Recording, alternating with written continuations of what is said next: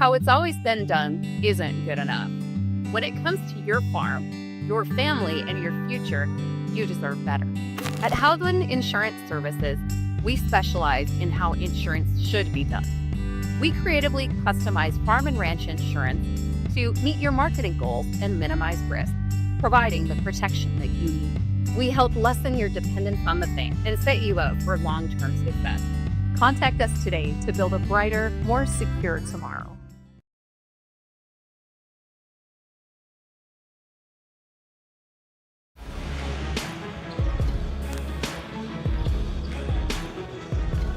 As we bring it back here, having a little technical difficulties, but I think we've got it resolved now. But at the half, it's 31-19 with the TGU Titans over the Stanley Blue Jays. And Dylan, from a former coach's perspective, what have you seen from both teams that you would like to improve on?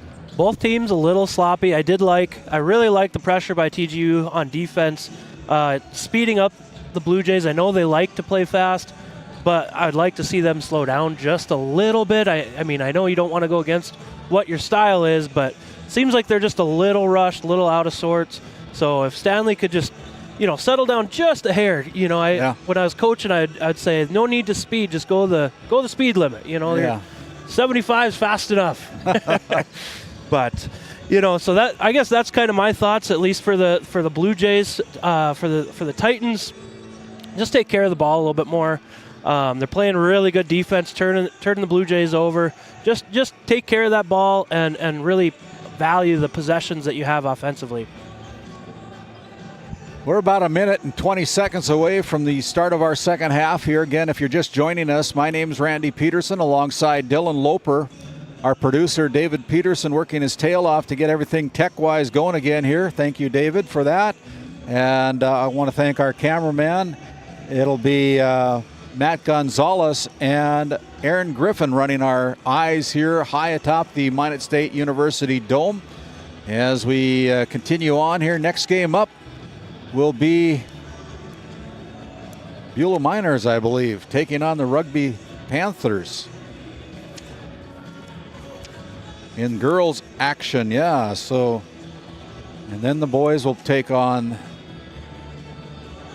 we'll be bringing in the familiar voice of the Beulah Miners, Jeff Veronic, helping us out this weekend. Appreciate Jeff's ability to paint the picture for everybody, and been a long-time radio announcer down in the Beulah area and had some days off, and so he's coming up to Minot to help us out here at this Dale Brown and Hoopster Classic live at the campus of Minot State University at the Dome. A lot of seating. We encourage you all to come out. But if you can't, thank you for tuning in to GameDay Media. As we begin our Northwest Therapy Services start of our second half, it'll be the TGU Titans with the basketball. Quickly, shot put up from the right wing is no good, and Nematello comes away with the rebound. And then it's going to be off the leg of the TGU Titans as one official overrode the other one. It'll stay with Stanley.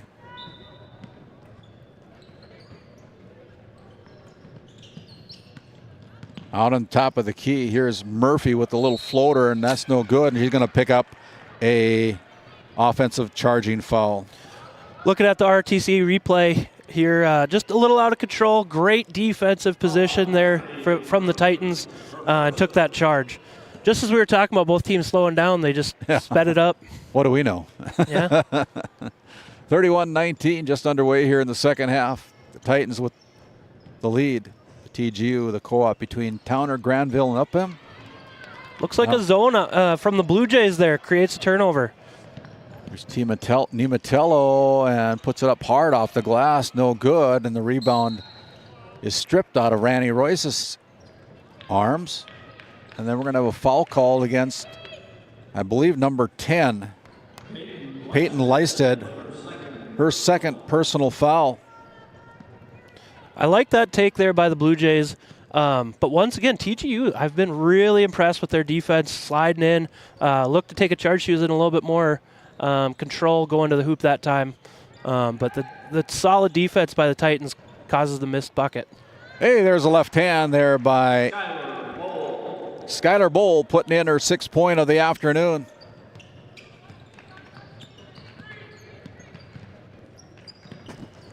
Almost a takeaway as Taya Nimatello goes into the backcourt, gets called for over and back as she retrieves the ball, but another turnover against Stanley.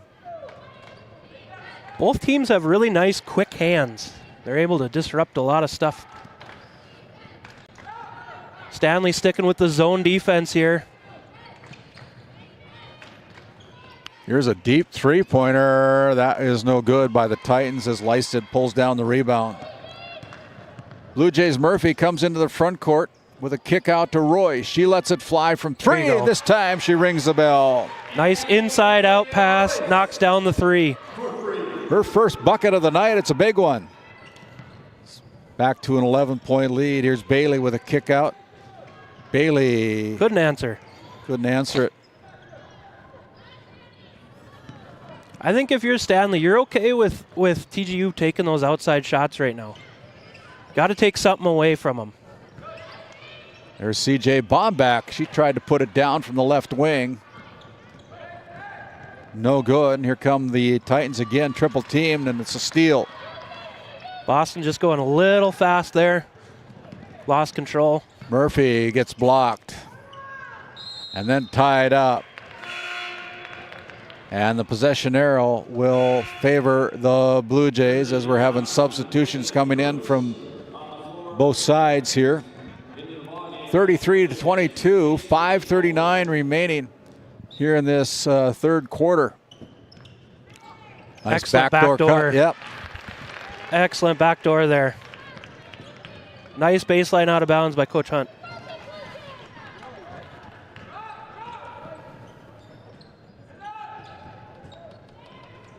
Entry pass in, off the glass and in for 2, Skylar Bowl. So we look at the RTC instant replay here. Nice entry pass, hoop and the harm. Macy Copeland, the guilty party.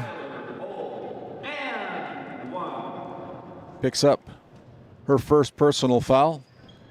And the and one is good by Bowl. Bowl now with 5 points here in the quarter, 9 in the game. TGU putting the pressure on yet again. I still think that's Coach Luna's best defense right now, is just keep speeding up the Blue Jays. 36-24. Bomback pulls the trigger, deep 3. That quick trigger there and come away empty. Then it's tied up and the possession arrow will favor the Titans. I like that shot. It was just a little deep. Yeah. Caitlin Clark range. Well, she's making a living doing those kind of shots.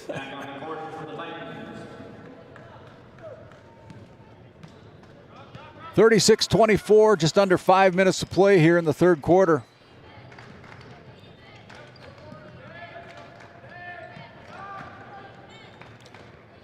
I never really realized just how big of a logo they have here. It's huge. It's quite big, yeah.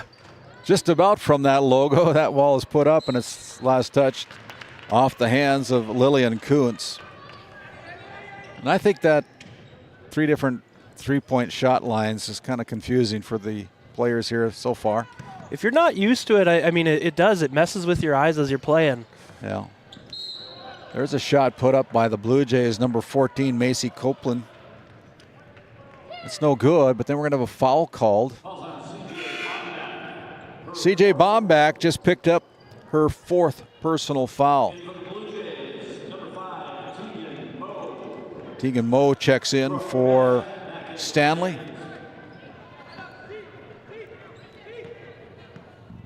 (36-24), 4.5 minutes to go here in the third quarter.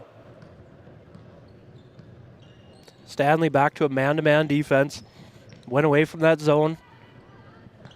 I kind of like switching it up a little bit on defense. Give them a little taste of a few different things. Well, nobody going to guard me. I'll shoot it. Nope. And Comes away empty on both the three-pointer and the putback, but another offensive rebound, another chance for the Titans. Nice Here move. is Nice move. nice move.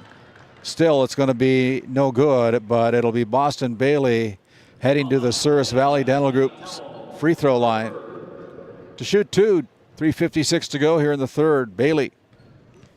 She's so quick with that footwork, and if she could have finished that, that would have been definitely highlight worthy. 16 points now put down by Bailey as she converts the first. Steps about a foot behind the free throw line, and doesn't matter if the Stanley Blue Jays get into the free throw line before the shot's away. Whatever works there, Andy. Whatever works. Bailey makes both of them. Now with 17 points. I think it's important for the Stanley Blue Jays to get back on track here. They're kind of playing helter-skelter, and it's going to be a timeout on the floor. We're going to take a timeout as well. 3:45 remaining, 38-24. We'll step aside. We'll come back after this quick timeout.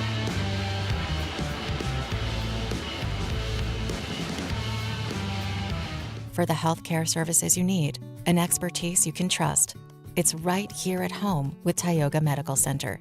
You're important to us, and so is your well-being. From primary and specialty care to surgical services, we're committed to caring for you at every stage of life. There's no place like home with trusted, familiar faces. You can trust me. You can trust us. You can trust Tioga Medical Center. Trusted healthcare here at home. As we come back to live action here out of that Blue Jay timeout. Blue Jays have it, and they're playing helter-skelter still. Here's a pass out to Taya Nimatello. Nimatello with an easy bucket. Good find there by the Blue Jays. Here comes TGU right back down the floor, though. Yeah, shots away, but we're going to have another foul that's going to be whistled against Stanley. That assist was by Tegan Moe, finding Nimatello. Now there's a foul called, the second on the night for Kennedy Murphy. If Stanley can just chip away, get this to single digits by the fourth quarter, it would be huge. And that one is no good by, I think that's, you almost need binoculars up here. Yeah, when their hair covers, it's kind of hard. I don't have that problem, Randy. Yeah, neither do I. 1 out of 2 from the charity stripe for Boston Bailey.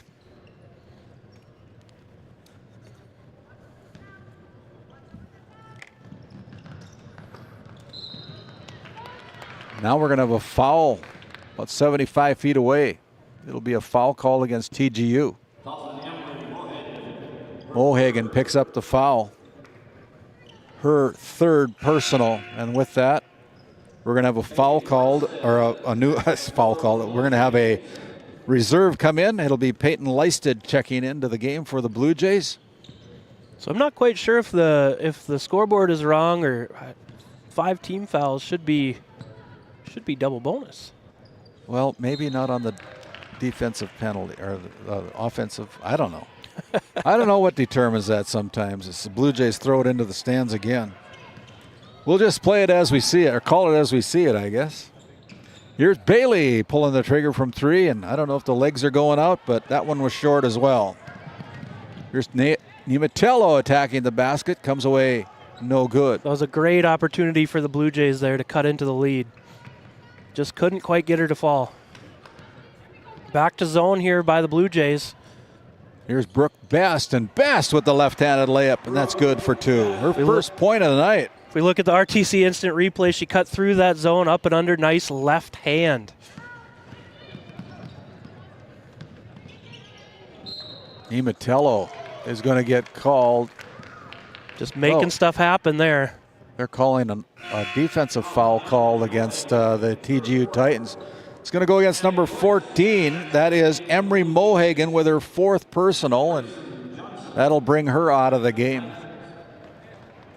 As number 23, Grayson Johnson, will check in for the 2:31 mark.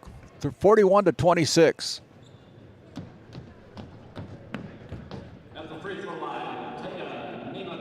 Taya Nematello adjusting her ponytail. Now comes to the Souris Valley Dental Group free throw line and calmly puts in the first one. 10 points now for the sophomore from Stanley, Taya Nematello.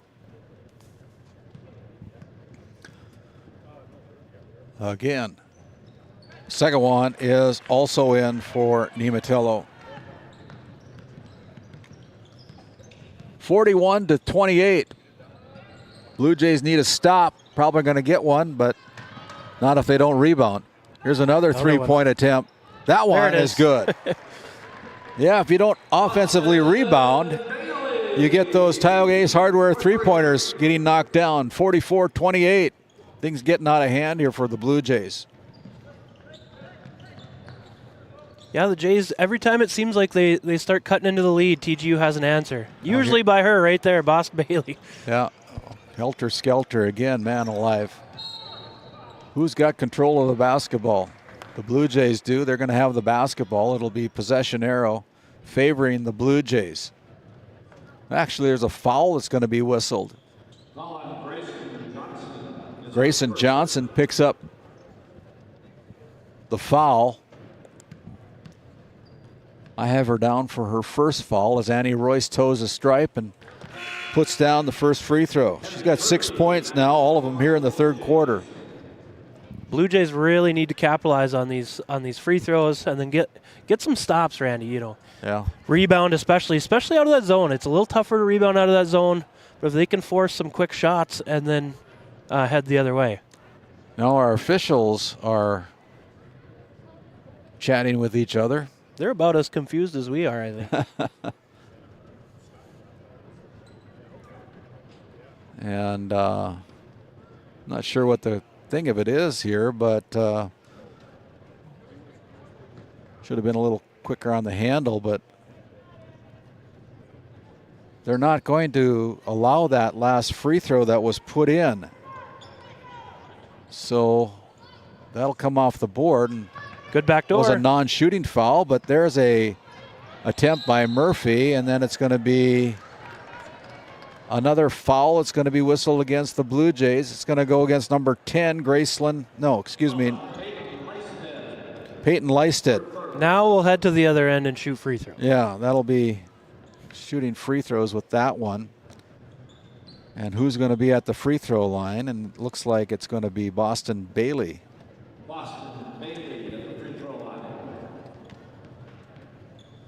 Bailey having a lot of attempts at the free throw line here in the third quarter. This will be her 6th free throw attempt coming up. She's made 3 of them so far. And the second one is in. So she's 4 out of 6 from the free throw line.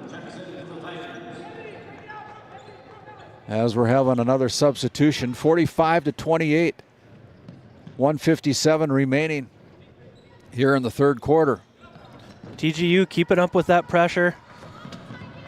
I love to see the switching man. Boston went for the steal. Defender comes over and helps. Causes a not a turnover technically there, but in a sense, kind of is. Same result, you know. Yeah, it wasn't a. I mean, the good defense by the Titans. You got to credit them for that, I guess. Absolutely. They just have sped Stanley up past what they want to go. Here is another three-pointer. Boston Bailey lighting it up here in the third quarter. From the Tioga Ace Hardware three-point line, she's got another one. So Blue Jays come from out of bounds, and then we're going to have a foul called in the backcourt against Boston Bailey, I believe. Just like that, the lead's up to 20. Boston Bailey makes a lot of stuff happen there. She does. Another substitution for the Blue Jays. Nematello checking in for number 5, Tegan Moe. And now another substitution for TGU. Boston earned this break anyway. She has been absolutely everywhere. Yeah, Leah Bryn checks in for TGU with the 20-point lead. The Blue Jays trying to make things happen here. Just nothing going towards the rim. There we go. There. Hey, look at that shot there. Speak it into existence, Randy. Kipling Nordloff with a great effort. And there is an in and out shot by Brooke Best. Now Nimatello splitting the defense, goes up with the left hand and gets that one to fall. Back-to-back possession for the Jays, getting to the rim, making a difference, cutting the lead down to 16. Yeah. One stop, one score is what I'm telling my girls if I'm Coach Hunt. Pulls the trigger from 3 and rattles it home. That's number 5, Leah Bryn, just into the game with one from the Tioga Ace Hardware three-point line. Now we're going to have an offensive foul called against Taya Nimatello. Good defense by the Titans. Really good job moving her feet, getting in position, and then she pushes off, resulting in the offensive charge. And look who's back, Boston Bailey after 30 seconds on the bench. Yeah, she wants to get her back in. Coach Luna does, and here with less than 25 seconds remaining in the quarter. You know, I'd need about 2 days rest to recover after moving how much she has. Right wing, out on top again. Almost a steal. Good job of defense there. Wide open look at the buzzer. It is no good. That's how your third quarter ends. Good one for the Titans. They're up 51-32. 20 points scored by the Titans in quarter number 3. We'll be back with final fourth quarter action after this timeout. Since 1978, Northern States Fishing Tools of Watford City has been your trusted partner in the oil field. Serving the Wollaston Basin, we offer top quality fishing and rental tools, including packers, plugs, and through tubing equipment. With expert knowledge and decades of experience, we deliver results tailored to your needs, all at competitive prices. Give us a call, 701-842-3350, or visit northernstatesfishingtools.com. Northern States Fishing Tools, quality tools, proven service.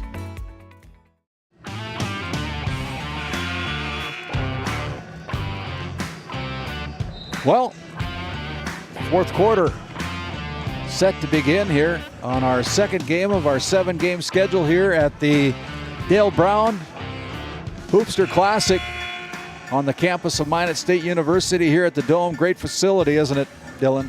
It's absolutely gorgeous. I love where all the seats are red now and the big logo at the middle, and just a good full day of basketball here with more to come next week. Yeah.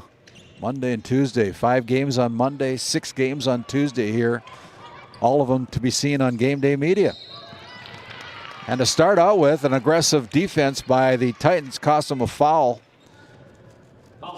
That's exactly what you don't want to do if you're the Titans. You want to just prove that Stanley's going to beat you, which they haven't really done so far. Just stay back. You can put pressure on, but you don't need to be reaching. Emery Mohagan. Actually, that foul was against number... I don't know. They're switching me up here. So they're kind of confusing me. We'll just call it, there was a foul. Shot put up by Royce, but it's going to be last touched and out of bounds by the Blue Jays.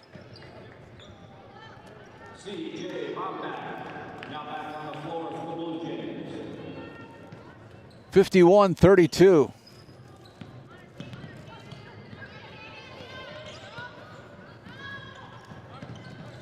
Quick shot from the left wing is good.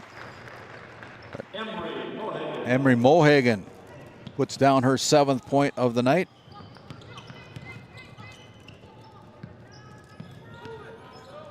Deep three-pointer from Mo is no good, and there's another rebound by the Titans.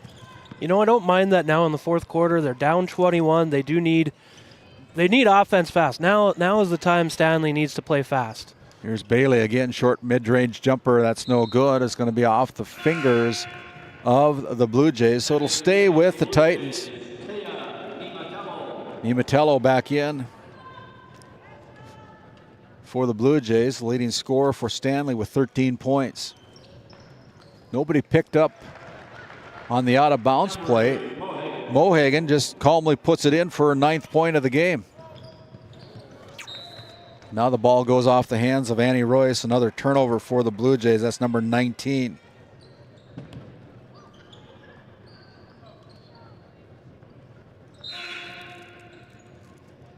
So substitutions coming in. It's Coach Luna with a 23-point lead with 6:49 remaining. Getting some playing time in for some of the reserves that are help these girls, the starting 5, get a lot of practice in. Well, and chance to shine. We talk about how nice of an arena this is, and it's such a cool event. This is great for some of the younger players that might not always get the opportunity to play in a venue like this. There's a block shot by the Blue Jays as Nematello pushing hard, goes up off the glass, hit the bottom of the rim. And then on the way back, there's going to be a foul called against number 1, Taya Nematello. I think that was a frustration foul there as she fouls out. That's her 5th personal foul. She fouls out of the game at the 6:20 mark with a total of 13 points. So her night is done.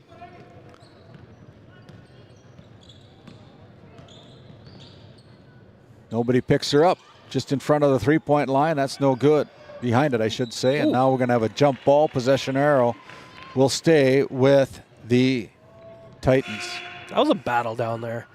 Macy Copeland checking in for Stanley, replacing Grayson. Oh, excuse me, replacing number 10, Peyton Listed.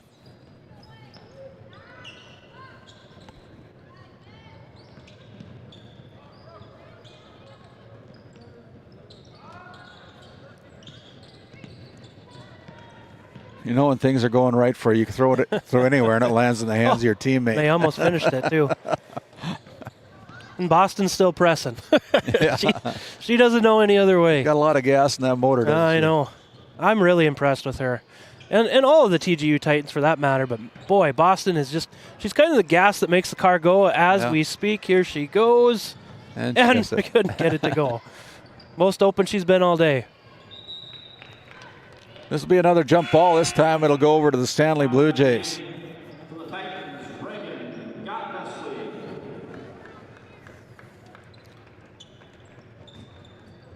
(55-32) with 5:27 remaining here in game number 2 of 7 here on this nice Saturday.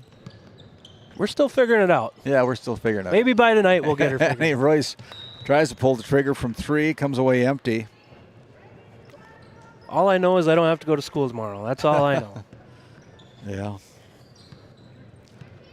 Yeah, this is a little bit of work, but kind of fun work. I enjoy it.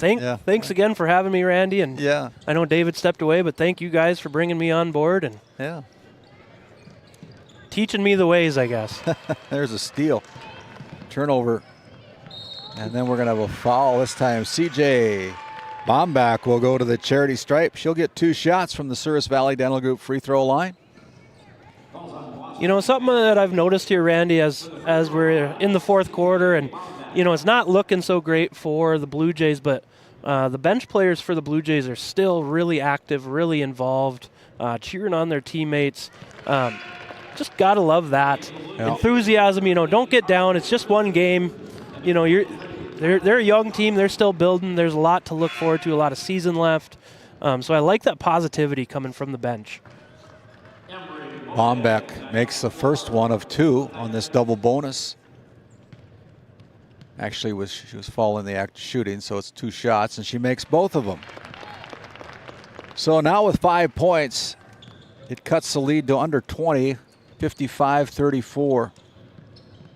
21. Oh, excuse me. 21 points. Tioga math. Tioga math. There you go. And getting kind of sloppy again as a shot. No good. Ball goes off the out of bounds. Last touch by the Titans.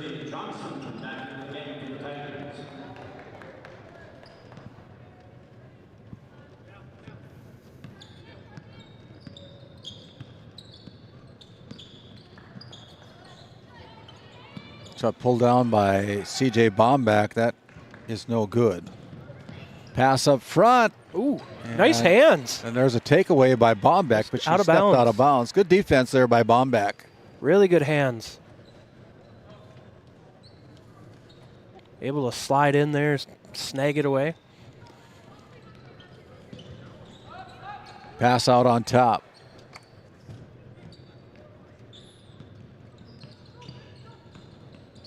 Kick out. Best with the drive. Shots up off the glass and gets it to fall.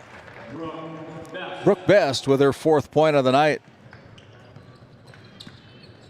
57-34. A lot of youth on the floor for the Titans. Like we said earlier, great opportunity for these girls to get some experience in. Shot put up there by number 13. That is Carly Risman with the putback after her first missed shot.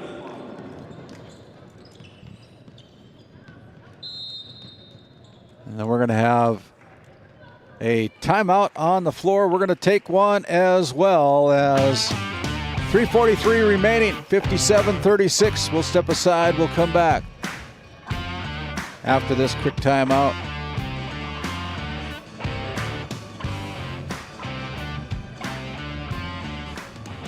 Game One powers your team, business, and community with athletic apparel, uniforms, company gear, and event apparel. Featuring screen printing, embroidery, and the brands you trust. Game One, the brand behind your brand. EAPC Architects Engineers is shaping the future of K-12 schools, healthcare, civic spaces, and higher education across North Dakota. Proud to support our athletes and proud to serve our communities. EAPC, designing solutions, impacting communities.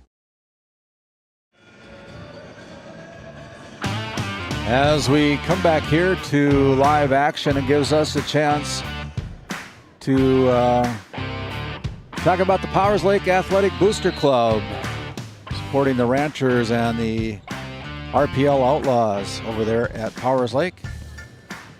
Thank you to them for coming on board.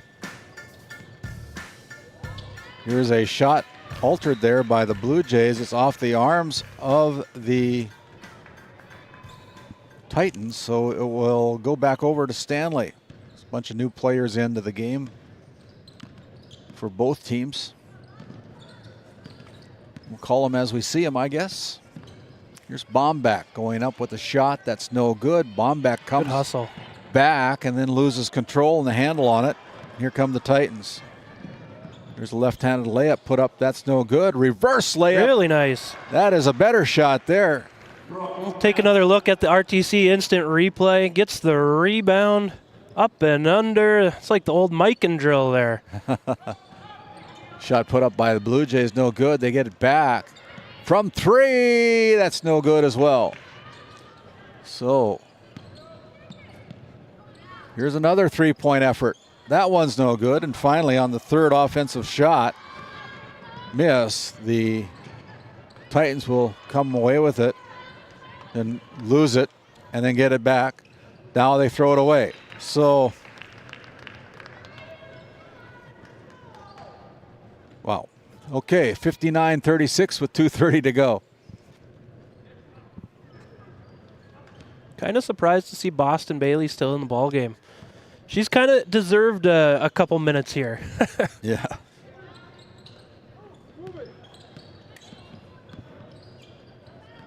Got 25 points for Miss Bailey. Deep three. Deep 3 by CJ is no good, but the ball is going to go off the hands of the Titans. We got to get a counter of how many threes are taken behind the college line. Yeah. It's been a lot. It's been a lot today. David Peterson is heading down to the floor. He's going to try to catch up with the winning head coach and our Brad Johnson Insurance Player of the Game. And when he does, we will send it down to him. Right now, it looks like Chantel Luna will be the one we're going to be talking to. Here's a shot put up by number 22, Kennedy Murphy. No good. Keep on playing here. Another missed shot, and then we're going to have a foul from behind. It's going to go against the Blue Jays.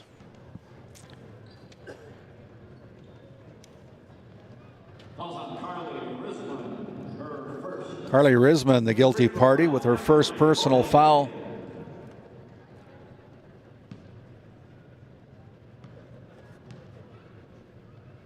First shot is up. That's no good. That's number 14 at the free throw line. It's Emery Mohagan. Some new players in for the Titans. I think Boston's now has reached the end of the game. Second one is also off the mark. And so it will be off the arms of the Blue Jays. It'll stay with the Titans. Minute 40 remaining.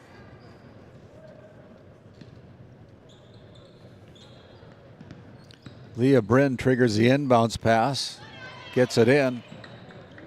Bryn gets a look from three. Good. Nice shot. Actually, she had her foot on the line. Her second field goal, this time from the 2-point range. CJ Bombeck with a nice look from three. That one falls away no good as well.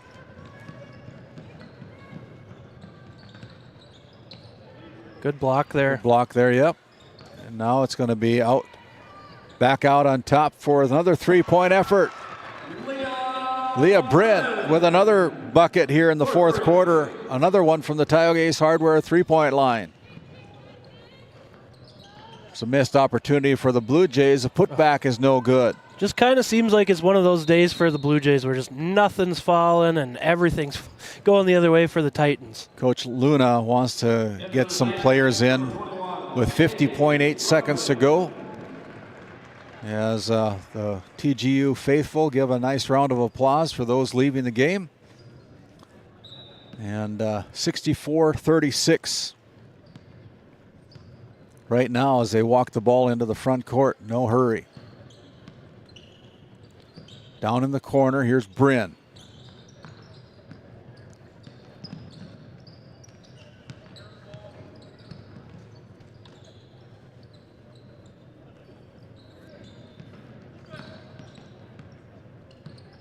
Probably content to let the clock run out. They're under 10 seconds on the shot clock. Yep, just work the ball around, take some time off. Here's a little runner. That's no good.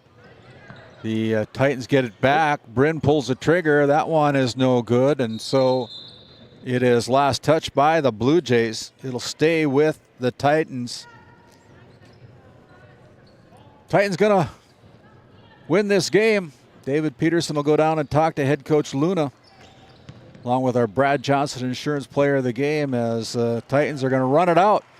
Your final score here from the Dome. It is the TGU Titans 64, the Stanley Blue Jays 36. We'll step aside. We'll tally up the markers as David goes down and catches up with the winning head coach and our Brad Johnson Insurance Player of the Game. Stick with us for our post-game show after this timeout.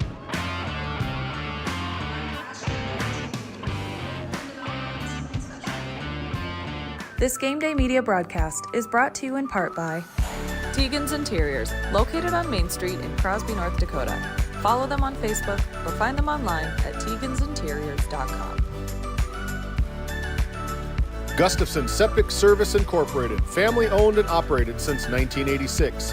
Offering septic service, portable restrooms and hand wash, sewer jet and camera services.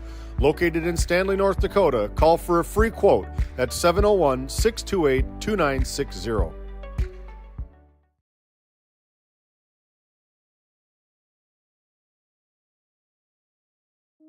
This Game Day Media broadcast is brought to you by Since 1952, Liberty State Bank of Powers Lake serves Burt County and the surrounding areas with a full suite of financial services. We are committed to being your bank of friendly service. Liberty State Bank, FDIC insured. Tioga Drug and Soda Shop, located at 106 North Main Street in Tioga. Visit tiogadrug.com.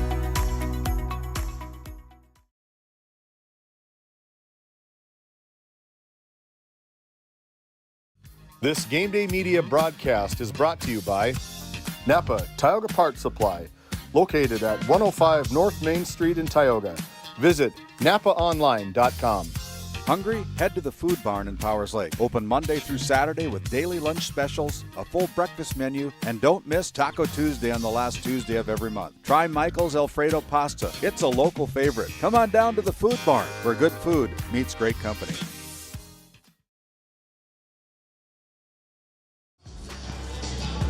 As David Peterson heads down to the floor here at the Dome, he's caught up with our winning head coach, Coach Chantel Luna, and our Brad Johnson Insurance Player of the Game, Boston Bailey. Take it away, David. Thank you, Randy. We're down here with the victorious head coach, Coach Luna.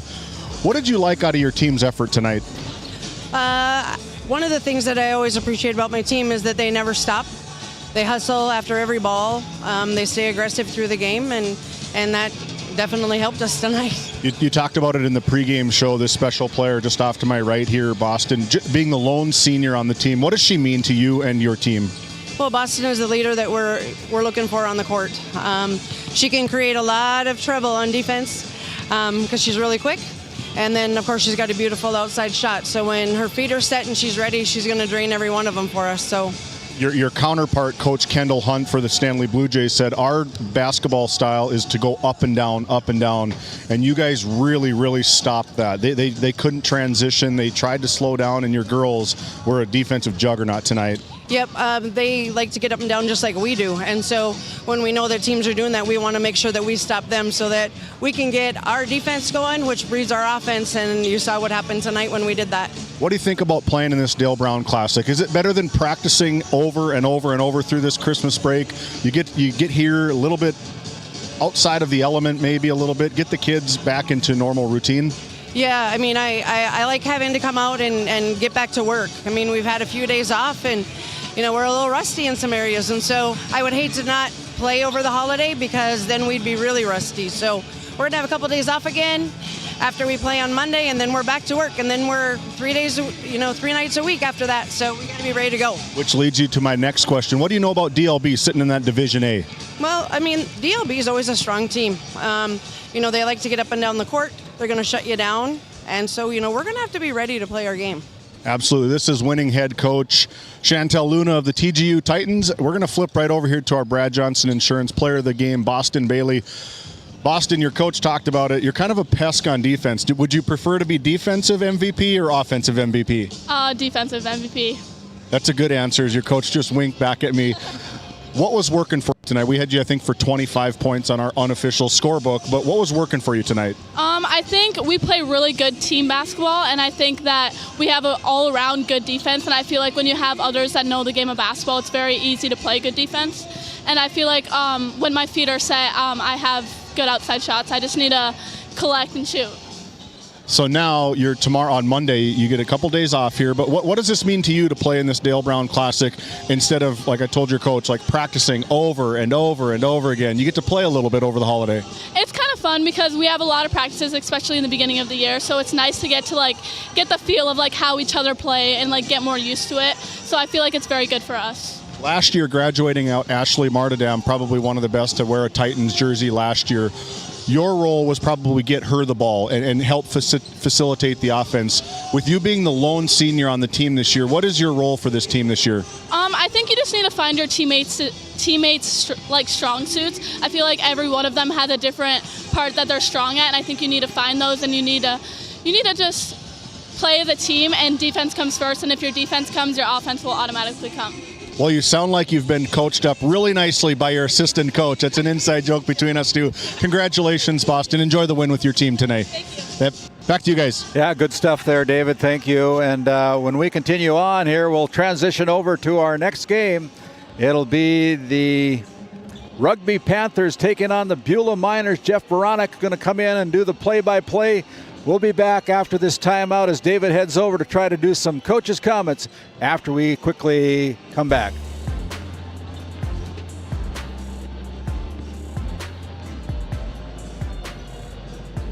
This GameDay Media broadcast is brought to you by, located in Tioga, North Dakota, Patriot Oilfield Service Incorporated is a proud supporter of the Tioga Pirates, supporting the Bakken with hot oil and water hauling services. For your service needs, call our dispatch office at 701-664-2016 today.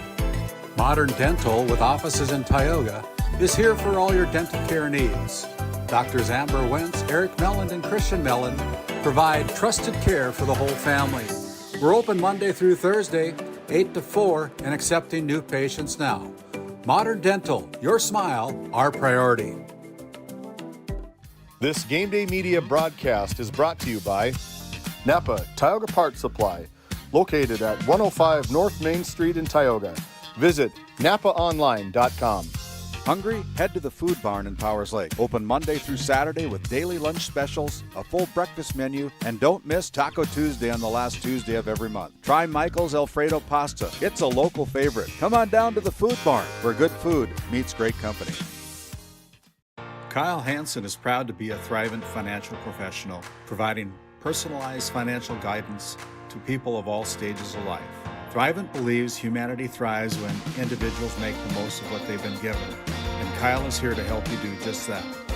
Larson Boston Agency, your Farmers Union insurance agents located at 106 Main Street North in Crosby, North Dakota, offer multiple lines of insurance, including crop, farm and ranch, home, auto, commercial, and health insurance. Give Chell or Robbie a call today at 701-965-6335. This GameDay Media broadcast is brought to you by TNT Measurements Incorporated, providing oil and gas allocation meter proving, calibrations, and production facility lac provings. To schedule your proving, contact Derek Thompson at 701-421-1351. At St. Luke's Medical Center, we care for our community with compassion and excellence. We are proud to be named one of the top 20 critical access hospitals in the nation. You can count on us today and tomorrow. Call now to schedule your next visit.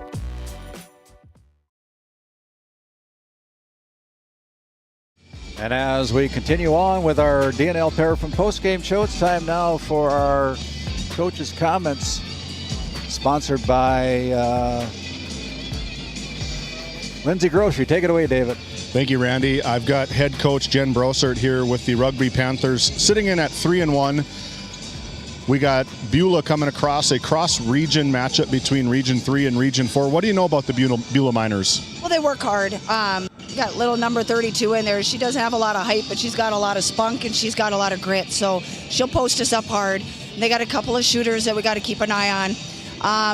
Mainly, they like to stay in ball games. They played Dickinson Trinity hard. They've played Kildare hard. So we've just got to come out. We've got to be ready to play. We've had a little bit of a long layover here. So kind of looking for our kids to come out of the gate, swinging. That's going to be probably a question I'm going to ask over and over. Instead of practicing throughout this holiday break, you're probably smiling right now, actually being able to play a game. What's it mean to you playing in this Dale Brown Hoopster Classic? Well, obviously it's a great way for us who's in our region. We get on the dome floor for a couple of games here starting today. This is our first, we've only had one game in 21 days here, the last 21 days. Oh, wow. So this is going to be tough. And so that's what we're looking for, our girls to come out of the gate, get going, survey the floor. We have a lot of girls who haven't played on this floor yet in their careers, so get them some playing time on here so we can get used to this floor come regionals. We talked off camera a little bit. Some of these players to watch, you talked about her, Annie McNeff, a little 7th grader. You said sometimes she's like, wow, she's a 7th grader. And then the other aspect, you're like, wow, she's a 7th grader. Right. We expect her to make some mistakes. She's been a nice addition to our team. Obviously, she's got a lot of height standing at 6 foot. Avery Sancher's our leading scorer right now, and she just does a great job of distributing the ball. Would like her to be a little more selfish at times, trying to attack the basket more. I think she could actually score quite a bit more than that. But that's okay. She's a freshman and she's learning, and our goal for her is to start commanding the offense a little bit better. And we got Sam Blesson back this year. She's done a great job for us this year, both defensively and offensively. She's the girl we put on the toughest opponents player, so looking for good things for them. Hoping Allie Blesson comes out and has a great game tonight. She just needs to find her groove, and when she does, I think there's going to be great things to be had from her. And Allie Hauk and Sarah Schmaltz round out our starting, and they've got great shots. Sarah Schmaltz is a sneaky defender who can average a lot of boards and find the garbage points in the paint. So looking for our girls to come out of the gate swinging here, and we'll just see what happens. Well, thank you for all of that information, Coach Brossart. We will talk to you hopefully after the game, after a win here. Back to you guys at the top of the stadium. Hey, thank you, David, and great job there with the rugby coach, Jen Brossart. of the Rugby Panthers. And when we step away, we'll come back and we'll continue on with more of our Border Plains Equipment pregame show after this timeout. Tioga makes taking care of your family easy with the convenience of finding your dentist, insurance agent, and bank all on the same street, and the luxury of having them all know you by name.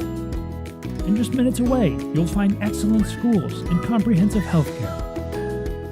Everything you need to look, feel, and live your best is right here in Tioga.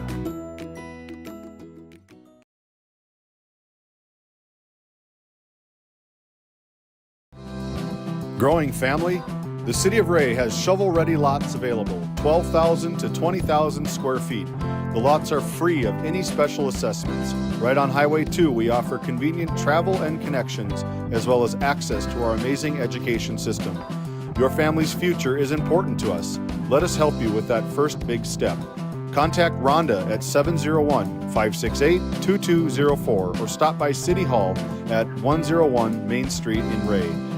Think of Ray when planning your future. Invest in a community that invests in you.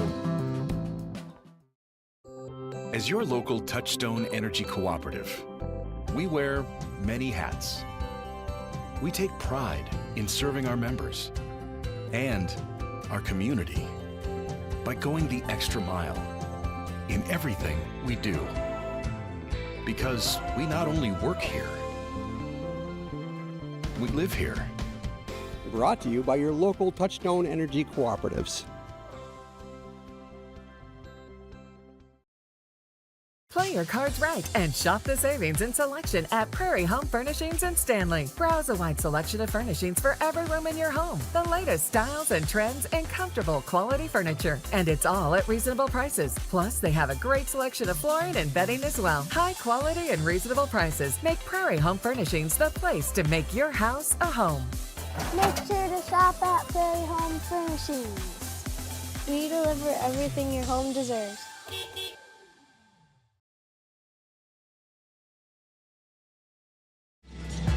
As David has caught up on the other side of the floor, this time with the Beulah Miners. Take it away, David.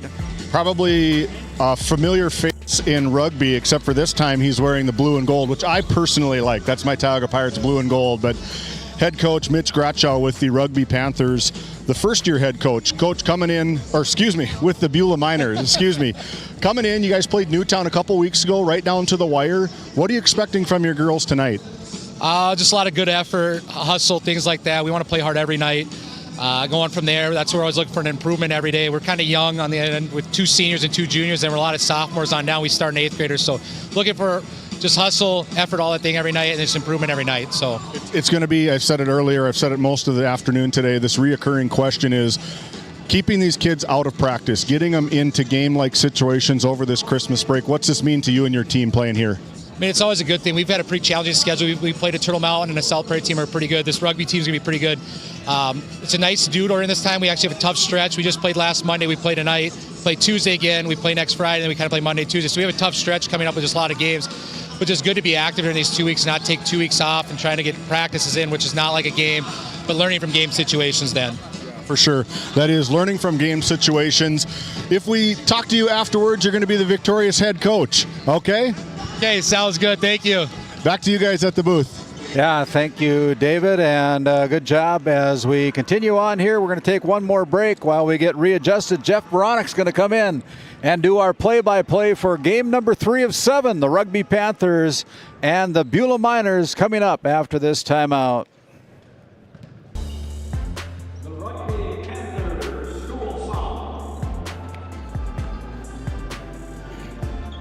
Have you ever wondered how your internet works? It starts with fiber in the ground. And local employees who connect that fiber to your home or business. Our 9,000 miles of fiber keep you connected to your neighbors and the world, while keeping your data safe from intrusions, viruses, and malware. At RTC Networks, we're proud to offer our community the fastest, most reliable fiber optic internet available. Our goal is to keep you connected seamlessly and securely.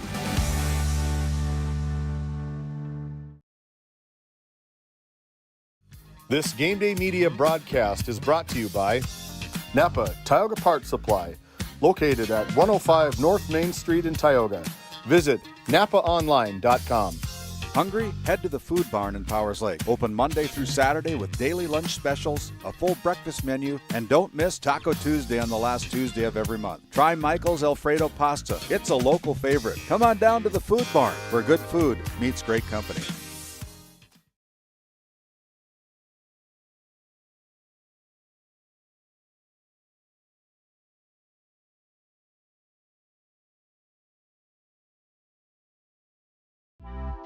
D&L Paraffin Incorporated is a local family-owned hot oil company that has been in operation since 1981.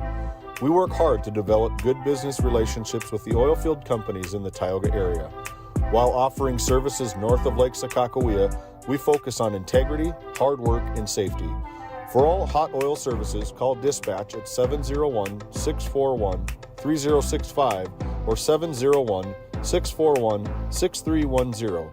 And for hiring information, be sure to follow us on Facebook at DL Paraffin.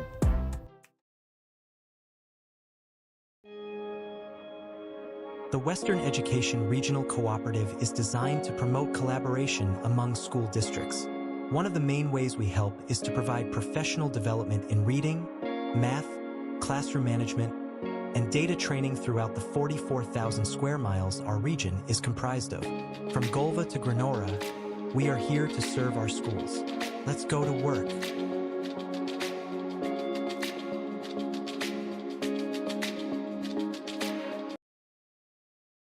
For the healthcare services you need, an expertise you can trust.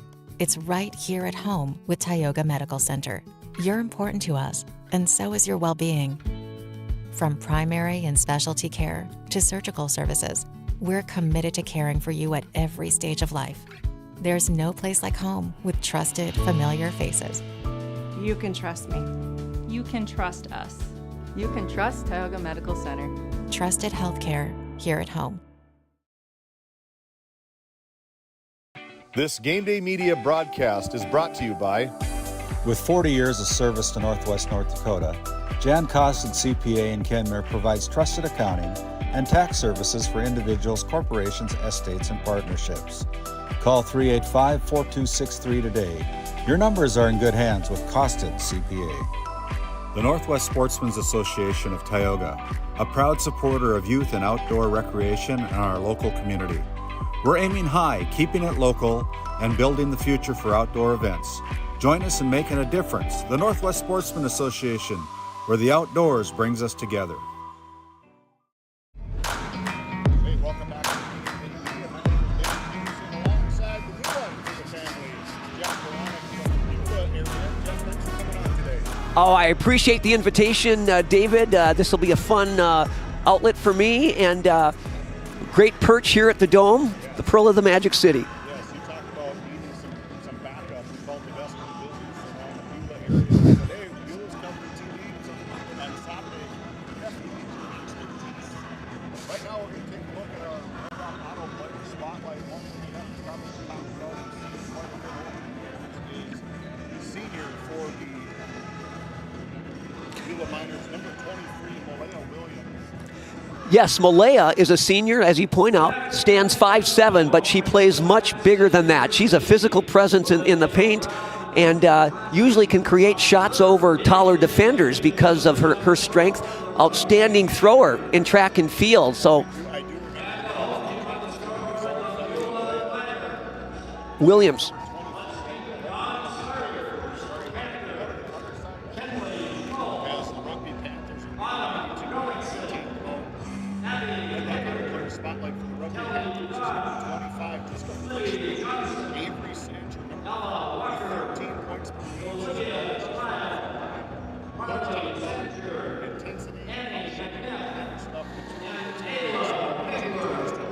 And by the way, she's a coach's daughter, a coach's kid, assistant coach Mike Sancher, who used to guide the rugby boys basketball program. I'm sure has groomed her to be ready for the big spotlight like this.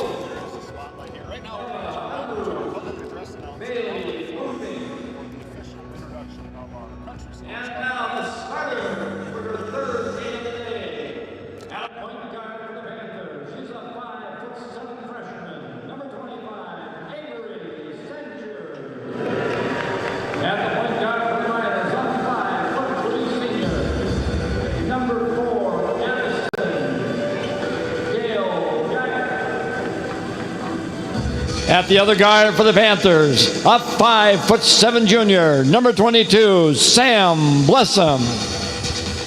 At the other guard for the Miners, a 5'9" junior, number 12, Tori Zeman. At 1 forward for the Panthers, a 5'7" senior, number 21, Sarah Schmaltz. And a forward for the Miners, a 5'5" 8th grader, number 13, Emma Hager. The other Panther forward, a 5'8" junior, number 2, Hallie Hauk. And for the Miners, a 5'11" sophomore, number 22, Brinley Larson. In the post position for the Panthers, she's a 5'11" junior, number 24, Ellie Blessum.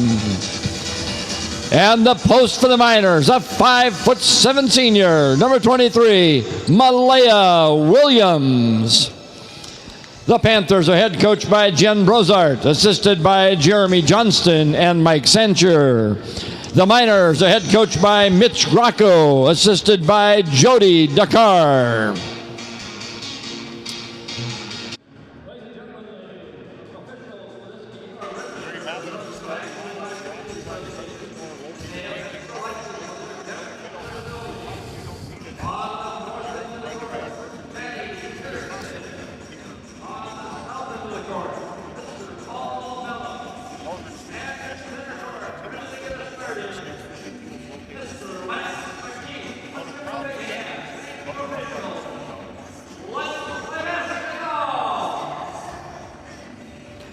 All right, jumping at center, Brinley Larson for Beulah, number 24.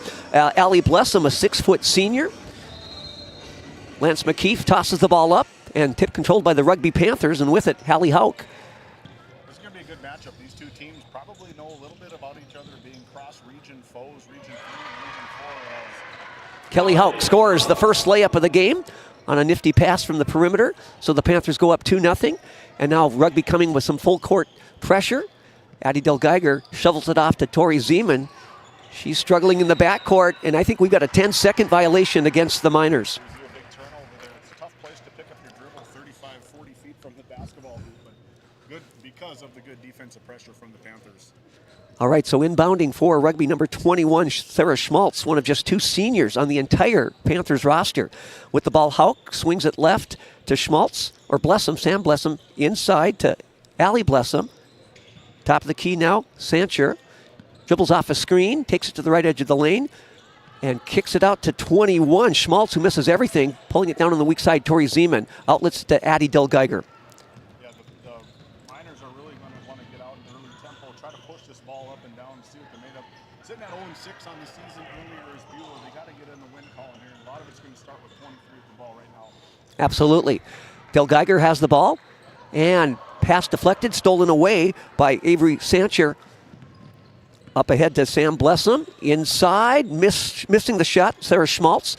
Ball comes down to Del Geiger. Facing pressure from Avery Sancher. Crossover dribble executed by Del Geiger. She'll pass it off to Tori Zeman. Zeman pivots away from the defender. Gets to the edge of the lane, stumbled, passes it inside to Malaya Williams, and she's fouled on the shot attempt. We take a look at the RTC Network's instant replay. Just a misstep, but good athletic ability, just stopping on a dime, getting the ball down to their senior leader, Malaya Williams, to the Souris Valley Dental Group free throw line. All right, 2. So Beulah hoping to get on the scoreboard, but missing off the front rim. Malaya Williams, again, a 5'7" senior, and she is physically, David, very, very strong, and I think can hold her own against this taller Rugby lineup. Yeah, it'll be a good battle between the bigs down for Rugby and for Beulah between the two. Now Beulah comes up with some full court pressure, and Addie Del Geiger nearly had the steal on the pass, but she's the last to touch it before it goes out of bounds. So Sarah Schmaltz will inbound it. You know, it's crazy to see these ties back and forth between Beulah and Rugby, separated by lots and lots of miles.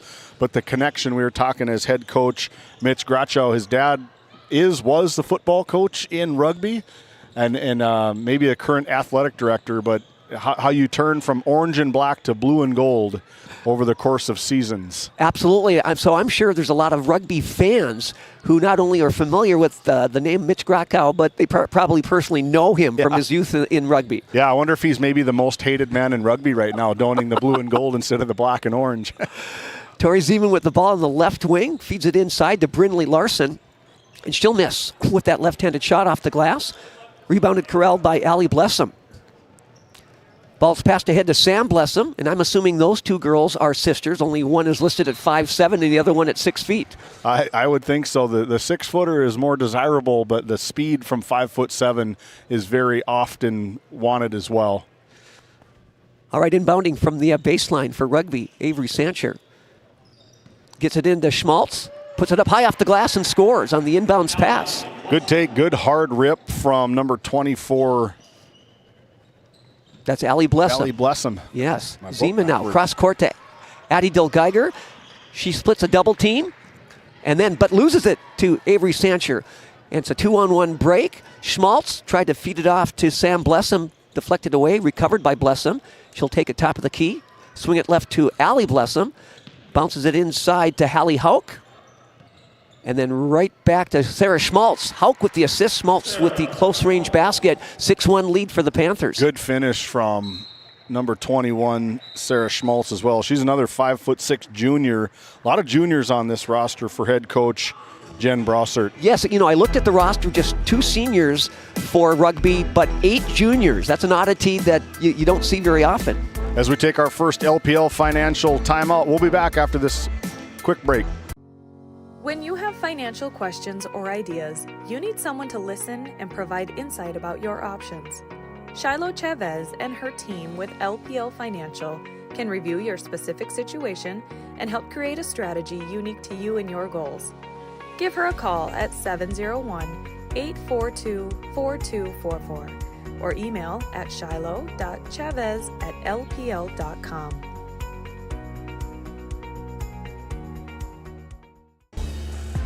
Out of the LPL financial timeout, Jeff Baranek, the voice of, did you just do Beulah games? No. All over. All over. But that west central part of the state, we cover a lot of teams in both Divisions A and B. Nice. Regions 4 and District 8. So, yeah. But Beulah's kind of the heart of our broadcast area. The sweet spot. The sweet spot. Addie Dilgeiger dribbles across the timeline, passes off to Emma Hager, excuse me, and I've got a story to tell about her when we get the opportunity. Zeman now to Malaya Williams, muscles the ball to the baseline, stopped, gets it off to Larson. Larson, the lefty, puts it up and gets the kind bounce off the back iron. That's a good take from Brindley Larson. If you know that name, that's probably one of the thick Larson names that is about as true as a day is long. We're going to see the Bennett Larson version next game as they take on the Panthers in the boys' side. Absolutely. The Larson family moved after Bennett's freshman year and Brindley's maybe 8th grade year, so she's familiar with these teammates, but they returned from Stanley. And so what an addition to Beulah basketball to have both Larsons, Bennett, and Brindley back in the fold. Oh, for sure. I think that Region 4, Division A, Region 4 is potentially Beulah's to lose, I think, in the boys' side. They got a loaded team. The Sherrado brothers, you have Philip Widener, you have Bennett Larson, you have Brandon Sherrado leading the helm. It's going to be an awesome season for the Beulah Miners. It should be. Potentially, it should be an outstanding season for the Miners if they can avoid injury and illness. Okay, Dilgeiger will inbound from underneath her basket. Gets it into Tori Zeman. Fakes a shot, dribbles inside the arc, back to Dilgeiger. Reversal pass, nearly stolen away by Rugby, recovered by Dilgeiger. Cross court to Emma Hager. That is stolen by Schmaltz. Schmaltz dribbles in and scores on the layup. Nice play from Schmaltz, just coast to coast, finishing, tipping it out in front of her and finishing on the other side for And two. then a steal of the inbounds pass by Avery Sancher, misses the shot. Schmaltz is there for the putback. That's no good. Last touched, I believe, by Malaya Williams, or did they call a foul? I think they might have called a foul here as they're going to whistle up number 23. Malaya Williams, I think, whistled for the reach and foul. For her first personal foul, first team foul. All right.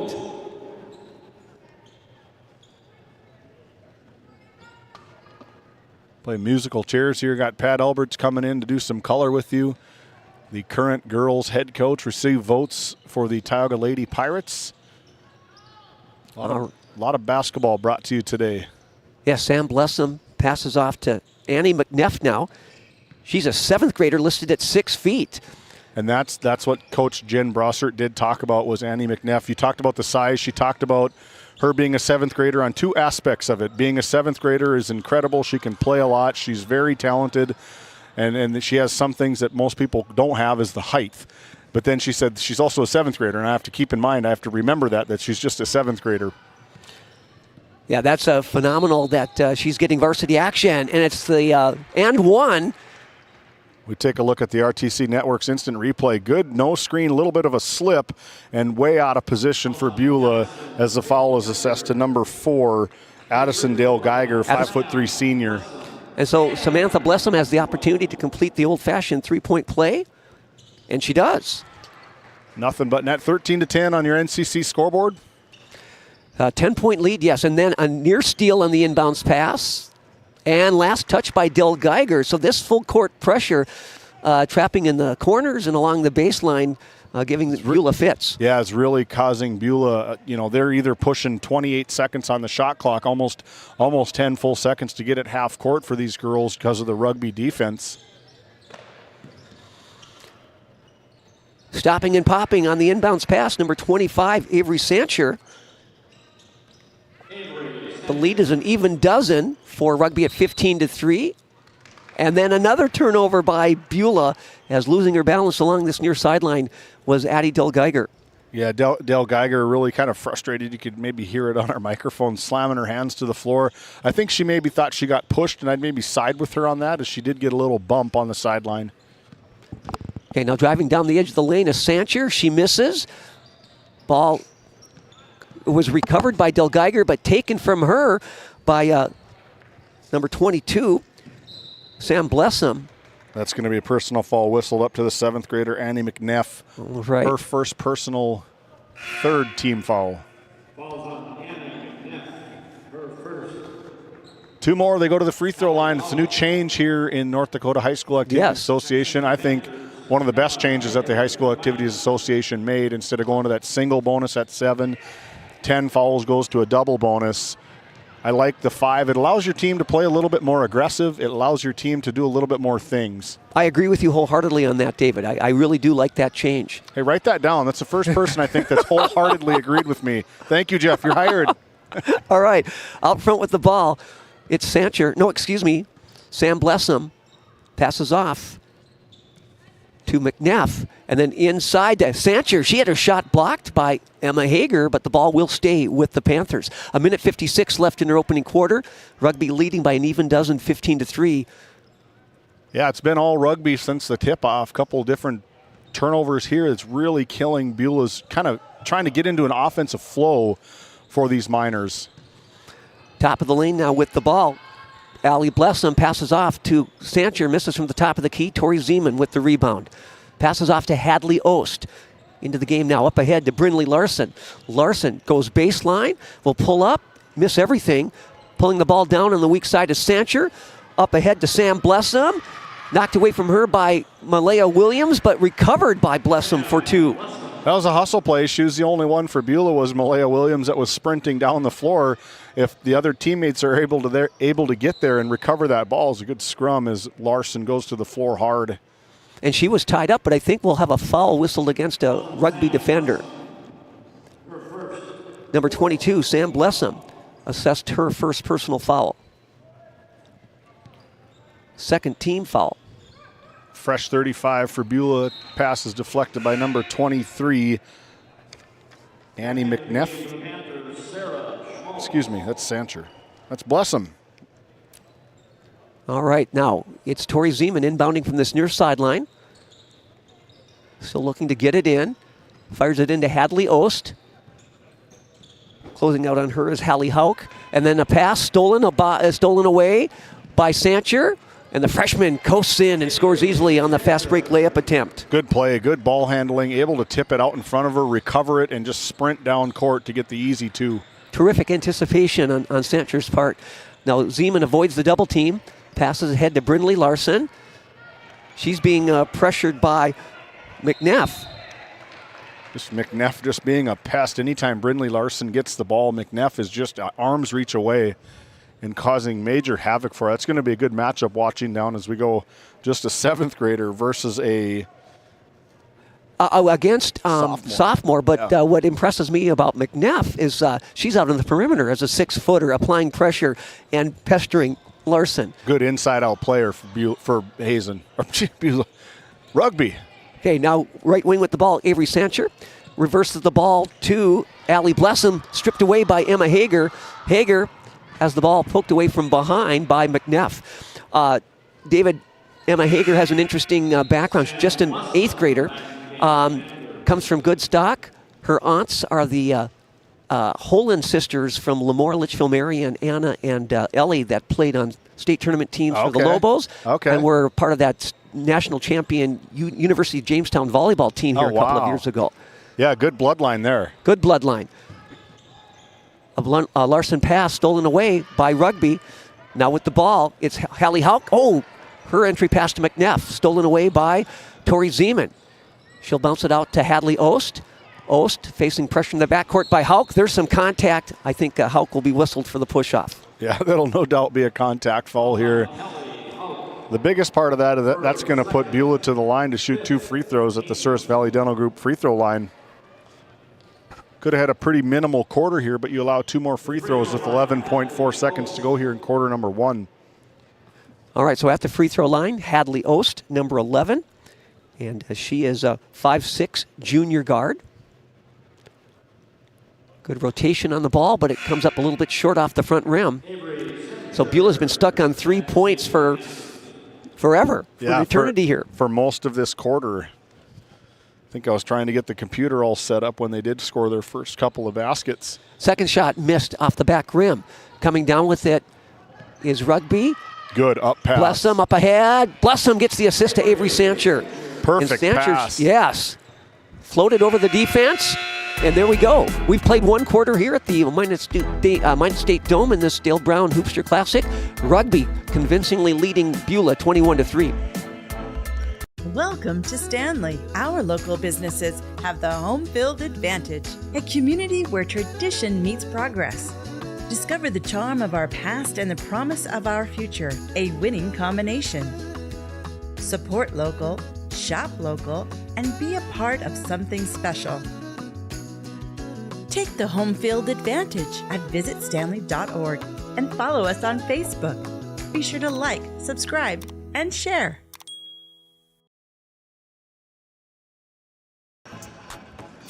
Welcome back to the Minot State Dome, day number 1 of the Dale Brown Hoopster Classic here live from Minot State University inside the mecca of basketball in North Dakota. That is the Minot State Dome. So many memories in this building, so many venues that have happened in here, so many memorable state championships. It's so fun to watch basketball, now call basketball here from the Dome.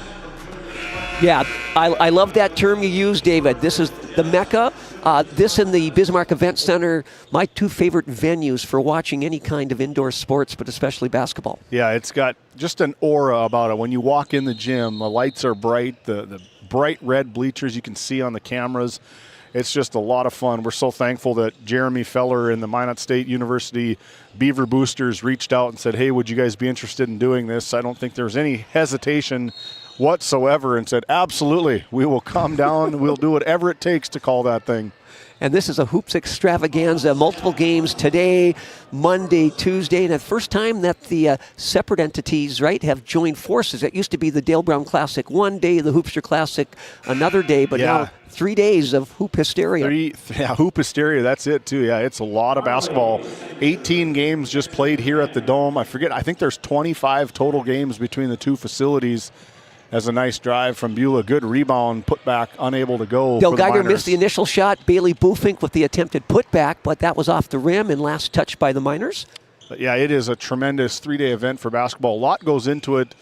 Jeremy Feller, he reffed a couple of basketball games here before JV going on. They have got Swain Hall they're using. They've got basketball. If you're a basketball junkie, Minot is the place to be this weekend and Monday, Tuesday of next week. Oh, for sure, for sure. Beulah made a backcourt steal and then the ball was knocked out of bounds, but the Miners will maintain possession. Addie Delgeiger gets it in to Eva Unruh. Back to Delgeiger, cross court to Tinley Kraft. Delgeiger now left wing with it. Skips it to Kraft. Inside to Bufink. She's double teamed in the low block. Goes cross court to Eva Unruh, a sophomore. Top of the key, Kraft. Good ball movement here by the Miners, trying to find an opening against this tough rugby defense. And missing from about 17 was Eva Unruh. I like the possession from Beulah. They utilized all but 17 seconds of the shot clock, and they found a perfect 15-foot jump shot, just unable to fall for Beulah. Yep, good patience on that possession. Ball last touched by the Miners, so inbounding from the baseline for rugby will be, let's see, who's that? Number 25, Avery Sancher. She's looking for somebody to get open, gets it to a teammate, and an assist from on the inbounds pass. So we take a look at the RTC Network's instant replay. You can see the high screen just down. You screen the screener, and there she goes for the wide open, little bit of a contested, just the hoop and the harm for number 21. 21, Sarah Schmaltz, one of just 2 seniors on the roster, and she swishes the free throw to complete the 3-point play. The basket was good. Yeah, that should be the only. All right, now Beulah will inbound the ball. Eva Unruh to Tinley Kraft, back to Unruh. Again, rugby coming with full court pressure, being very aggressive. Kraft spins away from a defender, nearly tied up. Passes up ahead to Bufink, and she'll be fouled. That's going to be a 10-second violation. Oh. Excellent call. I was watching the shot clock. When she established possession with the ball, she didn't have a definitive foot on either side. She was split right at the middle of the lane. Good call from the officiating crew here today. All right, so the turnovers mount here in the first half for the Beulah Miners against this tenacious rugby full court press. Inbounding from the far sideline will be Sarah Schmaltz, being bothered by Tinley Kraft. Ball's inbounded to Marley Sancher. Inside to Avery, has her shot blocked, and I think that might have been Eva Unruh who got her hits on it. Take a look at that RTC Network's instant replay. Definitely stretched out. Number 14, Eva Unruh, 6-foot sophomore, able to deny. As we take another LPL financial timeout, Beulah Rugby need to talk about it. 24-3, Rugby up big early here in quarter number 2. We often think of frontiers as pages in a history book, a time gone by. But even in this modern world, there are new frontiers to conquer. Whether you're tending the land to grow a better tomorrow or growing a business for new opportunities, the work you do powers the world. Exploring the frontier means stepping forward, shaping the future for yourself and for those around you. First International Bank and Trust, helping you live first, one step at a time.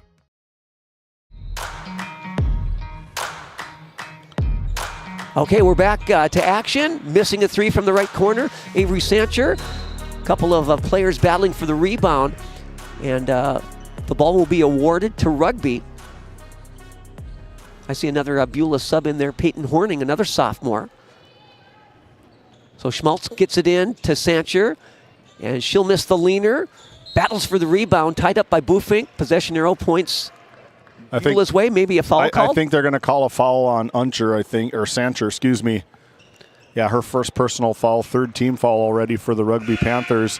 I think the foul was when Unruh had the ball to go up big, established her verticality position, and just kind of bumped midair from Sancher.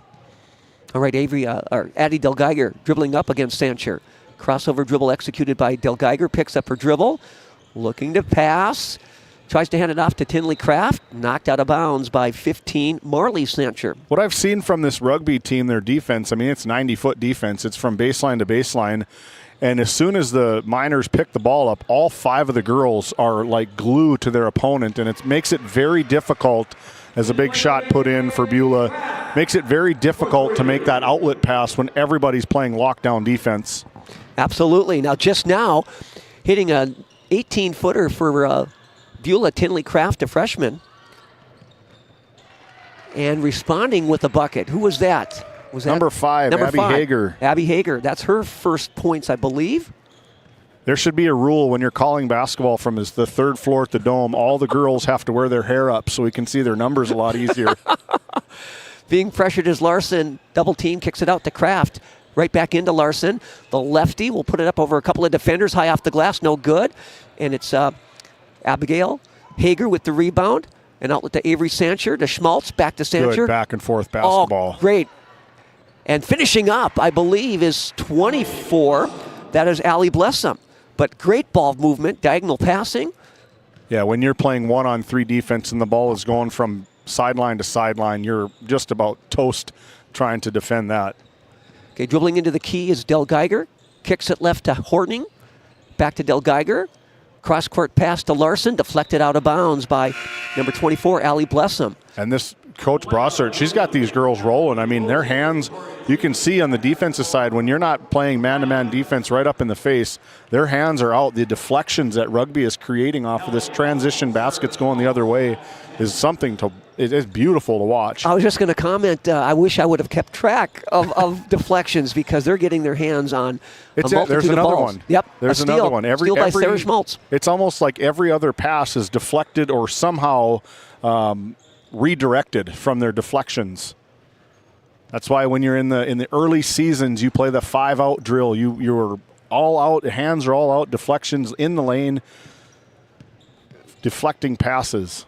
Absolutely. Right, Sancher inside to Schmaltz. Kicks it out left wing. Is that no? That's Allie Blessum. Cross court to Samantha Blessum. She'll put the ball on the deck. Dribble off a screen, reverses direction, gets to the edge of the lane. I'm not sure who that pass was intended for, but missing a shot from the left wing was Hauk. Unruh with the rebound. Here comes Tori Zeman across or up along that far sideline. Ball's reversed to Del Geiger. Left wing, Hadley Ost. She'll put it on the deck, get to the top of the lane, kick it out to Malaya Williams. She'll muscle down low and score high off the glass. I don't know how you stop that, Jeff. I don't know if you stop her out high. She's quick enough to be able to make a jab and a rip and go to the basket, and then just a sheer strength from Malaya to finish at the hoop. Yeah, she's tough to stop. And rugby with a turnover there. Maybe playing a little bit faster than they want to. Emma Hager returns for head coach Mitch Grakow, replacing Addie Del Geiger. Tori Zeman passes the ball into Larson, knocked away, stolen away by Samantha Blessum. Then taken right back by Malaya Williams. Malaya, she just kind of snuck in and popped her big hand out there and was able to get the ball away. Tori Zeman spins to the edge of the lane, tried to pass it out, and that was knocked away and stolen by Sarah Schmaltz. And she'll slow things down a bit, brings it across the timeline, picked up by Williams. Now she'll pass it left to Blessum, Samantha. She looks inside, reverses the ball to Hager. Right wing, Sarah Schmaltz. Beautiful pass inside, but missing the shot was Samantha Blessum.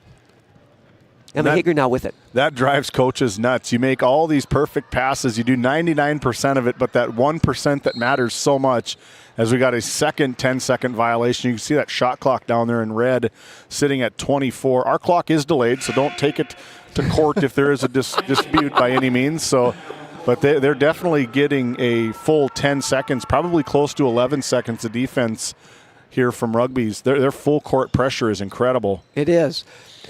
Hallie Hauk with it inside to Hager. Back out front to Samantha Blessum, guarded by Emma Hager. Ball's fired right to Abigail Hager. So there's a Hager on both sides, Beulah and Rugby. Left wing with it, it's McNeff. Reverses the ball to Sarah Schmaltz. Right wing Hauk looking inside. So Rugby exercising great patience here. Launching a three, missing everything from that left wing was Blessum. But hustling after the rebound, Hauk. They got to get one off. 2 seconds at the shot clock, brother. Misses off the front rim just as the shot clock sounded. And retrieving the ball in that far corner, Emma Hager. Off to Hadley Ost. Up ahead to Tori Zeman. Zeman dribbles left-handed inside the arc. Spins. I thought she might shoot that one up. Ost passes it out to Larson. She found herself wide open and hits that 12-footer with the left hand. Good shot from Brindley. She was more wide open on the transition layup attempt from the Miners. There's another turnover from Beulah. Again, the defensive pressure from Rugby is just right now too much for the Miners to hang on to. Okay, with the ball now, Hallie Hauk, the junior, reverses the ball to McNeff. Left wing, putting it up. Hager! Abby Hager shooting over Hadley Ost, and that's good for three. Big shot from three-point land. Our Tioga Ace Hardware three-pointer. And the lead now is 23 points for Rugby at 32-9. We've got a minute and a half to go until intermission. Emma Hager cross court to Hadley Ost. And another deflection by a Rugby defender, that time McNeff. Again, Avery McNeff, a 7th grader. Annie McNeff, excuse me, a 7th grader standing 6 feet tall. You wonder if her growth spurt has ended, David. I, as a basketball coach, I'd say hopefully not. Hopefully we're just getting into the growth spurt side of things. But, yeah, a lot of talent there. There's a lot of things you can coach. I've said it my whole life is you can coach hustle, you can coach a shot, you can coach a layup, you can coach this. But one thing you can't coach them to be 6 foot. That's right. That's right. Addie Delgeiger will inbound from underneath her basket. I mean, not only tall, but her athletic ability. Like, it looks like she belongs. You know, she doesn't play like a 7th grader. I agree. She looks comfortable out there, pretty agile. It's a good problem to have the nucleus of your Panthers girls basketball team as a 7th grader and a freshman. Oh my gosh, yes.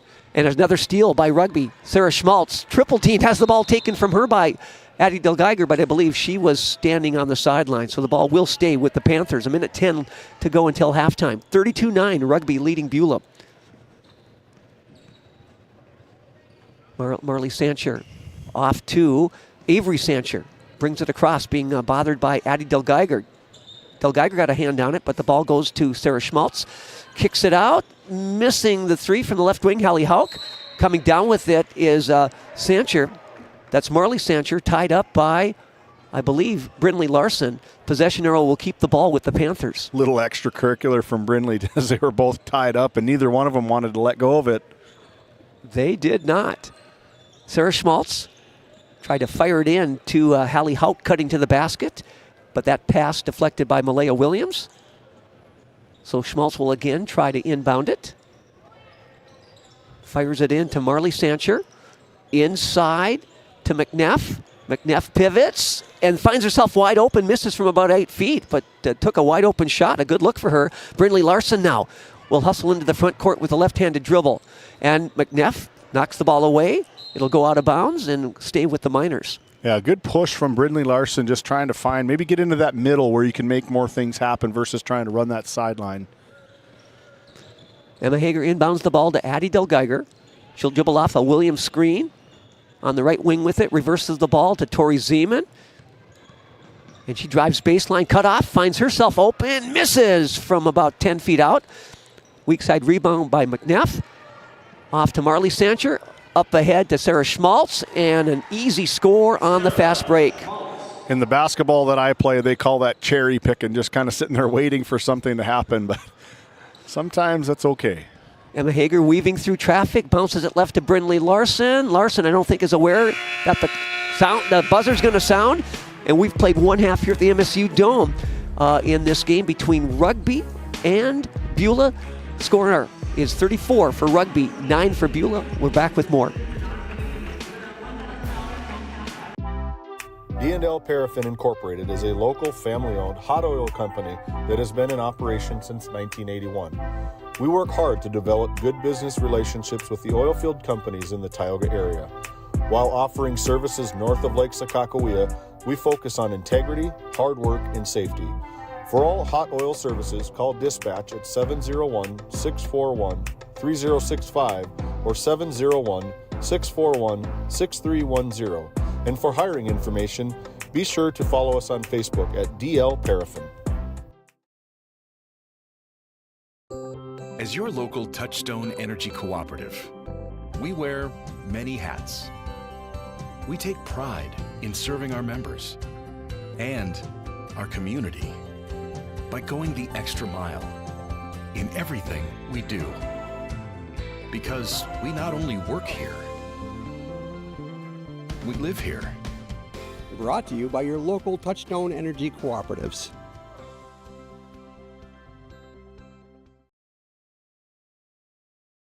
Have you ever wondered how your internet works? It starts with fiber in the ground. And local employees who connect that fiber to your home or business. Our 9,000 miles of fiber keep you connected.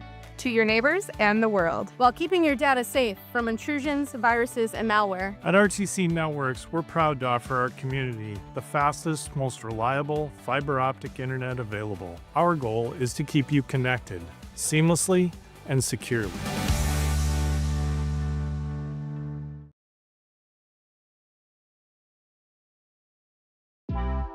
D&L Paraffin Incorporated is a local family-owned hot oil company that has been in operation since 1981. We work hard to develop good business relationships with the oilfield companies in the Tioga area.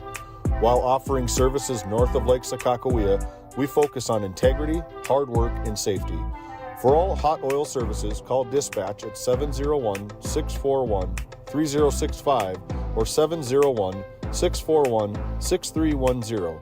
And for hiring information, be sure to follow us on Facebook at DL Paraffin. This Game Day Media broadcast is brought to you in part by Brian and Eric Johnson with Investors Advisor Group at LPL Financial are here to ensure the success of our clients. We can help you meet your financial goals. Give us a call at 572-3246 to arrange an appointment today. Jorgensen Lumber and Minn Kota Windows are proud supporters of Game Day Media and our area athletics. For all of your building needs, both agricultural and residential, contact Jorgensen Lumber in Powers Lake at 701-464-5504.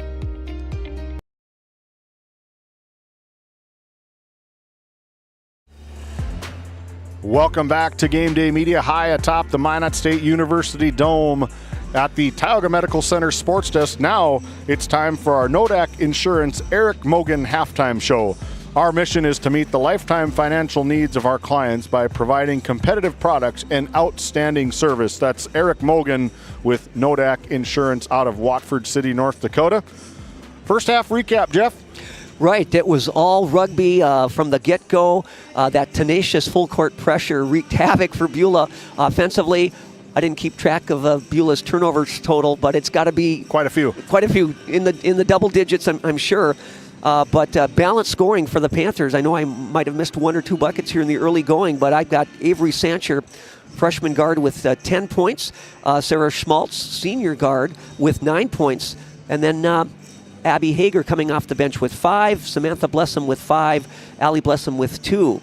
So the scoring has been spread pretty evenly, which is ideal when you're coaching a team. You want balanced scoring and make it difficult for that opposing defense to key on any one player.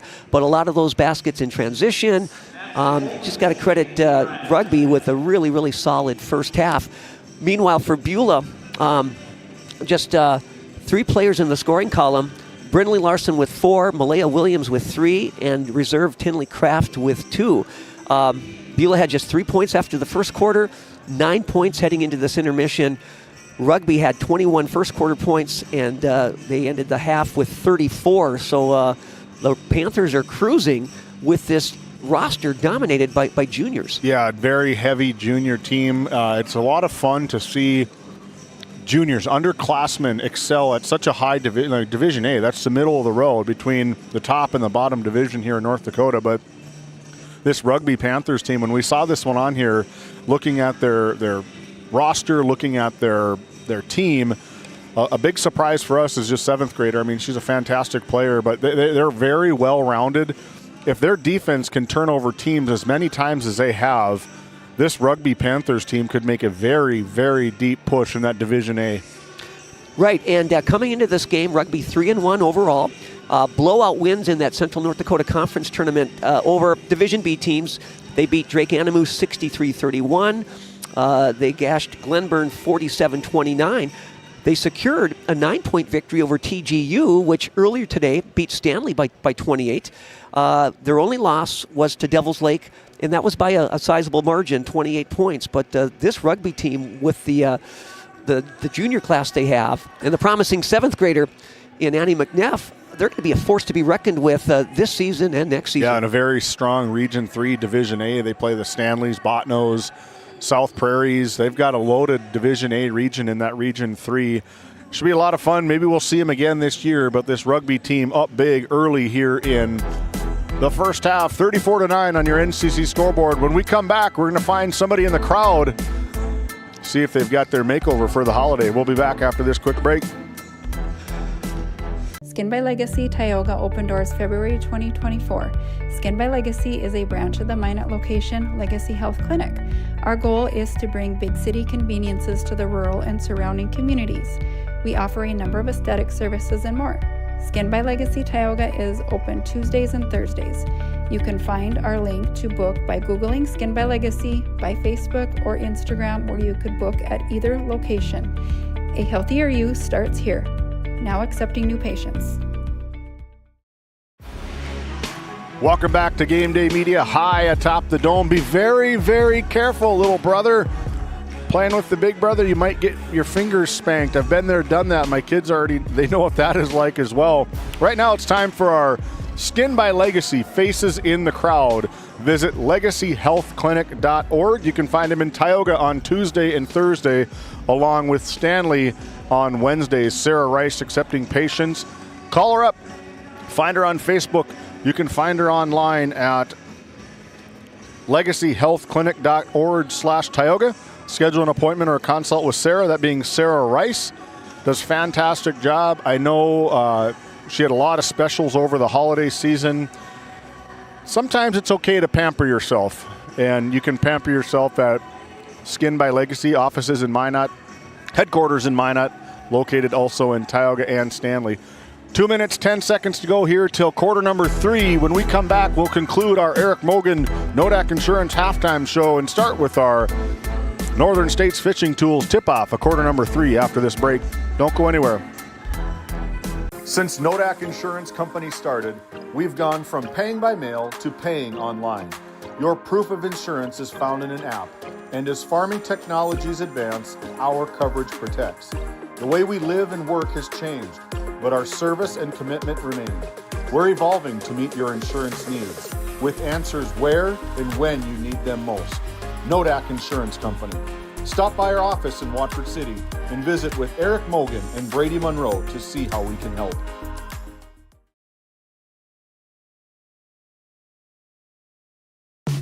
Based in Williston, North Dakota, Busy Bees Hot Oil Incorporated is a veteran-owned and managed company. Busy Bees services include water hauling, hot oil services, cap string flushes, and much more. Busy Bees will approach any job, no matter how large or small, with 100% safety and commitment. We pride ourselves on giving back to the community that has given so much to us. Looking for the perfect career? Consider Busy Bees Hot Oil Incorporated. Find them at busybeeshotoilinc.com or give them a call at 701-572-9303 today. Welcome back to our Nodak Insurance Eric Mogan halftime show located in Watford City, North Dakota. Our mission is to meet the lifetime financial needs of our clients by providing competitive products and outstanding service. That is Eric Mogan with Nodak Insurance Company. Well, you're in the locker room for head coach Grekow for the Beulah Miners. 9 points on the board for the first half. What's the message to the team coming out this second half? Well, certainly, with this huge deficit you're looking at, you'd like to maybe just, chip into this deficit. I'm sure he's encouraging his players to play with composure, to be poised out there. Don't allow themselves to be as rattled as they were this first half. And, that pressure's been suffocating and it wears on a team. But hopefully they've caught their breath and are ready to perform up to their abilities in the second half. I think the key word you said was composure. Keep your composure. You can really let stuff spiral out of control at a 34-9 deficit if you're the Beulah Miners or any team getting beat as bad as they are right now. But I think there's a lot of things that you can learn from this. Are we just going to be the team that rolls over and dies? Or are we going to fight a little bit? Are we going to punch back here a little bit? But we will find out. And this Beulah team, they've had a couple of close games. They lost by 2 to Delax Burlington, by 1 to Newtown in a regional game. And they played Trinity tough, losing by 14, 70-56. They did get thumped pretty handily by 4th-ranked Turtle Mountain, who for a while was the top-ranked team in Division A. Number 1 in Division A. I think a lot of teams are going to get thumped by Turtle Mountain as well. They're a very, very good team. Watford City took them down last Saturday down in Watford City. Watford City climbing the ranks here in Division A, sitting at number 3. Something we'll look at here later in the broadcast is the polls. All right. Just scoring for rugby was Samantha Blessum. So Tori Zeman with the ball. On Beulah's first possession of the second half, Addie Del Geiger was called for a double dribble violation. She misses a three from the right wing, and it's Avery Sancher coming down with the rebound and rips the ball away from Del Geiger, and Malaya Williams dribbles up this near sideline. Passes off to Sarah Schmaltz, who recovers the ball before it goes out of bounds. Williams closes in on her. Ball's passed right to Avery Sancher, defended by Addie Del Geiger. Sancher now spins away from Del Geiger, and I think Del Geiger got a little bit physical there with the body and will be called for the foul. Little handsy and a good heads-up play from Allie Blessum, just able to rip and just go baseline. When you have your dribble, it's very difficult to give somebody minimal room. When you still have your dribble, you can rip, drive, you can go right by them, and it makes it very difficult to play defense if you're that tight to them. Launching a three and missing is Avery Sancher. Clearing the defensive rebound, Tori Zeman. And she elects to dribble up herself across the timeline. Picked up by Blessum. She'll go get down the left edge of the lane and went airborne and was bailed out by a defender. We take a look at the RTC Network's instant replay. Good crossover, a little bit of floater right in the middle, and got touched up by number 24, Allie Blessum. Just her first personal foul, first team foul.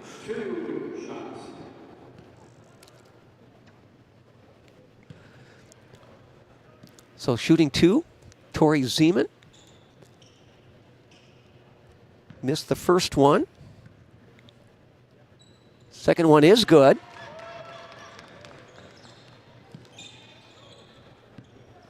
Again, full court pressure here from the Miners. It's a tough place to go in this trap defense. It's right to that dead man's corner, I call it.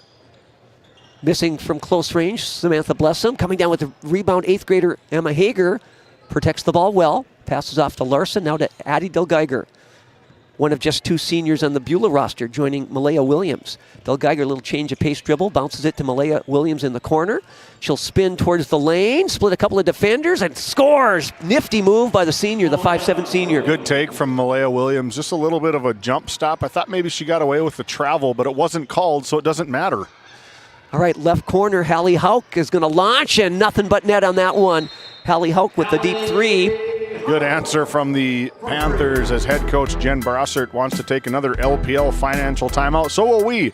39-12, 5:58 to go here in quarter number 3. We'll be back with the remaining portion of quarter number 3.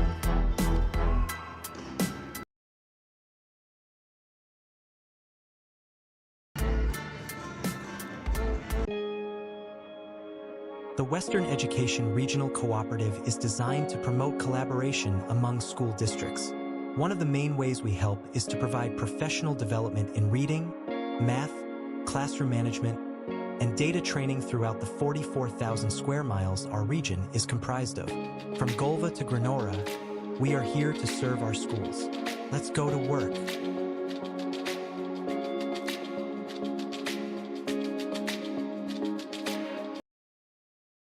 Back to game action here. Addie Del Geiger dribbles into the front court. Picked up by Avery Sancher. Ball's passed left to Emma Hager. Then ball entered to the high post. Brynlee Larson with that left-handed shot. So she turned to her right shoulder. Larson has 6 now.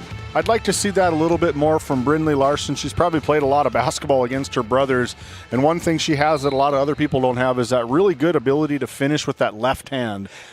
She likes going right and putting it off the glass, showcased right there. And tough to defend because defenders don't often see a left-hander. My sister scored like 1,100 points being left-handed. Oh, my goodness. They took her 6 years to figure out that she was left-handed. Rugby misses a shot.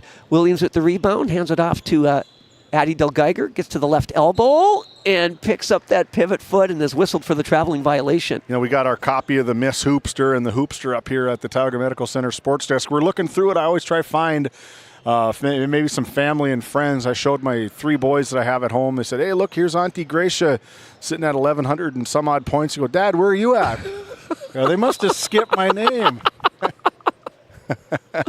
They must have skipped me. They skipped right over Peterson on the B-boys side. Oh, man. Unfortunate for you, David. Yeah, spelling error maybe or something. I don't know. All right, the Panthers turn the ball over. Del Geiger spins away from Avery Sancher, and Sancher called for the push-off. By the way, that one official the balding one, Lance McKeef, former student of mine, back at Turtle Lake High School in the mid-'80s, long before the Central McLean Co-op was formed. So every time I see Lance, we got to have a little bit of a visit. And good man. He's been a long-time official. He's done it for a long time. I remember visiting with him on the sidelines. He's a very good official. He's done it a long time. That's something that I think people don't really look at a whole lot, is these referees, the amount of time and commitment they put into keeping these games going. Without the refs, there is no game. Absolutely, absolutely. A near steal by Tori Zeman out at midcourt as Zabulas pressure bothering Rugby a little bit here. Yeah, and all these guys doing a fantastic job. He's going to have to reback the balding one. See if he recognizes that from Mr. B. All right, it's Sarah Schmaltz dribbling along the perimeter. She'll pass it right to Allie Blessum, or Samantha Blessum. Back to Schmaltz. A little give-and-go action there. Sancher actually on the shot attempt, and she was fouled. Take a look at that RTC Network's instant replay. Almost a little bit of a pick play. And when the Ray Jays boys basketball team, they used to run that to perfection. They would have one cut opposite and one cut almost bumping shoulders. And if you can beat that player to the point of the cut, you're going to win that battle. But if you're trailing like it was on that play, it's either going to be 2 points or a foul most of the time. Yeah, good execution there by the Panthers. Now, Avery Sancher misses the first free throw, but she'll get the second one. Bufink returns for the Miners, as does Hadley Oast. Lance McKeef returns the ball to Avery Sancher. And the freshman puts it up, misses off the front rim, ball tapped around, and it's saved by McNeff. Back to Sancher, she misses, keeps the ball alive. That's McNeff now with the ball, puts up a little floater. Good looking shot, just didn't drop for her. The footwork from the freshman, just redirection, jump stop, pivot, up and under, just unable to finish for the youngster. Tori Zeman with the ball. Tried to feed it inside, did not have a good angle to make that entry pass, and it eludes teammate Bailey Bufink. So the ball goes right back to Rugby, leading by 25, 39-14, midway through this third quarter. Got a good one here, got a good one up next. I'm really excited to see what the Beulah Miners boys teams can do. It's going to be your first action seeing Beulah as well, right, on the boys side? Yes. Yes. I was a spectator at one of their games earlier this year when they doubled up Turtle Mountain. But it'll be my first opportunity to call their action this winter. Really looking forward to the Miners. We got another one tomorrow or Monday. Can't remember if it's Monday or Tuesday. Check out the Dale Brown Classic Facebook page. They got all their stuff there. They've got a lot of website stuff. A new developing Facebook page, probably going to be the home to a lot of the schedule updates here going forward. Del Geiger drives baseline and is once again called for traveling. So she's just having her difficulties today against this suffocating Rugby defense. I was going to say suffocating defense is probably the best analogy you can probably make for it. And she puts up her hands in frustration as she walks off the floor to get a chance to catch her breath a little bit. Sarah Schmaltz, top of the key, pulls the ball back out on the dribble. Passes right to Samantha Blessum. Players cutting through. Ball's reversed to Allie Blessum. Kick left to Sarah Schmaltz. And then the ball was forced inside, deflected away, stolen by Emma Hager of the Miners. She'll let traffic flow by and dribble into the front court. She'll dribble off a Larson screen. Going baseline is Tori Zeman. I thought she might put the shot up. Back out front to Brindley Larson. Inside to Bufink. Nice catch. Bufink a little off balance on the shot. And here's a run out for Rugby. It's Samantha Blessum. Will take it all the way to the rack and use the right hand to try to score from the left side. I think if she had used the left hand, she might have tallied two for herself. Yeah, she definitely got it blocked away from Brindley Larson, number 22, running stride for stride down that side with her and contesting it right at the backboard. Now Tori Zeman gets a step on her defender. There's a switch by Rugby. Ball's passed out front to Brindley Larson. She puts the ball on the deck, returns it to Zeman on the left wing. Inside to Emma Hager. Hager tied up, held ball. Possession arrow favors Rugby. Good cut. There needs to be more cutting motion from Beulah. When they pick up the ball, you should either cut to the person or cut to the basket. And there's minimal motion from the Beulah Miners this game.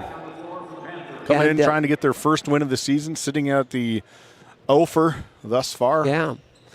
And that lack of motion explains the 27-point deficit at this juncture of the game. Sancher up ahead to to Hager, cross court. Now with the ball, it's Abigail Hager. Ball's reversed to McNeff, swung left to Avery Sancher.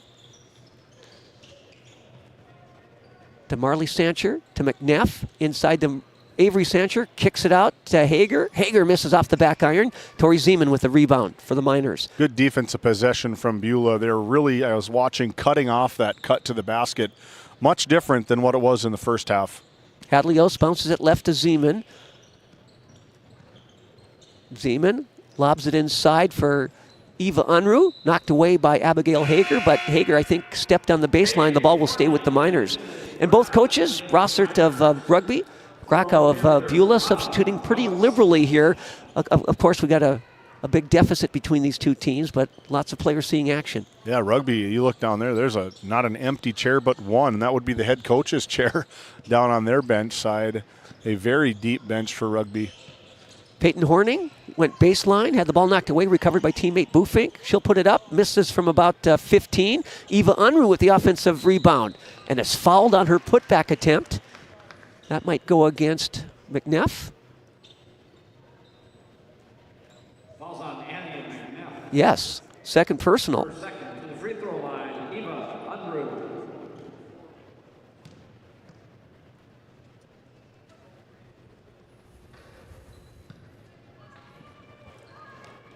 Eva Unruh at the free throw line. Misses the first. Goes through her pre-shot routine. Misses the second off the front rim. Tried to chase down the errant shot. But I believe last touch by Abigail Hager, number 15. Or Marley Sancher, number 15. Tinley Kraft inbounds the ball to Emma Hager. Hager takes it to the baseline. Cut off by Autumn Gullickson, so we're seeing some new faces for rugby on the floor right now. Emma Hager dribbles towards the lane. Out front, intended for Peyton Horning. I don't think a defender touched it. Nope, it's an over and back violation on the Miners. That's, yeah, definitely over and back. I'd like to see Marley Sancher sprint after that one. No contest from Beulah. I want to see you. You're on the court right now. You're proving yourself. You can be out on the court. I want to see you sprint down and try sneak a layup out of that error from Beulah. And I'll tell you what, if you show that kind of hustle, you might earn yourself some additional PT. Get more minutes, yeah. Yeah. Marley Sancher looking to enter it, reverses the ball to McNeff, the 7th grader.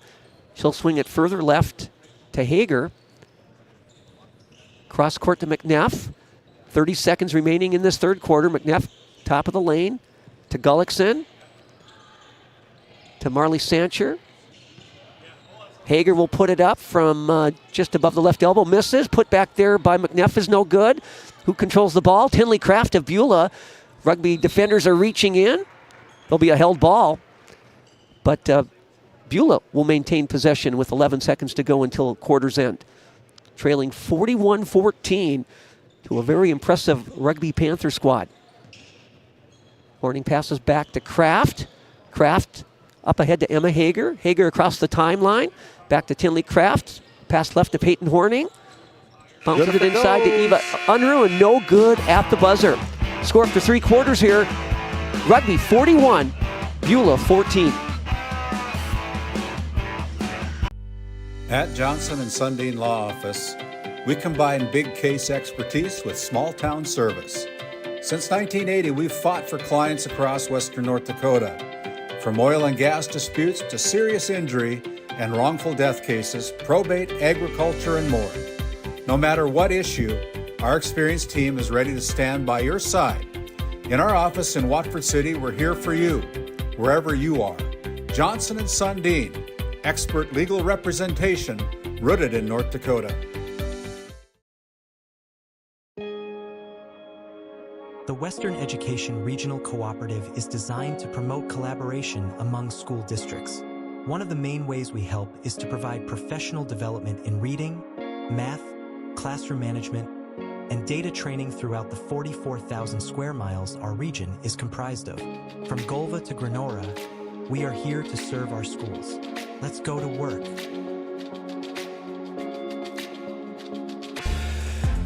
Back at the MSU Dome here for fourth quarter action of this girls matchup between Rugby and Beulah, with the Panthers leading the Miners 41-14. Rugby with possession of the ball. Avery Sancher dribbles towards the lane. Cut off by Addie Delgeiger. Launching a three and missing is Hallie Hauk from just left of the key. Ball goes out of bounds, awarded to Beulah. Again, we talked about it coming out of the halftime break. What's Beulah going to do? Are they going to roll over and die? Or are they going to fight a little bit? You know, they put up 5 points in that third quarter. They put up 9 in the first half. So I'd say that they're ready to go here, fighting back a little bit. And it's a really young team, as we know. They're missing a couple of players that factored in a big way in Coach Krakow's plans. Emma Deshak and Dylan Knight both lost for the season due to injury. So that's those are a couple of voids in the lineup difficult to fill. Yeah, very difficult. I hate when kids lose seasons to injury because it's not like the NFL, the NBA, WNBA. You don't get next year if you're a senior. You're done. You know, and it's just unfair to the kids. It's not fair to the sport. It's not fair to the fans when kids are lost for the season. Sarah Schmaltz put up a wild shot, missed. The ball was rebounded by Horning, but Beulah turns the ball over again. Missing from point-blank range is Sam Blessum. Addie Delgeiger comes away with the rebound, shovels it off to Brynlee Larson. She'll dribble up that far sideline into the front court. Hallie Hauk picks her up. It was a tough place to pick up the dribble right in that corner. And there's the errant pass stolen by Schmaltz up ahead to Sam Blessum. Has a shot blocked from behind by Brynlee Larson. Good hustle from Brynlee. You turn it over, you should be the first person back on defense, and that she was. As Hallie Hauk just now made a long two from the left wing. So a 29-point advantage here for Rugby, and a steal by Schmaltz of the Panthers. Up ahead to Avery Sancher. She misses. Coming down with the rebound, Hadley Ost.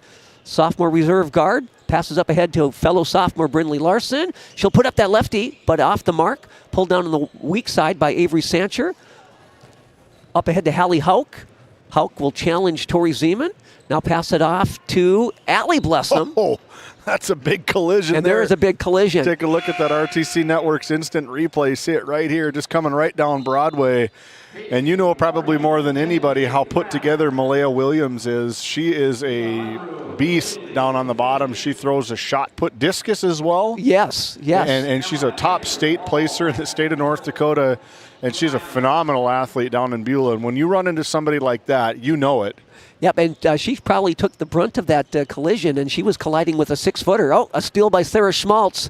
Schmaltz to the basket, pauses, misses the shot, had a bunny and just could not convert, and ball last touched by a Beulah defender. Rugby will maintain possession. Those are the worst when you have that breakaway layup and it's nothing but you in the basket and you doink it off the side. Enough to drive any coach nuts.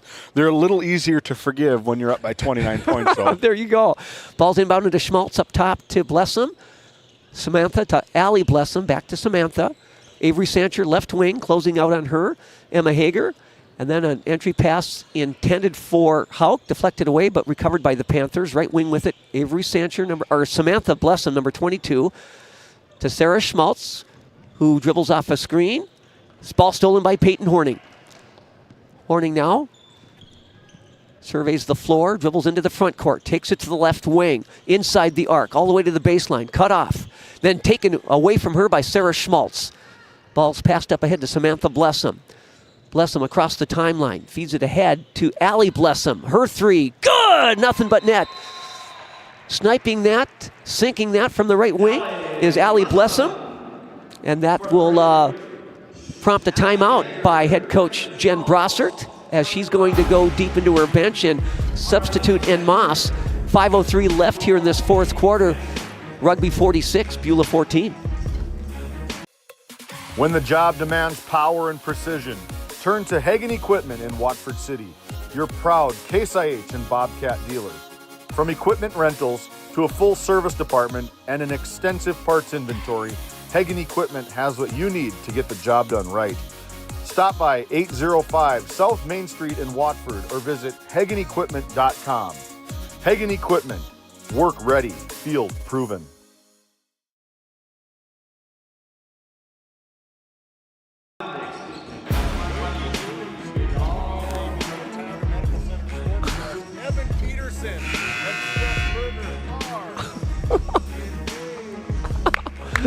You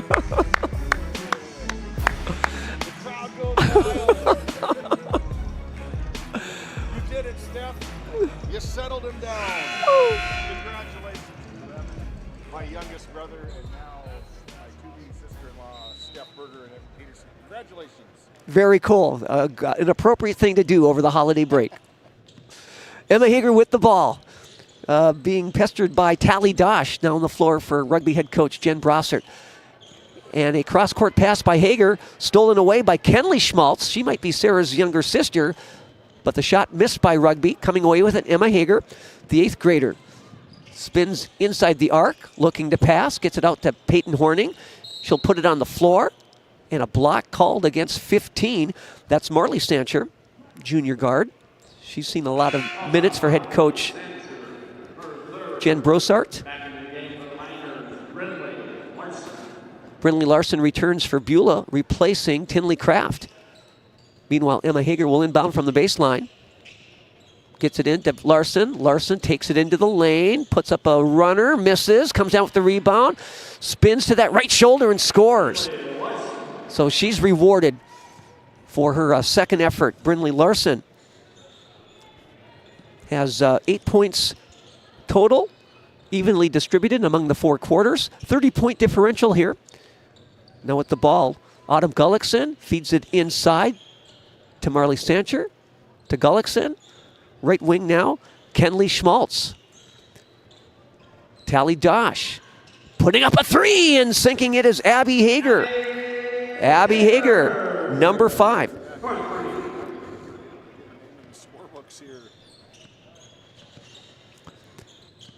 And she actually, I think, had a triple in the first half, too, coming off the bench. So she's found the range from behind the arc. And making a steal is number 10, Tally Dosh. Challenged underneath the basket by Emma Hager. Ball will stay with the Panthers. No, awarded to rugby. Last touched by Tally Dosh. We'll have a running clock here, continuous clock, with the point differential being 30-plus points here in the final quarter. So just under 3 minutes to go. Peyton Horning eases the ball into the front court. Bounces it right.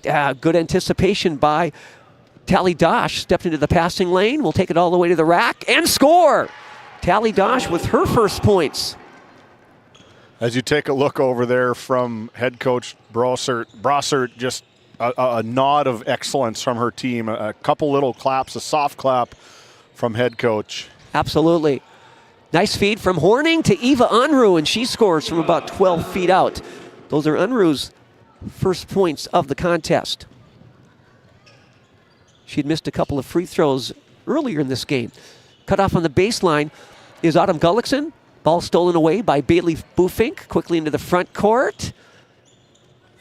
In the key. Lobs it ahead to Brinley Larson. Larson goes to her left. Shot partially blocked or deflected by a rugby defender. Coming down with it is number 10, Tally Dosh. And tried to throw it up ahead to teammate Libby Johnson, but deflected away by Emma Hager. Looked like she might have got away with a couple of double dribbles there on the sidelines. I think the referees are on the same page as you and I, Jeff, as we maybe want to get out of here injury-free, keep this thing rolling here as we're closing in on post-game. Yes, the play's getting a little sloppy here in the closing moments. With the ball, that's Libby Johnson inside to 13. 13 is Olivia Belisle. Ball taken away from her by Hadley Ost. Ost dribbles into the front court. Passes it inside to Eva Unruh, back to Ost. Tried to force it inside to Larson, deflected away, recovered by Horning. Into Unruh. Nice shot. Spinning to her right and using the glass effectively. Eva Unruh has a couple of baskets here in the fourth stanza. That's a really good shot from Unruh, able to just find that baseline and put it up for 2 points for Beulah. Just a minute remaining here in this fourth quarter. They did call a timeout, but I think it's just going to be a substitution timeout. Correct. Lance McKeefe over there is calling the 30 coach timeout just to get some players into the game. All right. They got a lot of them on rugby sidelines. They got to get in. They do. With the ball, Kenley Schmaltz passes off to Ella Walker.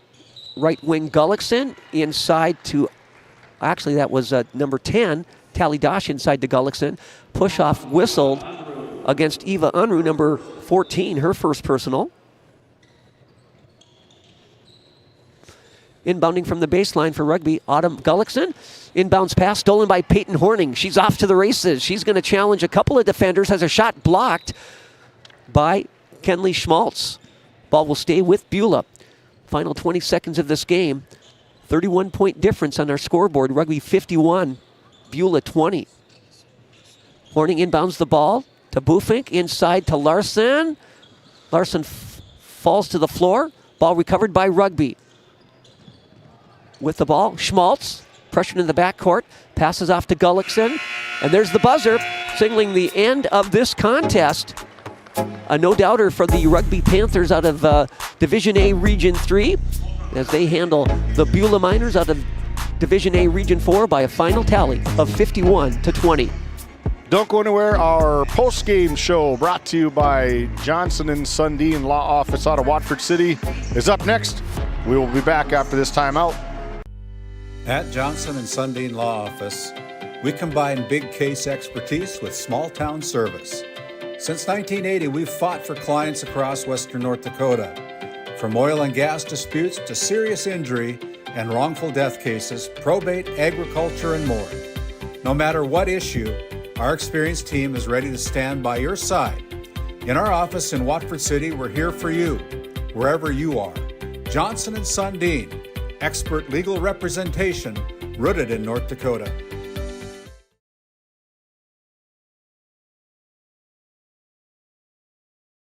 When it comes to finding the ideal Chevy or GMC vehicle in North Dakota, Red Rock Chevrolet GMC is your destination. Going on now, the Chevy Red Tag Sale event offers 0% financing on Equinox, Trailblazer, and Silverado. Chevy 1500 Silverado rebates up to $7,000 or 0% financing for 36 months. GMC Sierra 1500 rebates up to $7,000 and just announced a $3,500 trade-in rebate. Find these and many more deals this month at Red Rock Chevrolet GMC. With service, parts, and sales help all under one roof, you'll never have to look elsewhere for your automotive needs again. Visit us in Williston or online at redrockchevygmc.com. Fisher Family Chiropractic in Williston and Ray, where healthy families grow. From pregnancy to infants to grandparents, our gentle, natural care keeps your whole family aligned, active, and feeling their best. Always welcoming new patients in our Williston and Ray offices.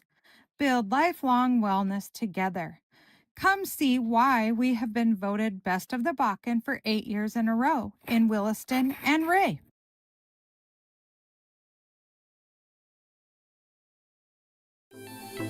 Lindsay Grocery is proud to be your locally owned and operated hometown store in Crosby, North Dakota.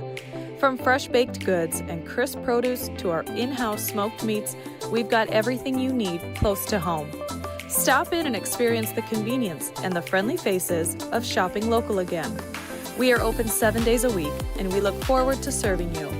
That's Lindsay Grocery. Find us on Facebook for specials and updates.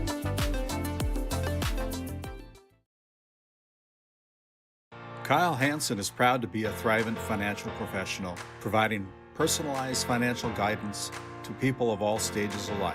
Thrivent believes humanity thrives when individuals make the most of what they've been given, and Kyle is here to help you do just that.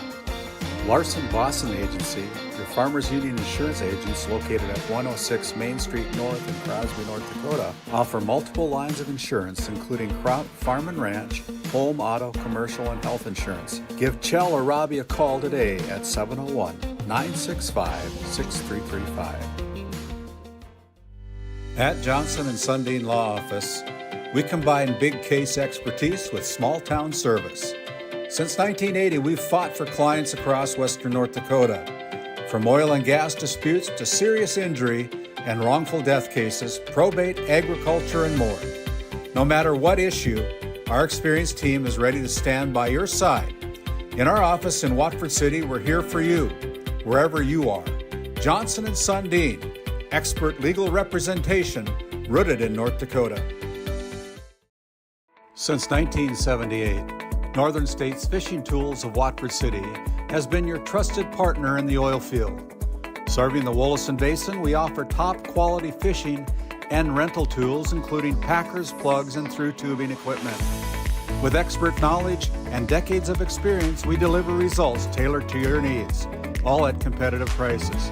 Give us a call, 701-842-3350, or visit northernstatesfishingtools.com. Northern States Fishing Tools, quality tools, proven service.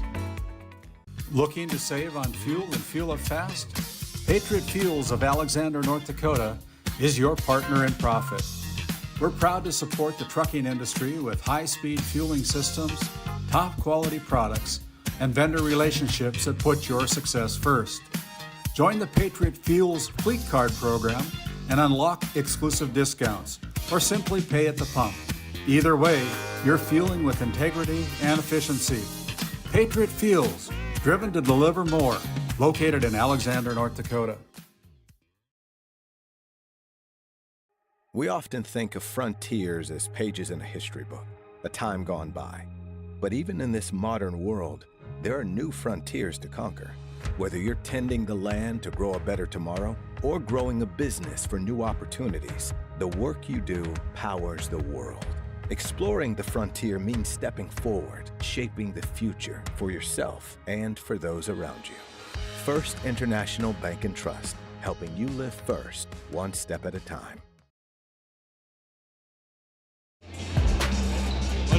Hey, Jeff Bronick back here at the MSU Dome on the campus of Minot State University, North Dakota's Magic City, for GameDay Media, joined by David Peterson, and we're in our post-game report of a girls' contest that concluded just now between the Rugby Panthers and the Beulah Miners, with the Panthers prevailing rather handily over the Miners of Cold Country by a final tally of 51 to 20. Avery Sancher, freshman guard for Rugby head coach Jen Brossart, was the leading scorer with an even dozen points, most of those in the first half, as Coach Brossart was able to substitute liberally in the second half of the contest, joining Sancher in double figures. Sarah Schmaltz, senior guard, with 11. Meanwhile, for the Beulah Miners, their leading point producer, sophomore forward Brinley Larson, with 8 points, evenly distributed among the four quarters. Malaya Williams had 5. Eva Unruh 4, Tinley Craft 2, and Tori Zeman 1. And Rugby got off to a quick start and led 21-3 at the first quarter break, 34-9 at halftime. The Rugby scoring pace slowed considerably in the second half, as the Panthers scored just 7 points in the third quarter, 10 in the fourth quarter, but still won by 31. Final tally, 51-20. It looks like David's got up with the winning head coach, Jen Brossart, and our Brad Johnson Insurance Player of the Game. Take it away, David. I've got the winning head coach here. I saw the nod of approval earlier. There was a foul. You'll have to go back and watch it, but you had a nod and a clap, and some of the kids came out. Your impression after that, in my opinion, an absolute defensive juggernaut of a game. Yeah, I mean, we pride ourselves on our defense. I thought the first half we played really well. We stayed in the system, got after it. We were patient offensively and, for the most part, finished at the rim. I thought the second half we switched things up a little bit, went to a 1-3-1 half court. And these girls really like to get up in the full court. And, we just got to try to probably do that and come out in the full court and get these girls going. My fault probably on trying to go into a 1-3-1 half court and just take them out of their stickiness defensively. I think it just set the tone for the second half, and we got to do better so we can stay that aggressiveness the whole game. It's games like this where it really doesn't maybe matter if you fail at a press defense or something. So it's a good time to try it, in my opinion. Well, exactly, and I mean try something different. We get our JV; they cheat a lot offensively and defensively. So try it on something different, but. We got to get back to practice on Monday and get ready for our game against our Redeemers on Tuesday. So, which should be a pretty good. They're a non-region, but it probably know each other pretty well, not being too far away from each other. Yeah, the last time we played was in the regional championship back in 23. So, familiar foes for sure. They got the Caden Braun girls, so we'll have to keep her in check. But savor the victory here, and then we'll have to get ready for Tuesday. For sure. Enjoy the victory. I'm going to talk to your First International Bank and Trust Player of the Game, Avery Sancher. Avery. Just a freshman, you have a lot of junior support, a lot of upperclassmen. What's it like maybe being one of the team leaders just as a freshman this year? It's just like, it's just like you're like showing that kids can do it, even if they're like younger, and with all those other like support, it just like helps you like know that you can do it and you have support of other people. As you guys, what I noticed tonight was when the ball was picked up from Beulah, all 5 of you girls just immediately ball hawked to the person that you were on. Is that something that's taught by coach, or is that more instinctual? More instinctual, I think, but we are a very defensive team, and we just got to stop the person with the ball and just fill out. Yeah, an absolute fantastic ball game. The freshman, number 25, right here, Avery Sancher, our first International Bank and Trust Player of the game. Congratulations, Avery. Back to you guys. Thank you, David, and thank you to the winning head coach for rugby. We're going to flip the script here as David heads over to the sidelines to see if he can catch up with the 2 head coaches for our next game. It'll be the same 2 teams, only on the boys' side. Jeff, what do you know about the Beulah Miners, and what do you know about the Rugby Panthers? Well, I'll tell you what, the Beulah Miners are loaded for bear this season. Randy, they're coming off 3 consecutive state tournament appearances. Their last one in the B division, the last 2 in the Division A of North Dakota Prep basketball. They're under the guidance of third-year head coach Brandon Sherrato. He returns almost every key player from last year's state tournament team, including first-team all-state guard Braylon Sherrato, his son. Also, his younger son, Benny Sherrato. They're good. These guys are good. They've played together, since 4th grade. And Braylon's a senior, Benny's a sophomore, but the supporting cast is really solid too. They've got a freshman forward that really came of age last year as an 8th grader, Philip Widener, and they get back a key player, Bennett Larson, who had been their 6th man on their state tournament team his freshman year. He's now back in Beulah, and he provides some imposing size in the paint. There you go, as David Peterson is now caught up with head coach Mr. Sherrato. And David, take it away. Hey, I'm down here with head coach Brandon Sherrato, the head coach, the 3rd-year head coach for the Beulah Miners. There's a familiar face up there. Jeff, I vouch for what he said. He is the salt of the earth.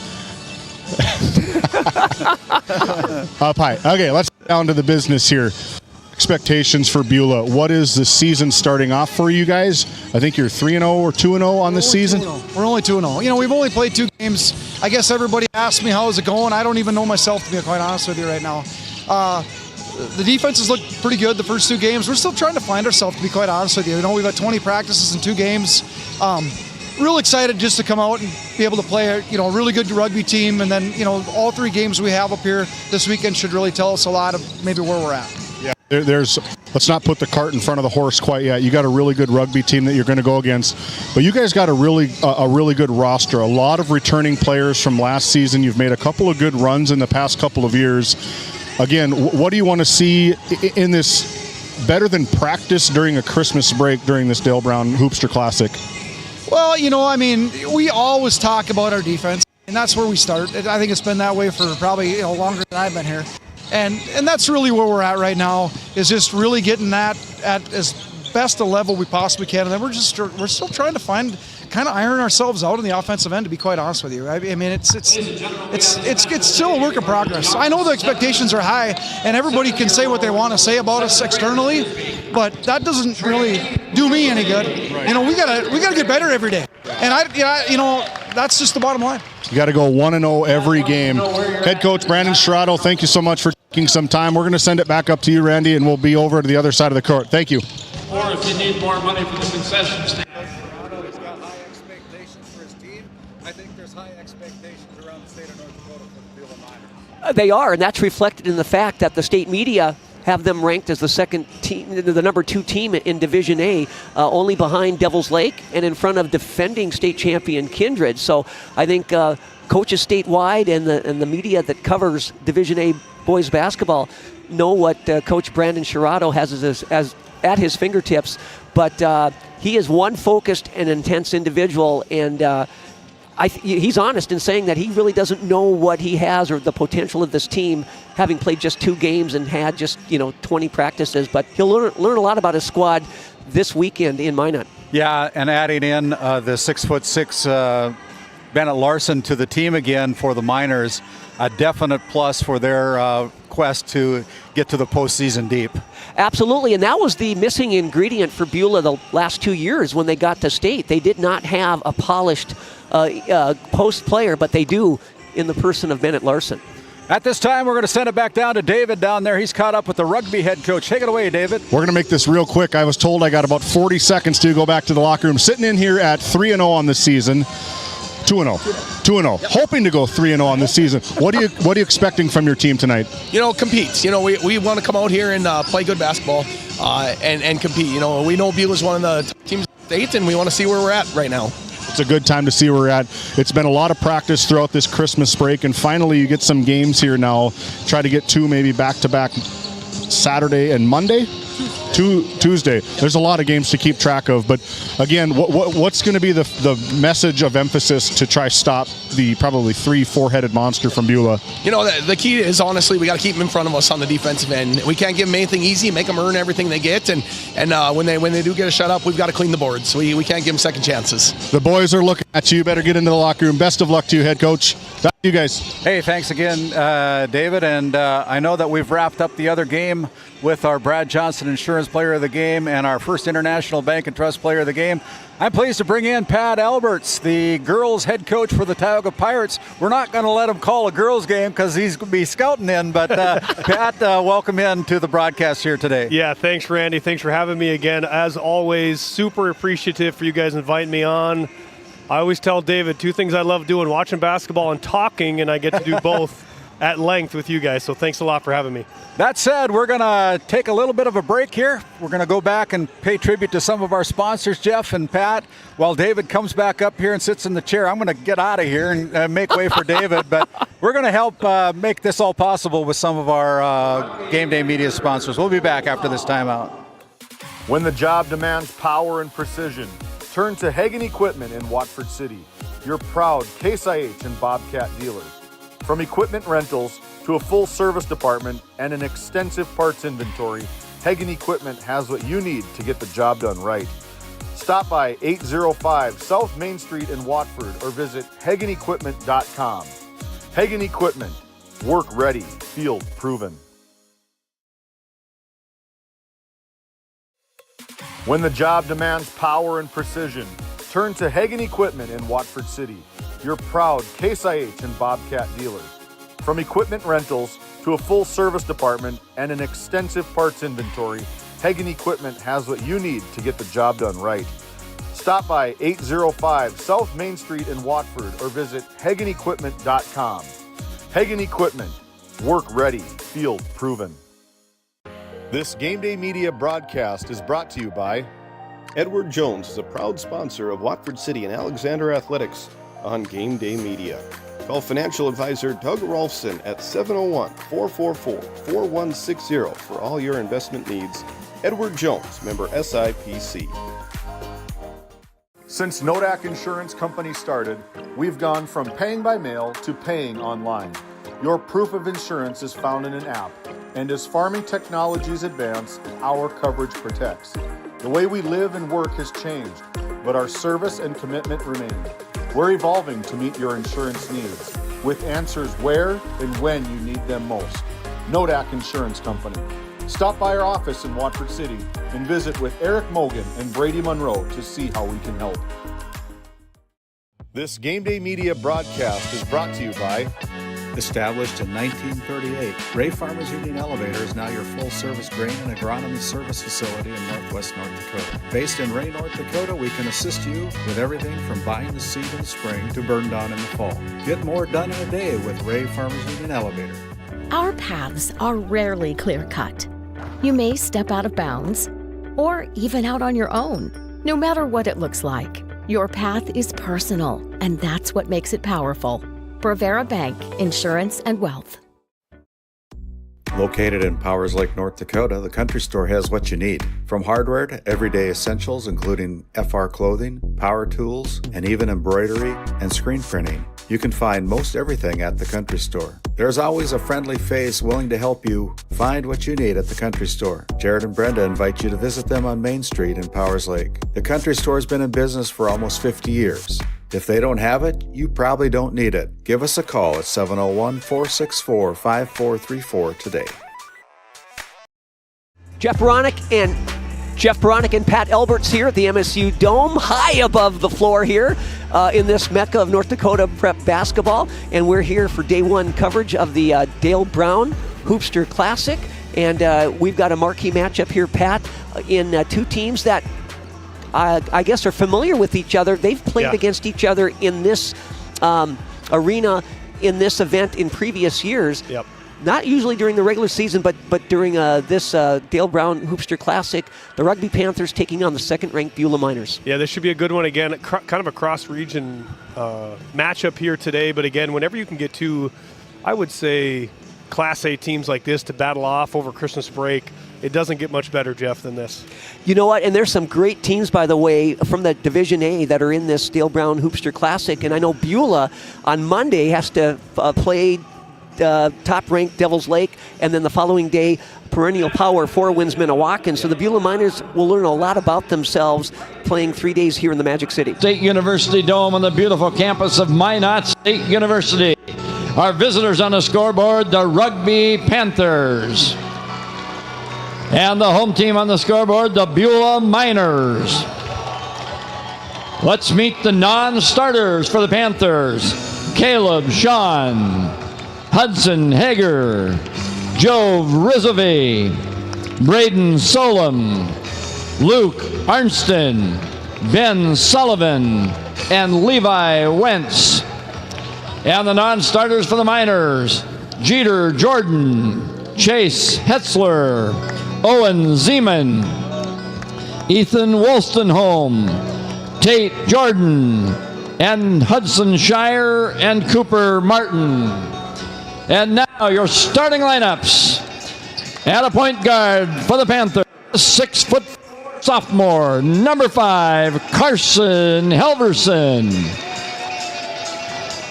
At the point guard for the Miners, a 6'1" senior, number 13, Braylon Sharato.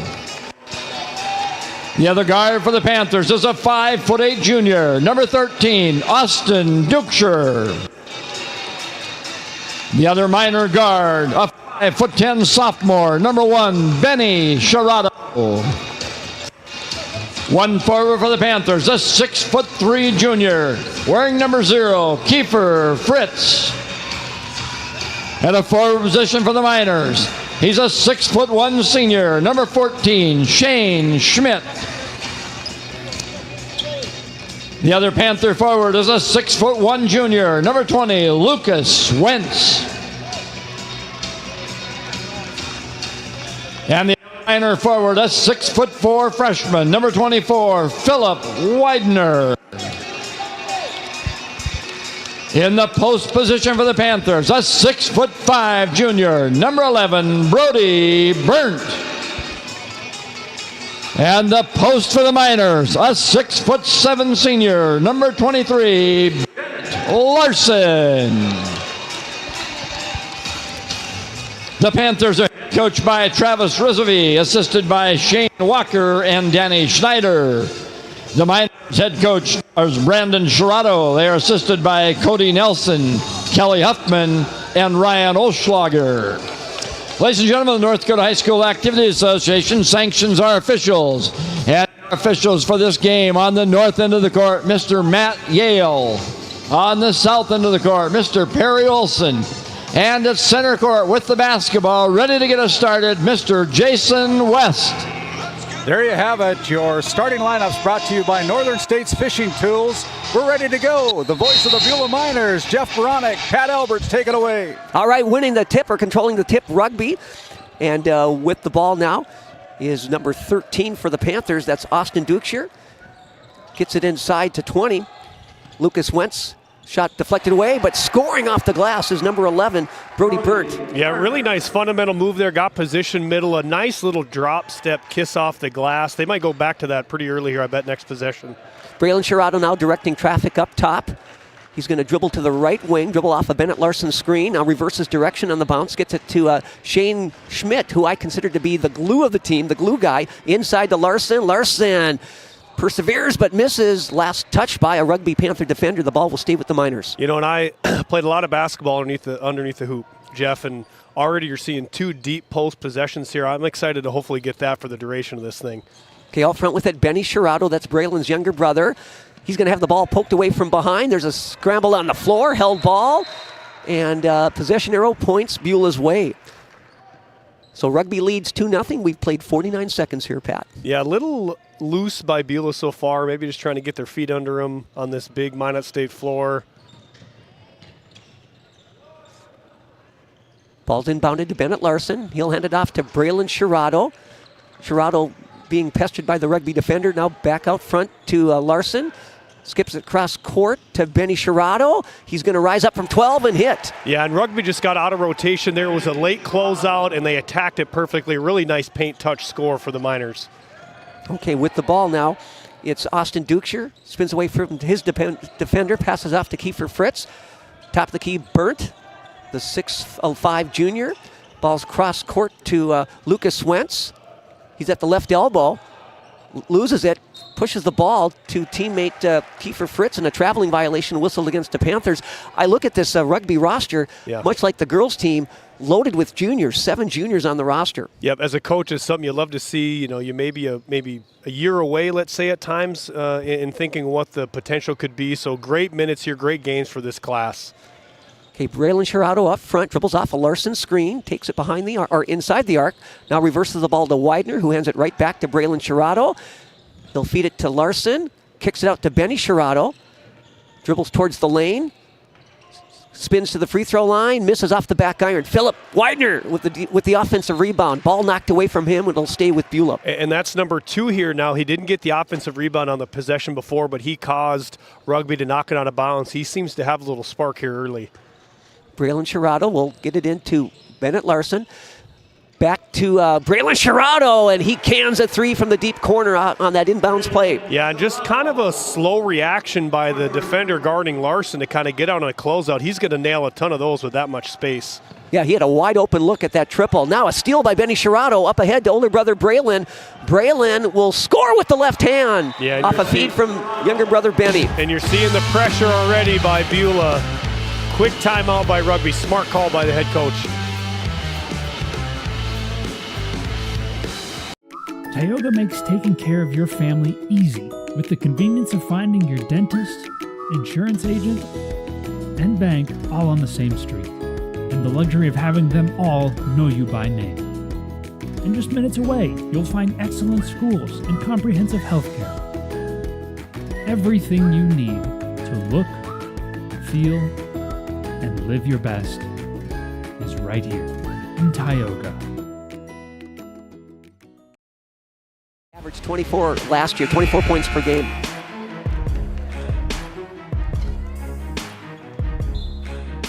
Welcome back to the Tioga Medical Center Sports Desk. High atop here at the Dome. The Miners out early, 7-2 on your NCC scoreboard. And making the steal for Beulah, Shane Schmidt at half court goes in, misses the layup. Fighting for possession of the ball, Widener passes it back out front to Braylon Shirado, and he drains it. Yeah, again, a lot of that provided by the front court pressure. I mean, if you're a good shooter, you step into those threes, they'll sometimes turn in automatic for some of these guys. I wish we had 10 cameras in here because I would have focused right on head coach Brandon Shirado, the intensity down on that sidelines that he brings. Look at him working the sidelines over there. Much like his predecessor, Jeremy Brandt, a chip off the old block there. Minot High guy. Yes. Minot State now, right? Well, Minot High. Now at Minot High after assisting at Minot State. With the ball, it's Lucas Wentz. Kicks it left to Burnt. Burnt's long 3, no good off the back iron. Yeah, the smallest kid on the floor getting the rebound. If you're going to hit those shots, that's great, but just tremendous defense throughout that possession. Oh, man. Great block, though, to recover. It was. Burnt. Another long 3 by Braylon Shirado. Wow. He drills that one from the top of the key. That's from like 22 feet out. Yeah, the rotations, again, a little slow. Just a capable shooter. It's easy for us to sit here and do, but if you're going to give him that much space, again, it almost turns into a layup. Now he makes the steal, and he's going to launch one. He's feeling it. That time he misses off the back of the iron, and clearing the rebound is number 5, Kaysen Helverson. Braylon Shirado last year, first team All-Stater, averaged 24 points per game. Yeah, he's showing it here why. Missing a 3, missing altogether in a 3 from the top of the key. And we talked about it the last possession they have. Burnt missed a 3. There's an early possession 3 when you're facing a ton of pressure, your possessions become pretty important. To me, or that early in the shot clock, they can probably get to a better look. Okay. Benny Sherrod now dribbles to the left wing. He's going to launch. He'll find the bottom of the net. The Sherrod brothers are red hot. 14-point lead for Beulah, 16-2. We go to another timeout. 3:48 left in our opening quarter. Since 1978, Northern States Fishing Tools of Watford City has been your trusted partner in the oil field. Serving the Wollaston Basin, we offer top quality fishing and rental tools, including packers, plugs, and through tubing equipment. With expert knowledge and decades of experience, we deliver results tailored to your needs, all at competitive prices. Give us a call, 701-842-3350, or visit northernstatesfishingtools.com. Northern States Fishing Tools, quality tools, proven service.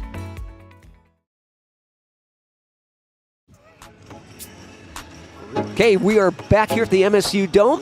Jeff Baronic and Pat Alberts on GameDay Media.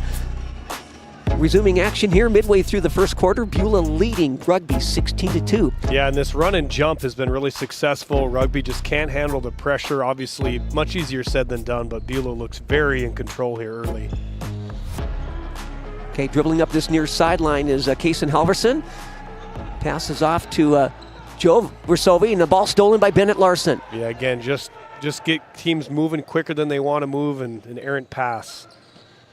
Now Braylon Sherrod dribbling along the perimeter. Will feed it to Shane Schmidt, deep right corner. He's looking inside. Now he'll take it to the lane, has the ball poked away from behind. I think that was Kiefer Fritz touching the ball last. So Braylon Sherrod will inbound it from underneath his own basket. Team leading by 14. You know, I expect him to come get a touch here. Yep. He gets the handoff, and he'll hit it. And that time he had a defender in his hip pocket, and it made no difference. I've coached a few kids who can get hot like that, and what you want to do is just put the ball in their hands early and often when they're feeling it. Missing a floater from close range or near the top of the lane was number 5, Kaysen Halverson. Ball last touched by the Panthers. And I'm not sure Rugby knows what's hit them here in the early. No, they don't. They look a little out of it again. They got that early touch, but that was a patient possession. To me, again, they're getting these shots off early in the possession, exactly what Beulah wants. They want to speed you up. Sherrod will pop it again from just left of the key. There's the Jordan shrug right there. About 21 feet out, another triple for... When you're hot, and it is not going great right now for the Rugby Panthers. And missing on a runner down the lane, Joe Versovi, and he'll go to the free throw line. But that is 5 triples for Braylon Sherrod. I will say, though, 2 of them were poorly contested. A couple of these have been a defender very close. Sometimes we talk a lot about, when David and I coach together, good players are going to score. Sometimes you got to tip your hat, and if you're not going to extend fully out and make them actually drive by you, they're going to pull the trigger on those shots. And at some point, Rugby's got to probably make that decision. Are we just going to let them get lane penetration or let them just keep casting these threes? Because the threes so far seem to be working. Well, going to show why he's one of the top players, not only in Division A, but across the state of North Dakota, is Braylon Sherrod. He's got 17 of the 22 points here early in the first quarter. And has not taken a bad shot. Now, Bennett Larson will feed it to Shane Schmidt, and he'll try to power it to lane, knocked away from him. Recovered by Rugby. Halverson to Versovi, back to Kaysen Halverson. Yeah, and they look to just be running into that press on makes or out of ball or out of bounds plays, things like that. So misses, they're just back in a half-court defense currently. Kiefer Fritz will feed it inside to Lucas Wentz, and he'll get the shot to drop from about 13 feet. Yeah, and everything should start inside out for Rugby. I think that's where they're going to be most successful. Patient, inside-out touches, they can lead to a lot of successful baskets for these Panthers. Benny Sherrod now left wing, little hesitation, cut off on the baseline, lobs it out front to Shane Schmidt. Closing on him as a Rugby defender. Now Benny Sherrod gets by his defender, forgoes the shot, feeds it to Tate Jordan. He'll miss off the front rim from the deep right corner. Long rebound comes to Fritz. Well, and Fritz, if you saw where he was on that long rebound, he was basically buttoned up next to Sherrod. He wasn't going to allow some deep rebound 3 put back by him. Versovi right wing with it. Backing off him is Benny Sherrod. Ball's reversed to Burt. Swung left to Wentz. Wentz tried to spin towards the elbow, gets away from Tate Jordan, misses off the back iron. Clearing the rebound is Bennett Larson. He's fouled from behind by Joe Rusovi. Yeah, and we saw a lot of that from Bennett Larson. Obviously played at Stanley, the Stanley High School for the last couple of years. And, we got to watch a lot of their games and a lot of him. And, man, defensive rebounding is his calling card, and he does it very well. That's a great example right there, skying high for the rebound, owning it for the Miners. He can just clear so much area. He gets his arms extended, and there's not a whole lot of people that are going to be able to rip over the top of the arms to get a contested rebound. Shane Schmidt out front handling the ball. Pivots. Fires it right to Philip Widener, right corner, Tate Jordan. He'll dribble off a Widener screen, reverse the ball to Benny Shirato. Rusovi trying to stay in front of him. Shirato cross court to Schmidt. Ball handed off to Braylon Shirato. He's going to put it up without hesitation, and he drains it. Yeah, another three. Fritz got stuck under the screen. We talked about it earlier. If you're going to make that conscious decision to let him catch and shoot that as hot as he is right now, you really only have yourself to blame. And I'm sure the coach down there is probably pulling his hair out saying, guys, he's made 6 of them. Like, we can't give him a foot of space here, and he's going to keep making them pay. Just when you think you're close enough, he fires one off. Coach looks over and gives him the, what do you want me to do? And the coach goes, get closer. Yeah. David used to always have this joke when we coached together. I want you close enough to smell their breath. That's what David would say, and that's a great opportunity there for a teaching moment for the kids to say, listen, he's hot. If we want to stop him, he just pretty much can't touch the ball. Well, right now, Braylon Shirato has 20 of Beulah's 25 points. The last few have been contested. The first couple maybe not, but he is on fire and is feeling it, and he's been given the green light by head coach Brandon Shirato to put it up. Yeah, and I think he's got that NBA Jam logo out there, maybe a 4-point or a 5-point shot somewhere. He's past the heating up mark. He's on fire. Let's see if he can knock down another one. Rugby needs to get to the quarter break to get him off the court. Bennett Larson has the ball, left wing. He'll hand it off to Benny Shirato. Rusovi guarding him. 14 seconds left in the quarter. Beulah with the commanding 25-6 lead at this juncture of the game. Benny Shirato dribbles off a screen and will put up a right-handed scoop shot, misses it, but there was a foul called. Yeah, and really good patience here. Great screen by Larson. Shirato just kind of lets the play develop. The gap opens up, and he hits it really hard and gets rewarded with a couple free throws. And he is so creative in getting his shot off against much taller defenders. And only being a sophomore, obviously some of the physical attributes are still going to come for him, but pace of play is a big one. You don't have to be super athletic to play with some really nice pace. Think of like a Steve Nash type of player where you can control your defender's distance from you, distance to the rim, with your pace with the dribble, and he's doing that very well so far.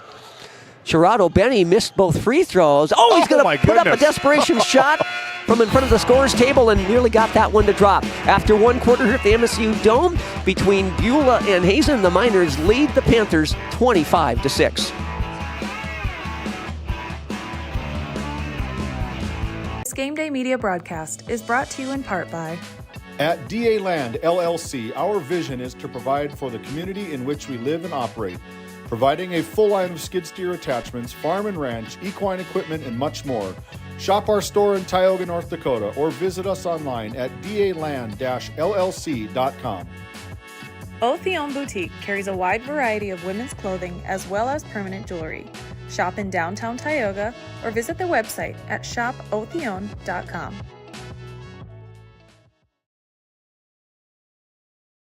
He did that.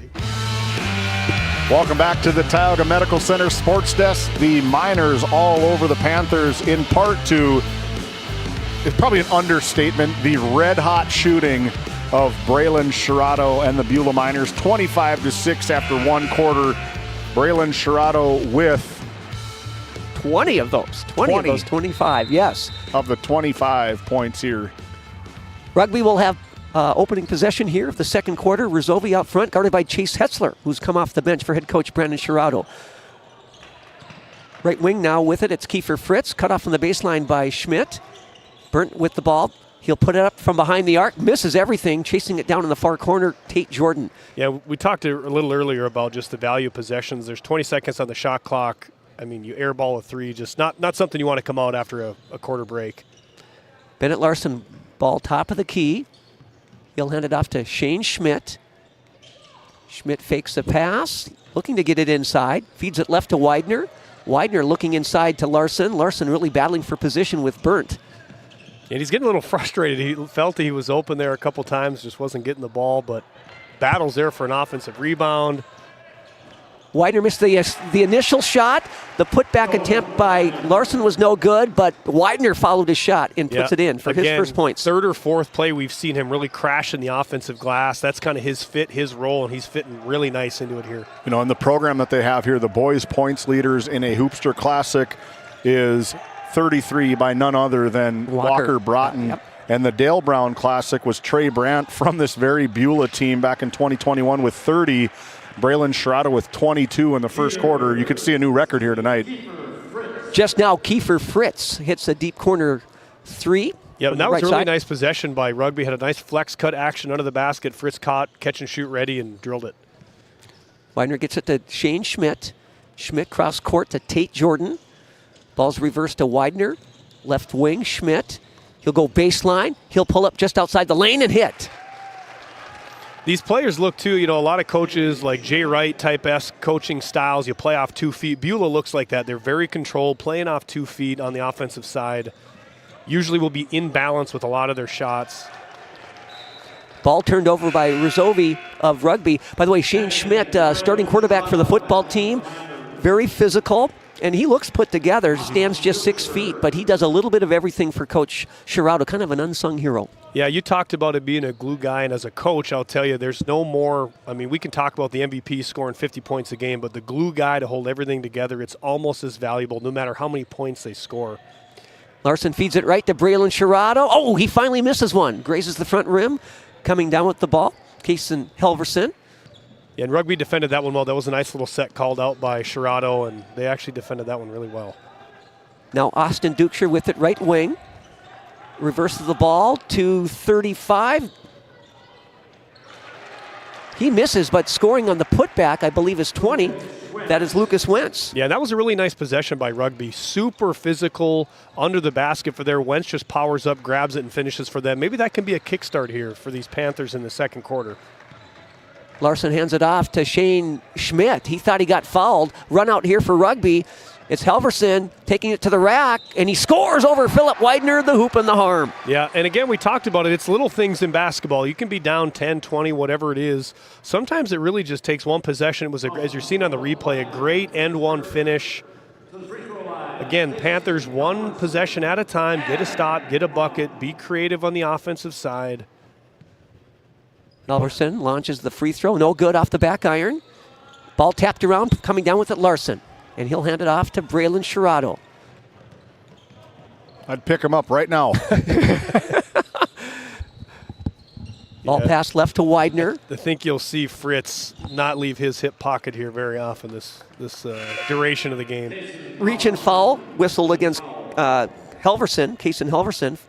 First personal, I believe. Third team foul. First team foul of this second quarter. Inbounding from the far sideline, Braylon Schiraudo. And again, keep your eye on it. They're switching up. Fritz going out. Halverson now is going to be guarding Schiraudo. See if he can maintain what they've done here to start this quarter. That was a nice inbounds play. It looked like Bennett Larson just kind of made it harder than it needed to be. Just turned the wrong way trying to go find the ball on the nice pass. Dukeshire with it. 35, misses off the front rim. Clearing the rebound, Braylon Schiraudo. Quick outlet to Shane Schmidt. Yeah, and that was really close to going. Again, a nice little possession by Rugby just to get something going. Hopefully they can get one to fall. By the way, we have a mystery player for Rugby. 35 is not on our roster, so I'm not sure who that is. Scoring inside, Philip Widener. Yeah, and Widener just seems to be, you know, obviously haven't watched every Beulah game this year, but right place, right time kind of player, and those are the ones you love. They work really hard. Well, I'll tell you what, last year as an 8th grader, he held his own against bigger defenders, and he rebounds and runs the floor exceptionally well. So he's always in the right place at the right time. Yeah, and he looks like, you know, we talked about Widener, or excuse me, not Widener, Schmidt being put together. He also, as a for a freshman, he looks like he's put together too. Sometimes that helps a ton early in these guys' age. Tree trunks for legs. Yes. And by the way, a knifing drive to the basket using the offhand, Braylon Schiraudo. So he's got at least 22. And he can score within the 3-point line. Yes, and with either hand, absolutely. Halverson being pestered by Philip Widener. Left of the key, bounce pass inside to Dukeshire. He'll miss the turnaround. The ball just kind of hung there in the rim. It almost looked like it was going to be stuck for a jump ball, but kind of rolled right back through. Okay, now Benny Shirato spins to the rack and scores with the scoop shot. You know, we talked about him, you know, that when he got that end one, you play with pace as a point guard, and that was a really nice example. He got penetration, ate up the defender, got him on his hip, made the spin move, and with a crafty finish. A crafty finish it was. 22-point lead for Beulah now at 35-13. 2:40 left in the opening half. And hitting the turnaround fadeaway jump shot, number 5. That is a Keeson Helverson. Yeah, that was a really nice possession by Rugby. A couple good passes. Again, inside out. Hit that nice little jumper that he's capable of doing. Braylon Shirato dribbles off a screen and scores again with the left hand. Changes pace. Yep. And an older brother maybe taking a few cues from younger brother there. But again, nice finish by Shirato. 37-15, 2:22 to go. We're going to take an LPL financial timeout. We'll be back. When you have financial questions or ideas, you need someone to listen and provide insight about your options. Shiloh Chavez and her team with LPL Financial can review your specific situation and help create a strategy unique to you and your goals. Give her a call at 701-842-4244 or email at shiloh.chavez@lpl.com.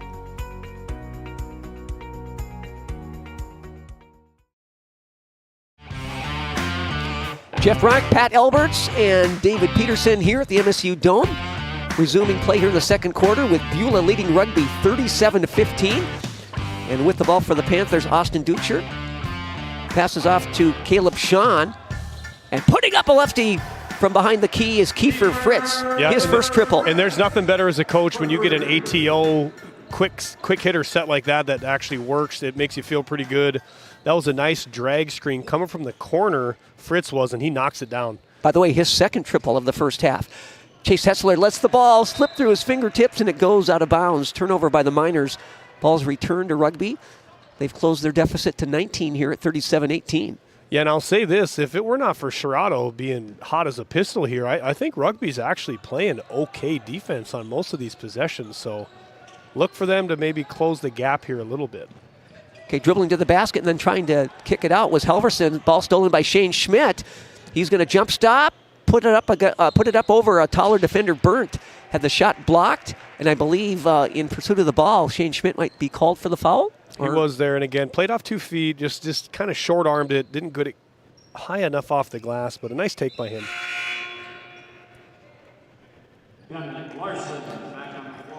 Second team foul on the Miners here in the second quarter. Just a minute 34 to go until halftime.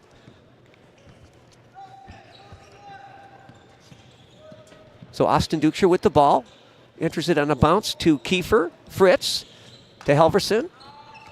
Top of the key, Fritz. And he's fouled. Again, kind of tough to defend those lefties, right? When you're accustomed to. And I've always said this, I don't know what it is. Lefties just have like this little knack at getting just a little bit of enough of a first step. I don't know why. Like you prep for it as a coach. You talk about, hey, he's left-handed. Don't forget he's left-handed. But I've coached a lot of left-handed kids. I've coached against left-handed kids, and they just seem to have that extra little quick first step against most defenders. Braylon Shirato's just picked up his second foul, so he's come out of the game, and he's been replaced by Beulah's defensive stopper, sophomore Cooper Martin. Yeah, Cooper Martin hasn't played yet, but again, some good minutes opportunity for him. Up with a comfortable lead, he can kind of flex his muscle on both sides of the floor with some extra minutes. Okay, Benny Shirato signals a play. He's going to launch one of his own. Misses online, but long. Chase Hetzler with the rebound, kicks it back out to Benny Shirato. We've reached the 1 minute mark here of the second quarter. Shirato, left elbow, rises up and hits it. Yeah, and that mid-range game is tough. I know it kind of gets lost today's age with these kids. Want to shoot a lot of three-pointers, but that mid-range, people can live there and score a ton of buckets. Okay, now with the ball, Rugby's number 5, Jason Helverson. Now it's Burnt putting one up. He'll miss wide. But it's Helverson there with the putback. That's no good. But cleaning up is number 1, Caleb Shawn. Yeah, and again, Rugby playing with a ton of effort. I know they're down 19 right now, but you wouldn't know that the way that they're playing. They're playing with a ton of effort. Really good putback there by the Panthers. If they can get a stop here and maybe get a bucket, close this thing to like 17, they're in business. Okay, 20 seconds remaining. Chase Hetzler dribbling out front. Still on the bounce in the center circle. He's going to flip it to Tate Jordan. 8 seconds, 7 seconds. Now Benny Sherrato. Sherrato dribbles to the top of the key, gets to the right elbow, kicks it left to Bennett Larson, and he shuffled his feet before he launched that shot. Traveling is the violation called against him. 1.2 second left. Just enough time. They're going to get it at the 27-foot line, so they're going to get enough chance here for a lob and a shot. Halverson will get it in to Sean, and he comes up short from deep range. And we've played one half here at the MSU Dome in day one action of this Dale Brown Hoopster Classic, with the Beulah Miners leading the Rugby Panthers 39-20. You could put your dog in charge of deliveries, but maybe don't. You could plant your field by hand, but maybe don't. You could point in any direction and randomly choose a bank, but maybe don't. Cornerstone Bank offers high-tech, high-touch options when you want efficiency or need advice. Get the best of both, banking the way you want it. Come to Cornerstone and let us prove the difference. Yeah, let the Sherrato kid get going, and he can't do it. Hey, we're here at just a little quick halftime. I'm caught up here with head coach Rizvi. We talked off air just a little bit.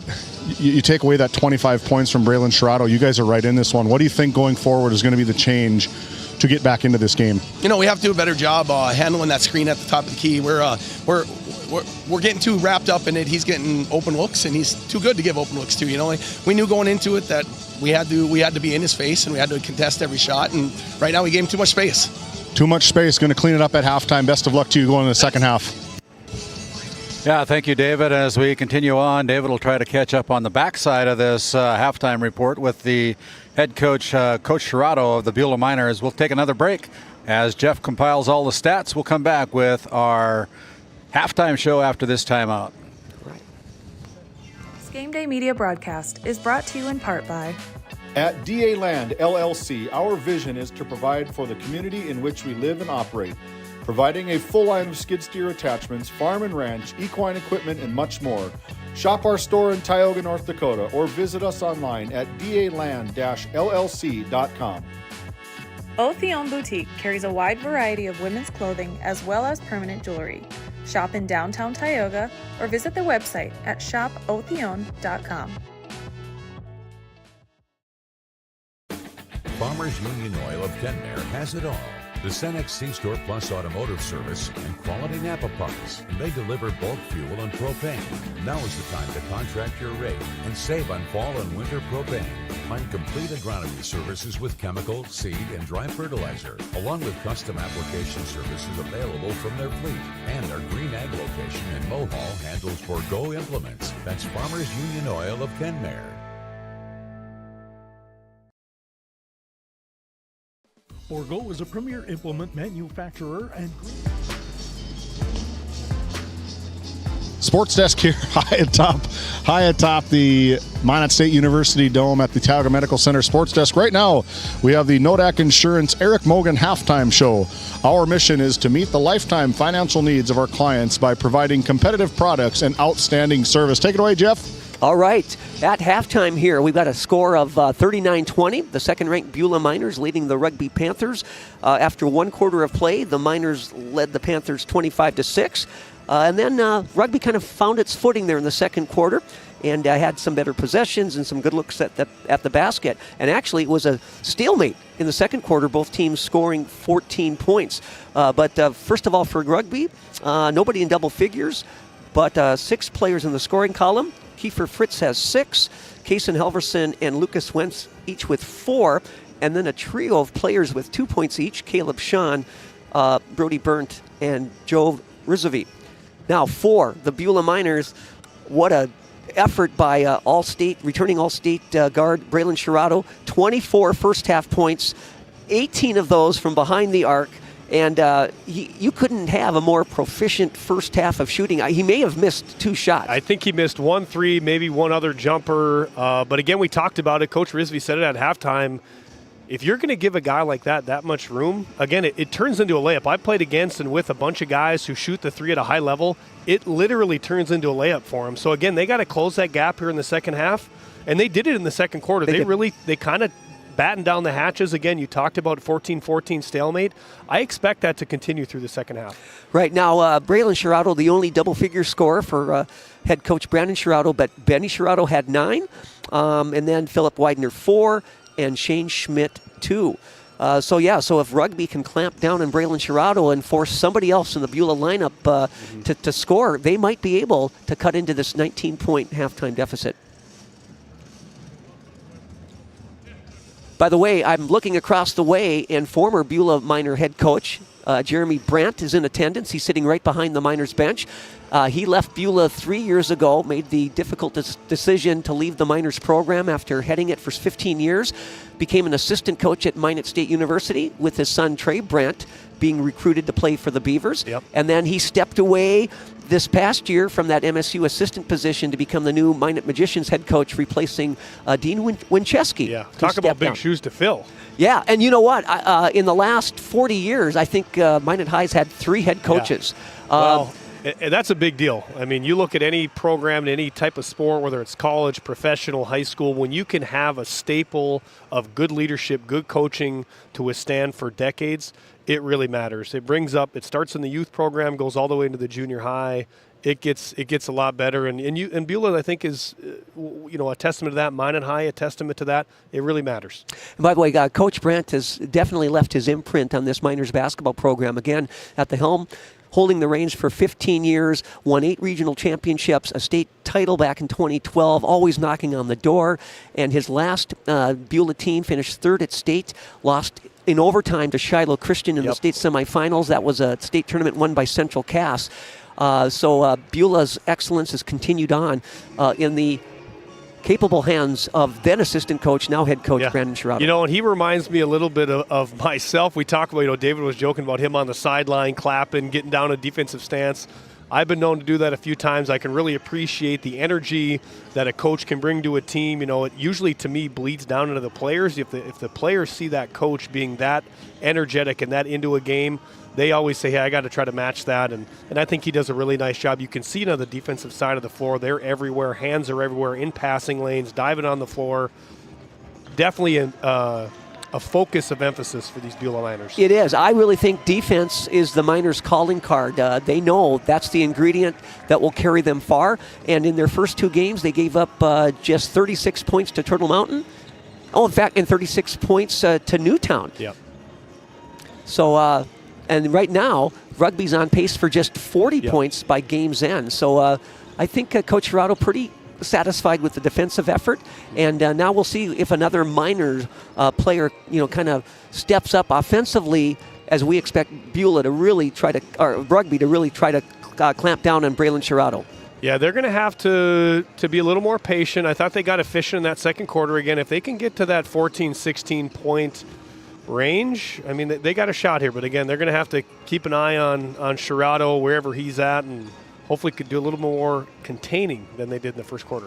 Time now for our Faces in the Crowd, sponsored by Skin by Legacy. You can find them at legacyhealthclinic.org with locations in Stanley and in Tioga and in Minot.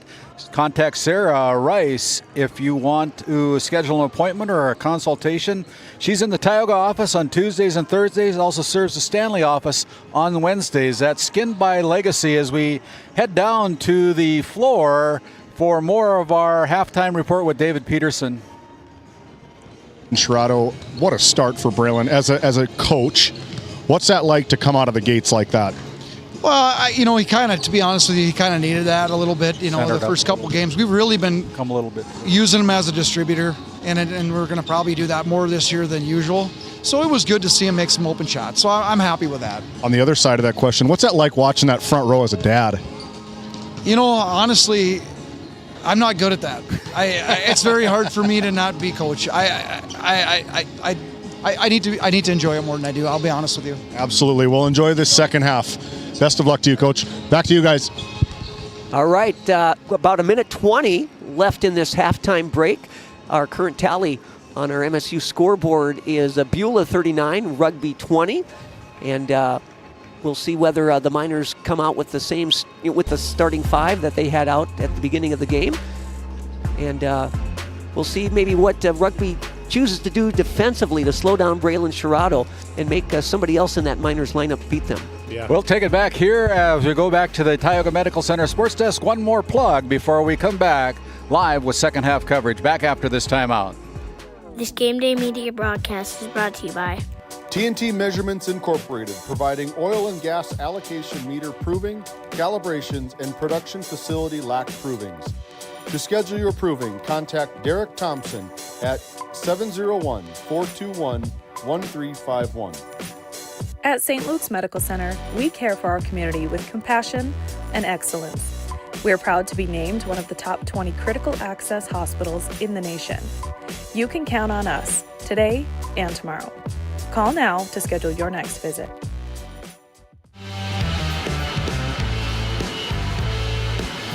All right. Moments from this game at the MSU Dome resuming between Beulah and Rugby, with the Miners holding a 19-point advantage over the Panthers at 39-20. And it looks like Beulah's coming out with its original starting 5, Shane Schmidt, Braylon and Benny Sherrado, Philip Widener and Bennett Larson. And I think likewise for Coach Rizzovi of Rugby. Yep. Braylon Sherrado with the ball. Another high screen. Look at that, early on already, getting the contest out, both jump shots there. And Braylon Sherrado actually got a pretty good look at that one. He just came up short on that delivery of the ball. He did, but they closed out well, both of those. You can tell that was a halftime speech to say, guys, close out, nothing easy for him the rest of the way. All right, with the ball for Rugby is Lucas Wentz. Passes off to Dukeshire, left wing. He'll reverse the ball to Brody Burnt. Now it's Kiefer Fritz, right wing, closing out on him. Shane Schmidt. Fritz will dribble inside the arc. Bounce it to Dukeshire, to Burnt. Inside to Fritz. The lefty puts it up. Leaves it a little bit short on the glass. And last touched by a Beulah defender. The ball will stay with the Panthers. And that was a good post touch. Nice kind of gather by Fritz. He got a little leaning backwards a little bit. You'd like to see him try to push that up vertically instead of leaning. Fritz is the trigger man in the inbounds play. Lobs it out front to Halverson. Halverson dribbles to the left of the key. Guarded by Philip Widener. Widener does a great job of staying on his feet. Missing the 3 top of the key is Fritz. Coming away with it, Sherrado. Braylon up ahead to Schmidt. Gave up a layup to feed it to Philip Widener. A very unselfish play by the senior Shane Schmidt. And that's exactly what you want to see as a coach. You know, we always talk about a pass is worth more to me than the shot that is made. Because that pass means you're unselfish, you're hitting your open teammate. You saw it there with the Miner possession. And a steal by Benny Sherrado. He'll dribble into the front court, a little change of pace dribble, spins to the lane, no look pass to Widener. The beautiful dish, the dime by Benny Sherrado, and scoring on the other end of that, Philip Widener. Yeah, and just a tremendous no-look pass, rim running by Widener. Excellent stuff there by the Miners. All right, Dukeshire with the ball, being hounded by Benny Sherrado. Pivoting, passes cross court to Brody Burnt. Burnt defended by Bennett Larson. Ball's delivered right, and it eludes number 20. That is Lucas Wentz. Braylon Sherrado kicks it left to Benny Sherrado. He went airborne, and Pat, you're already calling it from up here. Traveling violation on Benny Sherrado. You don't see it often. I think the refs kind of got fooled by it a little bit, but yeah, you leave your feet. You can't. You can't go down and dribble. Worth a shot, though, I guess. It's better than getting blocked. Dukeshire now dribbles into the front court, picked up by Benny Sherrado, fires it left to Burnt. Burnt bounces it inside to 20. Wentz out front to Fritz. Left baseline's Dukeshire. He'll put up a 4th shot. Falls short of the mark. Rebounded or pulled down by Braylon Sherrado up ahead to Philip Widener. Kicked out to Benny Sherrado. He'll dribble off a Larson screen, who tried to lob it back to Larson, deflected. Yeah, it looked like he got grabbed almost in the arm as he was trying to get that pass off. That's what kind of caused him to be off balance, but the refs didn't call it, so hey. Dukeshire came away with the ball, and I think we had a foul whistled against 23, Bennett Larson. First personal and first team foul of the third quarter. Right wing with it, Kiefer Fritz. He's going to lob it inside, intended for Burnt, but he was kind of walled off by Bennett Larson. And Larson and then Schmidt even on the perimeter, that's actually what really causes it, is that perimeter pressure. Challenging really, the pass. Yes, it really negates that lob. It's really tough to get it there, and Schmidt did an excellent job there doing that. Braylon Sherrato dribbles into the front court. Passes to Larson, top of the key, Benny Sherrato to Braylon Sherrato. Always gets those feet set, ready to shoot, but he feeds it inside to Larson, who does everything but finish, gathers up his own miss and scores off the window. And that's always good. That's a rebound and 2 points, even though you missed it on the first one. First 2 points for Bennett Larson, by the way. Now Halverson with the ball. Goes cross court to Dukeshire. Yeah, and it's tough here. Just not a lot of movement by Rugby. I know that there's a lot of pressure by Beulah, but a lot of standing and watching, to me, stuff you can't do against a pressure defense.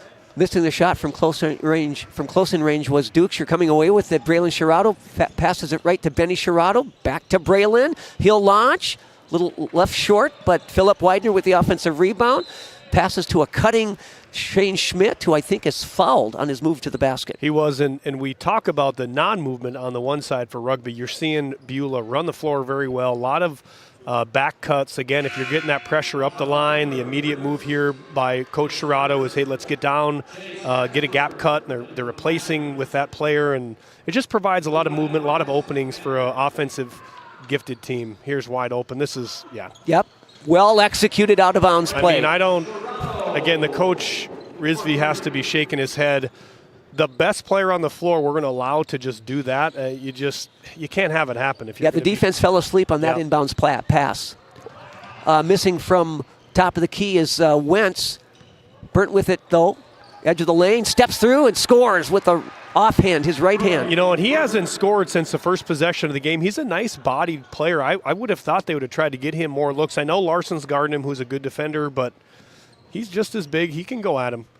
He's launched a few from the perimeter, but come up short on those. Shane Schmidt looking to hand it off to Braylon Sherrato. Sherrato put the ball on the deck, fouled from behind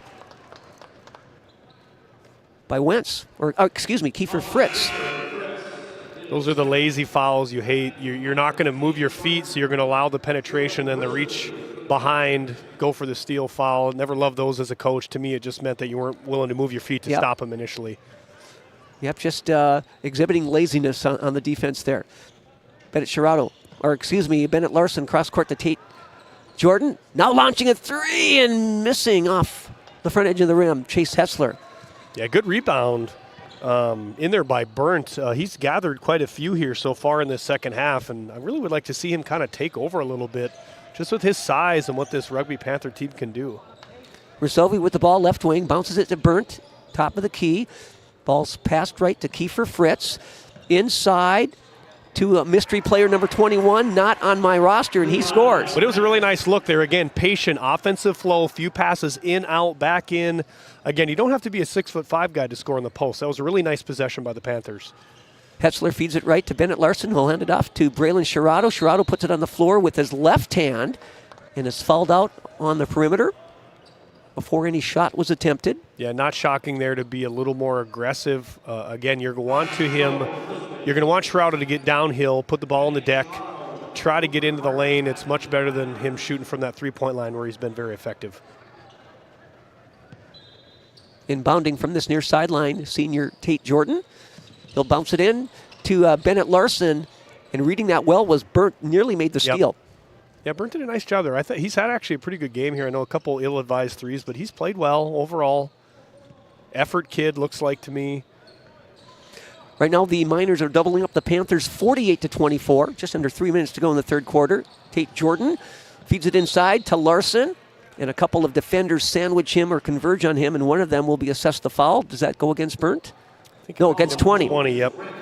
Wentz. That's Lucas Wentz. You know, again, just try to get vertical on the defensive side of the ball there. It's really easy, again, for me to say that from here. But defensively in the lane, especially, we want to get vertical. We don't want to bend anywhere at the waist or the arms. A traveling violation whistled against the Miners. Yeah, a couple possessions here, minus that wide open three from Sherrato. A little loose, I would say. Coach Sherrato, I would imagine, if they have one or two more of those, I expect a timeout to calm everybody down and say, guys, run our stuff under control, because they look a little out of control right now. Rizovi being pestered by Benny Sherrato. Passes right to Burnt inside to number 21. Had a shot blocked from behind, but a foul whistle against Chase Hetzler, I believe. Yep. Number 2, first again, personal. Inside out look by the Panthers, slow and steady. Again, look maybe like a clean block, but nonetheless, refs call a foul. You got 2 free throws. First shot missed. And again, 21 is not listed on my roster, and I could not hear the PA announcer, his pronunciation of the name. But 1 of 2 at the charity stripe. And Panthers here look to add a little bit of pressure, a little bit of a 2-2-1, just to cause maybe an errant pass or 2. They'll drop back into man coming through half court. Good job in the press breaker, though. And then as I say that, I think Benny Sherrato, in receiving the pass, stepped on that far sideline. You know, and you don't see that a lot in normal games, but when I watch games at the Dome here, this happens more often than you think. It's just a little bit different size of court the kids just aren't totally accustomed to. All right. Rizovi spins on Hetzler. Ball knocked away by Hetzler and stolen, and then Hetzler alertly throws it off the leg of Brody Burnt to force the turnover. Great effort play. Sherrato, those are the ones you go back and watch the film. He's going to give that one a plus to say excellent effort with the steal and the throw out of bounds. Those are the ones you love to see. Coach Sherrato got solid minutes there from reserves. Chase Hetzler, Tate Jordan, and Cooper Martin. Now the starting 5 back on the floor for the Miners. Braylon Sherrato, dribbling left-handed, will dribble off a Larson screen, and a foul whistled against Lucas Wentz, I believe. Nope. Burnt? No, it was Wentz. Yeah, trying to tighten things up on Sherrato. Unfortunately, sometimes when you do that, you kind of get a little too close, you get a little too excited, causes for the foul. And with exactly 2 minutes left in the third quarter, the Miners are in the double bonus here. And Braylon Sherrato makes the first of 2 free throw attempts. And this is a tough part, too, with a player like Sherrato. Very capable shooter, as we've seen. He can get into the lane, but also just a really good free throw shooter. You know, as players develop, as I just did, the announcer jinxed him, got him. It's a place you could really add, 6 to 8 points per game when you can really get into it. Maintaining control of the ball, though, Beulah, Benny Sherrato to Braylon Sherrato inside to Bennett Larson. He'll muscle it up and score. Yeah, and that's just a mismatch nightmare for Fritz. You're giving up, got to be close to 40 pounds, a couple inches. Not much you can do if he's going to get that type of space. We credit Braylon Sherrato with the assist. And, just powering that ball up was Bennett Larson with his 6'7" frame. Launching a 3 and having it spin out is number 2 of the Panthers, Eli McNeff. And it's now Braylon Sherrato dribbling into the front court. 1:22 left in this third quarter. Feeds it inside to Bennett Larson, who established low position in the post. So he was up the floor early. Rebound went opposite of him, and he sprinted to that charge circle, and he set up shop. Again, there's not a lot of size with Burnt off the floor here for the Panthers. I expect Beulah to go back to that. Another connection between Braylon Sherrato and Bennett Larson, and a wild reverse layup attempted by Jove Rizovi. Now Benny Sherrato, great feed to brother Braylon! Sherrato to Sherrato. Another no-look pass delivered by Benny. Yeah, and here the replay shows it, just a late rotation, but an awesome passing cut. That's elementary school stuff that I just think isn't probably done as much on a high school level as we need to see. Just a pass, cut, option, give and go type of look. Give and really go, nice. yep. Hitting the turnaround jump shot, Brayton Solom, number 15. And I will say rugby's been getting some looks. They haven't been able to cash in on some of them. They had a few 3 goes in and out. I wouldn't say this has been a terrible quarter for them. They just can't get one to fall. They got to compound and stack up, and they're just not getting them. Good observation, Pat. Now, Braylon Sherrato will feed it left to Benny Sherrato. Sherrato, a little change of pace, a little hesitation. Missed the shot, put back by Philip Widener is no good, at least initially, but the second one falls right before the buzzer. Yeah, and you'll see on the replay here again, we talked about Widener and that second effort type of player he is. Here's a great example, gets the offensive rebound, misses, grabs his own board, puts it back at the buzzer. 2 easy points for the Miners. So after 3 quarters here at the MSU Dome in this Dale Brown Hoopster Classic, it's Beulah by 30 over Rugby, 57-27. At Souris Valley Dental Group, we've been using modern treatment techniques and products to help families smile since 1968. Voted as the #1 dentist in Minot, our team of expert dentists combine their unique areas of expertise and their experiences to create treatment plans that help each individual patient meet their goals. Contact our dental office at 701-419-8900 or visit surrisvalleydental.com to schedule an appointment today. You can count on us to keep your family grinning from ear to ear for many years to come. Okay. Okay, we are back at the MSU Dome with fourth quarter action in this inter-regional Division A matchup between Beulah and Rugby. The Miners leading the Panthers by 30, 57-27. Rugby has the initial possession of the fourth quarter. Kason Halverson with the ball to number 35. He'll feed it right to Wentz. Wentz feeds it inside to Halverson, back out to Wentz. He sets his feet, he lets it fly, and he scores. Drills that one from about 21. Wentz has had a couple of those that he just has not gotten to fall, and that was a really good shot by him. Maybe that can spark him. Now, the bad thing is quarter started at 30, so the clock is going to continue to run. Doesn't matter if they get it down to 1 point. The clock will run the entire way here, which is not good for the Panthers. Good point. Benny Sherrato gets it to Widener. Ball handed off to Braylon Sherrato. He's going to split a couple of defenders and uses that left hand. Doesn't make the shot, but keeping it alive is Shane Schmidt. Out top to Benny Sherrato. And he's fouled. I think that will go against Wentz, number 20. No, Austin Dukeshire, number 13. Yeah, and it's just tough. Rugby, again, easy to sit here and say this, but they're just late on some rotations. Feet are a little slow. Bennett Larson going to work. Misses from close range. Burnt with the rebound. Yeah, good defense by him, too. Kind of got physical, able to go get that rebound by Burnt. Wentz will hand it off to Dukeshire. Swung left to Halverson. Inside to Burnt. Burnt faces up on Bennett Larson, who holds his position. Ball's passed across the lane to 24, and then inside to Dukeshire. Yep, and a really nice cut. Again, we talked about the patience, right? Patience by Rugby they needed to have, okay? This is something I wish we could have saw a little bit in the third quarter, because now they're starting on a 5-0, 5-0 clip here against the Miners, and might be too little too late. By the way, that was Wentz with the assist to Dukeshire. Directing traffic now, Braylon Sherrato, guarded by Halverson. Ball's lobbed to the high post. That's Bennett Larson. He'll flip it to Benny Sherrato. He's left wide open, and he's going to make Rugby pay for that. And that was deep. Sometimes when they're letting them fly from that deep, not much you can do. That was a really nice shot. Tip your hat to the shooter, right? Yes. And a push-off foul whistled against Philip Widener, I believe, number 24.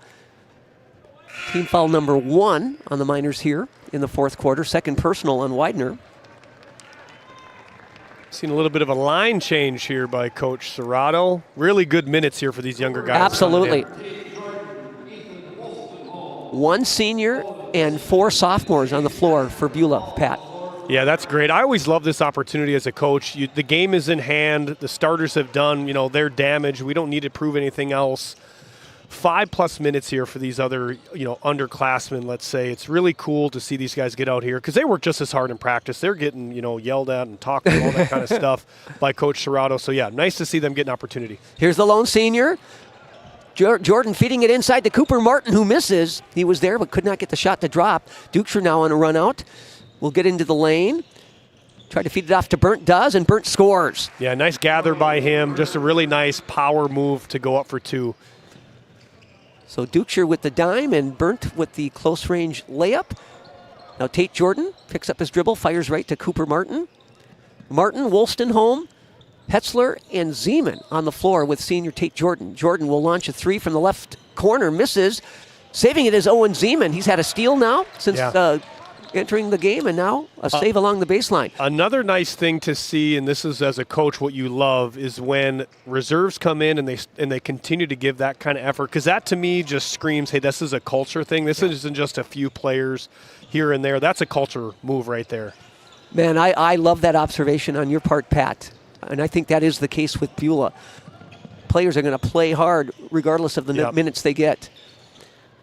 Giving up a shot was Tate Jordan. He'll kick it out to Owen Zeman, who misses short on a 3 from the left wing. Ball bounced into the backcourt. Retrieving it is Zeman. Yeah, and I'm surprised they didn't Zeman gets a step on the defender, Halverson, and will score on a leaner in the middle of the lane. Nice penetration. Yes. Nice penetration, and their lane kind of opened up. Again, another little bit of a late rotation by the Panthers. Good finish. Dukeshire gets to the baseline, stopped by Hetzler. He'll get the nice bounce from about 10 feet out. Austin Dukeshire. Yeah, and just possession before, same kind of thing there. Control with the dribble. Really nice lane. Control, good finish. Just now, Chase Hetzler led Cooper Martin just a little bit too far with that pass from half court. Ball goes out of bounds, awarded to Rugby. 26-point differential on our scoreboard. Beulah 62, Rugby 36, with the continuous clock here going in the fourth quarter. Yeah, and you'll see a few more subs here. Rugby again kind of getting their main players out. Fritz still on the floor, though. See if they can get him a couple more buckets. Now with the ball is number 1. Number 21 takes it to the rack and scores. And he's our mystery guy. Wish we had his name, but he's had a pretty nice game. I like his effort. Really nice couple post-up touches he's had. Good finish there. Kind of an acrobatic shot. Good body control. Now Wolstenholme tried to feed it back to Chase Hetzler, knocked out of bounds by 21. Ball will stay with Beulah. David Peterson pointed out to us that Braylon Sherrado closing in on the single game scoring record of this Hoopster Dale Brown Classic. 33 points accomplished by Walker Broughton of West Hope Newburgh, but I don't think Braylon will get it because he'll be on the bench for the remaining 2 minutes with 30 points. Yep, and you know what? Talking to Coach Sherrado, obviously Braylon being his son, I think they're absolutely okay with that. Yes, I have no doubt that is the case. We talk a lot about we talk with the boys. Now I'm coaching the girls in Tioga. I think he has the same message.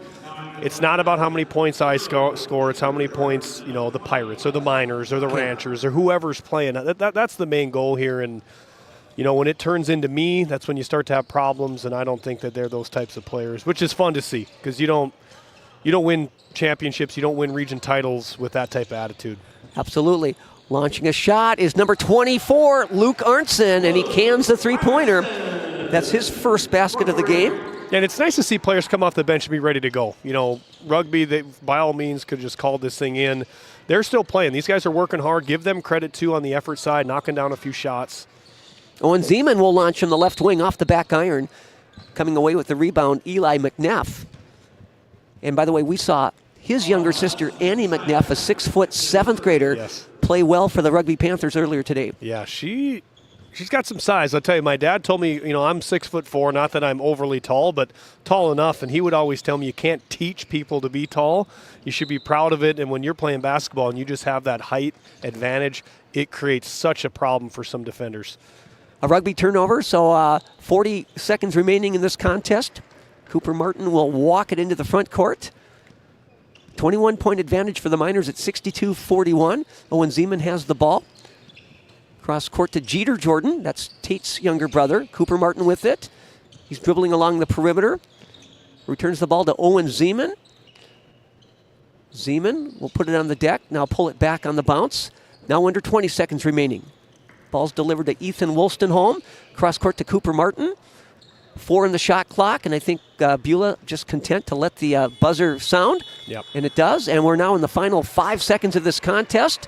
I don't think there'll be a final possession here as the horn sounds, and we've gone final from the MSU Dome in day 1 action of the Dale Brown Hoopster Classic, and in very impressive fashion in a matchup of Division A teams. It's second-ranked Beulah defeating Rugby 62-41. We'll be back with more on GameDay Media.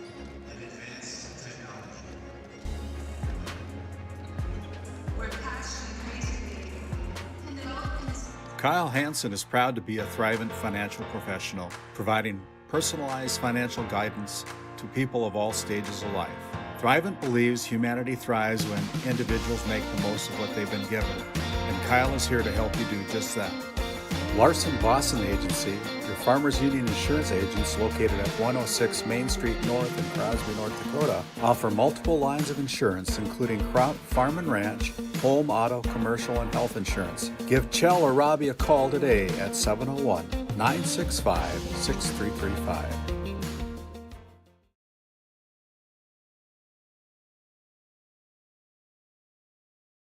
Are you an enthusiastic sports fan? Want to have fun and get in on the action? Heck, yes. That'd be awesome. Have great attention to detail? Want to stay active? Definitely.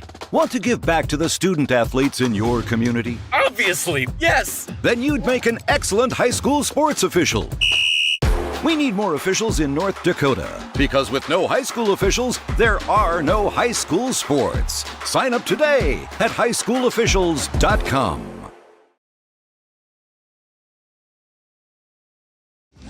As we come back with our First International Bank and Trust Player of the Game, as well as our Lindsay Grocery Coach's comments. Take it away, David Peterson.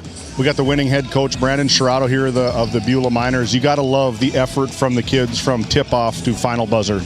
I do. You know, we just really want to play hard every night. I just think that above and beyond anything, I just want our guys to play hard, and for the most part they do. And I love the effort that they're going to be able to put out there. The defensive effort. I'm gonna call Braylon out here. He said Dad might be a little bit sluggish on this one. We let up 40 tonight on the defensive end. Is that something to be proud of, or are you hoping to hold teams under 40, which is very tough to do? I'm going to be honest with you. I want to keep guys under 40. I mean, you know, I don't know if it's doable, but you know, I think we got the pieces to be a really good defensive team. And we spent a lot of time, you know, talking about defensive coverages and rotations and how we're going to guard people. And I just think that's the one constant that we can always bring to the gym every night. Whether he's hitting shots or not, we bring that. We should have a shot. But, you know, I don't know. That's kind of where we're at right now. So we talked earlier, let's go 1-0 tonight. You did just that. Now, it doesn't get it any easier for the Miners as you look at Monday and Tuesday. I can't remember what order, but it's Devils Lake, the number one team in the state of North Dakota in Division A, and Four Winds Minnewacan, who flirts with being top 5 at times in the polls. What do you know about those two teams? Well, we've had a chance to look at them and stuff. You know, I just got so much respect for both those programs. You know, I mean, you know, and Devils Lake and Kindred have been in a class by themselves for 2 years. There's no other way to put it, you know, and we were all kind of hoping maybe somebody could kind of join the party with them. And we're going to find out if we're even close, you know. I mean, I know we're not going to be scared. You know, we're going to give them our best shot, and they deserve that, and they're going to give us theirs. And I hope it turns out to be a good basketball game. Ultimately, it's not going to matter, you know, for March. It's just it's a good gauge to find out where both of us are right now. For sure. Well, I think you could probably etch your name right next to those into the class of their own as far as Beulah, Four Winds, and Devils Lake. Congratulations to you. Go visit your team. Go enjoy it with your team. I'm going to turn it over now here to our First International Bank and Trust Player of the Game, Braylon Sherrato. Secret's out. He's a good basketball player. Braylon, what did you drink before the pregame? What was said? What people are wondering, man. 5 for 5, ending with 30. I'll tell you a little bit more about that in a bit. I don't know. I'm just grateful that God gives me this opportunity to play basketball, and I got a great group of guys, great coaches. You know, sometimes the ball goes in. The first 2 games it wasn't really going in, so you know, hitting that first one, seeing a couple go through the net, that felt really good. As all shooters probably know, once one goes through the net, it seems to open up a little bit more for you. You're fast forwarding. I asked your coach the same question. What do you guys know about Devils Lake? That is probably going to be all eyes in the state of North Dakota, really being able to showcase what the minor basketball team's all about. Yeah, I'm excited for the opportunity. You know, championships aren't won in December. Nothing, you know, games are won in December, but we're going to go out and, you know, we scheduled them for a reason. We knew they were going to be good. We know where we're at, and we want to be tested, and nothing better than the number 1 ranked team in the state. So we're gonna go see where we're at. You know, win, lose, or draw. We're gonna get back the next day and the next day, and we're just gonna keep stacking. You know, ultimately we want to win every game, but we're just gonna go out and play hard, play Beulah Minor basketball, and let the cookie crumble. A little history for you, my man. 30 points, 7th in scoring in the Hoopster Classic, and tied for first with a guy by the name of Brandt, I believe. Probably know that guy, huh? A little bit. I spent a lot of time guarding Trey when I was an 8th grader, so I know the level of basketball player he is. That's for sure. He's taught me a few things, and I got nothing but respect for Trey. He was one of my mentors. Tied for first in the Dale Brown Classic side of it. Congratulations, Braylon. Excellent job. Go enjoy the victory with your team. We'll see you on Monday and Tuesday. Back to you guys. All right, we're back here at the MSU Dome. Jeff Bronick here along with Pat Alberts, and what an articulate young man Braylon Sherrado is, and a humble man. Yeah. And he was just a joy to listen to in that postgame interview with David. And you're right, championships aren't won in December, but Beulah hopefully will continue to stack wins and continue to improve. But they'll get the stiffest of tests against top-ranked Devils Lake come Monday evening. Yep, and again, sometimes as a coach, it's hard to compartmentalize some of those losses and/or wins against some good teams. Here's the deal: at the end of the day, if we lose in early January or late December, it doesn't really have a ton of bearing for March, okay? It's an opportunity, like Coach Brandt said, to see where we're at, see what we're made of. Let's take their best shot. Let's hopefully give our best shot. And if we come out with a win, we come out with a win. To me, and he said it best, and we preach this and preach this, go play hard, play with effort. If we win, we win. If we lose, we lose. We're going to wake up tomorrow. We're going to either be really happy or really sad. But if you played with effort and you played together, that's all we can do. That's all we can control. Case in point, Pat Alberts, back in 2012, the year that Beulah won the state title, they lost in a late December home game against North Star with Jake Hagler and Daniel Grandy by 25. It was a blowout victory for the Bearcats of North Star. In the state final, Beulah got them by 2 in a game that went right down to the wire. So you learn some things about yourself when you play these top-notch opponents in late December, and it should be a fun game Monday here at the Dome. And I guess we'll recap scoring totals here. First of all, after one quarter of play, it was all Beulah, 25-6, with Braylon Sherrado having 20 of those 25 Beulah points in that first stanza. Stalemate in the second quarter. Both teams scored 14, so Beulah went into the intermission leading by 19, 39-20. Beulah again put the pedal to the metal in the third quarter, outpointing Rugby 18-7 in that stanza to go up by 30 after three quarters, 57-30. Then Beulah took its foot off the gas pedal, scored just 5 points in that fourth stanza versus 14 for Rugby. But that deficit was too much to surmount, especially with a running clock. And in the end, a 21-point Beulah victory. And Pat, just comment on this. Rugby had 10 players in the scoring column. And you think, oh man, that probably translates into a victory. Well, they did, but their leading scorer, Lucas Wentz, with just 7 points, a couple of players with 6 points each, and then a couple with 4 and a couple with 3. So, nobody reached double figures, and that's a testament to Beulah's defense. It is, and you always love as a coach to get that many players in the scoring book. But again, guy getting double figures, maybe 2 in double figures. But again, you talked about the defense. Sherrado talked about the defense. They look like they spend a lot of time on the defensive side of the floor in practice. It showed here, their get out and go, the transition pushes that they showed off of those defensive stops really showed up in that third quarter. They kind of flexed their muscle. And, you talk about them only scoring 5 points in the fourth quarter. Well, the starters were pulled with about 6 minutes left. Nothing to be too, angry about. I know Coach Sherrado said he wanted to keep them under 40. Well, sometimes that's basketball too. Those kids that don't get to play a ton, they got to come out there and they got to learn some lessons as well. And I thought Beulah just controlled early. Sherrado with an awesome game. He plays like that. They'll play with anybody. I'll tell you that much. And trouble is though, hopefully a lot of people are watching Game Day. I'm sure Four Winds is watching this. Devils Lake is watching this. They say, hey, we let him get going. This is what's going to happen. So I expect the defensive coverages to be a little different come Monday, Tuesday. But you know what? Like Sherrado said, bring it on. Let's go. We want to have everybody's best shot. There you go. Now, Braylon Sherrado did lead the minor scoring parade with 30. Beulah, by the way, had just 6 players in the scoring column, but Braylon Sherrado with 30, younger brother Benny with 12, Philip Widener with 10.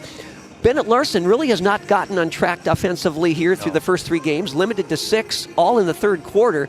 And then, let's see, Shane Schmidt, the glue guy, tonight only had 2. Yeah, but he only needed to have 2. Right, exactly. And then Owen Zeman came off the bench to score 2 in the final quarter. So an impressive victory by Beulah over Rugby. And now we'll kind of look ahead to Monday night. And I think that's the nightcap. I believe so. Yeah, 7:30, I think, tip-off between Beulah and top-ranked Devils Lake. I would guess there might be a fair number of people in this MSU Dome to watch that in person. But if not, watching here on Game Day Media. We're going to send it down to the floor as David Peterson has caught up with head coach for the Velva Aggies, Isaac Sondrel. Take it away, David. Hey, thank you, Randy. I got head coach Isaac Sondrel here, 3-1. Yep. Coming into this holiday break. I've asked about every single coach here on the sidelines. What's it like playing in this Dale Brown Classic versus practicing all Christmas break? Yeah, we actually just talked about that. You know, it took a couple years for us to get in this, and I don't want us to take it for granted. When you get to come in the Dome and play in these games and play quality opponents, like, it's a lot of fun. It's better than being in the gym practicing right now. We need practice, but this is a lot of fun to be here. What a beautiful facility. Beautiful facility it is. This game would never happen. You got Division A versus Division B. What do you know about Hazen? What can you take away, win or loss, from this game? Yeah, you know, I think I'm not going to say they're a year away because I think they've been playing really well. I think they're 4-0 for a reason, but the two-headed monster, Reinhardt and back here, are going to make like us playing those two is going to help us prepare for our district matchups. Those two are really, really good ball players. I put Backy up as one of the best players in Class A, especially out west. And you talked about it just a little bit, district play. Yeah. Where's the Velva Aggies going to land? Obviously, everybody wants to land one. Yep. What is the goal for the Velva Aggies coming into this tournament, or into this season? Yeah, you know, nobody we're going to be any good, which we kind of like that, you know, and we've had a couple decent seasons here. We had a really nice year last year. Now, this group has to go figure out to not be a 4, 5, 6, 7 seed or whatever. If you want to go be 1, 2, 3, we got to lock in better on the defensive side.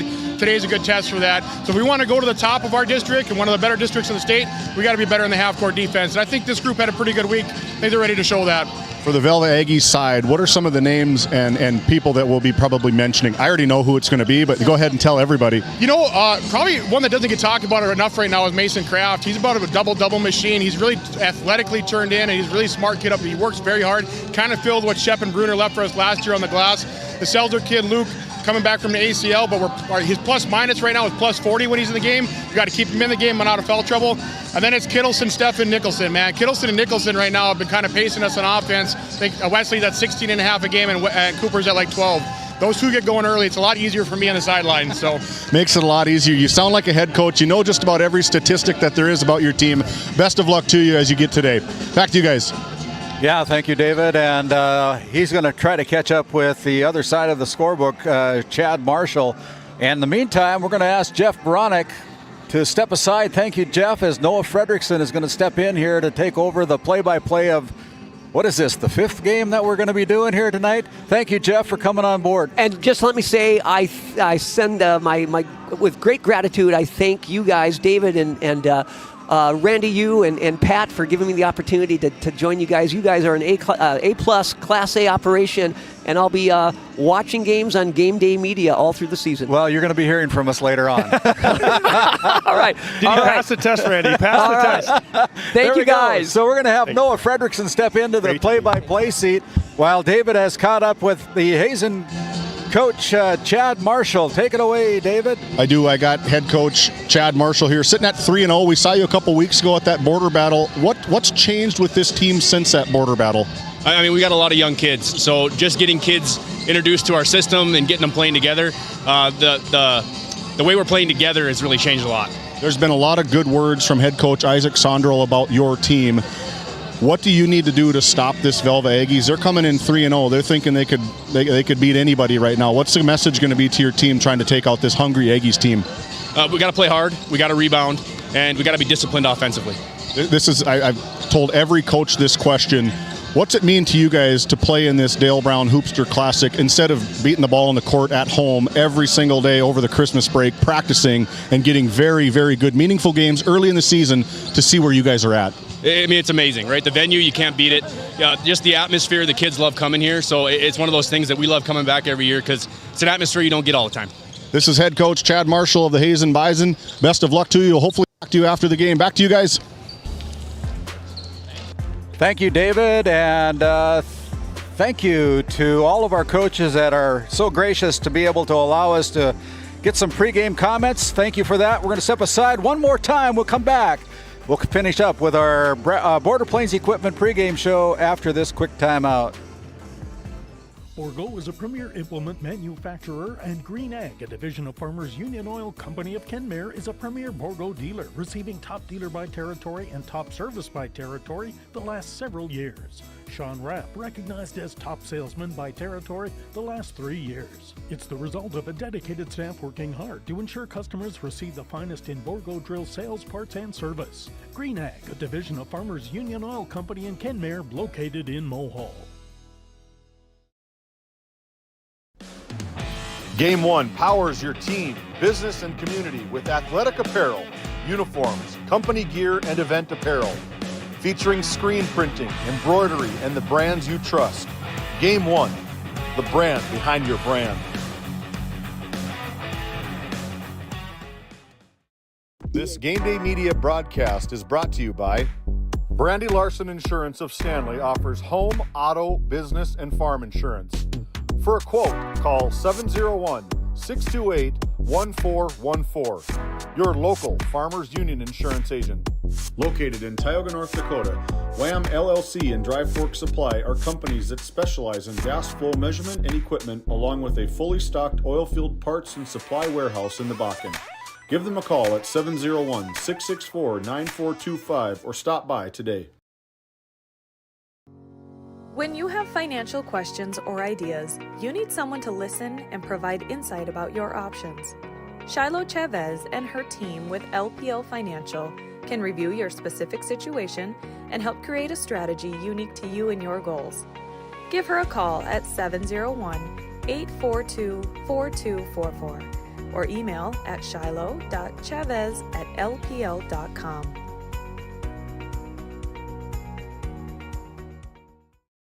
When it comes to finding the ideal Chevy or GMC vehicle in North Dakota, Red Rock Chevrolet GMC is your destination. Going on now, the Chevy Red Tag Sale event offers 0% financing on Equinox, Trailblazer, and Silverado. Chevy 1500 Silverado rebates up to $7,000 or 0% financing for 36 months. GMC Sierra 1500 rebates up to $7,000 and just announced a $3,500 trade-in rebate. Find these and many more deals this month at Red Rock Chevrolet GMC. With service, parts, and sales help all under one roof, you'll never have to look elsewhere for your automotive needs again. Visit us in Williston or online at redrockchevygmc.com.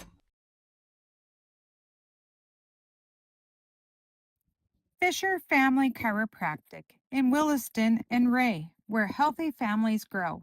From pregnancy to infants to grandparents, our gentle, natural care keeps your whole family aligned, active, and feeling their best.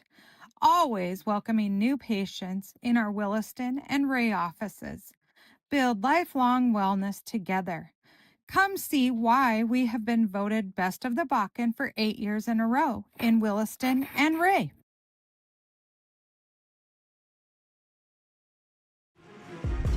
Hey, welcome back into the Border Plains Equipment pregame show.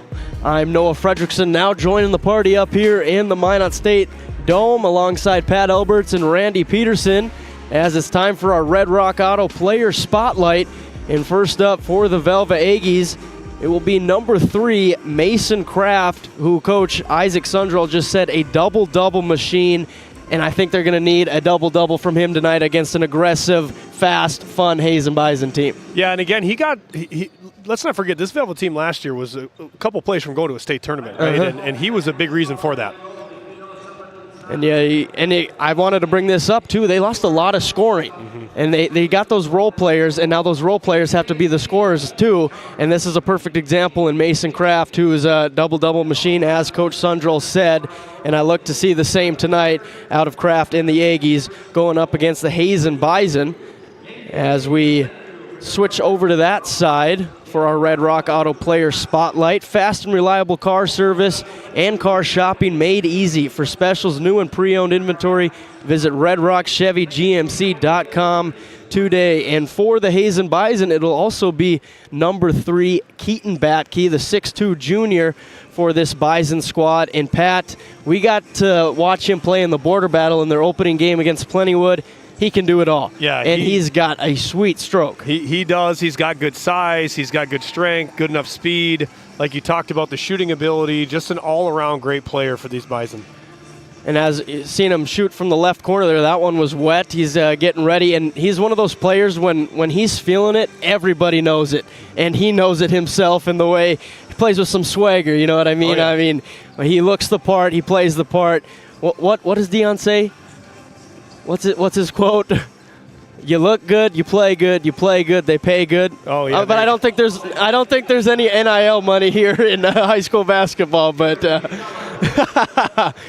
But that'll be your Red Rock Auto Player Spotlights. Not sure those two will match up much tonight, kind of playing different positions. What I think it'll be Mason Kraft versus Jaron Reinhardt. He's kind of more the forward scorer for this Bison team, the 6'1 senior. They played against Plentywood, like I said. Those two combined for, I believe, 54 points out of the 78. So their offense goes as those two go. As I think it's about time to send it down to the PA announcer. And our home team on the scoreboard, the Velva Aggies. Let's meet the Bison non-starters. Bennett Kilwine, Magnus Obenauer, Gavin Schwab, Cortel Beyer, Brexon Kaler, and Brody Vanenwagen. They got it, Vanenwagen. And now the non-starters for the Velva Aggies. Kason Larson, Cage Cambites, Jarius Broughton, Jack Nelson, Brayson Hammer, Micaiah Hines, Eric Euland, and Matt Bryant. And now the starting lineups for Game 5 of the Dale Brown and Hoopster Classic.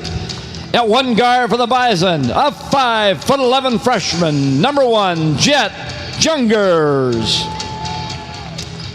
At a point guard for the Aggies, a 5'11" junior, number 5, Wes Nicholson. The other guard for the Bison, a 6'1" senior, number 2, Jaron Reinhardt. The other Aggies guard, a 6'1" senior, number 2, Cooper Kittleson. At one forward for the Bison, a 6'2" junior, number 3, Keaton Badke. At one forward for the Aggies, a 6'2" senior, number 12, Reese Steffen. The other Bison forward, a 6'2" junior, number 12, Adam Novak. And the other Aggies forward, a 6'2" senior, number 3, Mason Kraft. In the post position for the Bison, a 6'1" freshman, number 40, Carter Johnsrud. And the post for the Aggies, a 6'3" senior, number 14, Luke Selzer. The Bison are head coached by Chad Marshall, assisted by Greg Badke, Aaron Wick, Mason Wick, and Shane Block. The Aggies are head coached by Isaac Sondrel, assisted by Matt Roberts, Charles Colby, and Luke Selzer. Ladies and gentlemen, the North Dakota High School Activity Association has sanctioned our officials. And our officials for this ball game on the north end of the court, Mr. Perry Olson. On the south end of the court, Mr. Jason West. And at center court with the basketball, ready to get us started, Mr. Matt Yale. Thank you to our officials. As our great PA announcer just mentioned, our referees tonight, Matt Yale, Jason West, and Perry Olson, as we get ready for our Northwest Therapy Services tip-off. Basketball! For the third to last game here of the Dale Brown Classic. That was your starting lineup, sponsored by Patriot Fields, located on Highway 2 between Alexander and Watford City. And it's a turnover right off the bat for the Aggies, going to Reinhardt. Now over to Novak. Thought about the deep three, but he was too deep. Foot was on the line, and turnover to turnover. You know, we had a situation like this Beulah had the last game. I talked about it. Most games, you don't see kids stepping out of bounds, but for whatever reason on this court, just the court awareness spacing just kind of gets lost, and you see a few of those every game. Well, usually the lines are a little thicker, and they're thin lines, and apparently that's a little bit of an adjustment, as also the three-point line being so deep here at the Dome. As Nicholson almost got it poked away. Kicks it back out to Steffen, who's going to drive middle. Finds Kittleson in the short corner. Step back, fade away. You're going to wave off the shot. It's a nice shot that he made, but it's going to be on the ground. It looked like he was into his gather unless they called it just immediately on the closeout, which Perry must have called it on the immediate closeout. Kraft will inbound. Gets it way out to Steffen. Hand off to Nicholson at the Beaver logo. Novak switches on to him. Nicholson to the hoop, banks it in for 2 for Wes Nicholson. Yeah, kind of that slow Luka draw into the lane and really nice finish off the glass. Yeah, just so smooth, so strong. That's a tough finish from the 5'11 junior. And now Batke wants to answer, taking Kittleson in the post. He puts one up just off the back iron. Yeah, they were with the rebound. They were sending help early. Maybe look for that. Coach talked to Batke about, hey, if you're going to see that help, we got to kick to the help. And that one was off from Luke Selzler. Nice drive, just couldn't finish. And now Reinhardt gets it taken away by Steffen. Brings it up for the Aggies. Both teams a little sloppy to start here. Maybe just getting some nerves worked out. And then we got another stepping on the sideline here for not out of bounds. So 2 in about a minute and a half. Continuing that sloppy play. And I was going to ask you, did you ever play a game 2 days after Christmas? No. You know, I had a few holiday tournaments in my day, but thankfully, no. I don't know how well it would have worked out for me. I know it may not look it if you ever saw me, but I like to eat. So now the Bison looking to get on the board. Kick to Johnsrud. He's going to drive it. Picks up the dribble. Back out to Reinhardt. Batke on the right wing, guarded closely by Kittleson. Yeah, help's coming early again. Great kick. That's exactly what you got to do. Yep. And then fouls the three-point shooter. Never want to do that. And now Johnsrud will go to the line for 3 shots. Yeah, so back here again, we talked about it the first possession. Help came early. He kind of shot through 2 defenders there. Help came. He kicks to a wide-open corner 3. Closeout was okay. Out of control, though. Obviously hit the shooter before he landed. Connects on the first end. The Bison are on the board. Now, Carter Johnsrud, a 6'1 freshman.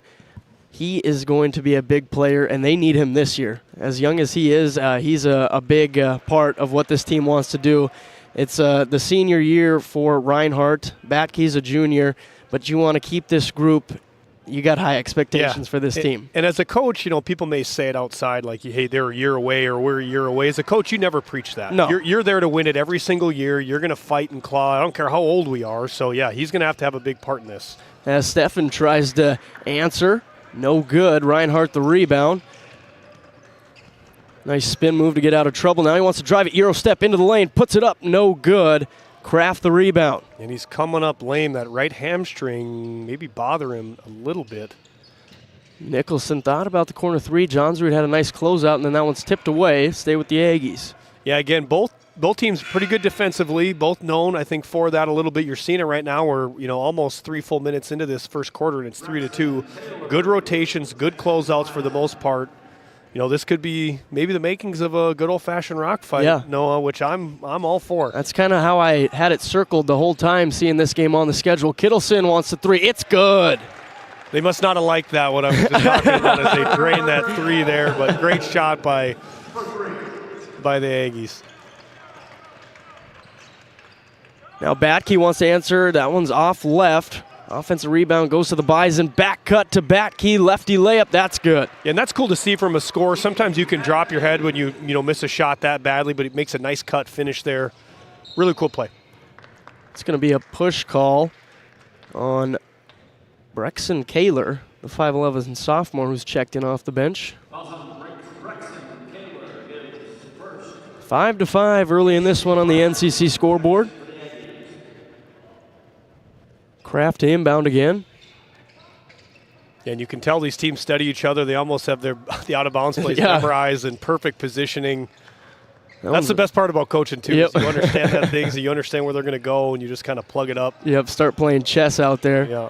Steffen's double-teamed, and that's going to be a timeout called on the floor by head coach Isaac Sundrell of the Belva Aggies. 5-5 early in this one, 4:55 to go in the first quarter. We'll be right back after this word from our sponsors.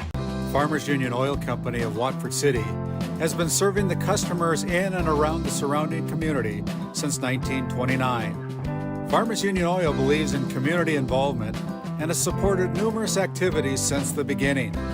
We take pride in giving back to our patrons through dividends and stock retirements. Our customer service should be our top focus to ensure a pleasurable experience for you, our customer. Whether you're looking for gas, fuel, hardware, or just needing to fuel the body, Farmers Union Oil is your one-stop shop.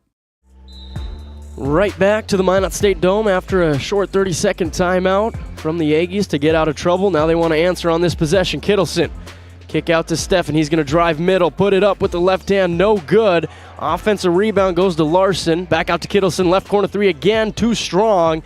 Rebound to Jungers.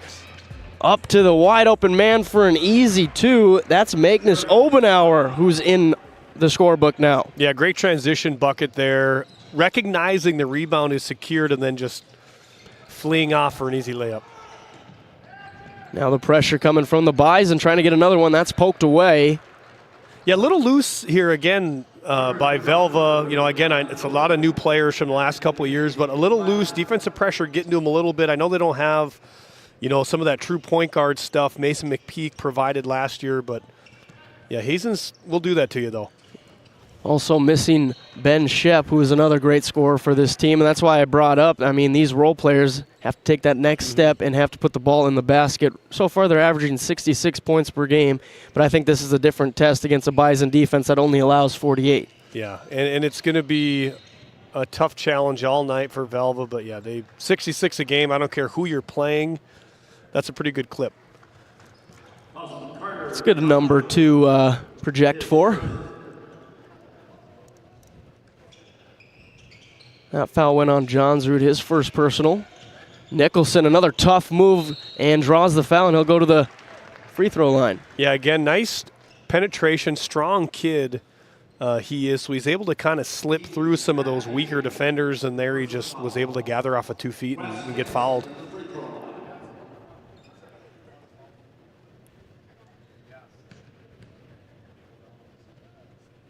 First one is short for Nicholson. I actually know his older brother, Elijah Nicholson. I remember going to camps when I was young, and he was like 8 years old, and now here he is, a junior, playing on the Minot State Dome basketball court. Gets the second one to go. Time's a thief. Yeah, it sure is. Say that. 7-6 on the NCC scoreboard now. Bison hanging on to a 1-point lead so far here. Batke swings it over to the wide open Novak. Three-pointers up, no good. Fight for the rebound. Novak gets it himself. Batke going to drive middle, put up the floater. That one's short. Got his own rebound, tried to put it up again. That time he's fouled. Yeah, just good second effort again by him. We saw him cut to the basket earlier. There was a gather three pump fake right on the deck for a drive. He's just kind of bigger and stronger than a lot of the other guards that he's going to be playing against, so that look for him probably going to happen more often than not. And you can tell the way he wants to get to the floater. He practiced that shot a lot. It's just not dropping so far tonight. Playing on a brand new court. Yeah. You don't play many games in the Dome. And it's tough, especially there's no fans, on either end of here. Usually you're playing in a gym with either a wall there, a stage there. You got bleachers there with fans. It is tough visually, the first couple shot attempts. It is a crazy depth perception difference. That one's off from Larson, offensive rebound. Now Nicholson on the right wing, 3:30 to go in the first quarter here at the Dome. Drive, kick out of bounds, another unforced turnover. Yeah, it looked like, I don't think it was a travel. I think it maybe could have been a jump ball. They let it go. Ultimately, though, Velva with the turnover. Obenauer will check out. Jungers. Yeah, they're going here, a little run and jump, it looks like. This is a pretty classic staple. He thought the ref was his teammate. Yeah, and again, that's what that run and jump does. We talk about it a lot. I'll let you go, Noah, with the timeout. Yeah, that's going to force a timeout. A Nessa timeout. We'll be right back. 3:16 to go here in the opening quarter. Located in Crosby, North Dakota, Brad Johnson Insurance has been helping clients find insurance coverage since 1986. Our team is passionate about serving the community in which we live and pride ourselves on getting to know our clients to best serve their needs.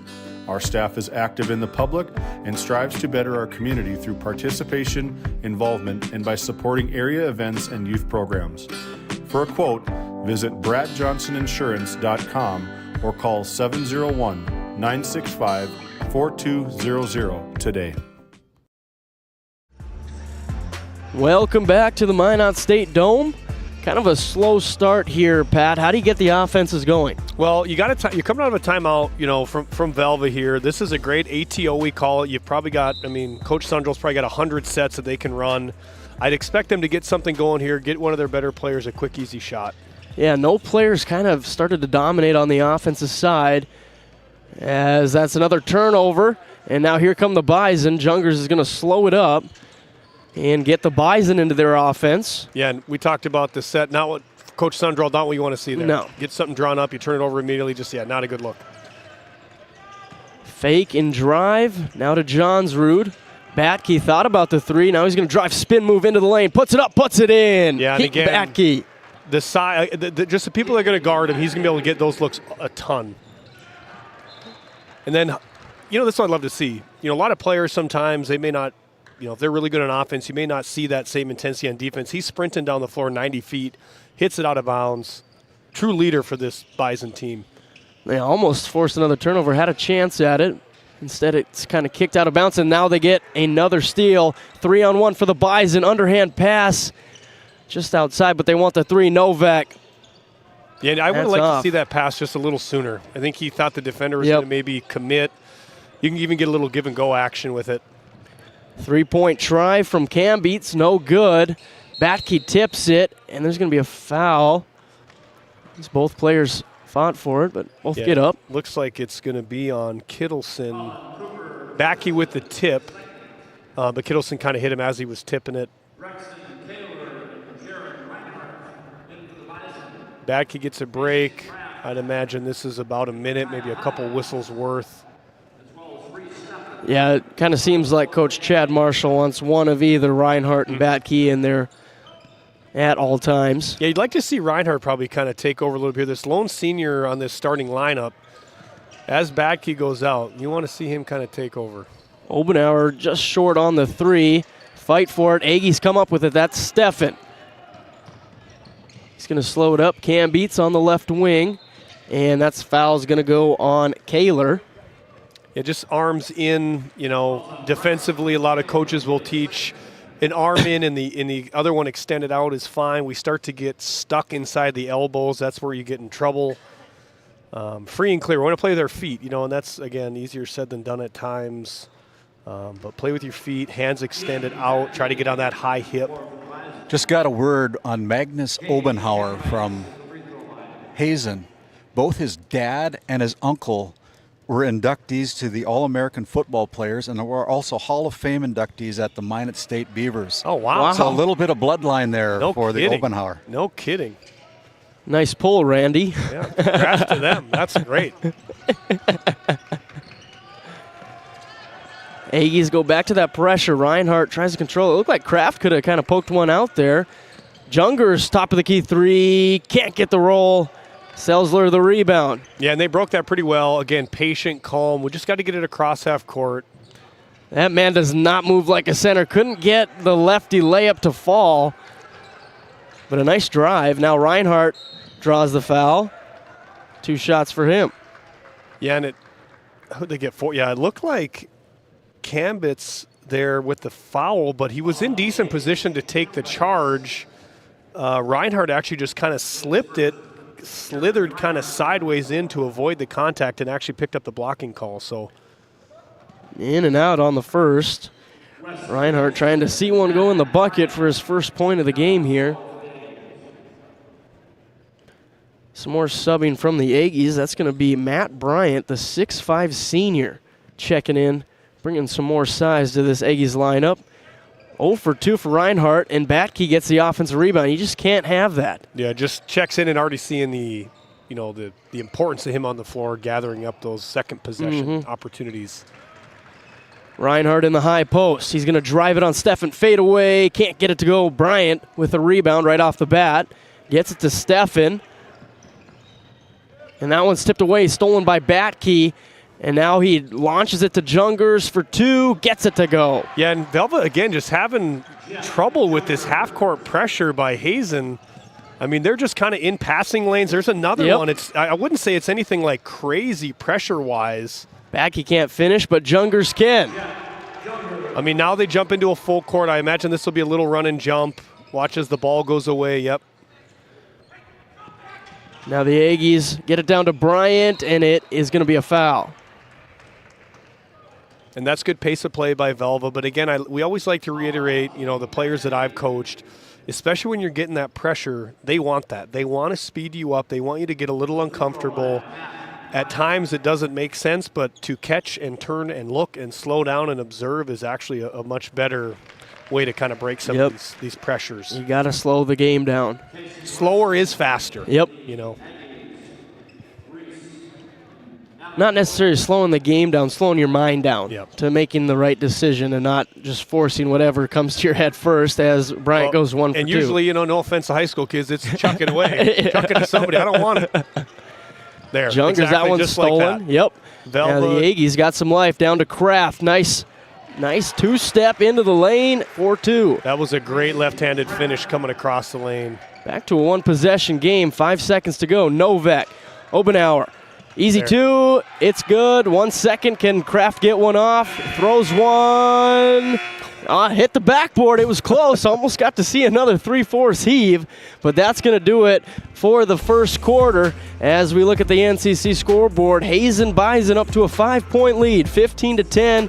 We'll be right back with your Northwest Therapy Services second quarter. NCC Video is everything you love about cable TV in a portable package. Watch shows live or record them wherever you are, whether you're at home or on the go, even out of state. No more fighting over what's on TV, because everyone can watch what they want, when they want, on their own devices, all for the same price or less than you're paying today. We'll even get you set up at home and show you how to use it. NCC Video. Take your TV with you.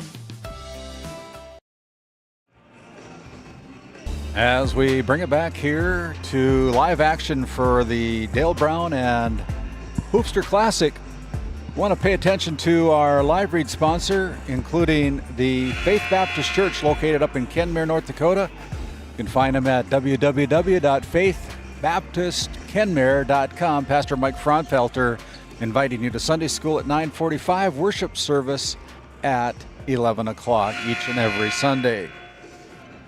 And we continue on with the start of our Northwest Therapy, start of our second quarter. Play-by-play announcer, Noah Fredrickson. Thank you, Randy. Again, my name's Noah Fredrickson alongside Pat Alberts and Randy Peterson as we start this second quarter. Bison with the first possession. Little 1-3-1 action here by Velva coming out. Just a change of pace, defensive look. I love the pressure that a 1-3-1 can provide, but if you're patient on offense, you usually tend to get a good look against a 1-3-1. And that's going to be a foul called as Reinhardt tried to get it to the high post. I feel like when you play this zone, you got to get Batke in there, your best shooter. He's one of those guys who will break your zone down. He will, and I do wonder if they weren't up 5 right now, if they maybe would be coming into that. He maybe thinks he's got a possession or two to kind of level this thing out. Yep. There's the double team from the zone. Back out to Reinhardt. Now Novak on the right wing. Corner 3 is up. And it's too hard. Selzer the rebound, and now Aggies have a chance at an easy 2. Kittleson does just that. Yeah, great release from the top, and actually looked like it dropped into a 2-3 zone, not a 1-3-1 there, but a high pressure 2-3. Yeah. Kind of can be almost the same. Yeah, they're into the 2-3. Jungers on the right wing, looking at that high post. Kind of look confused out there. Novak on the left wing. He wants a 3. In and out. Fight for it. Novak gets his own rebound over to Reinhardt. Left wing 3 off the side of the backboard. And they get it again. Bison just more aggressive. They are kind of wanting it just a little bit more, those 50-50s. And now Novak, again, no good. Both teams really can't hit nothing right now. As Jungers off back rim, and Kraft finally comes down with the rebound. Now it's a race to the basket. Kraft 4-2. Yeah, great hustle effort by him to get that layup. He had to get out ahead of the defender. Really nice finish. And that's going to be another Nesset timeout called on the court as the Aggies have shown signs of life in the last 4 minutes. 15-14 on the NCC scoreboard. This Game Day Media broadcast is brought to you in part by Tegan's Interiors, located on Main Street in Crosby, North Dakota. Follow them on Facebook or find them online at tegansinteriors.com. Gustafson Septic Service Incorporated, family owned and operated since 1986. Offering septic service, portable restrooms and hand wash, sewer jet and camera services. Located in Stanley, North Dakota, call for a free quote at 701-628-2960.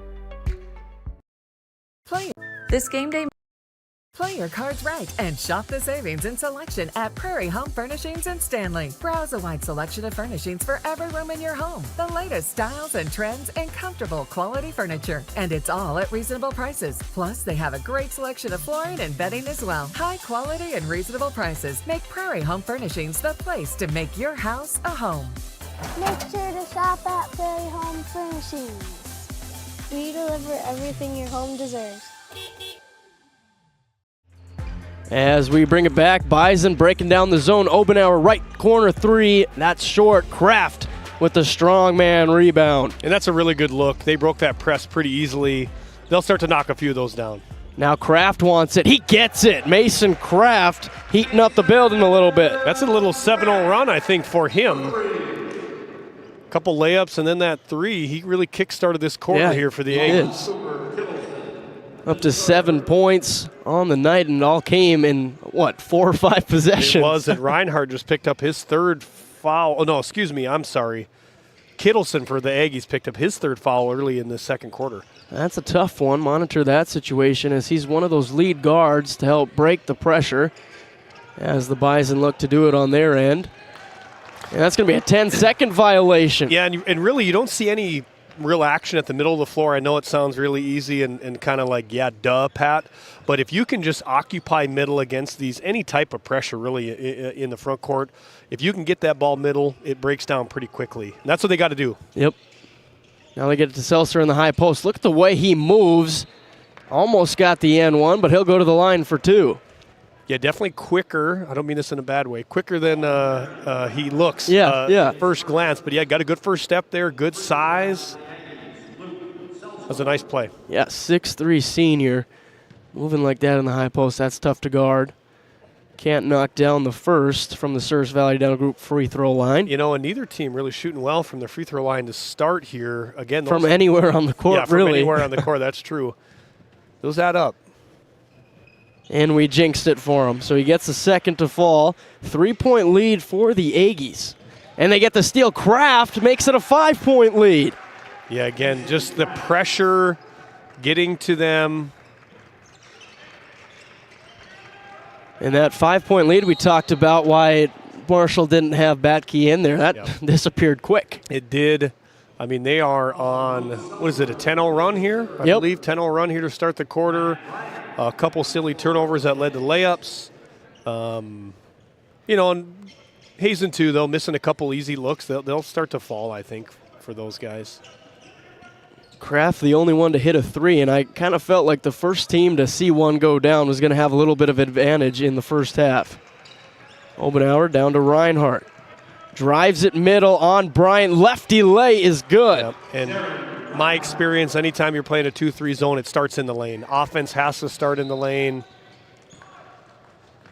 As Nicholson drove there, draws another foul. He is just a tough player. Yeah. Puts his head down, and he will get to the rim. You know, and he likes to get downhill pretty early, it looks like, which is, you know, with his size, is tough to defend. And he looked like he was, you know, he looks like he's sweating pretty good right now. I think when he walked out for warm-ups, he looked like he was sweating like this. He might be one of these kids that is just amped up all the time, ready to go, which as a coach is great. You love that. You love those kids that can come out just automatically kind of locked in with the effort. Some they take a minute or two, and then they wake up and say, okay, the game has started.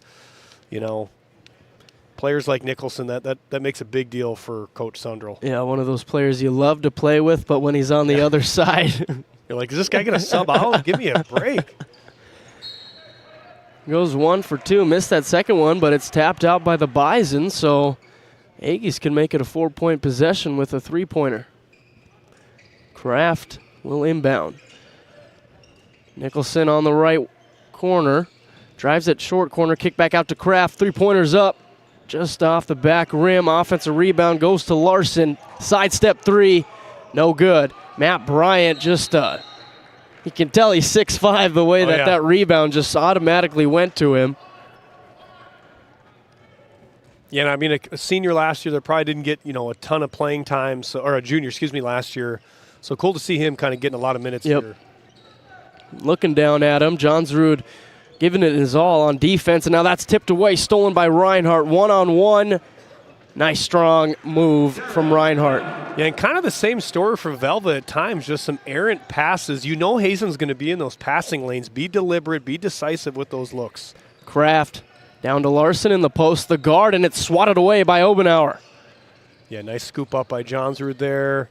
Now they get it up to Batke. They got some room to work with. Batke, the stud, draws the foul. Boy, and I didn't see much. No, there wasn't a lot of contact there, but Kraft with that. That didn't look like a whole lot, but they got a better angle than us, Noel. That's what I would always try to tell myself on that sideline. They must have a better angle than me. Reinhardt to Batke. Doubled in the short corner out to Jungers. Yeah, again, I'd like to see middle flash here against this 2-3. Taken away by Kraft, looking like a defensive back. Now can he go coast to coast? He can, Mason Kraft. Yeah, great finish. Great finish by him. Just a strong take to the basket. Easy 2 points. First player in double digits now with 11. They've been 11 big ones. Nice give and go. Reinhardt, another finish, and now he's starting to get going here in the second quarter. And Reinhardt just moves really well without the ball. Oh, yeah. You've seen it all game so far, and I think you'll see him to continue to press this Velva team with that.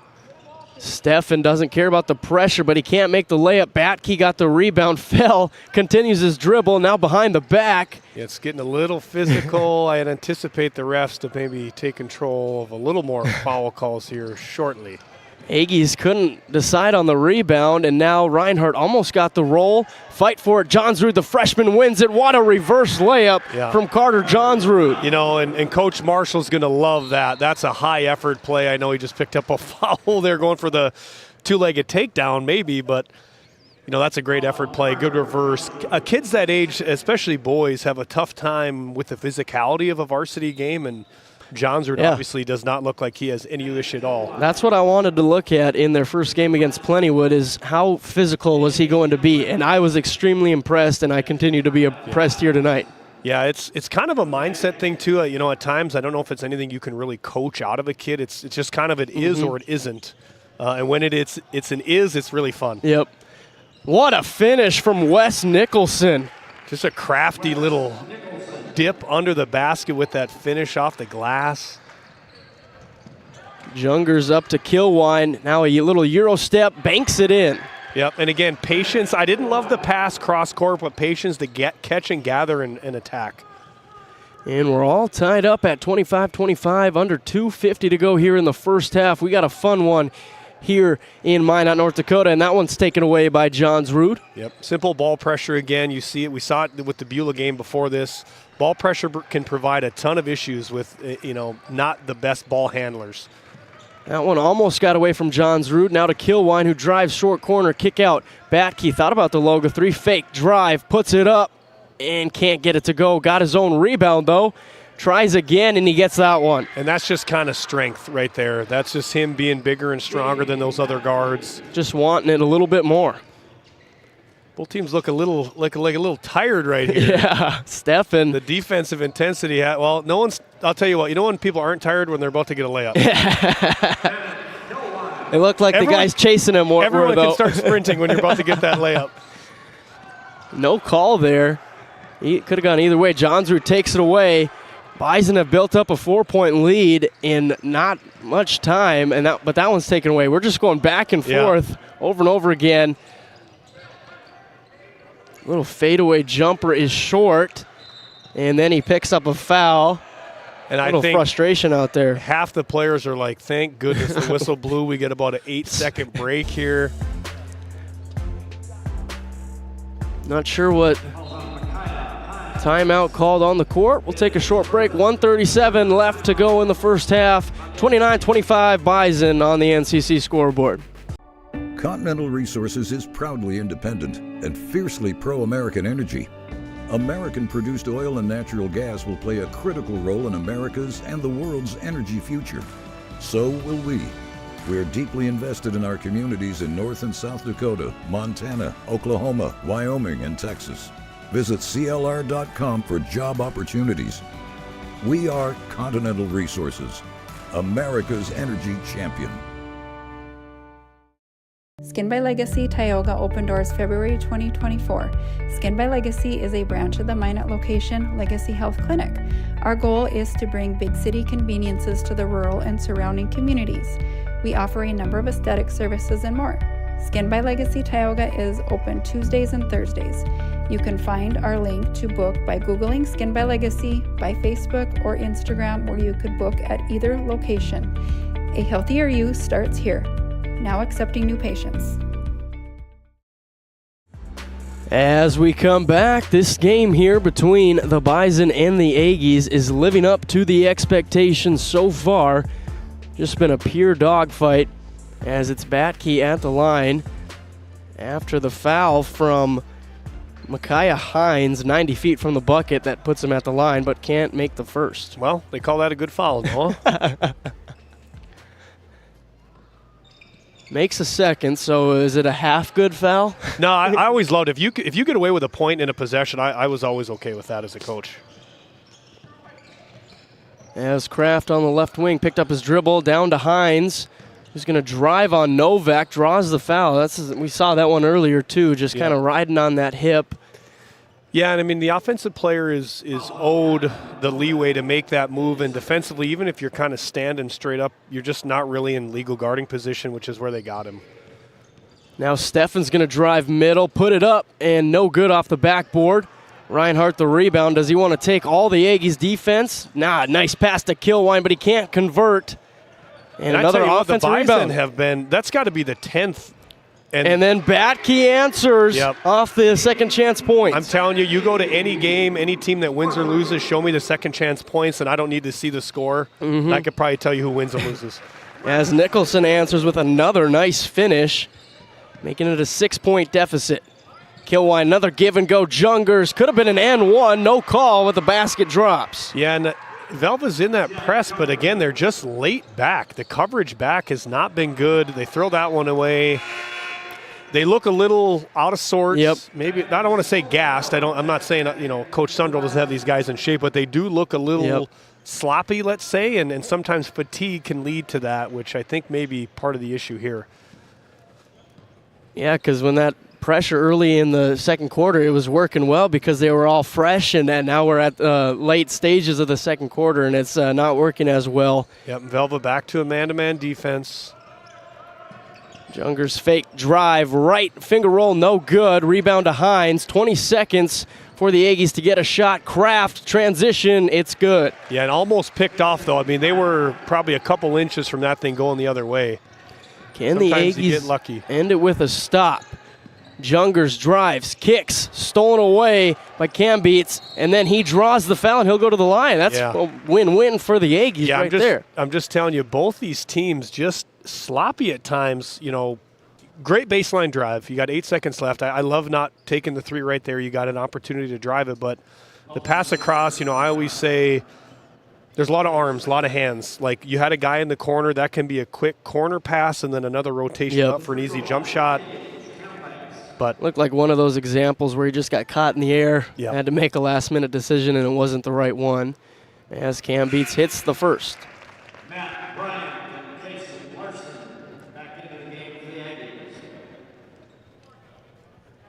Big turnaround here for the Aggies. Yeah, this would be, we talk about moments in games that you can go back to whether you win or lose. This is a big one with both of those getting hit. Jungers from just past half court almost got it to go, but it is off the back rim, and that'll finish up our first half as we look at the NCC scoreboard. Hazen Bison 35, Velva Aggies 31. We'll be right back with our Bank of Tioga halftime show. Nesset is here to provide services to the oil and gas industry. We have a fabulous, fabulous geologic jackpot right here in North Dakota. And what we are doing is providing and developing this resource to be used for years, decades, and generations to come.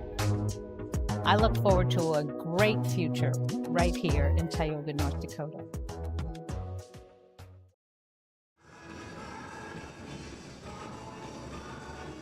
This GameDay Media broadcast is brought to you by... Since 1952, Liberty State Bank of Powers Lake serves Burt County and the surrounding areas with a full suite of financial services. We are committed to being your bank of friendly service. Liberty State Bank, FDIC insured. Tioga Drug and Soda Shop, located at 106 North Main Street in Tioga. Visit tiogadrug.com. This GameDay Media broadcast is brought to you by... With 40 years of service to Northwest North Dakota, Jan Costin CPA in Kenmare provides trusted accounting and tax services for individuals, corporations, estates, and partnerships. Call 385-4263 today. Your numbers are in good hands with Costin CPA. The Northwest Sportsmen's Association of Tioga, a proud supporter of youth and outdoor recreation in our local community. We're aiming high, keeping it local, and building the future for outdoor events. Join us in making a difference. The Northwest Sportsman Association, where the outdoors brings us together. Looking for top quality groceries and ready-to-go meals? Visit The Depot, owned by Julie and Josh Bummer in Crosby, North Dakota. This specialty grocery store offers a wide selection of premium meats, including 100% ranch-sourced beef from the Nelson Livestock Company, essential grocery items, and delicious pre-made meals perfect for any occasion. If you're planning family dinner, need something fast, or need a special order for an upcoming event, The Depot has you covered. Support local and shop The Depot in Crosby today. Find us on Facebook at The Depot LLC. In a world where every dollar counts, we believe in empowering you to do more with your money. At the Bank of Tioga, we help ignite prosperity for you and the communities we serve. Whether you're a family looking for personal financial solutions, a business seeking growth, or an agricultural entrepreneur with big dreams, we have the products and services to help you achieve your goals. Experience the power of partnership and visit your nearest location or explore our online services today. We ignite prosperity at the Bank of Tioga, member FDIC. At Tioga Ace Hardware, our store is a member of the largest retailer-owned hardware cooperative in the industry. We are all committed to being the helpful place by offering our customers knowledgeable advice, helpful service, and quality products. As the helpful hardware folks in your community, we promise that helping you is the most important thing we have to do today. Shop the biggest brands all under one roof at 119 North Main Street in Tioga, or shop online at acehardware.com. Hey, welcome into the Bank of Tioga halftime show. Two convenient locations in Crosby and Tioga, North Dakota. Do more with your money at the Bank of Tioga. Well, Pat, we only got to see two Tioga Ace Hardware three-pointers here tonight in the first half. Both teams really struggling from the field. I mean, how do you kind of adjust in the second half? You got to trust your guys to start knocking down some shots. Yeah, you do, and I think the score maybe would not indicate that. I think you just came to watch, but it's been a lot of transition buckets. There has not been a lot of three-pointers made. A lot of transition offense, not a lot of transition defense. Exactly. Yeah, that's very true. Very true in that. I think if you're, Coach Marshall, you're Coach Sundrell, I think you understand your game plan. You understand what you wanted to get to versus a man, versus a 2-3. Now, listen, they're not falling. Now, two ways you can look at it. You can say, hey, we're going to continue to do those things, and if we know they're going to start falling, or maybe you just totally adjust and say, all right, guys, we're not going to really put that up unless we're under 10, under 12 in a shot clock situation. We want to get a couple different ball reversals, maybe a lane touch, and then a kick out before you shoot it up. So Coach Marshall especially, they've had a lot of look. They're probably, they're probably 3 baskets away from this thing being almost out of hand. And you got to just think of the defense. I feel like the Bison's three-point attempts, a lot of them have been wide open, kind of just dissecting the zone. Then the Aggies, it's kind of, they haven't been a lot of wide open threes. No. There's been a couple of them, but just contrasting styles on the defensive end so far. But as we look at the individual numbers from that first half, we'll start with the Hazen Bison. Bennett Kilwine, 4 points. Jet Jungers, 6. Jaron Reinhardt, 6. Keaton Batke with 10 for the Bison. Carter Johnsrud with 5. Magnus Obenauer with 4. So that's 6 different scorers, kind of evenly dispersed. But if you're the Bison, you got to love that Reinhardt started to get it going with all 6 of his points kind of back to back to back in that second quarter. Yeah, and I think a lot of attention gets paid to Batke, and I think it's one of those things where you almost like forget Reinhardt's there. But yeah, he showed in that second quarter, especially Batke was out for a couple minutes to start that one. He got going early there. He got going late in the quarter. A pretty strong guard. I really like the way he gets into the lane, the way he finishes. He pushes with pace, which is always nice to see from a point guard or a guard position. Yeah, I expect him to come out ready to roll the second half as well. And you got we've seen a bunch of players with terrific moves in the lane, just strong.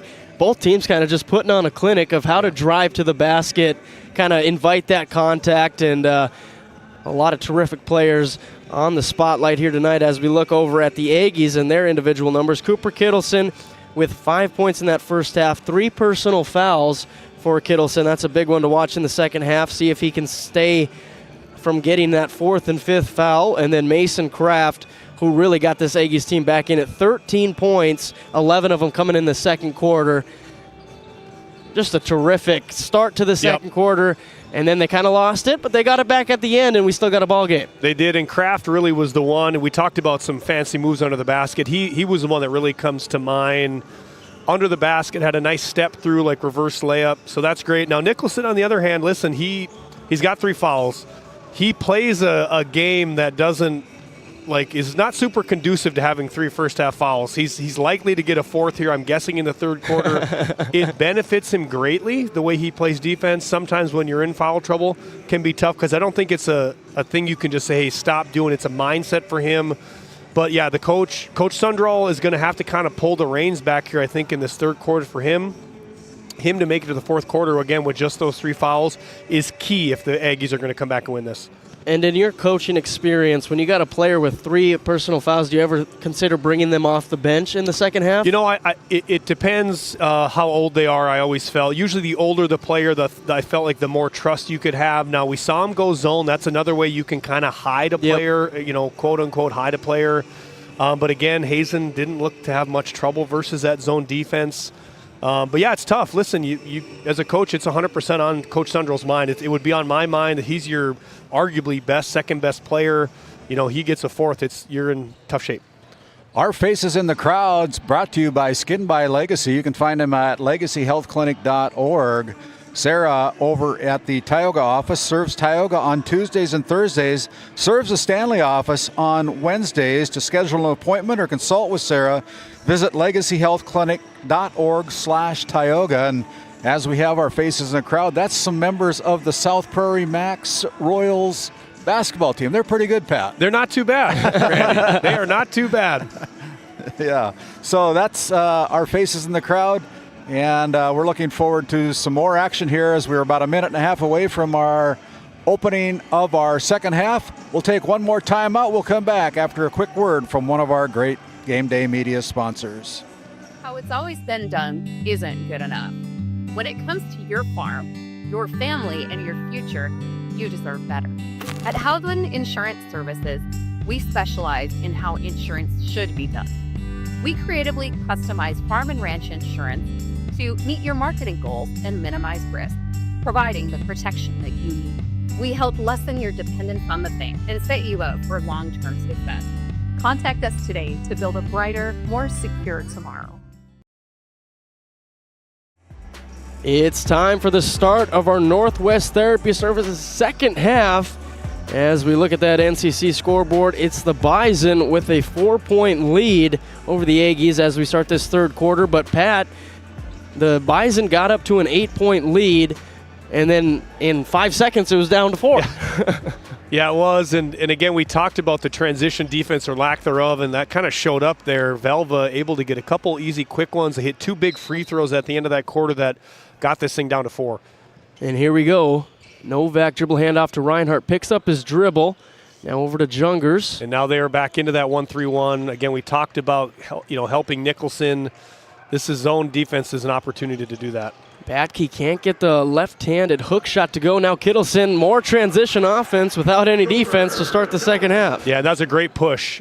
This 1-3-1 provides that you can get the point and the wing opposite of where the ball goes. They get an easy release, and it showed up right there. So now back to a one-possession game. Aggies sticking around here at the Dome. Reinhardt in the high post, guarded by Kraft. That's a nice matchup. Give and go. Johnsrud up and under, gets it to go. You know, he could have finished with the old left hand. He decided to go fancy with the right. Yeah. Nonetheless, though, it goes in. Great finish for the freshman. Just wanted to put a little sauce on it. And now Steffen drives right hand. Bank shot is good. Yeah, again, we've seen two here. Great lane penetration. Again, I'm a big believer in paint points. Really win a lot of ball games. I know three-pointers are what everybody wants to go for, but paint points really win games. They're scoring both these teams already inside the paint. And that's a big bucket for Reese Steffen, his first points of the game, as that's a three-point basket from Novak. But you know what's worth more than a two? A three. And he just, Novak's had a couple opportunities that first half, and there he cashes one. It's got to feel good for him to see one finally go down, especially when you're playing that extended zone. So now back to a 5-point lead for the Bison. Nicholson, top of the key. Stop and pop.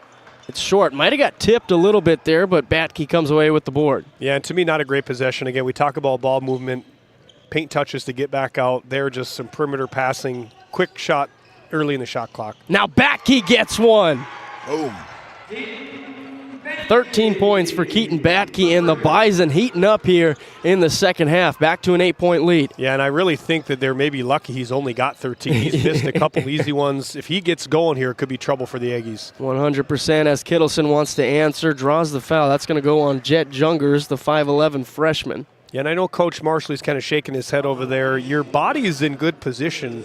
Again, your arms, we always tell kids, your arms are going to be the things that get you in trouble. They're just swiping down, going for the ball. You hit an arm. No reason for it. He wasn't going anywhere with that drive. You bail him out with a foul. Kraft inbounds to Nicholson in the short corner, down to Kraft in the post. Double team comes. Out to Kittleson. They need it. They get it. Cooper Kittleson answers. Well, we talked early about the three-pointers not really going in for either team, and both these teams have come out hot from the three-point line. Batke. Now he gets a floater to go and one. The hoop and the harm. Keaton Batke. Yeah, great drive by him. You know, I know Coach Sunderall's going zone here, probably trying to help Nicholson out, but when you play against the zone and you're patient, the gaps usually open up a couple ball movement, ball reversals, paint touches, and a player like Batke, when he sees those gaps, it's just the game slows down a lot, and he gets looks like that. And we've seen that all night, just his ability to play under control. Good decision maker. Selzler, fake drive. Steffen, same thing, step back this time. Kittleson wants another one. In and out. Would have been another big shot for Kittleson, but Johnsrud comes away with the rebound. Batke, could tell he thought about that one. Yeah. Pull up in transition. Now he gets a little better look, puts it up, and too hard. Kilwine tried to save it, but Kittleson was ready for it. And Batke takes it away, gets it up to Johnsrud, and now we're back to that first half chaos. Yeah, both these teams kind of flying around. I think that's their style, and you're really seeing it here in some of the half-court transition. Kilwine wanted it from the short corner, doesn't get it. Johnsrud, offensive board, draws the foul. He'll take a little trip to the charity stripe. Yeah, I don't think they got Nicholson there. I think they are going to call it on Nichols. That's Nicholson's first, and it's Kittleson who has 3 personal fouls. Excuse me, so I was saying Nicholson. I'm really sorry about that, guys. I was Kittleson, not Nicholson. Apologies. Pretty similar, though. In and out for Johnsrud. I was more worried that was going to be his 4th, and they definitely cannot afford for him to leave the floor. Oh, they're going to check it out. As Jason West goes over to the score clock, talking it over.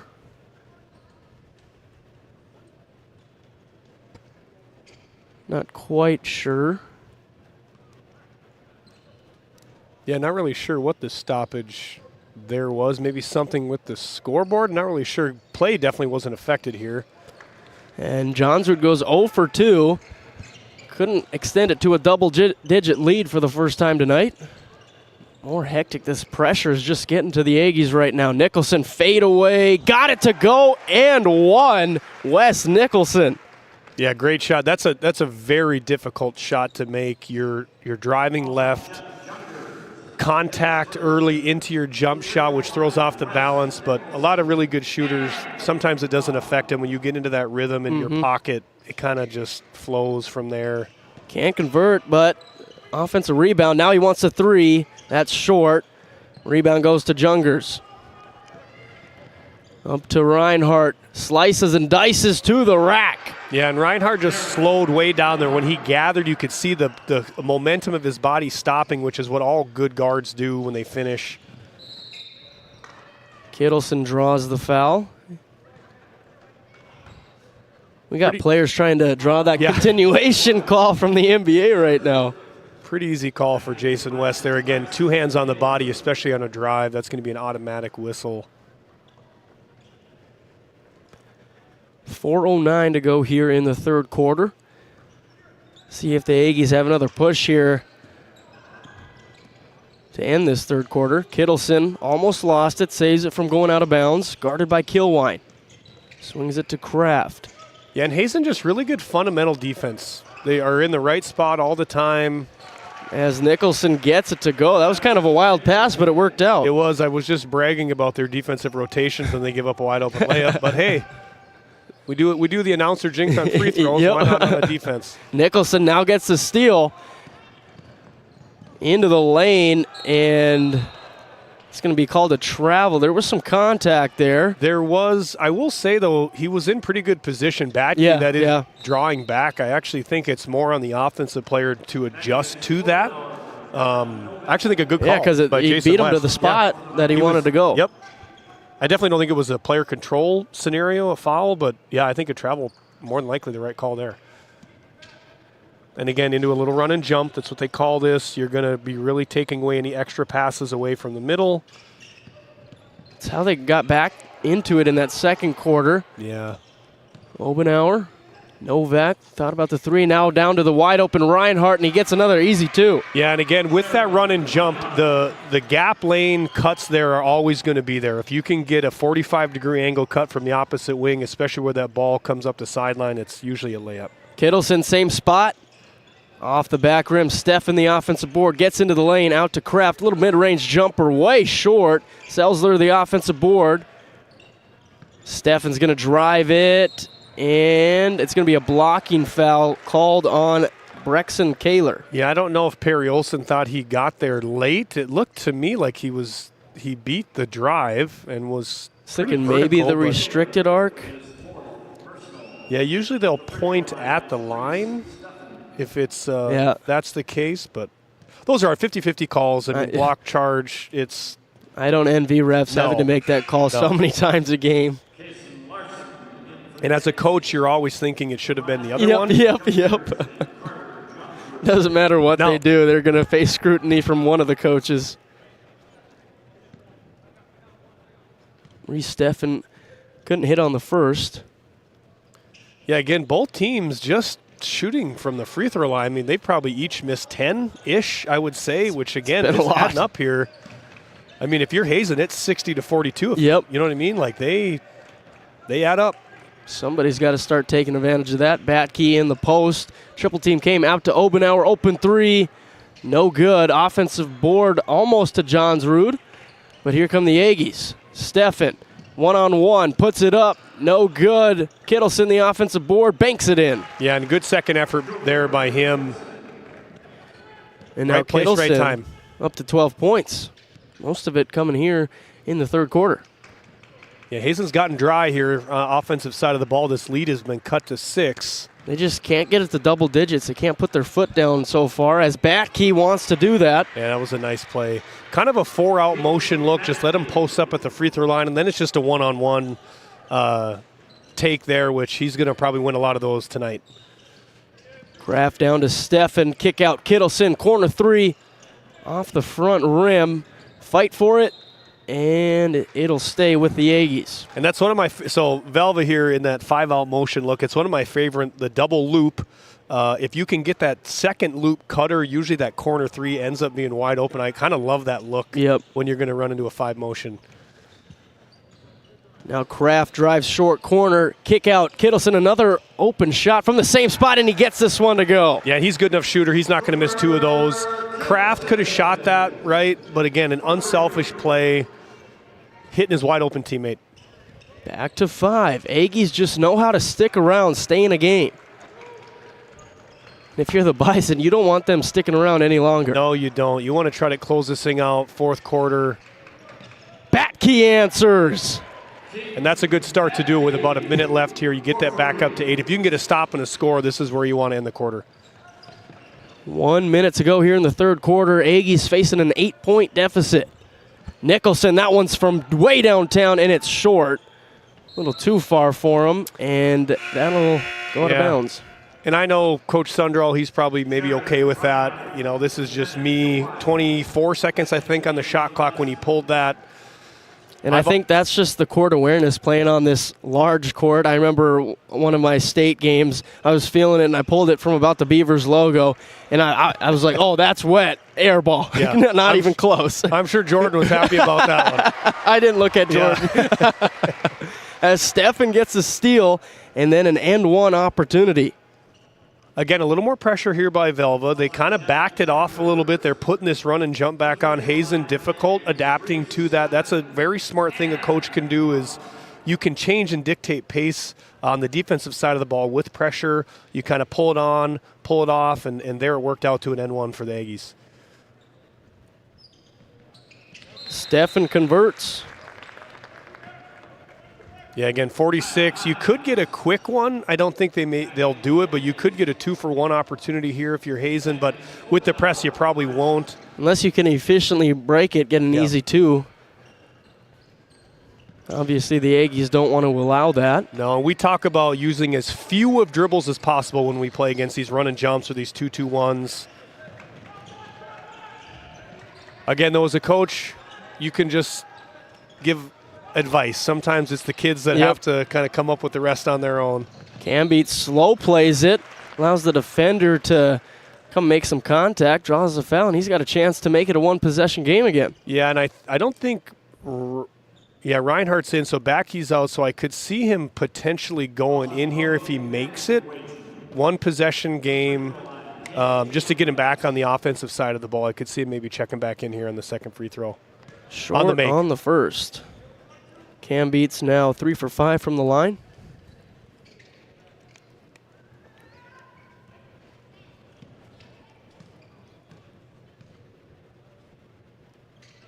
Gets the second one, 4-point deficit now.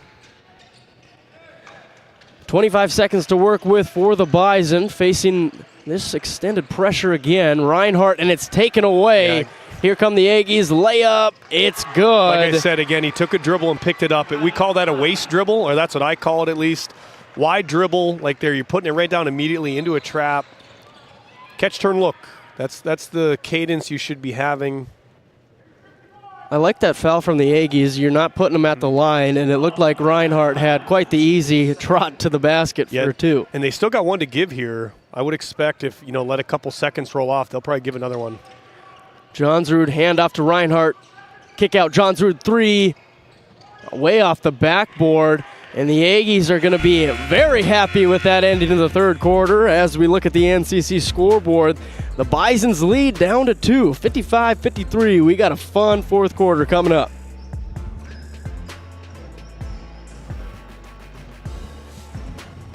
At Border Plains Equipment of Stanley, your local Case IH dealer, our vision is to be the respected and recognized leader in agricultural and equipment and the employer of choice by helping people succeed.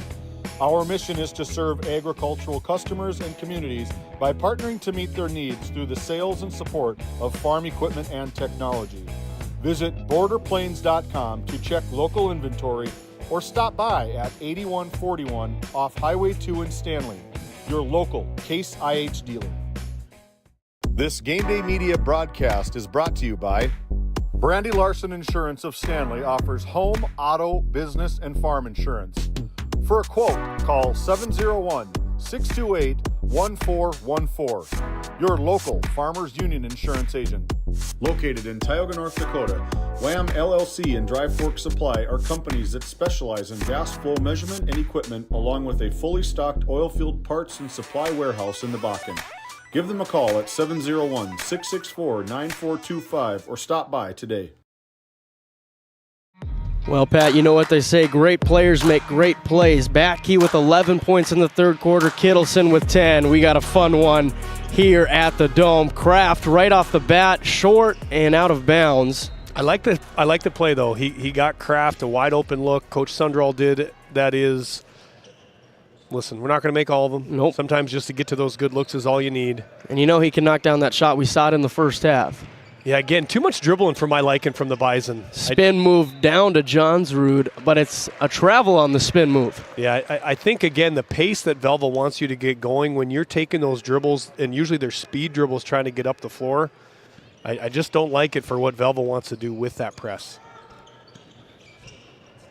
Somehow gets it to Seltzer. A little give-and-go action. Floater no good. That would have tied the game.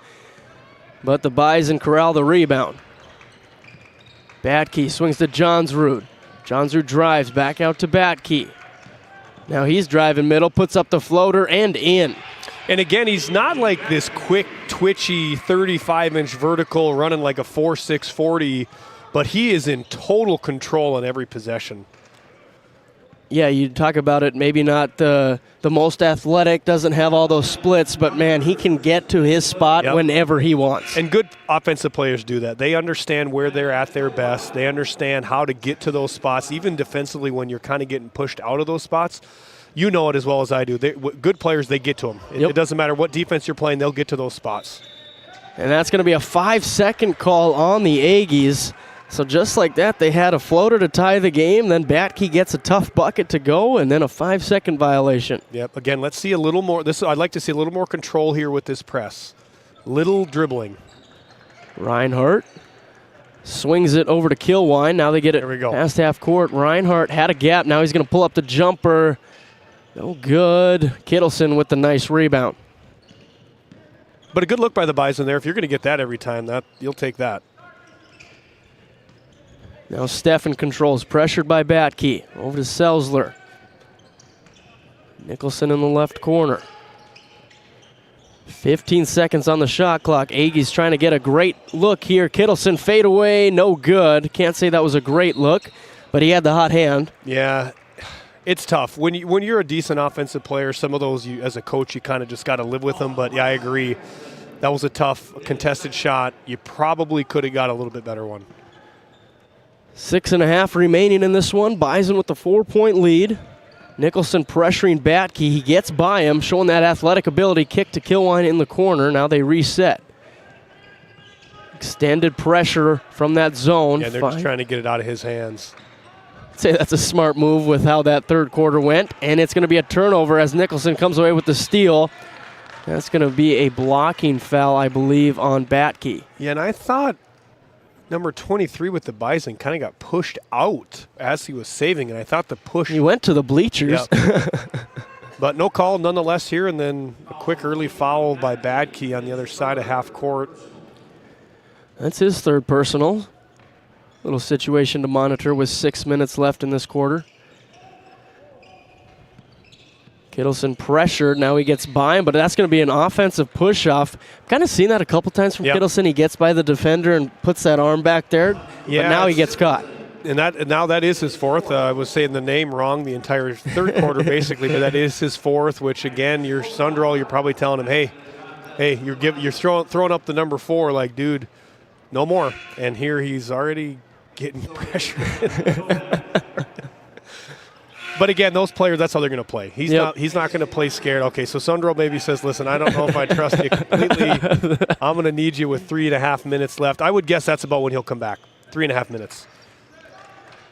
Reinhardt with a little jab step, clears some space. Hand off to Novak, now to Batke. Down to the post to Reinhardt, step through, can't get the roll. I like the move, though. He's got a little size there, good advantage. Just couldn't get it to fall. Selzler bounce pass to Kraft. Over to Steffen in the short corner. And it looked like Kraft was out of bounds. Yeah, I thought they were going to call him because he touched the line and then was the first to come back and touch. But they got the foul instead. Yeah, it doesn't eventually matter anyway. And now that's Wes Nicholson's third personal. You're never wrong, you're just early. Yeah, I knew he'd get there. Yeah, I'd like to see a few possessions here, kind of put the dribbled air out of the ball, if you will. Yeah, see, like. That's a tough shot off the backboard. Selzler rebounds, outlets to Nicholson. You know, and I know. And that's carry. Yeah, and they got bailed out there, I think, by another turn. But I know Backey's a great player, but that shot was taken with 26 seconds left on the shot clock. Time's your friend. I'm not saying you can't shoot any open ones, but. And I think that's why this timeout is called. Another Nesset timeout. 5:14 remaining in the fourth quarter. Bison up 4. How it's always been done isn't good enough. When it comes to your farm, your family, and your future, you deserve better. At Housewin Insurance Services, we specialize in how insurance should be done. We creatively customize farm and ranch insurance to meet your marketing goals and minimize risk, providing the protection that you need. We help lessen your dependence on the bank and set you up for long-term success. Contact us today to build a brighter, more secure tomorrow. Farmers Union Oil Company of Watford City has been serving the customers in and around the surrounding community since 1929. Farmers Union Oil believes in community involvement and has supported numerous activities since the beginning. We take pride in giving back to our patrons through dividends and stock retirements. Our customer service should be our top focus to ensure a pleasurable experience for you, our customer. Whether you're looking for gas, fuel, hardware, or just needing to fuel the body, Farmers Union Oil is your one-stop shop. Out of the Nesset timeout, talk to us about our custom business packages. Now hiring. Visit nessetconsulting.com as the Bison are playing with a 4-point lead and they have the offensive possession. Reinhardt guarded by Steffen this time. Yeah, again, I'd like to see a late clock shot here. What about an open top of the key three? That's short. I don't hate those. That's an inside out. Those are high percentage looks. Now it's taken away by Reinhardt on the rack attack. Jaron Reinhardt gives us some energy here in the Dome. You know, and that looked effortless. It did. He started to gather, and in my head I go, is he going to dunk this? And, he sure did. Selzler couldn't get the answer, got his own board though. And now Steffen going to drive it. You little Euro step blocked by the Bison, like but right to the Aggies for a 2. Almost like a pass. That looked like could have been over and back. I feel like all 3 points by Johns was over there. And now that's going to be a foul called on the Aggies. Oh, Nicholson, so then now that's his 4th. Yeah, and I think I said 3.5 minutes when he would kind of get these guys back in. I think Nicholson getting his 4th doesn't make his decision any easier. He understands it's a 4-point game, could stretch here. And you got to wonder if that dunk bringing some momentum to the Bison kind of hurried that decision a little bit. Yep. Kind of nearing a breaking point for the Aggies. Got to have a good defensive possession. Batke swings it to Jungers. Now back over to Batke. Letting that shot clock dwindle a little bit on this possession. Reinhardt, little fadeaway, Dirk Nowitzki style, gets it to go. And that's really tough on a defense. You play good defense for, 20 seconds there, and then they hit a fadeaway jump shot. And the Aggies answer with a 3 from Cage Cambeats. That was a huge shot. Cut this lead to 3. No hesitation. Yeah, either. He was ready for that one. 3-point game here with 3.5 remaining. Jungers driving to the right corner, now a dribble handoff. Spin move into the lane, floater fading to the left, banks it in. Oh my gosh, Keaton Batke. Just the level of difficulty on that entire play by him. Wow. Bison always have an answer. Aggies always have an answer, and we've stayed at this 5-point game for a while, it feels like. And third time, though, we've seen it tonight in this game alone, player stepping out of bounds. And that's going to be another timeout called on the court. 3:05 remaining in the fourth quarter. We got a 5-point game. We'll be right back after a word from our sponsors. At Johnson & Sundin Law Office, we combine big case expertise with small town service. Since 1980, we've fought for clients across western North Dakota. From oil and gas disputes to serious injury and wrongful death cases, probate, agriculture, and more. No matter what issue, our experienced team is ready to stand by your side. In our office in Watford City, we're here for you, wherever you are. Johnson & Sundin, expert legal representation rooted in North Dakota. Game 1 powers your team, business, and community with athletic apparel, uniforms, company gear, and event apparel. Featuring screen printing, embroidery, and the brands you trust. Game 1, the brand behind your brand. EAPC Architects Engineers is shaping the future of K-12 schools, healthcare, civic spaces, and higher education across North Dakota. Proud to support our athletes and proud to serve our communities. EAPC, designing solutions, impacting communities. Bringing it back to the Dome. The Bison inbound to Jungers. We'll slow it up for the Bison. Let that clock tick. Yeah, clock's your friend here. Not that you can't take any good open looks, but I would anticipate a late shot clock, attempt, never mind. What about a step back 3 from Batke that was just off the mark? Yeah, those are great when they go in. You know what I mean? But I'm telling you, when you miss, it's and then they turnover. lead to, that's what I'm saying. It's when they go in, they're great. Everybody pats you on the back. It's a great possession, or it seems to be. As a coach, you just understand that that's maybe not the best shot that we could have got right there. And you can tell by the way they're slowly getting into their offense. Coach Chad Marshall wants them to take some of that clock up, as that's an easy 2 for Kaler. And if there's 34 seconds on the shot clock, you'll take those all day. Oh, yeah. Still got to play to win the game as Selzler tees one up. That's short. Offensive rebound to Kraft for the 2. You know, and I don't think he scored this half, but again, that's the type of player he is. I'm surprised he hasn't gotten many more hustle points than he's already gotten tonight. Back to a 1-possession game. Jungers slowing it down again. We're under 2 minutes remaining here at the home of the Beavers here from Minot, North Dakota. Reinhardt in the high post. Dumps it down to Johnsrud, out to Kaler. 3-pointers up. It's no good. Kittleson, the tough rebound. Here come the Aggies. Yeah, and Bison need to probably do a better job of getting back in transition here. The Aggies are kind of outworking them in that aspect. Selzler spin move right to the rack. Gets it to go. Selzler, say it with your chest. Just a good body move there. Good finish with the left hand. 1-point game. Dribble handoff to Kaler, almost taken away by Nicholson. Now he's going to drive middle. Kick to Jungers in the corner. Drives, reverse layup, can't get it to go. Kraft the rebound, 105. Aggies with a chance to take the lead. Kittleson drives, picks it up, and throws it off Kaler's foot. Smart play to just get out of that situation. Yeah, and if you're the Bison, I know it seems kind of dire straits. I guess we're going to get a timeout. But as we'll take another quick break. 1-point game, 1 minute remaining here from the Dome. At Border Plains Equipment of Stanley, your local Case IH dealer, our vision is to be the respected and recognized leader in agricultural and equipment and the employer of choice by helping people succeed. Our mission is to serve agricultural customers and communities by partnering to meet their needs through the sales and support of farm equipment and technology.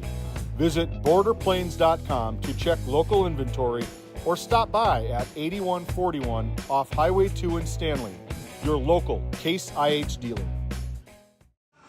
As we bring it back here to the Dome in Minot, gives us a chance to thank a couple of our live read sponsors, including the Divide County Quarterbacks Club, established in 1971, helping out the Maroons up there in Crosby, North Dakota. Also want to thank the Tioga Athletic Booster Club, the Tioga Pirates Booster Club, supporting everything Pirates and Firestorm over in Tioga. We also want to thank the Powers Lake Athletic Booster Club over in Powers Lake, supporting the ranchers as well as the Firestorm in everything that they do up there in Powers Lake. And to finish it out, our play-by-play voice, Noah Frederickson and Pat Alberts. Thank you, Randy. Selzler will inbound for the Aggies. 28 seconds on the shot clock. Kraft's going to drive it, dump down to Selzler, and he draws the foul. He'll have 2 chances to either tie it up, take the lead, or nada. You know, and he did a really good job.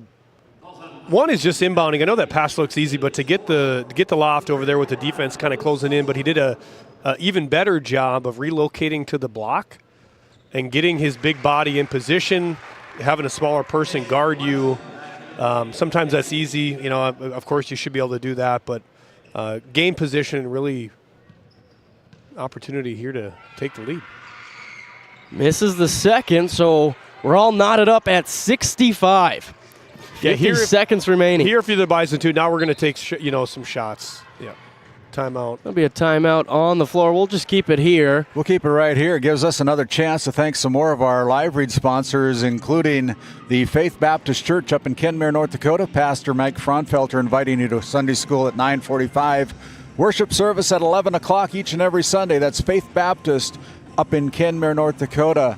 And also we want to thank the North Shore Plaza PTO, proud supporters of North Shore Plaza Wildcat girls basketball, as well as Lewis and Clark Longhorn boys basketball, wishing all teams a safe and successful season. And as we continue on here, you can find us on our YouTube channel, and you can subscribe at no cost here to GameDay Media. And we're getting more followers all the time, Noah. Yeah, we are. Trying to grow this GameDay Media brand. Like and subscribe. No cost to subscribe. 49.4 seconds left. 20 seconds difference between shot and game clock. How do you attack this for the Bison offense? Yeah, I think you're going to take your first good look that you get. If you get it early, you're going to get another possession anyway. So I think you just go at it. They probably have a set here again. I like the double, getting it out of Backy's hands. He's been hot all night for them. Get it to Jungers. Now 20 seconds on the shot clock. Reinhardt pressured by Steffen. Goes to the left side of the court. Yeah, I'd send a double again here.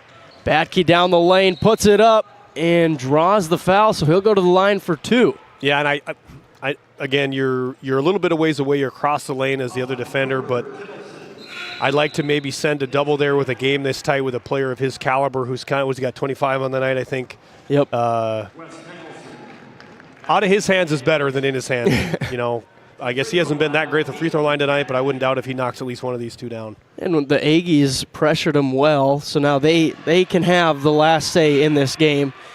Try to take that last shot. Yeah, and I will say, too, Hazen has a foul to give. So we'll see if they use that to their advantage. Ice in his veins for Batke, 2 for 2, now at 27 points on the night, giving the Bison the lead 67-65. See how the Aggies play it on offense. Steffen over to Nicholson, thought about the 3, now he's going to drive, kick to Selzler in the corner, now he's got to save it, and it's stolen away by Batke. Is he going to take it coast to coast? And he does by drawing the foul. Took a hard fall there. He did.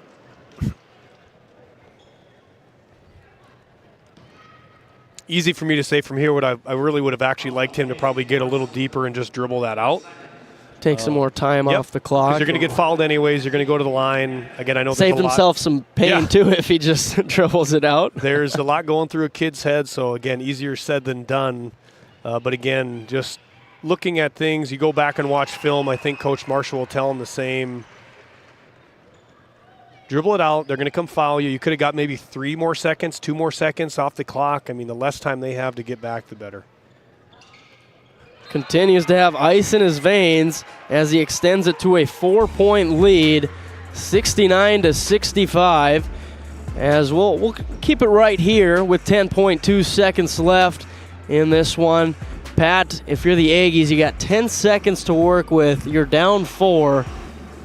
Do you just try to get a 3 off right away? Well, one is, I'd say no. But one is I think Hazen will come in with some pressure to eliminate the ease of getting it across half court. No, I don't think you need a 3 yet. And the Bison also have a foul to give. And they have a foul to give. So I would be looking for a quick 2.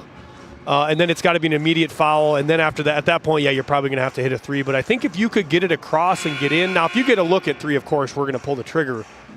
But I think if you could get a quick 2 here, it's a little bit of time, but I don't know if I would be messing around in the backcourt here. Yeah, I like this full court, man. Time is against the Aggies. 8 seconds. They got to go quick. Nicholson runs right into Selzer. Oh, my goodness. That was a hit.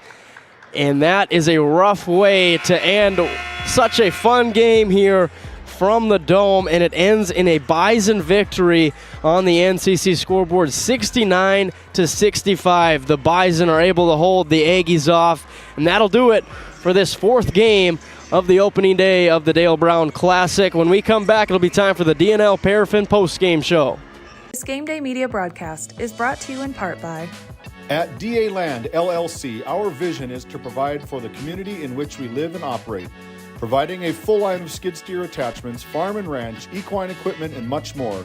Shop our store in Tioga, North Dakota, or visit us online at daland-llc.com. Otheon Boutique carries a wide variety of women's clothing as well as permanent jewelry.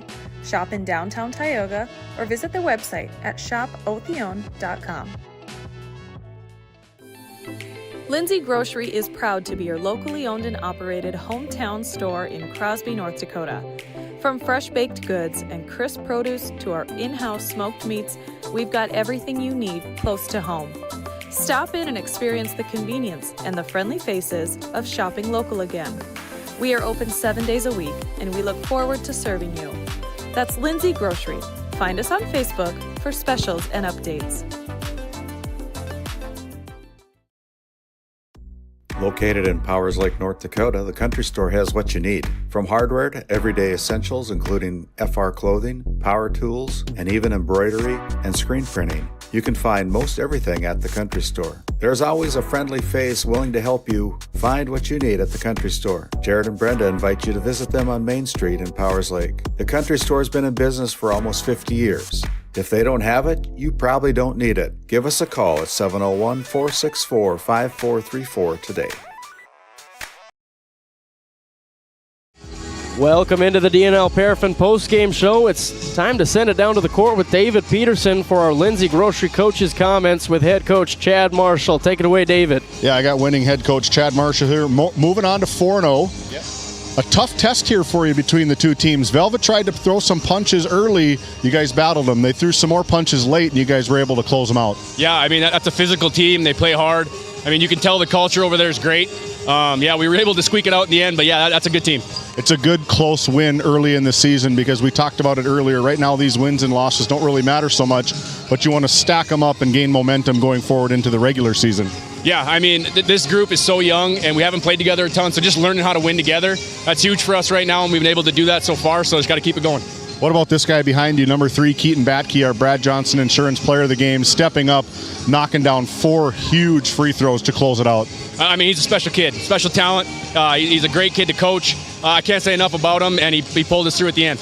That's right. Here, head coach Chad Marshall here with the Hazen Bison. Enjoy the victory tonight, Coach. We'll bring in here our Brad Johnson Insurance Player of the Game, Keaton Batke. We had you for 29 points tonight. What was working for you?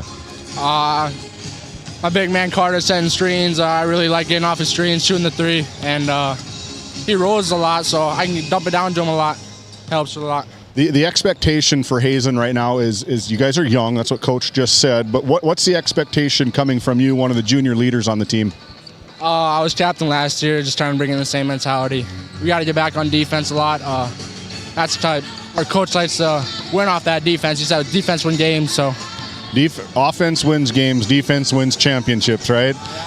So as we look forward, I think I have you guys. You play tomorrow or Monday night at the auditorium against a very, very, very good Our Redeemers Christian School Knights teams. Another unique opportunity for Hazen. What do you know about Our Redeemers, and what will it mean for you to take down the Knights? Well, we played them last year, so we kind of know what we're getting into. They didn't really lose anyone.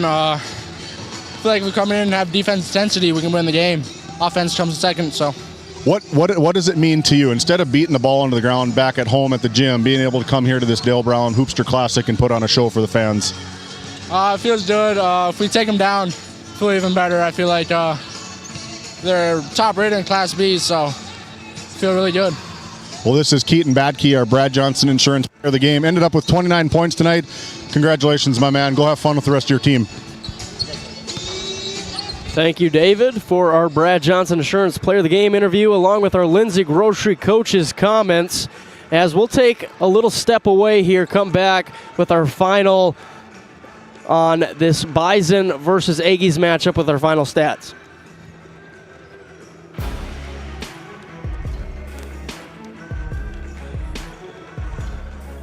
This GameDay Media broadcast is brought to you by...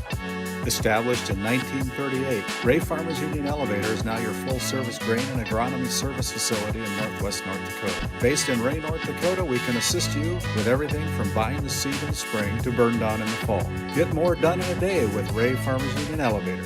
Our paths are rarely clear-cut. You may step out of bounds, or even out on your own. No matter what it looks like, your path is personal, and that's what makes it powerful. Bravera Bank, Insurance and Wealth. D&L Paraffin Incorporated is a local family-owned hot oil company that has been in operation since 1981. We work hard to develop good business relationships with the oilfield companies in the Tioga area. While offering services north of Lake Sakakawea, we focus on integrity, hard work, and safety. For all hot oil services, call dispatch at 701-641-3065 or 701-641-6310. And for hiring information, be sure to follow us on Facebook at DL Paraffin.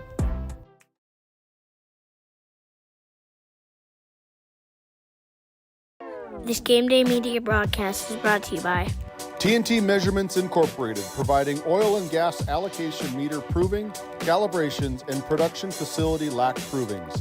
To schedule your proving, contact Derek Thompson at 701-421-1351. At St. Luke's Medical Center, we care for our community with compassion and excellence. We are proud to be named one of the top 20 critical access hospitals in the nation. You can count on us today and tomorrow. Call now to schedule your next visit.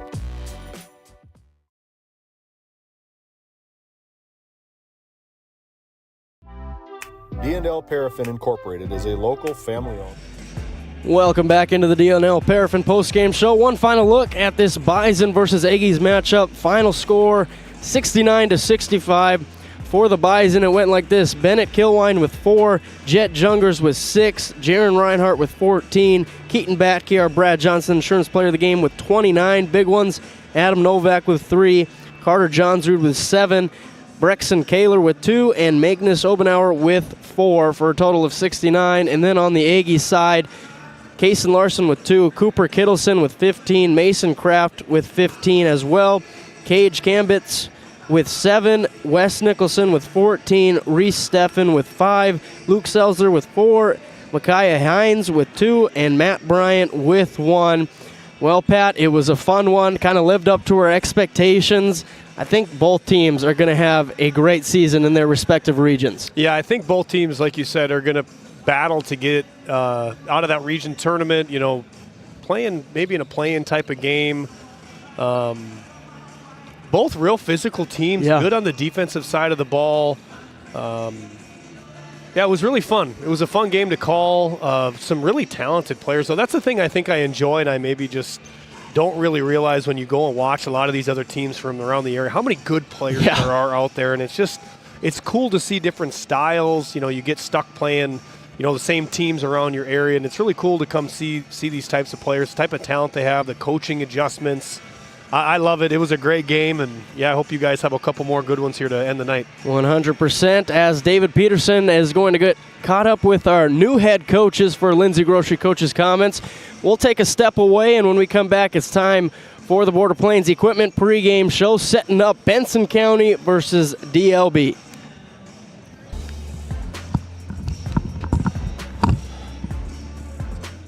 This GameDay Media broadcast is brought to you by Since 1952, Liberty State Bank of Powers Lake serves Burt County and the surrounding areas with a full suite of financial services.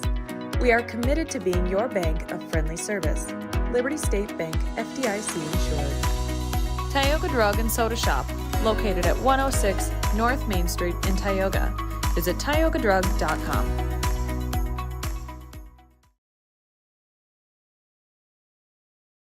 Skin by Legacy Tioga opened doors February 2024.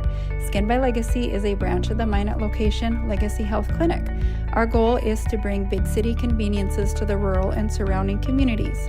We offer a number of aesthetic services and more. Skin by Legacy Tioga is open Tuesdays and Thursdays. You can find our link to book by Googling Skin by Legacy, by Facebook or Instagram, where you could book at either location. A healthier you starts here. Now accepting new patients.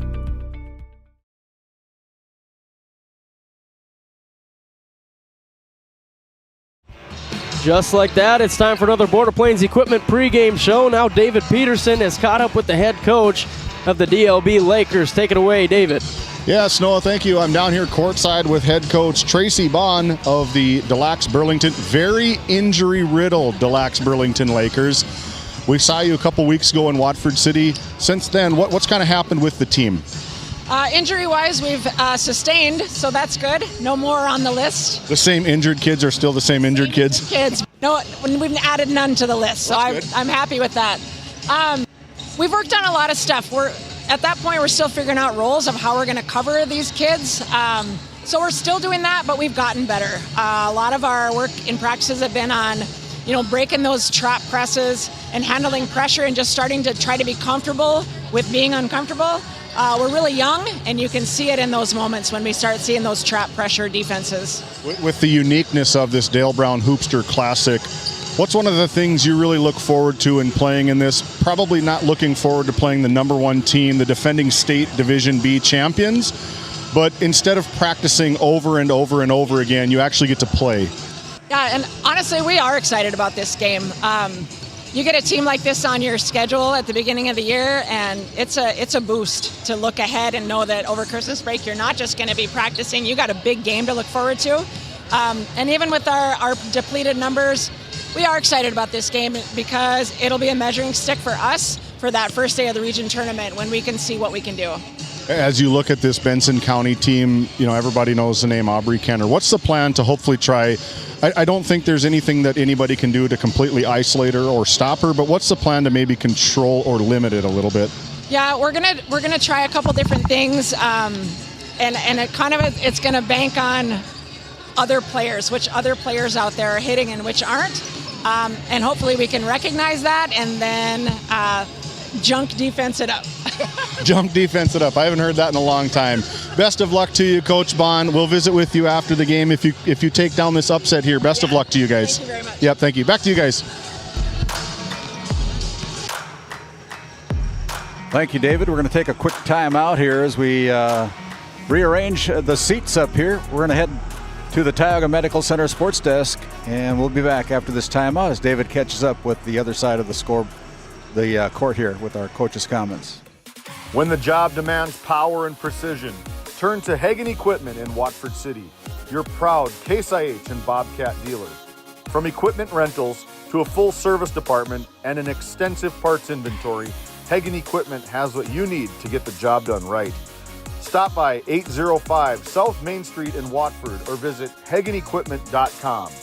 Hagen Equipment, work ready, field proven. This GameDay Media broadcast is brought to you by Brandy Larson Insurance of Stanley offers home, auto, business, and farm insurance. For a quote, call 701-628-1414. Your local Farmers Union Insurance agent.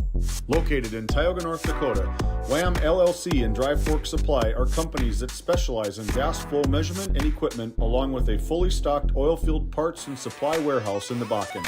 Give them a call at 701-664-9425 or stop by today.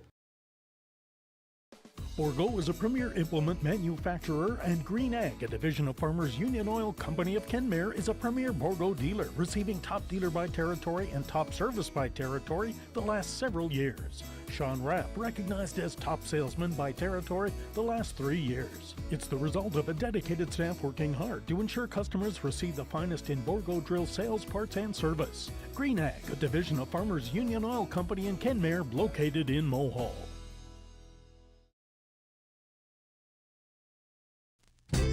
Founded in 2019, Northwest Therapy Services, located in Ray and Williston, North Dakota, provides speech therapy in our clinics, as well as partnering with local schools and nursing facilities to provide on-site therapeutic services.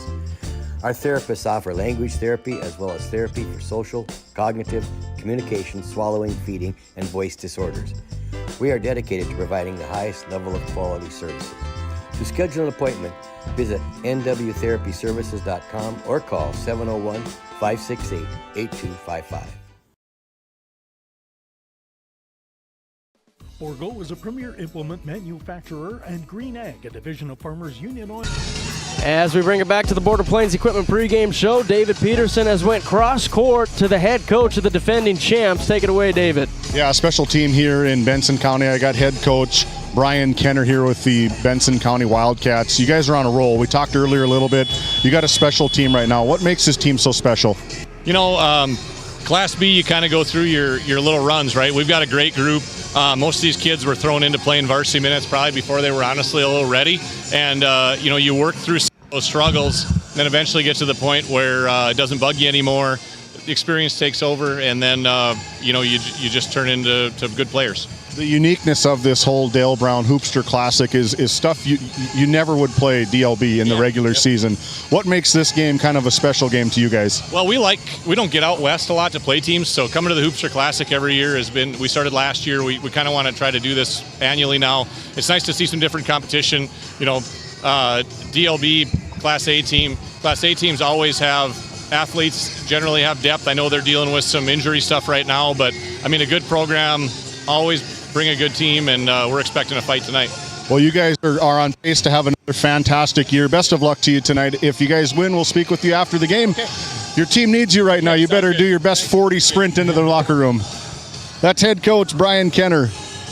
Look at that 40 speed. Look at him go.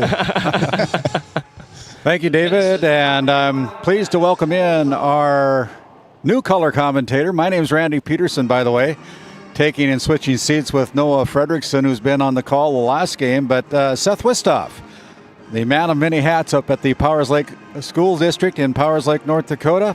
One time the girls basketball coach, a track coach, a football coach, principal at the school, and what else do you do? Probably sweep the floors once in a while, too, huh? Yeah, and I thought I was going to have to drive the bus today, but I didn't have to. So. Bus driver extraordinaire. Okay. Well, welcome into our broadcast. We're about 4 minutes and 15 seconds away from our opening tip-off. We're going to send it back to the Tioga Medical Center sports desk one more time. Tioga Medical Center, trusted healthcare right here in Tioga, Powers Lake, and Ray. For appointments to pay your bill online, visit tiogahealth.org. We'll come back, and we'll have our opening tip-off sponsored by Northwest Therapy Services with locations in Williston and Ray, North Dakota. Check out nwtherapyservices.com. We'll be back after this timeout. This GameDay Media broadcast is brought to you by... With 40 years of service to Northwest North Dakota, Jan Costin CPA in Kenmare provides trusted accounting and tax services for individuals, corporations, estates, and partnerships. Call 385-4263 today. Your numbers are in good hands with Costin CPA. The Northwest Sportsmen's Association of Tioga, a proud supporter of youth and outdoor recreation in our local community. We're aiming high, keeping it local, and building the future for outdoor events. Join us in making a difference. The Northwest Sportsmen Association, where the outdoors brings us together. Game 1 powers your team, business, and community with athletic apparel, uniforms, company gear, and event apparel. Featuring screen printing, embroidery, and the brands you trust. Game 1, the brand behind your brand.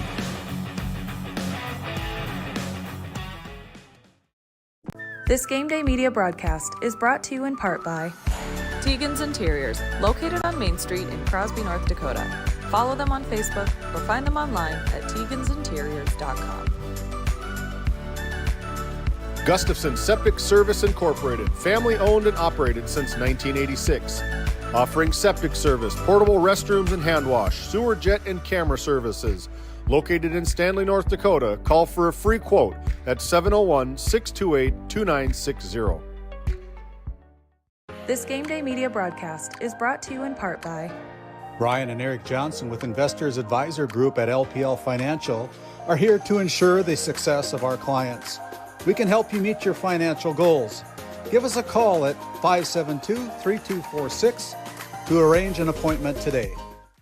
Jorgensen Lumber and Minn Kota Windows are proud supporters of Game Day Media and our area athletics. For all of your building needs, both agricultural and residential, contact Jorgensen Lumber in Powers Lake at 701-464-5504. Continental Resources is proudly independent and fiercely pro-American energy. American-produced oil and natural gas will play a critical role in America's and the world's energy future. So will we.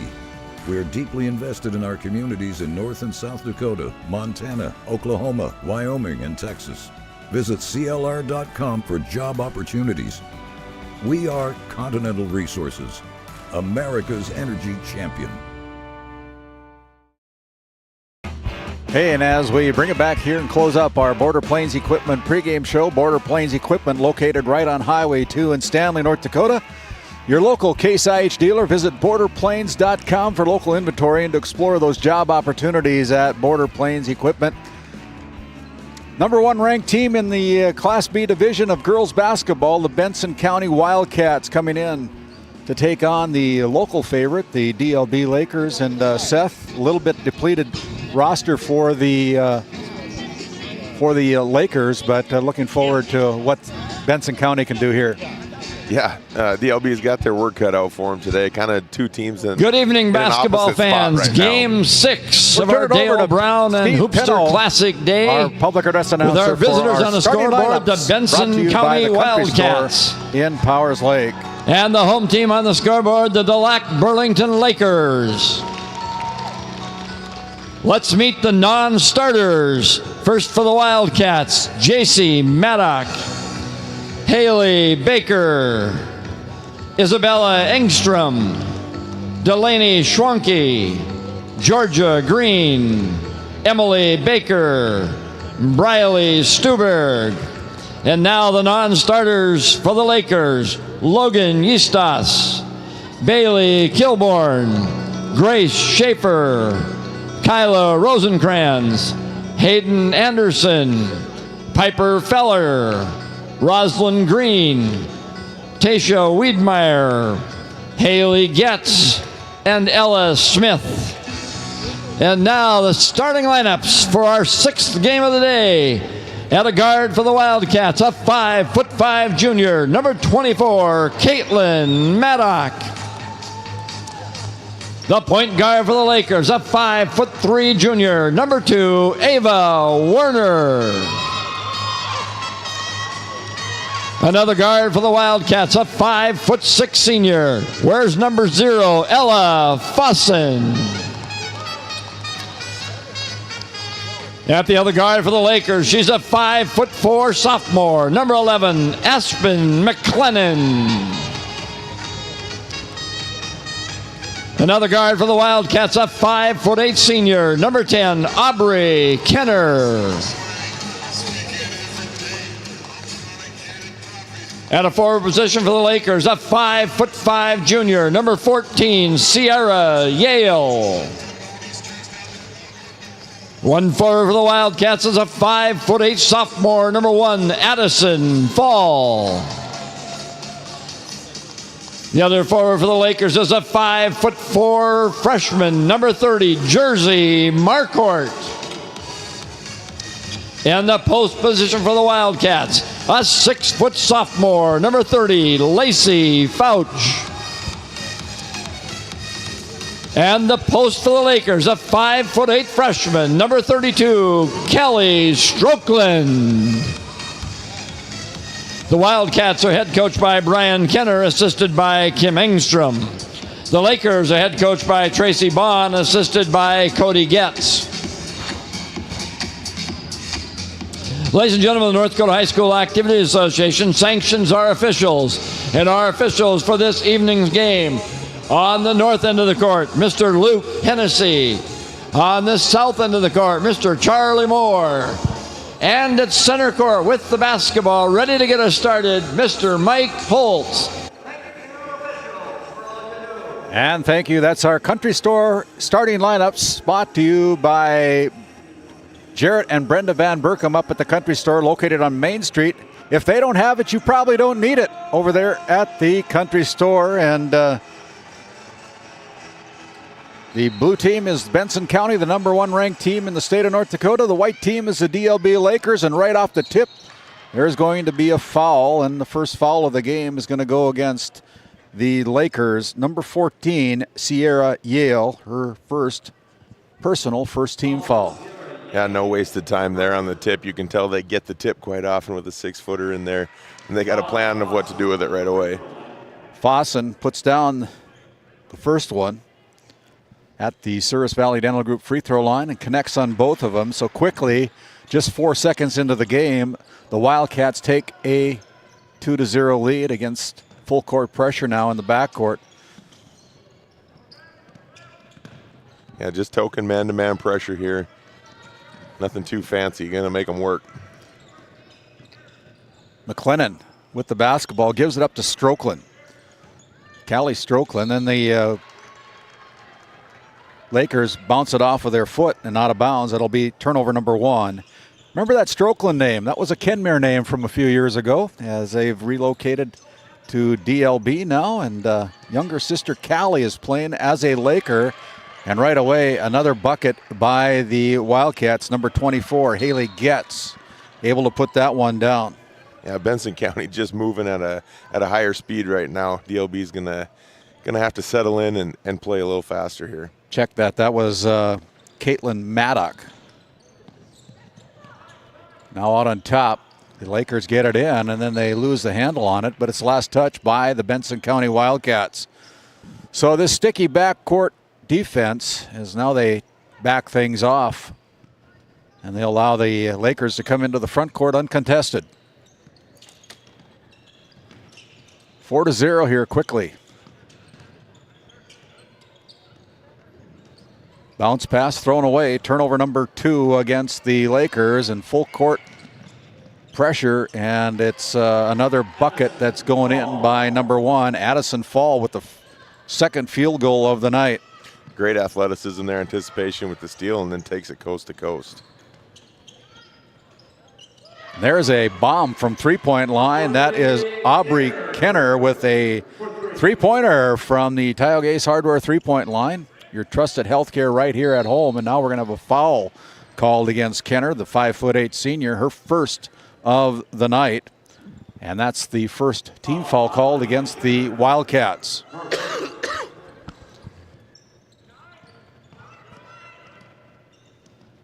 Retrieved in the backcourt. Maddock comes into the, Werner comes into the front court, now has her pockets picked, and it's going to be another foul opportunity. Again, our officials tonight, Luke Hennessy, Mike Holtz, and Charlie Moore, donning the stripes here in our, what is this, the 6th game right now? Kind of lose track after they all blend after together. 3, you get kind of sidetracked a little bit. Foul was whistled against number 2, Ava Werner.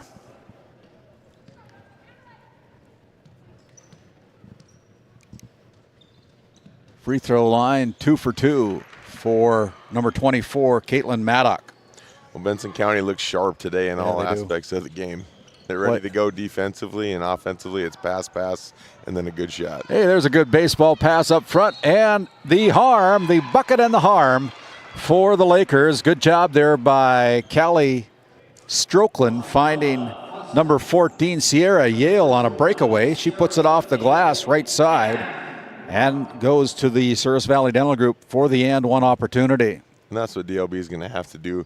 Benson County overplays some, and they're in your face, and you got to take advantage when you got one. 6:19 remaining here in the opening quarter of this 6th game.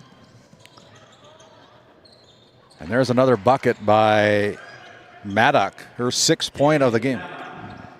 She's starting to tally him up here with 6 points now so far. Now here's another pass up front, and that's going to go off the arms of number 11, Aspen McLennan, for another turnover, the 5th of the quarter. 13-3. The Lakers knew they were kind of outmanned right now with 5 players that normally would be on this roster suffering injuries in the Maddock with another one. They suffered injuries during the volleyball season. I think 2 ACLs and one like a ligament in the elbow that needed to be repaired is 3 of the injuries that Jeremy Feller was talking about. Yeah, sometimes you want the bones to break rather than the ligaments because they take a lot longer to heal. Yeah, so they're out, they're down, and I know that Jeremy's daughter is not able to play either, and there's a missed opportunity for Lacey Fouch. Nice defense and rebound by Strokeland there. They're sitting her down, trying to prevent a stress fracture. That's what he told me. So Lakers need to heal. There's a little runner by number 14. Sierra Yale with her 2nd field goal. She's got all 5 points for the Lakers so far. Benson County going into the paint, puts it up, and that's good for another 2-point field goal by Aubrey Kenner. She's got 5 points now. 17-5 on your NCC scoreboard. NCC located in Ray, North Dakota. One of our premium sponsors, along with RTC Networks based out of Parshall, North Dakota. Here's Strokeland giving the ball up to number 14. That is Sierra Yale. And off the glass, that's no good. The ball falls away. Lands in the hands of the Wildcats. And the Wildcats running the floor as Lacey Fouch with her 1st field goal of the game. The 6-foot center getting out and running the floor. I like that. Here's another turnover by the Lakers, and up front they find the open man down low underneath. That's going to be Maddock again. She's got 10 points. She got 10 of the 21 points so far. And right now there's going to be a foul in the backcourt about 85 feet away from the basket. It's going to go against number 1, Addison Fall.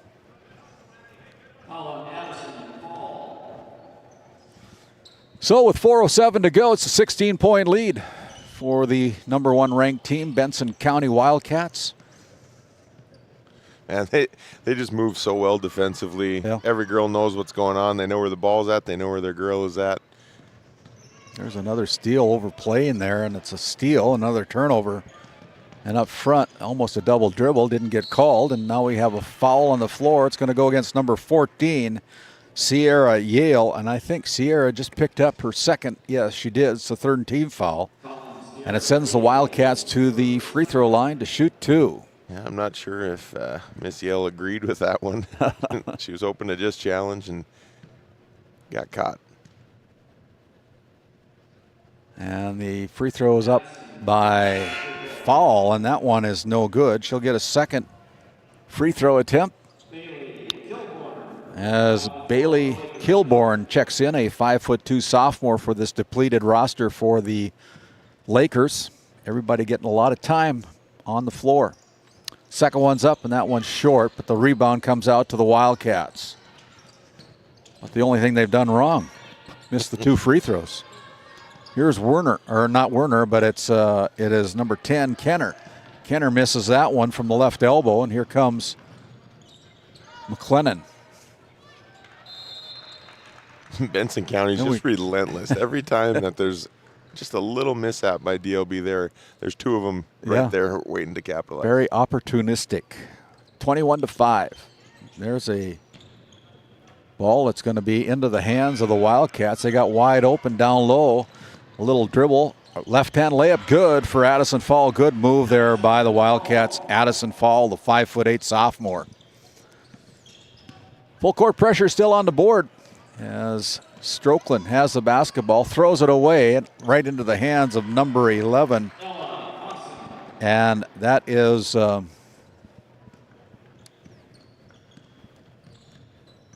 didn't see who made that one. 0. Fossen. Fossen. That one okay. in. things are going pretty quickly here. When you put your head down, you miss a couple things to write in the book. 25-5, 2:52 to go.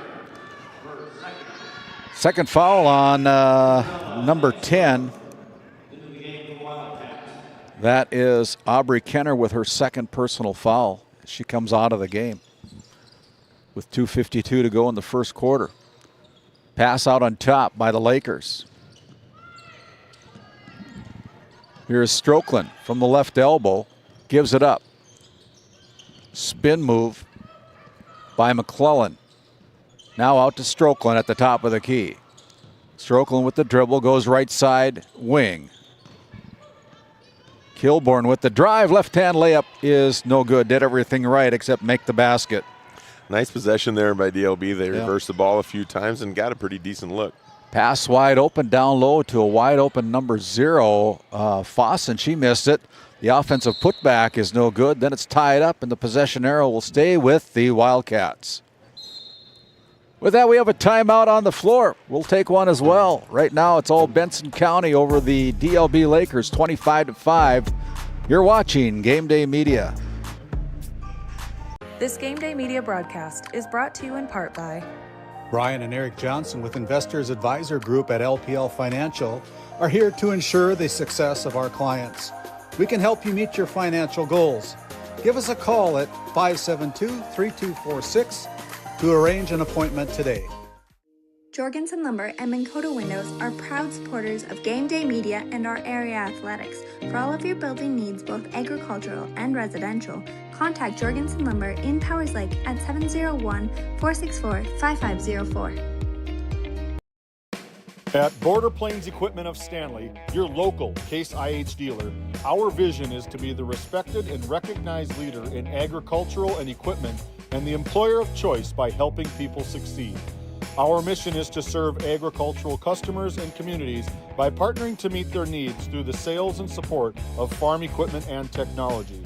Visit borderplains.com to check local inventory or stop by at 8141 off Highway 2 in Stanley, your local Case IH dealer. Coming back quickly out of that Nesset timeout, the Wildcats. Number 32, that is Callie Strokeland picking up her first personal foul. And they're inside, off the glass, right side is finish there. Lacey Fouch again. My she goodness. is really strong down there. 6-foot sophomore. Yeah, as a freshman last year in the state tournament, I mean, really came on and defended some good bigs and scored at will down there. Strokeland from the right elbow is no good. The offensive putback. Strokeland puts her head down and gets 2. There's good, strong points on the other side. You know, sometimes I think there can be a little bit of intimidation or just you're not quite sure how good this other team is, but you gotta lean into them and take it at them. 27-7, under a minute and a half to go here. And again, Fouch, the sophomore, puts it on the left side this time. We're 2 more. Yeah, Fouch did a nice job there with the double team. Got a 5'2" girl right there, and she still went beneath her to get the ball around and then finishes. Turnover, shot from the free throw line by Maddock is no good. The putback by Fouch is no good. Fouch gets it back. 3 opportunities. You can't let that happen against the number 1 team in the state. Maddock pulls the trigger from 3 and connects again for her. You know they're gonna make you pay there. Yeah. Good scrap for the rebound and the kick out for the 3. And now I think it's going to be over and back as they got possession in the front court, went to the back court, come up with their first turnover. I don't know if you can really call that as a turnover either, but unfortunate happening. Unfortunate happening. There you go. 30. You know, you learn something all the time from these coaches. You know, I'm just a play-by-play guy, but when you have coaches out here, man, they can inject stuff that I've never even heard of. Shots up there. Nice what a good finish there by number 11, Aspen McLennan. Her first bucket of the night. They're going to need that from her. You know, she showed off some athleticism so far, but if she can finish, I think she can get to the rim with that speed. Here is Fouch. Now up off the glass for another easy bucket for Caitlin Maddock. My goodness. Running out of ink in my red pen here with how many buckets she has had here tonight. Yeah, you got two teams in just kind of completely different spots. You got Benson County bringing back all 5 starters from a state championship team, and then you got DOB, who's just completely depleted. Yeah. And it's showing a little bit in this first quarter. Caitlin Maddox got 15 of the 34 points right now for the Benson County Wildcats. 3 seconds to go. Got to hurry from the top of the key. Shots away, and that's no good. And the buzzer sounds to end the first quarter. Here from the Dale Brown and Hoopster Classic, game number 6 of the day, first day of coverage here on GameDay Media. We'll step aside. We'll come back with second quarter action after this timeout. Located in Powers Lake, North Dakota, the Country Store has what you need. From hardware to everyday essentials, including FR clothing, power tools, and even embroidery and screen printing. You can find most everything at the Country Store. There's always a friendly face willing to help you find what you need at the Country Store. Jared and Brenda invite you to visit them on Main Street in Powers Lake. The Country Store has been in business for almost 50 years. If they don't have it, you probably don't need it. Give us a call at 701-464-5434 today. As your local Touchstone Energy Cooperative, we wear many hats.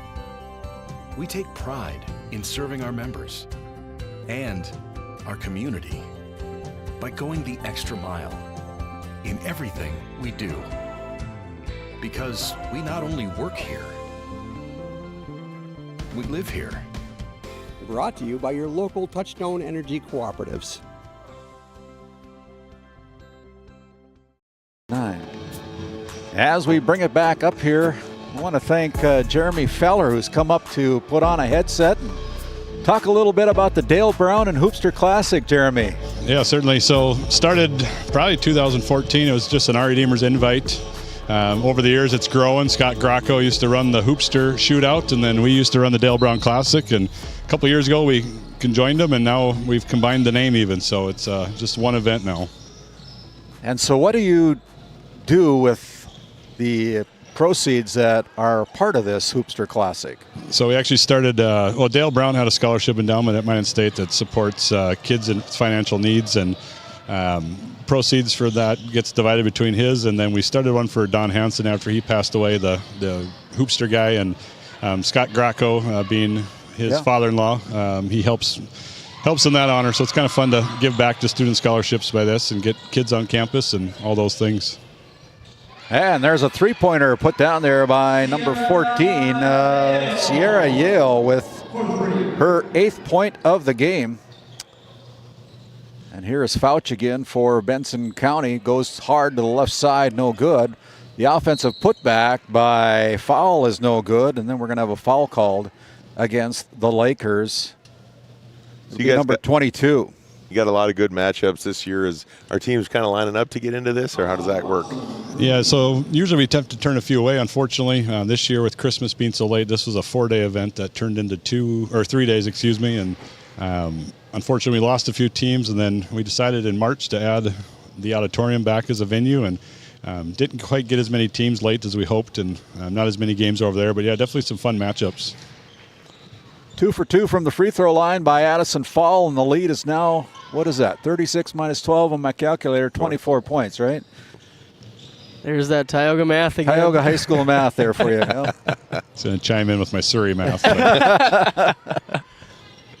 We'll have a contest at halftime.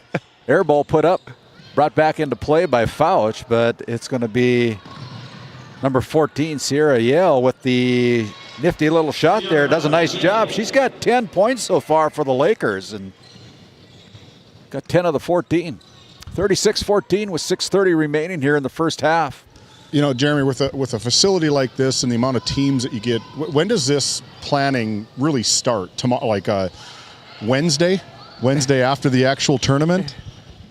Actually, we already had people texting earlier in the week asking if they could get in for next year, and I told them let me survive the week and we'll talk maybe Wednesday. And so yeah, there's excitement to get in, and not to discredit any games, but definitely looking forward to that 1-2 matchup on Monday. That should be a fun one. So tell me this, have you always been part of this Dale Brown and Hoopster Classic, Jeremy, or have you something you inherited? For the most part, my days at Redeemers as an AD is when we started our part of it, and like I said, the name transitioned from the Redeemers Invite to the Dale Brown Classic, but the Hoopster part strictly with Scott. So, like I mentioned earlier, just a combination of the two, but for the most part, been a part of it since it started, yeah.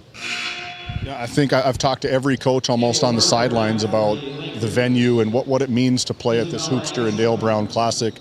And most everybody's reply is, it's really an honor to get invited or get asked to play in this, be able to participate in it. And I think the other part of the question and answer that I get from the coaches is that it's a lot better to sit here, run up and down the court in a meaningful basketball game versus pound the ball into the court at practice over and over.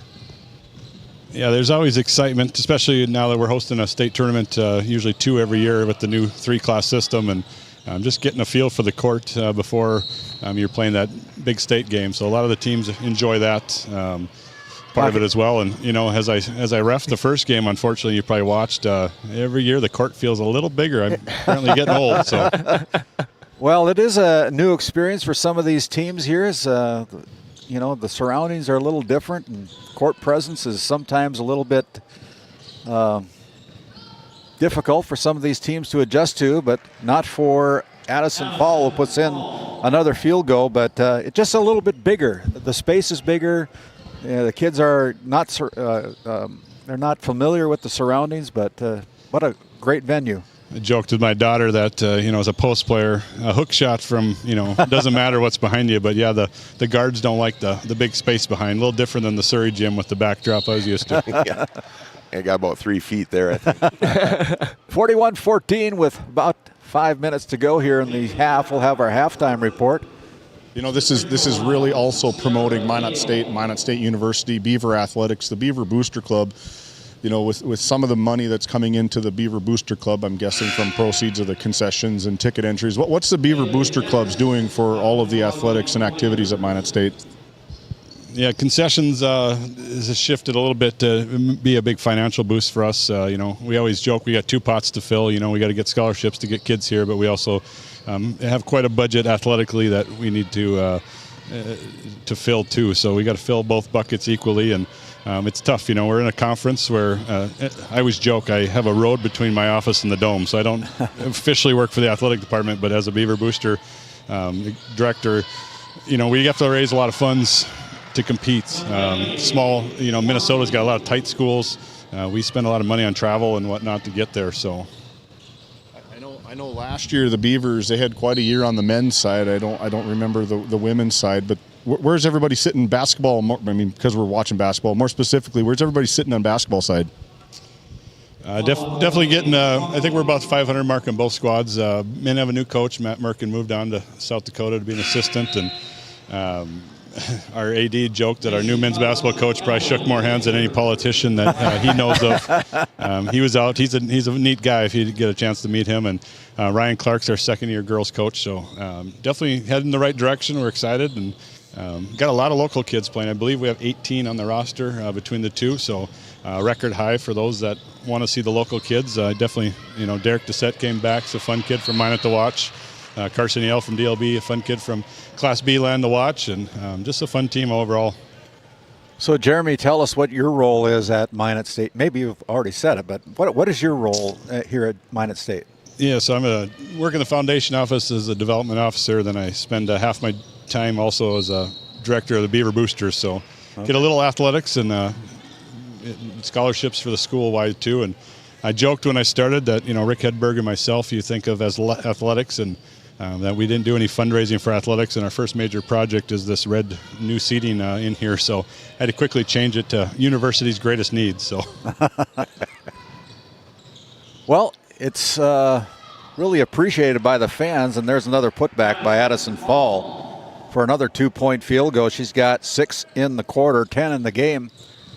45-17, just under 4 minutes to play here, and the shot from the baseline by number 22, that is Rosalind Green with the bucket, her first of the game.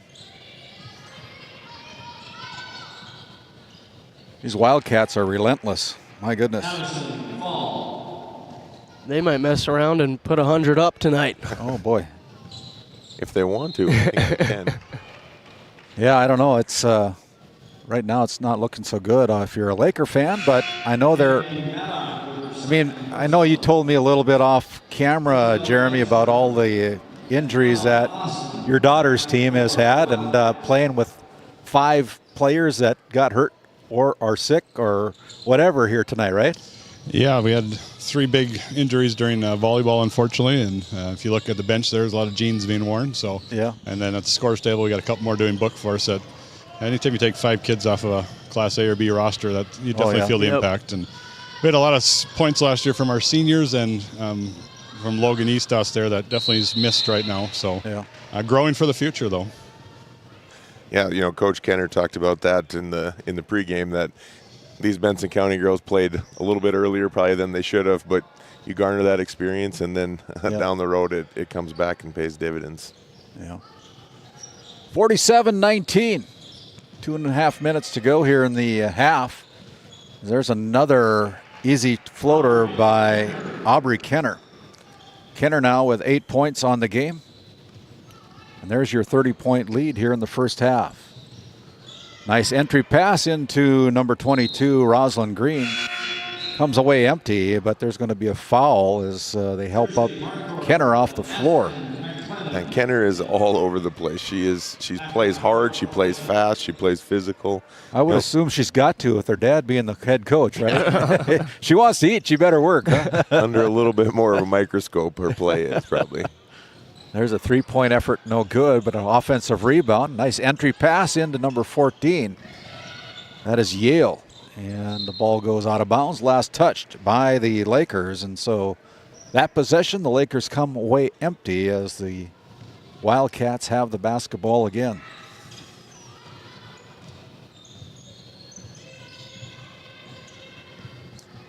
It takes a village to put on something like this, doesn't it, Jeremy?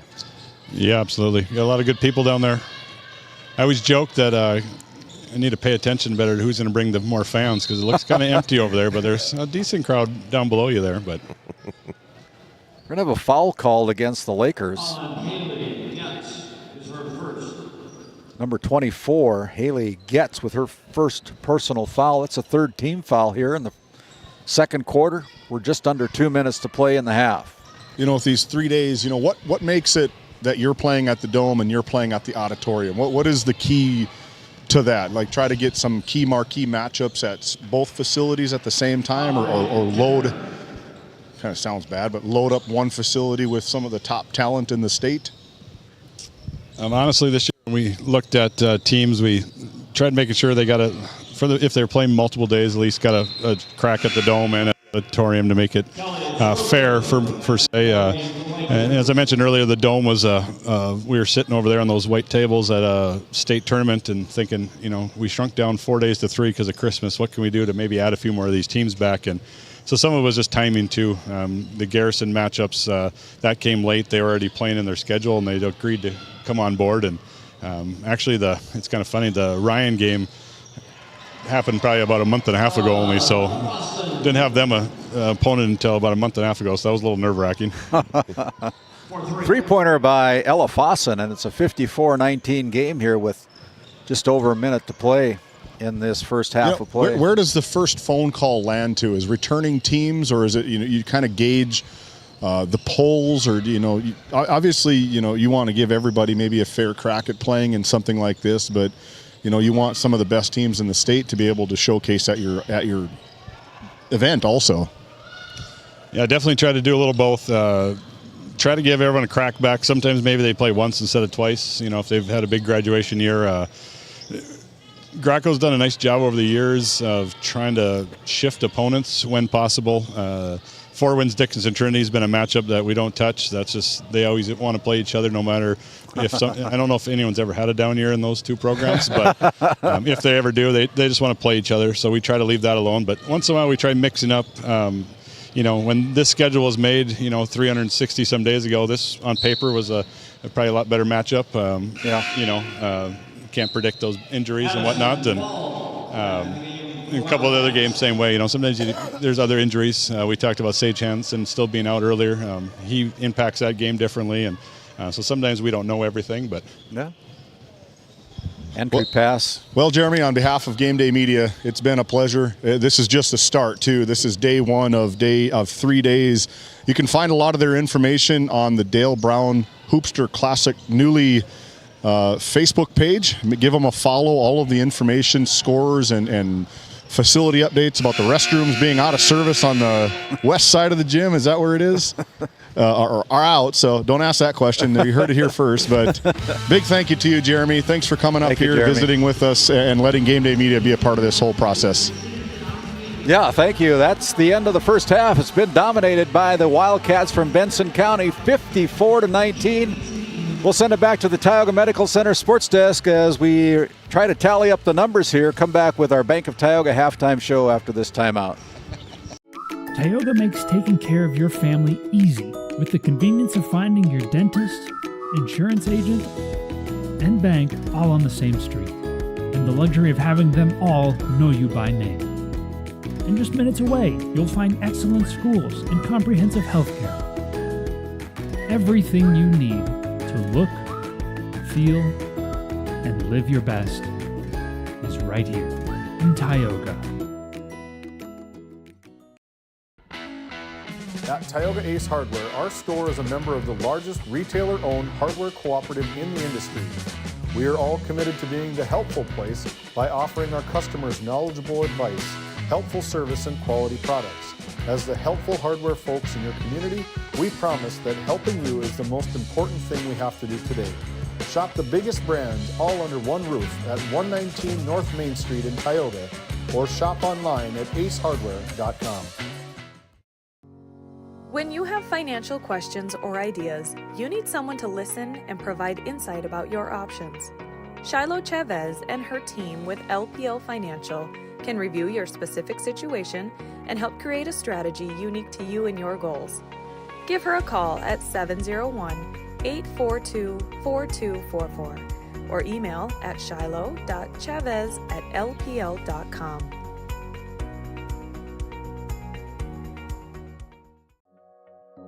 Nesset is here to provide services to the oil and gas industry.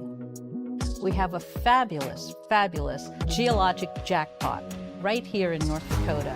And what we are doing is providing and developing this resource to be used for years, decades, and generations to come. I look forward to a great future right here in Tioga, North Dakota. At Souris Valley Dental Group, we've been using modern treatment techniques and products to help families smile since 1968. Voted as the #1 dentist in Minot, our team of expert dentists combine their unique areas of expertise and their experiences to create treatment plans that help each individual patient meet their goals. Contact our dental office at 701-419-8900 or visit sourisvalleydental.com to schedule an appointment today. You can count on us to keep your family grinning from ear to ear for many years to come. Play your cards right and shop the savings and selection at Prairie Home Furnishings in Stanley. Browse a wide selection of furnishings for every room in your home. The latest styles and trends and comfortable quality furnniture. And it's all at reasonable prices. Plus, they have a great selection of flooring and bedding as well. High quality and reasonable prices make Prairie Home Furnishings the place to make your house a home.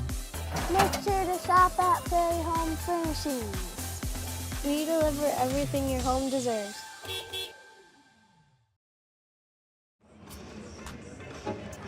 Hey, and as we bring it back here for our Bank of Tioga halftime report, the #1 team in the state of North Dakota with a very convincing 54-19 lead at the half over the DLB Lakers. 34 points put up in the first quarter by the Wildcats against 9 for the Lakers.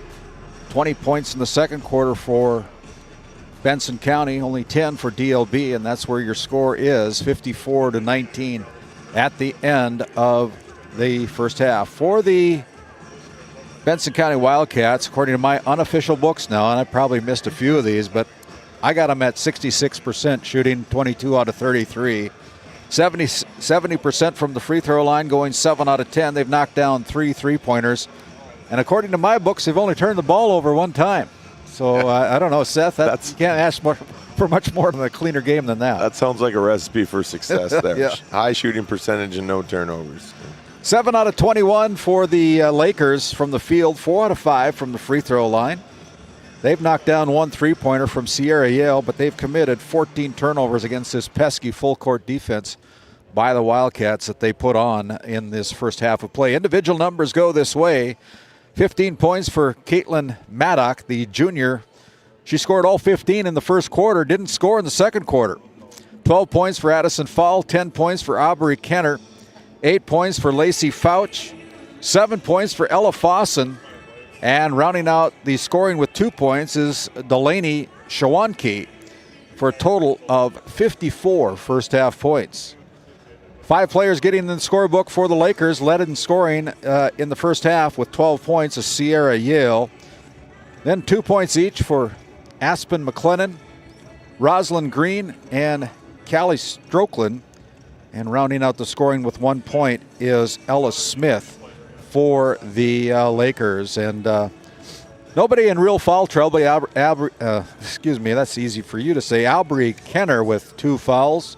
Sierra Yale with 2 fouls for the Lakers, and Kenner with 2 fouls for the Wildcats. That's your Bank of Tioga halftime report. The Bank of Tioga with locations in Tioga and Crosby, North Dakota. Do more with your money at the Bank of Tioga. We're going to step aside, send it back to the Tioga Medical Center Sports Desk while we get a drink of water. Back after this timeout. How it's always been done isn't good enough.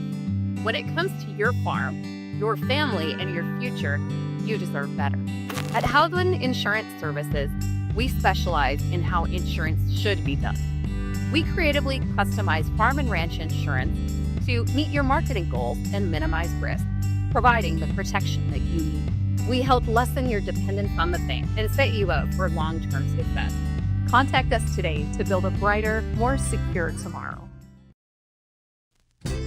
Founded in 2019, Northwest Therapy Services, located in Ray and Williston, North Dakota, provides speech therapy in our clinics as well as partnering with local schools and nursing facilities to provide on-site therapeutic services. Our therapists offer language therapy as well as therapy for social, cognitive, communication, swallowing, feeding, and voice disorders. We are dedicated to providing the highest level of quality services. To schedule an appointment, visit nwtherapyservices.com or call 701-568-8255. Kyle Hansen is proud to be a Thrivent financial professional, providing personalized financial guidance to people of all stages of life. Thrivent believes humanity thrives when individuals make the most of what they've been given, and Kyle is here to help you do just that. Larson Boston Agency, your Farmers Union insurance agents located at 106 Main Street North in Crosby, North Dakota, offer multiple lines of insurance, including crop, farm and ranch, home, auto, commercial, and health insurance. Give Chell or Robbie a call today at 701-965-6335. This Game Day Media broadcast is brought to you in part by At DA Land LLC, our vision is to provide for the community in which we live and operate, providing a full line of skid steer attachments, farm and ranch, equine equipment, and much more. Shop our store in Tioga, North Dakota, or visit us online at daland-llc.com. Otheon Boutique carries a wide variety of women's clothing as well as permanent jewelry. Shop in downtown Tioga or visit their website at shopotheon.com. For the healthcare services you need and expertise you can trust, it's right here at home with Tioga Medical Center. You're important to us, and so is your well-being. From primary and specialty care to surgical services, we're committed to caring for you at every stage of life. There's no place like home with trusted, familiar faces. You can trust me. You can trust us. You can trust Tioga Medical Center. Trusted healthcare here at home. NCC Video is everything you love about cable TV in a portable package. Watch shows live or record them wherever you are, whether you're at home or on the go, even out of state. No more fighting over what's on TV, because everyone can watch what they want, when they want, on their own devices, all for the same price or less than you're paying today. We'll even get you set up at home and show you how to use it. NCC Video. Take your TV with you. Yes, we bring it back here. I want to thank Jeremy Feller for coming on during our second quarter to talk about a little bit about this Dale Brown and Hoopster Classic. A lot of insight, very successful. Looking forward to finishing up today with one more game after this one. And Powers Lake Ranchers are going to, Powers Lake Burke Central Ranchers. I better make sure I say that correctly, right? Yep. So they're going to be on the floor. Jordan Carlson and his team got another quality basketball team up there for the Ranchers, and looking forward to what they can do against, is it West Hope that they are playing? Yep. West Hope, Newburgh, yeah. Yeah, I think that'll be a good good matchup. Both teams lost a ton of seniors this last year, a lot of production. So they're both kind of finding out who they are. So that'll be interesting to see. Should be a fun nightcap for day one of the Dale Brown and Hoopster Classic. Yeah, then we get to go to church tomorrow. Always look forward to Sunday. Celebrate some more Christmases. Celebrate some more Christmases, yeah. You guys going to celebrate for 6 more days from what I understand. Yep. Looking forward to some tacos tomorrow night. So is Santa Claus good to you guys, or usually he knows where to find you if you're celebrating in 3 different places over the next 6 days? Yeah, he's good like that. Yeah, good. He sees you when you're sleeping, right? Yeah, I guess so. Strokeland, as we begin our Northwest Therapy Services start of our second half, the Lakers are going to go to the free throw line. It'll be number 11, Aspen McLennan, hitting the Souris Valley Dental Group free throw line as that foul was called against number 24. You know, I think you're going to get this from both coaches right now. The outcome of the game is probably decided, but what they want to see is they want to see execution from whoever is out there. Benson County starts digging into their bench a little bit, develop a little depth, and DLB needs to execute the things that they can so they can use this as an opportunity to get better. 54-20. Sometimes you win, sometimes you learn, and right now there's a lot of learning going on for the Lakers against this highly touted Benson County Wildcat team. But, you know, they keep playing, you know, and good things happen, and you may not be on the winning side of the scorebook at the end of the game, but if you can continue to improve throughout the game and develop some confidence, develop some skill, it's always a good thing. Down low, the kick out.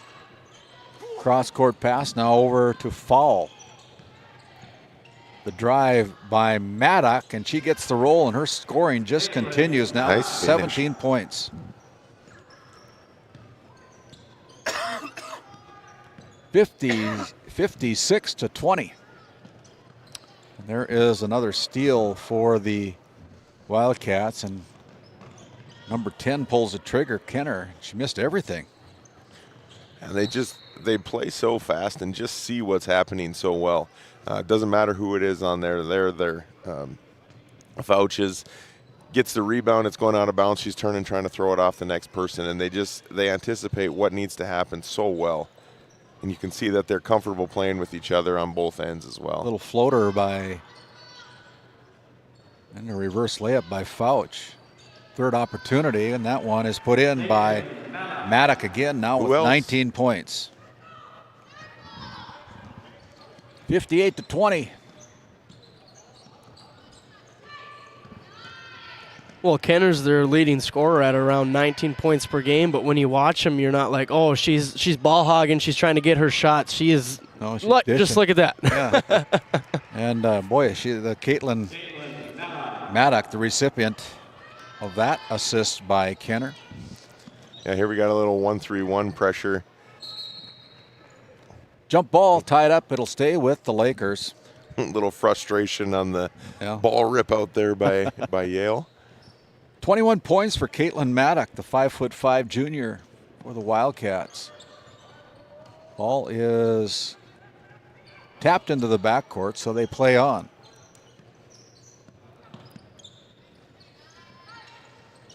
Now the Lakers are in a little bit of trouble there in the corner. Pass inside to Strokeland, and Strokeland can't connect from the paint.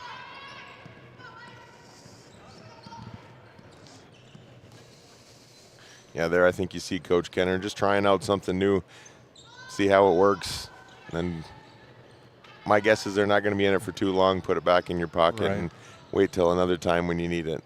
Oh, we're walking all over the place. Called there by the official. Travel.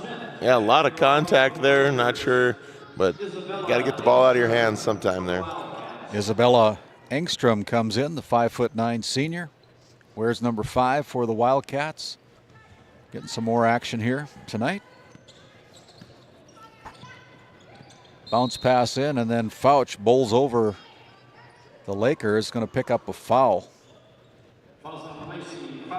Lacey Fouch with her first personal foul. And out of the end line, the Lakers will try to inbound it. There's a shot put up, no good. Here's Fouch again running the floor, the 6-foot sophomore. That is tough to defend. Kenner gets a rebound, 2 dribbles, lead pass, catch, and finish hard with the left hand. There's not a lot of teams that can say they can do that. 62-20, just under 5 minutes to go in the third quarter.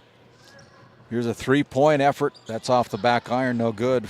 Fouch again with the rebound for the Wildcats. Kenner's going to pull the trigger from 3. Look good from here, but comes away empty. And an offensive rebound, another opportunity for Benson County. Here's Engstrom on the left wing. Gives it up to number 10. That is Aubrey Kenner. Kenner with the drive. Puts up the shot, no good, and another opportunity down low. Good pass to Fouch. She missed it, but she'll go to the Service Valley Dental Group charity stripe to shoot 2.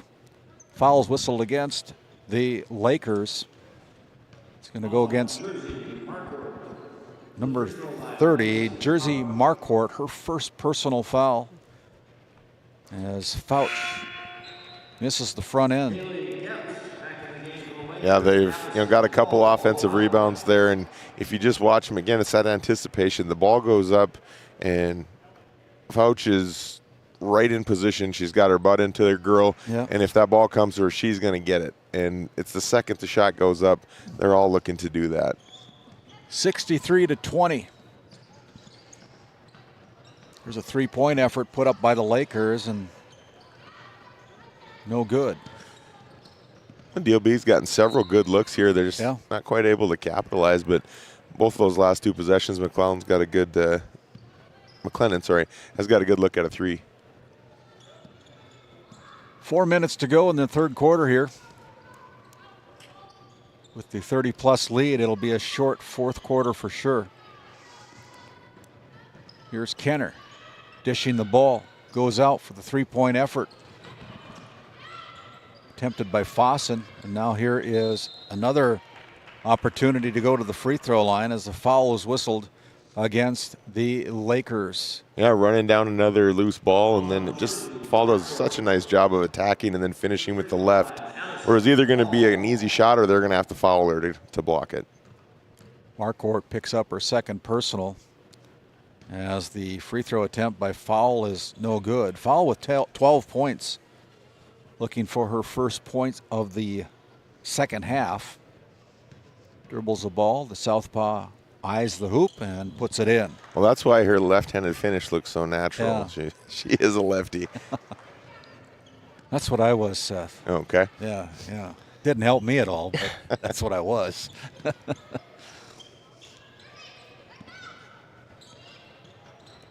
Shot from three-point line is no good.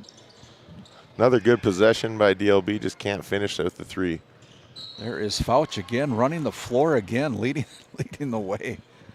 Another foul call against the Lakers with the push. It's number 25, Ella Smith.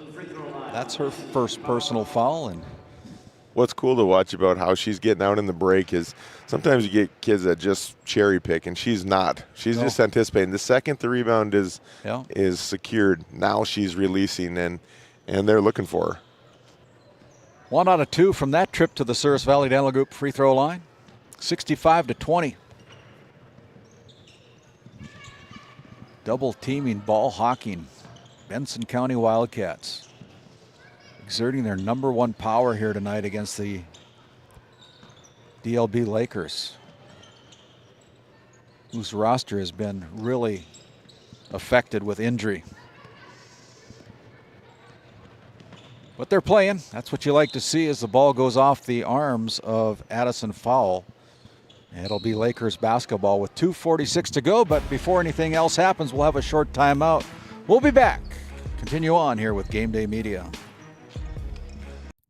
Fisher Family Chiropractic in Williston and Ray, where healthy families grow.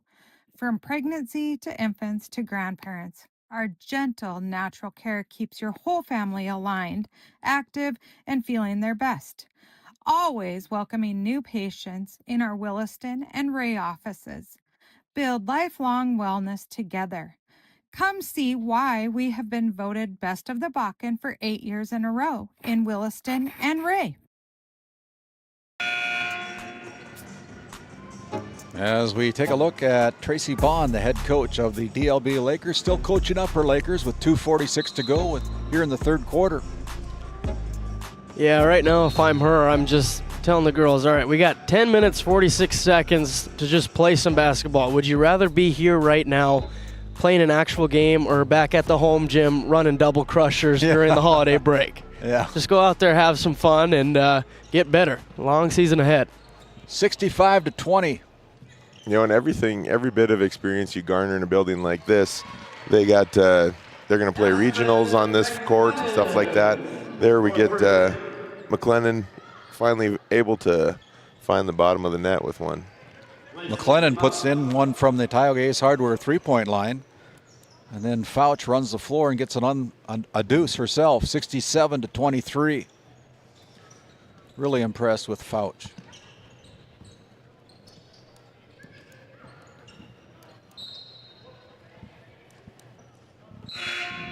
(67-23) as the ball last touched out of bounds by the Lakers. Yeah, one place where Fouch I feel like has really improved from last year is just her athleticism. I mean, we've seen her out on the break, but I mean, she is strong and she is balanced at all times, and teams are going to have a tough time dealing with her in the post. Yeah, and she's going to keep getting better as the three-pointer by Aubrey Kenner rings the bell, and she's got 13 points. That one from the top of the key Tioga Ace Hardware three-point line. 70-23. Entry pass into number 30, Jersey Marquardt. And now we're going to have a foul. It's going to be whistled against number 0, Ella Fossen, with her second personal foul.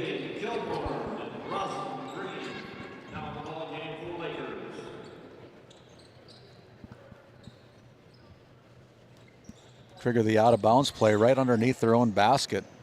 Bounce pass in. Now Fouch on the floor again, clears herself, but it's because she pushed number 22, Rosalind Green, to the floor. That looks like a tight end running a 10-yard in and takes that D back and just lets him slide right by. Rosalind just picked up her second.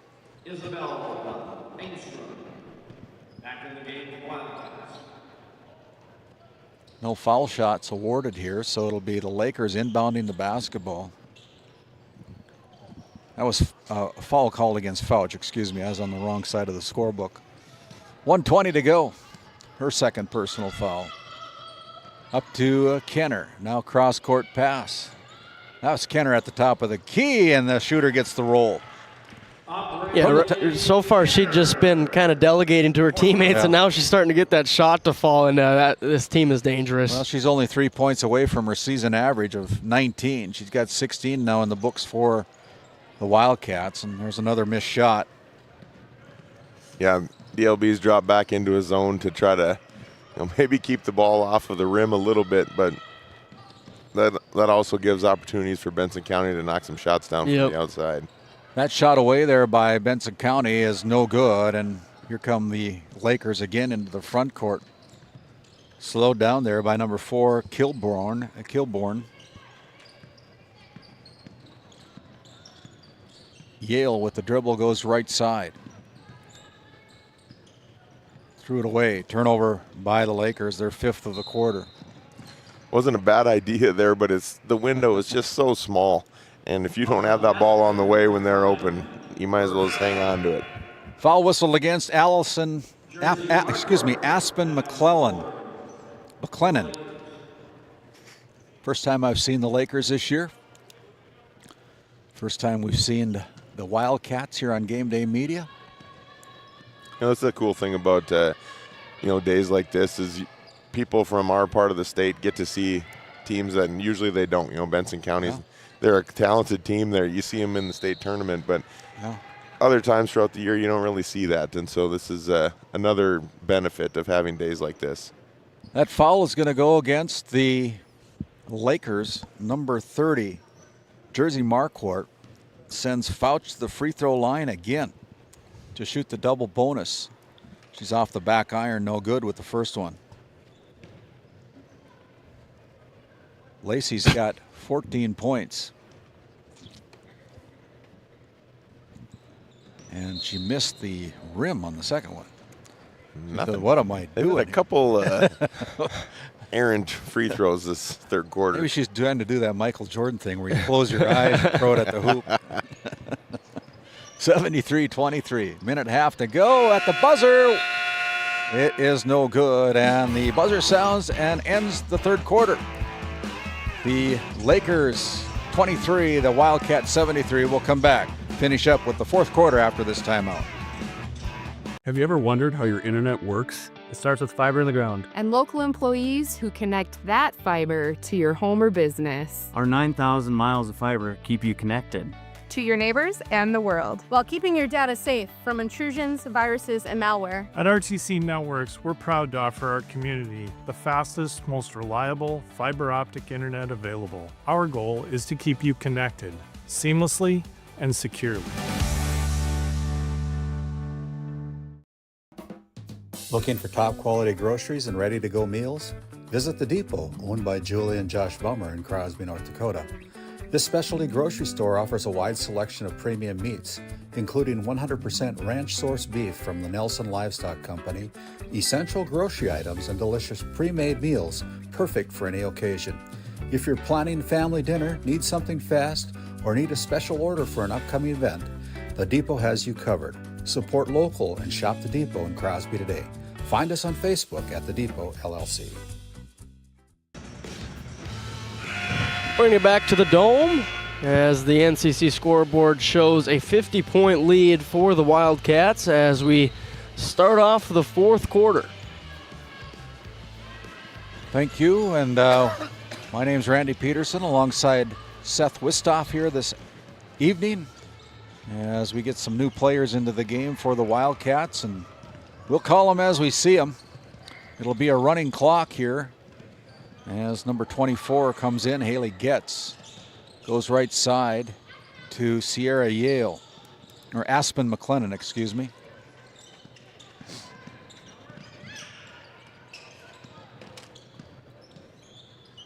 McClennan goes with a little scoop shot that's no good. Nice aggressive drive there by her, though. Yeah. So they'll be shooting two from the Service Valley Dental Group charity stripe.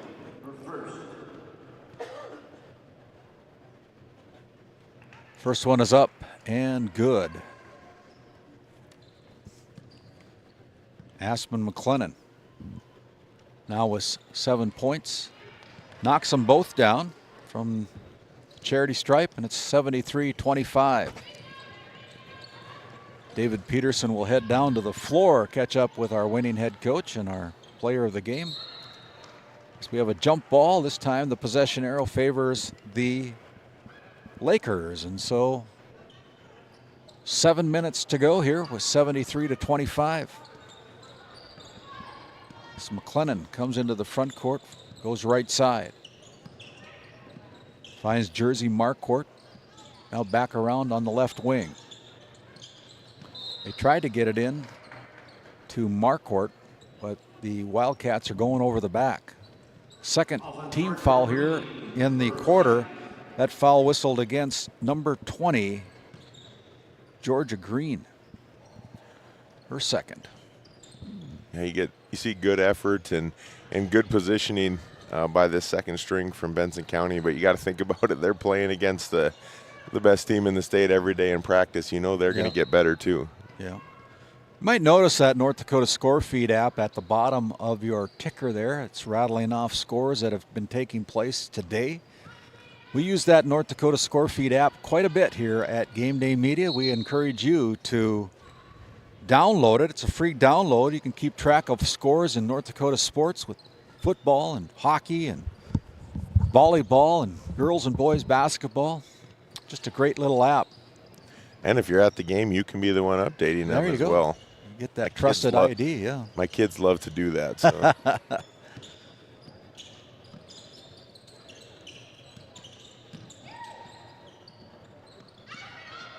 There is McClellan. She's going to get fouled, and she'll go to the charity stripe. That foul is going to be whistled against the Wildcats. The third team foul call against Benson County is a foul whistle against number 2, J.C. Maddock. And the free throw is up and good. Nice soft touch there by McClellan.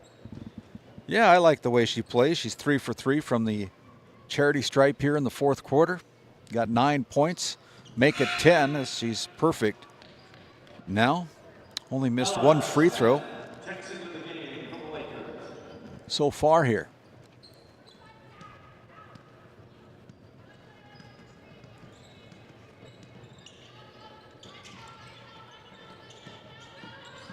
Here's the drive off the glass, a little bit too hard.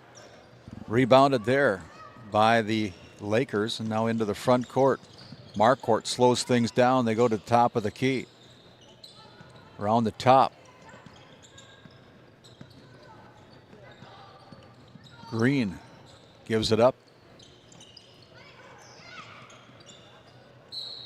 And one. I don't know if she got away with the travel there. It kind of looked like it a little bit. She might have. We won't slow it down and count them, but she finishes through the contact well. Ella Smith puts it down for another bucket. Her third point of the game. It's only cheating if you get caught. Misses the free throw. And here come the Wildcats again into the front court. 4:45 remaining in this final quarter of game number 6. And there is a shot, almost got it to fall, but she'll go to the free throw line. That is number 3, Haley Baker. Kilborn with the foul. You know, even this second group that hasn't gotten much time, they get into their sets. They run in this 1-4 high here, and then quick cut and a quick screen and roll, and they know what to do with the ball. There's no hesitation. It's fun to watch. Yeah. First one up there by Baker. Haley, this 5'6" sophomore, falls away off the back iron, no good. Another substitution for the Wildcats. It'll be number 13, Delaney Shawanke, 5'5" sophomore. Second one is at the bottom of the net for Baker. Her first point of the game. She's in the scorebook with 4:37 to go here in the fourth quarter. Next game up here on GameDay Media will be the final game of the day here on day number 1. It'll be the boys taking the floor with Powers Lake Brook Central Ranchers taking on the West Oak Newburgh Sioux. Looking forward to that game. Noah Fredrickson going to be on the call. Seth Wistoff will be your color commentator. And both teams lost a lot from last year's team. But yeah, I think it's going to be both respectable teams. I think it's going to be a big game for each team trying to find their identity, what kind of team they want to be, what they want to do on defense, on offense, and a lot to be seen early in the season. And they can do it with everyone in the state checking it out. Yeah. Yeah, they're definitely a different look. You know, you got guys like Kyle Huseby no longer hanging on the rim up at the Powers Lake Ranch. Did you have to replace any backboards or any rims like that with Kyle Huseby, the high flyer? I had to fix the rims a couple times. Now I got a bunch of kids that can only grab the net, so we got nets breaking every other I week. see Cade Nordloff climbing up the net, hanging on the rim. He claims he never does, but video shows otherwise. I think we might have caught him one time on GameDay Media, but continuing clock, 74-30. I know that the Sioux over at West Oak Newburgh, of course, everybody knows the second leading scorer in Class B basketball, Walker Broughton. Now a member of the NDSU Bison football team. In attendance tonight. I saw him in the crowd over In here. the crowd? so. We should have him come up and tell us what he's doing down there at Fargo. 74-30.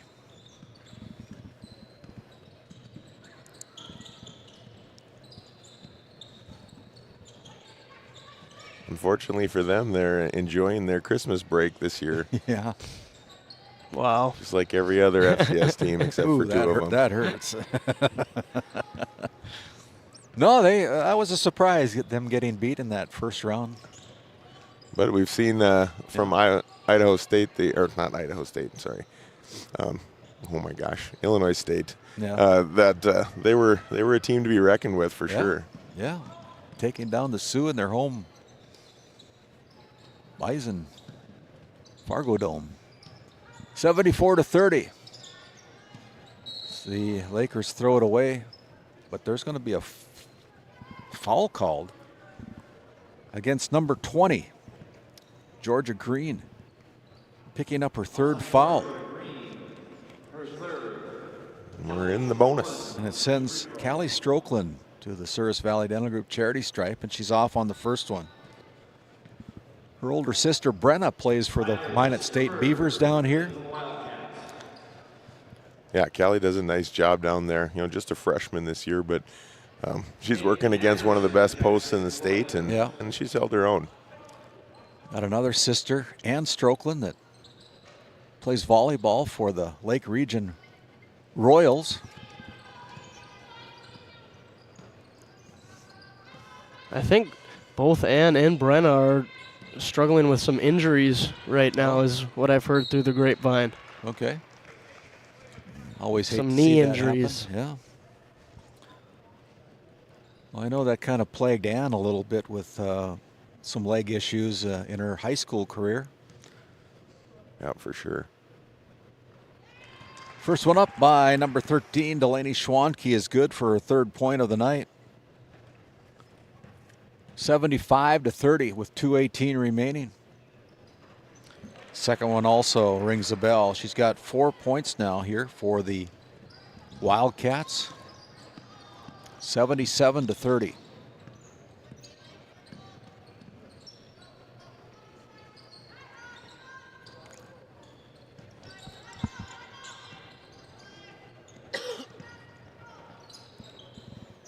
Letting things play out here. We're just under 2 minutes to go.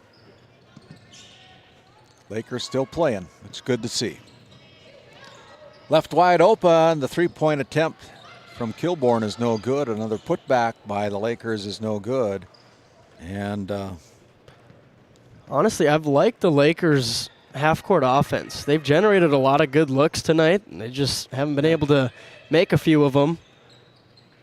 But it's something to build off of. Yeah. Entry pass is no good, and the shot is no good by Green. And here comes the Lakers again. 76-30. And now we have a substitution timeout. We're going to keep it right here, but the Lakers going to bring in a new player, number 23, Tasia Wiedmeyer, getting her first action tonight, replacing Callie Strokeland.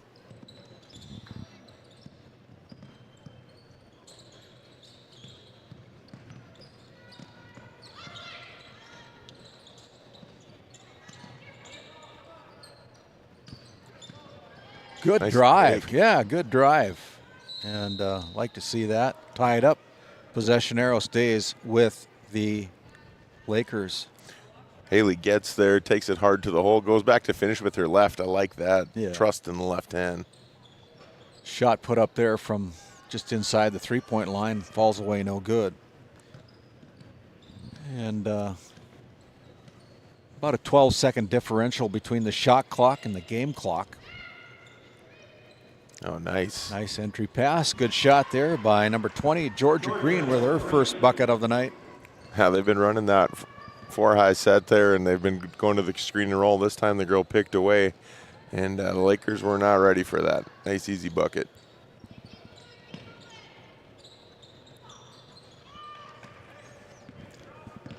Lakers throw it away, and the Wildcats can just dribble this thing out.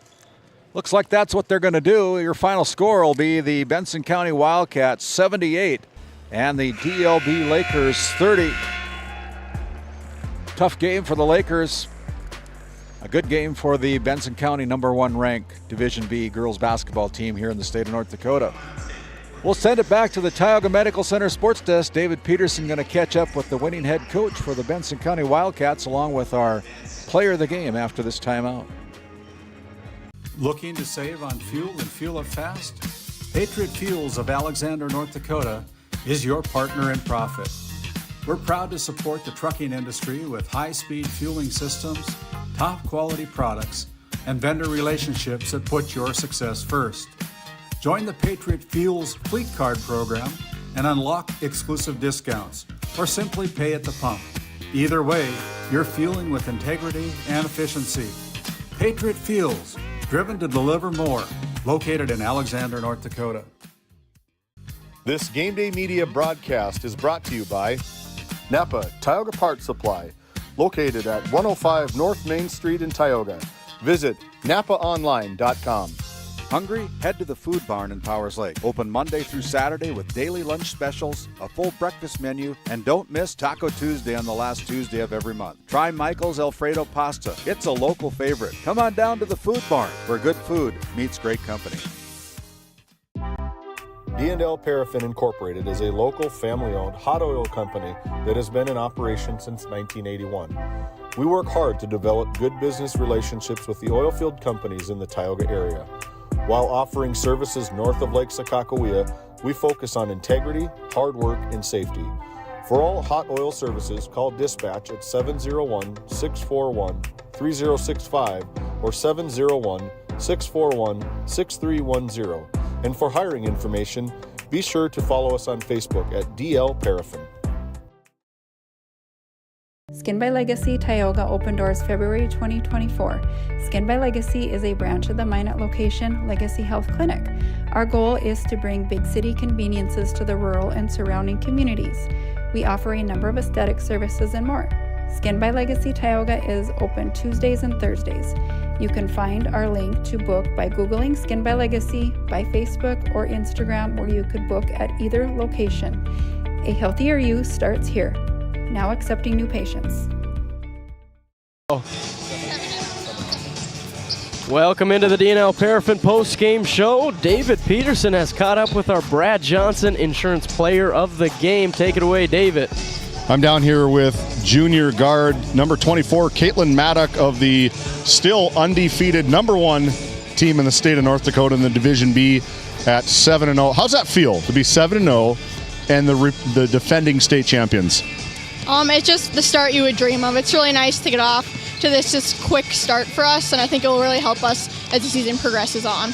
When I was talking to your head coach before this whole thing started, I said, give me some stats about some of the kids, and he went to you immediately, and he said she's kind of instrumental in getting the teams rolling, getting a lot of assists out there. Said you average about 6 assists, but tonight, I think you were the team high with 24 team points. What happened different here tonight, getting the ball into the hoop? I think we just played like a really good team. We moved the ball around a lot, so it opened up the floor for us to get our shots off. So when we all work together like that, it really opens the floor up for me. Sure. As a #1 team in the state of North Dakota, what's it like? You got a big target on your back. You guys won it last year. What's it like having to defend every single night in and night out? You're going to get everybody's best shot every single night. Like our coaches say, we're everyone's Super Bowl. So we know we have to come with energy and be ready to execute every single day. And no matter the level of competition, just play our hardest. Well, you could definitely tell from the tip it was all Benson County early and often. Congratulations, Caitlin. You're our first International Bank Trust Player of the Game. 24 points here on the night. We're going to step away for just a second, and then we're going to meet up with head coach after the break here. Take it away, guys. At Johnson & Sundin Law Office, we combine big case expertise with small town service. Since 1980, we've fought for clients across western North Dakota. From oil and gas disputes to serious injury and wrongful death cases, probate, agriculture, and more. No matter what issue, our experienced team is ready to stand by your side. In our office in Watford City, we're here for you, wherever you are. Johnson & Sundin, expert legal representation rooted in North Dakota.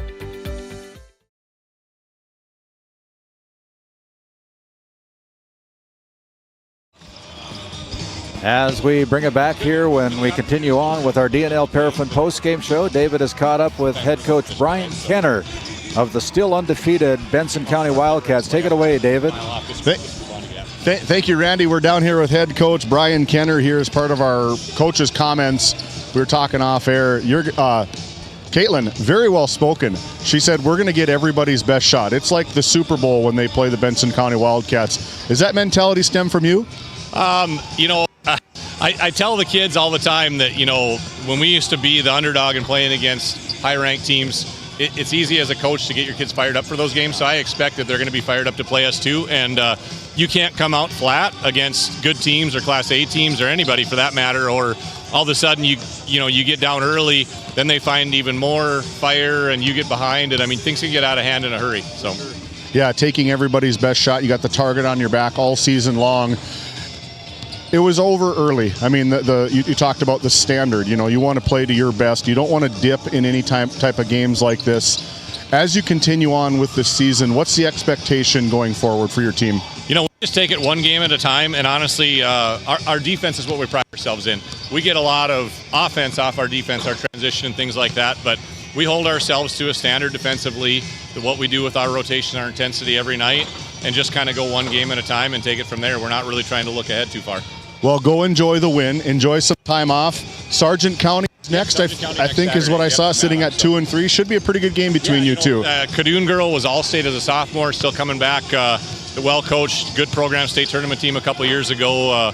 Should be a good one for us. Well, best of luck to you. Go enjoy the victory with your team. Congratulations, Coach. Back to you guys. Yeah, thank you, David. And we're going to send it back to the Tioga Medical Center sports desk as we're going to keep it right here and go over the stats as this game is in the books now. 78-30, the Benson County Wildcats taking down the DLB Lakers. And the Wildcats didn't do a whole lot wrong. They were 29 out of 54 from the field, 13 out of 22 from the free throw line. They knocked down 5 three-pointers, and according to my unofficial books, only had 4 turnovers. So a very clean game, both offensively and defensively for the Wildcats. DLB Lakers were 9 out of 37 from the field. They were 10 out of 15 from the charity stripe. 2 three-pointers knocked down and 22 turnovers. And most of those turnovers coming in the first half when that press by the Wildcats was put on. Individual numbers go this way. A lot of players got into the scorebook, leading the way for the Wildcats. Caitlin Maddock led with 21 points, 16 points put down by Aubrey Kenner, 14 for Lacey Fouch, 13 points for Addison Fall, 7 points for Ella Fossen, 4 points for Delaney Schwanke, 2 points for Georgia Green, and rounding out the scoring with 1 point was Haley Baker for a total of 78 points here tonight. And my voice is going out on me. 5 players getting in the scorebook for the Lakers. Leading the way with 12 points was Sierra Yale, 10 points for Aspen McLennan, 3 points each for Rosalind Green and Ella Smith, and 2 points for Kaylee Strokeland for a total of 30 points here tonight in the loss. Seth, final comments here as we finish up with our DNL Paraffin postgame show. No, Benson County did not disappoint. They came in as the #1 ranked team in the state, and everybody that watched that showing tonight agrees with that. We're going to switch seats here as David Peterson is going to go over and try to talk with the 2 head coaches of our final game here between the Powers Lake Burke Central Ranchers and the West Hope Newburgh Sioux. We'll send it back to the sports desk, Tioga Medical Center sports desk, as we continue on with our Border Plains Equipment pregame show. D&L Paraffin Incorporated is a local family-owned hot oil company that has been in operation since 1981. We work hard to develop good business relationships with the oilfield companies in the Tioga area. While offering services north of Lake Sakakawea, we focus on integrity, hard work, and safety. For all hot oil services, call dispatch at 701-641-3065 or 701-641-6310. And for hiring information, be sure to follow us on Facebook at DL Paraffin. This Game Day Media broadcast is brought to you in part by Brian and Eric Johnson with Investors Advisor Group at LPL Financial are here to ensure the success of our clients. We can help you meet your financial goals. Give us a call at 572-3246 to arrange an appointment today. Jorgensen Lumber and Minn Kota Windows are proud supporters of GameDay Media and our area athletics. For all of your building needs, both agricultural and residential, contact Jorgensen Lumber in Powers Lake at 701-464-5504. Based in Williston, North Dakota, Busy Bees Hot Oil Incorporated is a veteran-owned and managed company. Busy Bees services include water hauling, hot oil services, capstring flushes, and much more. Busy Bees will approach any job, no matter how large or small, with 100% safety and commitment. We pride ourselves on giving back to the community that has given so much to us. Looking for the perfect career? Consider Busy Bees Hot Oil Incorporated. Find them at busybeeshotoilinc.com or give them a call at 701-572-9303 today. As we bring it back, David Peterson's caught up with head coach Jordan Carlson of the Powers Lake Brook Central Ranchers. Here I got old Region 8. That's an inside joke between me and you. I know you're just excited to hear that from me, right? Yeah. All right, we'll set the stage here for game number 7 of today. You guys just had a junior varsity game over at Swain Hall. Now it's time for the varsity to come into action. I mean, familiar foe here. You guys have played against each other the last 3 or 4 different years, kind of turning into a little bit of a rivalry between you two. But with this new identity of the Ranchers, coming off of a big region win last week, what's this tournament going to mean to you tonight? Yeah, another big regional contender, but I would say for both them and us, a lot of new faces, just, trying to figure out how to play together. Our Mohawk win was definitely something to build some confidence off of the second half. So just trying to find our own identity and get some defensive stops and string them together. With some of the familiar faces now gone from this Ranchers team for fans outside of our little area here, what are some of the team leaders that you're looking for? What do you expect from some of these guys? Yeah, kind of the senior group. We got 3 seniors this year, Nathan, Jagger, and Grayson. Just, they're the guys that have been here before. They haven't necessarily been on the floor, but been through the process of successful teams. And just for them to be leaders and set the tone and kind of get everyone following them. We saw a shot of a lifetime in Powers Lake. I got to bring it up. Check it out on our YouTube channel, on our Facebook feed. Nate Evenson buried it from about 80 feet away. Was he on an all-time high after that? It ended up being a really big point, too. Yeah, it did. You end up winning the game by 3. It was real big. It's crazy it went in as low as our ceiling is. So, yeah, it was pretty exciting. Well, I don't think it'll hit the ceiling here tonight. Best of luck to you, Jordan, on this game here again against the West Holt Newburgh Sioux. We'll turn it back to you guys up there. And thank you, David, for that. Congratulations to and best of luck to the Ranchers here tonight as they take on the Sioux. David will make his way to the other side of the floor. We'll continue on here after a quick word from some of our great Game Day Media sponsors. This Game Day Media broadcast is brought to you by... With 40 years of service to Northwest North Dakota, Jan Costin CPA in Kenmare provides trusted accounting and tax services for individuals, corporations, estates, and partnerships. Call 385-4263 today. Your numbers are in good hands with Costin CPA. The Northwest Sportsmen's Association of Tioga, a proud supporter of youth and outdoor recreation in our local community. We're aiming high, keeping it local, and building the future for outdoor events. Join us in making a difference. The Northwest Sportsmen Association, where the outdoors brings us together. This Game Day Media broadcast is brought to you by Brandy Larson Insurance of Stanley offers home, auto, business, and farm insurance. For a quote, call 701-628-1414. Your local Farmers Union Insurance agent. Located in Tioga, North Dakota, Wham LLC and Dry Fork Supply are companies that specialize in gas flow measurement and equipment, along with a fully stocked oil field parts and supply warehouse in the Bakken. Give them a call at 701-664-9425 or stop by today.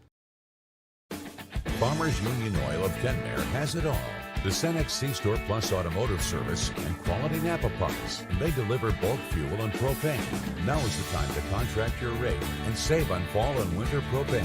Find complete agronomy services with chemical, seed, and dry fertilizer, along with custom application services available from their fleet. And our Green Ag location in Mohall handles Bordeaux implements. That's Farmers Union Oil of Kenmare.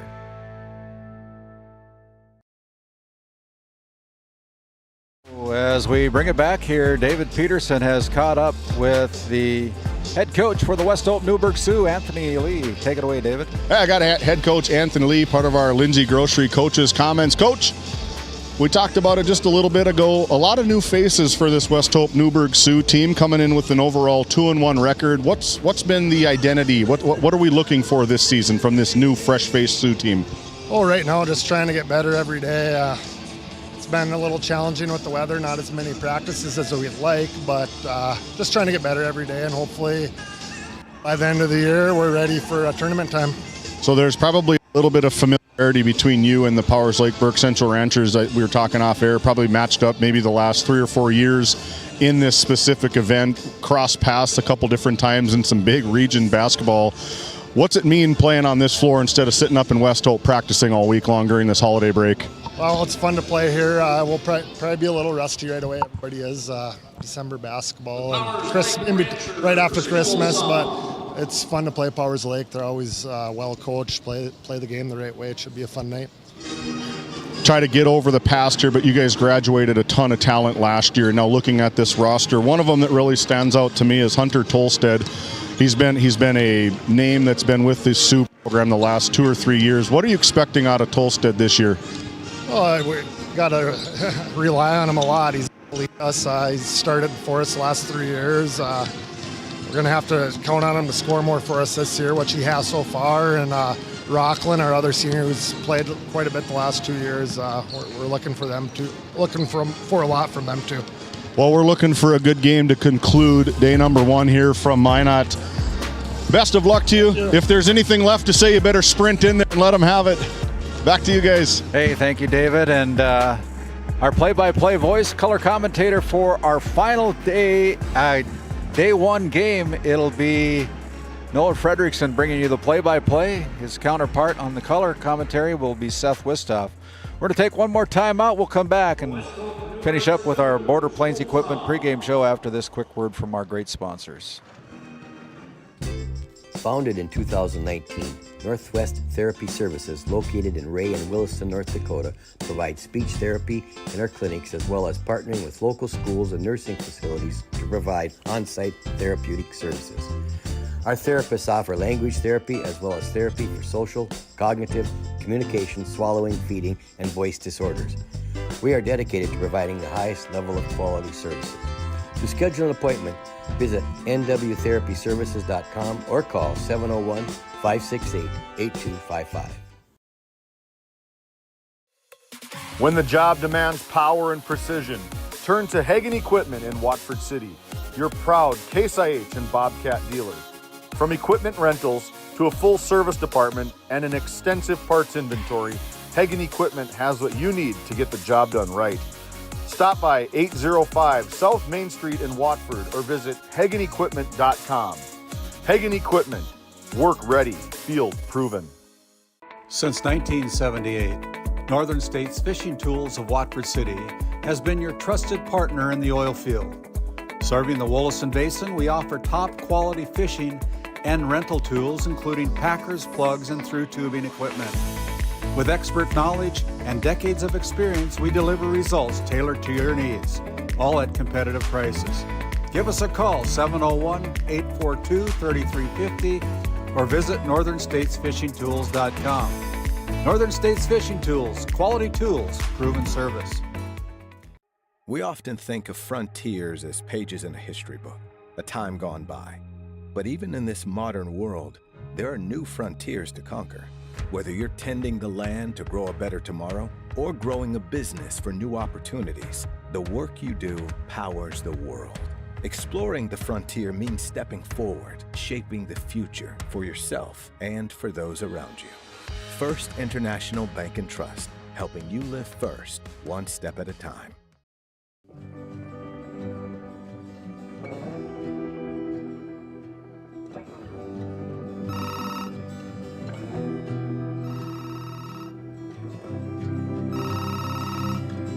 Hey, buddy. Hi, Dad. Can you hang out with Grandpa for a bit? I'm down in the barn. Sounds good. Okay, I'll be up there in a bit. RTC Networks capture cameras. Keep an eye on what you care about. As we bring it back here, Red Rock Auto GMC Chevrolet Player Spotlight.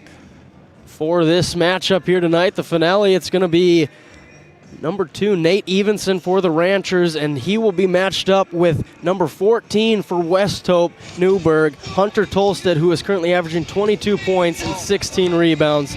That is our matchup to watch tonight, brought to you by Red Rock Auto. As I think we're about ready for starting lineups, and we'll send it right back down to our PA announcer.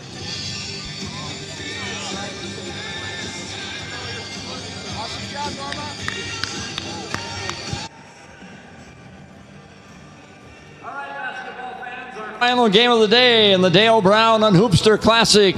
It's been a great day of basketball. Thanks to Scott Grockow and Jeremy Feller for putting this all together.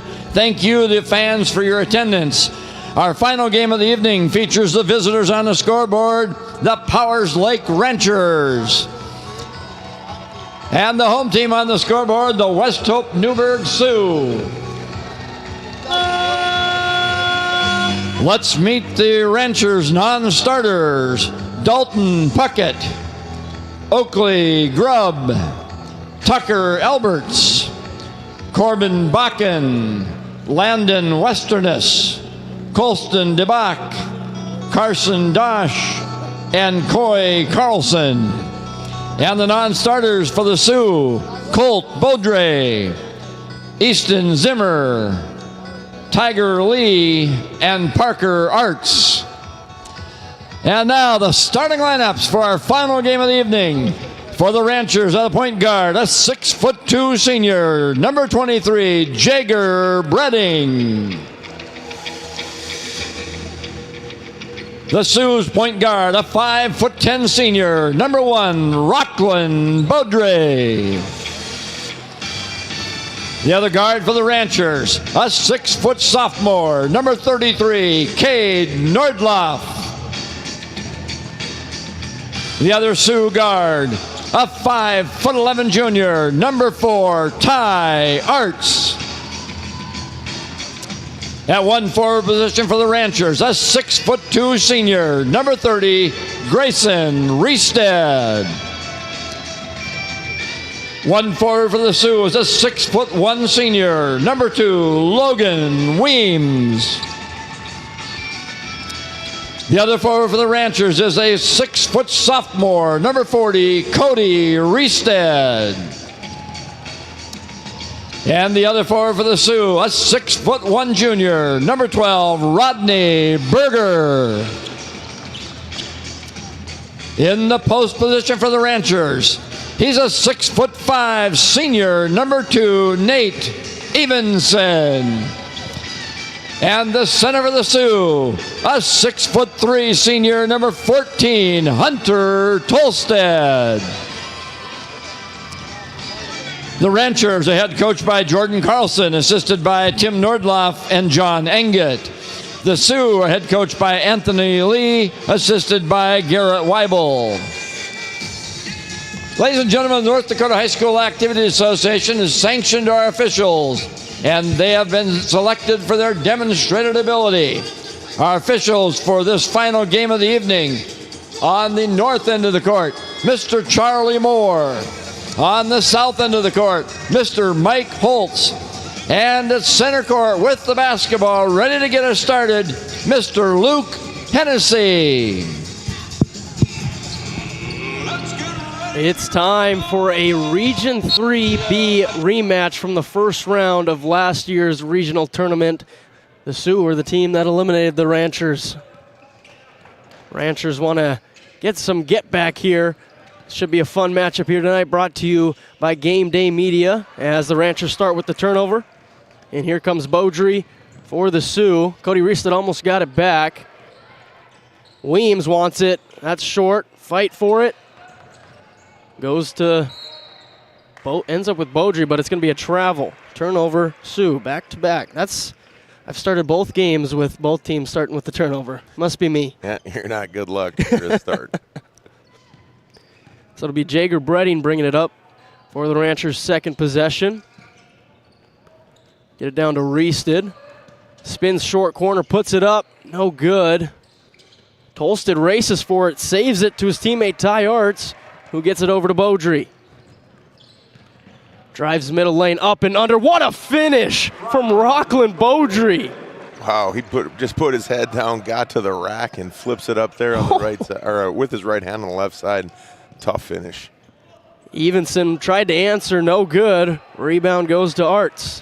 You know, Ranchers have an advantage there with Weems on Evenson, but good defense there by Weems. Tolsted almost got it picked away, but he regathers, gets it to Berger in the corner. Guarded by Reested. Now Beaudry gonna drive again, put it up and in. A little too easy for Rockland Beaudry that time. Yeah, two plays in a row. He's able to just put the ball on the floor and then get to the rack. Now Reested picks up his dribble, gets it to Cody. Reested in the high post down to Nordloff, puts it up, puts it in, and won the hoop and the harm for Big Nord. Yeah, you know, Cade got a little bit of weight advantage over a lot of guys, guards that he plays on, and you know, when they in their first game against Minot Ryan, he was able to get some points in the paint with that too. There he gets the lucky roll. And sinks the free throw. 3-point play for Nordloff to get the Ranchers going. Now Tolsted spin move back in, blocked by Evenson, and then he gets the rebound. That's going to be the matchup to watch here tonight, brought to you by Red Rock Auto. Nordloff down to Cody Reested. Nice pass to Grayson Reested, but he left it short-armed it. A little hesitation, but doesn't cost him as the Sioux throw it out of bounds.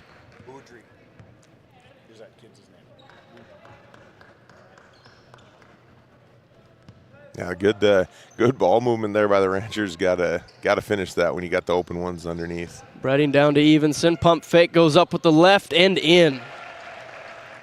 Yeah, that's something that's going to be tough to stop for West Hope with, you know, really anybody besides Tolsted doesn't really have much size with Evenson there. As Tolsted goes with the fake handoff and it works to perfection. Now he's got a chance for a 3-point play. Yeah, nice take there. Kind of little hesitation that he was going to wheel back out and then took it hard again. West Hope finding a little recipe for success of just attacking the hoop. And he also converts. Fast start here for both teams after the early turnovers. 7-5 early on the NCC scoreboard. Yeah, West Hope Newburgh here with a tiny roster. Only 8 guys dressed, looks like, and only 7 of them with their warm-ups off. So my guess is they're going to be a sub at every buzzer tonight. Chase for the ball. Just a bunch of chaos. And it ends in a Rancher turnover. Now Oakley Grubb will check in for the first time at the 5:29 mark. Checks in for Cody Reested after his foul. Now Tolsted, the center, will bring it up, get him into their offense. Fake dribble handoff. Evenson recovers and forces a travel. A lot of contact there. Not anything blatant, I don't think, but they tried to lean into Evenson and they didn't move him. Not an easily movable object.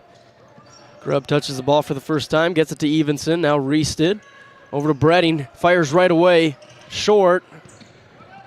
Rebound goes back to Grayson Reested, and he tried to fire it down to Jager Bredding, but just off his fingertips. Just a little miscommunication there. It looked like Grayson thought he was going to cut to the hoop. Jager wanted the 10-footer. Ends in a turnover. Beaudry will swing it over to Tolsted. Now a three-pointer is up and short from Arts, and Weems corrals the rebound. Tolsted thinking about the top of the key three. Now he's going to drive it. Gets into the post, gets good position, can't finish. Evenson with the rebound. Good defense there. Just challenged him the whole time.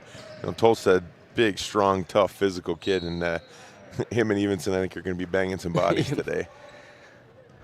All night long. That one's off a Sioux player, so Nordloff will inbound. Just checks it over to Grubb. Now Nordloff left corner three. Off right. Boudry the rebound. Now he looks to go coast to coast, puts his shoulder down, and it's going to be a blocking foul, and he'll go to the line for two.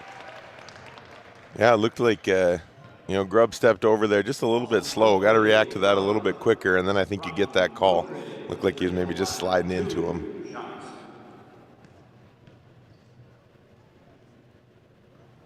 No good on the first. One of these valued seniors for this Sioux team.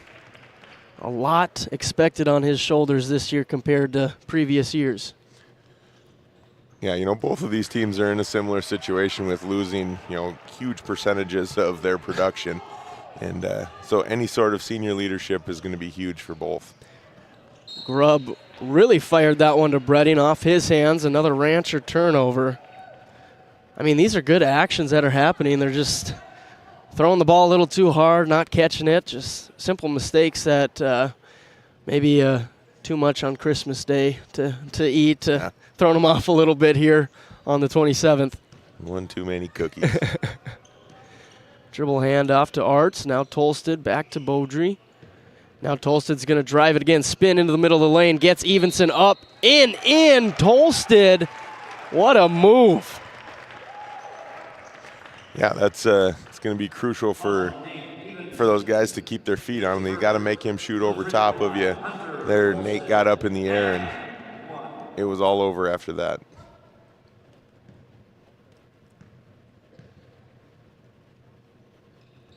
And he converts. Another three-point play, so 6 points early for Tolsted. The scoreboard should show 11-5. They haven't gave him his made basket yet. Bredding to Grubb. Now to Cody Reested in the high post. Back to Nordloff. Down to Bredding in the short corner. Nordloff finds Cody Reested. Short jumper. It's good. Not a real conventional shot that many kids can knock down anymore, but that 10-footer is, if you can do that against a 2-3, you can have some success. Boudry, top of the key. Off left, Nordloff with the rebound, fires it over to Reested. Now they got a 2-on-1, Euro step. Reested dumps it down to Bredding, and he'll go to the line for two. A nice headsy play there by Reested, using the Euro step to kind of slow down and allows Bredding to get into a spot where he can go and catch the pass and attack. So now Bredding looks to get into the scorebook early here. Can't with that one. Yeah, you talk about these teams being in a similar place. Also, their last games were both just grinded out, get the victory. Ranchers with a 19-point comeback over the Mavericks at home in the barn, and then the Sioux taking down Kenmare Bowbells 64-58.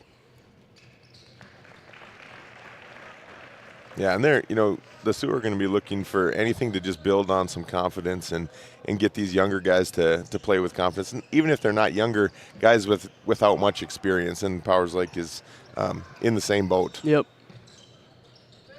Boudry guarded by Grayson Reested. Kicks it over to Tolsted. Now he's going to take Cody Reested, put his shoulder down, a little dump off. And that's going to be a travel called on Easton Zimmer. Reested did a nice job there of just moving his feet and staying in front of Tolsted. Last two times that he's taken it to the rim before, they're on his side, and he can finish when he's a big, strong kid when he's got a guy on his side. Jager Bredding left corner three. Off a little too hard. Got his own rebound. Goes up. Puts it up again. No good. Boudry the rebound. Looks to push it for the Sioux. Slows it up now over to Tolsted. Offense runs through him. Apparently averaging 22 points and 16 boards. He's their guy. And that one is a turnover again. This time Oakley Grubb steals it. And now he's going to slow it up and dump it down to Reested. And nice little play there from the Ranchers. Yeah, nice play all around there by Oakley Grubb. Gets the steal on the wing, gets some penetration, then pulls it out, and then fires it right on time and on target to Grayson. A lot of dribble handoffs in the Sioux offense. Tolstead now has Grayson Reested on him, takes him right to the rack. Grayson Reested wins that battle with a block. Now over to Cody Reested. Grayson to Cody, and then that one's tipped away by Berger, looking to go coast to coast, puts it up, no good. Kind of lost his footing there. Then the whistle's blown. Yeah, good decision there by Cody. He's already got one quick foul, doesn't need to get two. And just held up, and fortunately for him, the guy that he's going against loses his balance. But 11-10 on the NCC scoreboard. Sioux with the early lead. 1.5 minutes to go here in the first quarter, and that's another turnover from the Ranchers. A lot of turnovers from each team. 9 total, 8.5 into the game. yeah, I like teams when teams are in a zone against you. You got to stay available. You got to be in a spot where a guy can throw you the pass. And that time we were just kind of standing next to guys. Now Landon Westerness will check in for the first time, alongside Nate Evenson in for Cade Nordloff and Cody Reested. Boudry skies it over to Tolstead at the Beavers logo. Looking to drive it into the paint again. Kick out Zimmer, right wing three, no good. Reested the rebound. I think that's something that West Hope's going to have to do in order to stay in this game, is knock down some shots from the outside. You know, Tolstead's going to get his down low, but they need to complement him with some open threes. Grubb missed that three. Westerness was in the right spot, but then a great recovery from the Sioux defense to block that one out of bounds. Now Grubb will inbound. Finds Westy, little short mid-range jumper, no good. Tolstead fights for the rebound, gets it out to Boudry. Sioux playing with a 1-point lead. Could go for the 2 for 1. Tolstead wants to get a shot off here.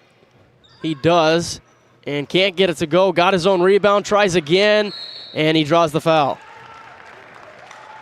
I'm starting to see why he averages 16 rebounds early in the season. Yep, that's it's not always good for the shooting percentage, but it's good for the rebounding stats. But I mean, you can see that the second his feet hit the floor, he's reacting to where that ball might come off, and he's right there ready to catch it. 3 for 3 from the line thus far. One more attempt here to try to make it a 3-point game with 34.8 left in this Northwest Therapy Services first quarter. And he does. 8 points in the first for Tolstead. Raced it down to Evenson. Picks up his dribble now to Westerness. Ranchers trying to get into their offense. Nordloff thought about the pull-up J. Now instead Bredding, top of the key three. That's short. Boudry gets the rebound. And now they got, never mind, it's almost Boudry's. It's just a lot of chaos going on. I can't track what's going on. They got 5 seconds to get one off. Westerness almost stole that one away, but his foot was on the line. 3 seconds now for the Sioux to operate. Yeah, you got to think they're probably going to look for Tolstead here off of some sort of ISO look. Just get him the ball and give him 3 seconds to go to work. They do get it to Tolstead. He's going to drive middle, put up the jumper, and it's short, and that's how our first quarter comes to an end. Some sloppy play, some good play. We had it all in that first quarter. NCC scoreboard shows Sioux leading 13-10. We often think of frontiers as pages in a history book, a time gone by. But even in this modern world, there are new frontiers to conquer. Whether you're tending the land to grow a better tomorrow or growing a business for new opportunities, the work you do powers the world. Exploring the frontier means stepping forward, shaping the future for yourself and for those around you. First International Bank and Trust, helping you live first, one step at a time.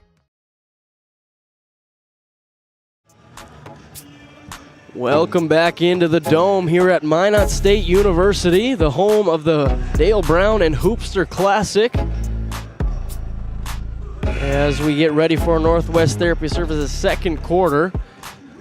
I mean, what do you say for both coaches? I mean, both teams are in the same spot. A lot of sloppy play. Both have 5 turnovers and just haven't been able to find much. Yeah, both sides have gotten pretty decent looks from outside, but nobody's really been able to catch fire yet. I think whoever does that is going to put out a lead here pretty quick.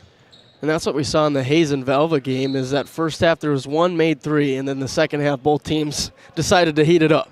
And it takes some time in a place like this to get your bearings, and there it is. There it is. Boudry gets the first three for the Sioux. 16-10 on the NCC scoreboard. Now Bredding, Reested in the high post. Over to Grayson, Reested pump fake drive. And I'm not sure, a little miscommunication there. He thought Cody Reested was going to stay in that little block spot. That's another turnover. Yeah, that's two where Grayson's thinking one thing and the guy he's throwing it to is thinking another. But neither one of them were bad decisions. It was just got to get on the same page. Tolstead, another drive. Couldn't get it. Goes right off the front rim. And now Evenson bringing it up for the Ranchers. Goes right to the post. Kick out to Reested. Another pump fake. And fires it down to Brady. Nice pass, and it draws them a foul. Yeah, Reested just kind of feels like he's just seeing the court right now. He's hoping everybody's thinking what he is, but and he's putting the ball where it needs to be. And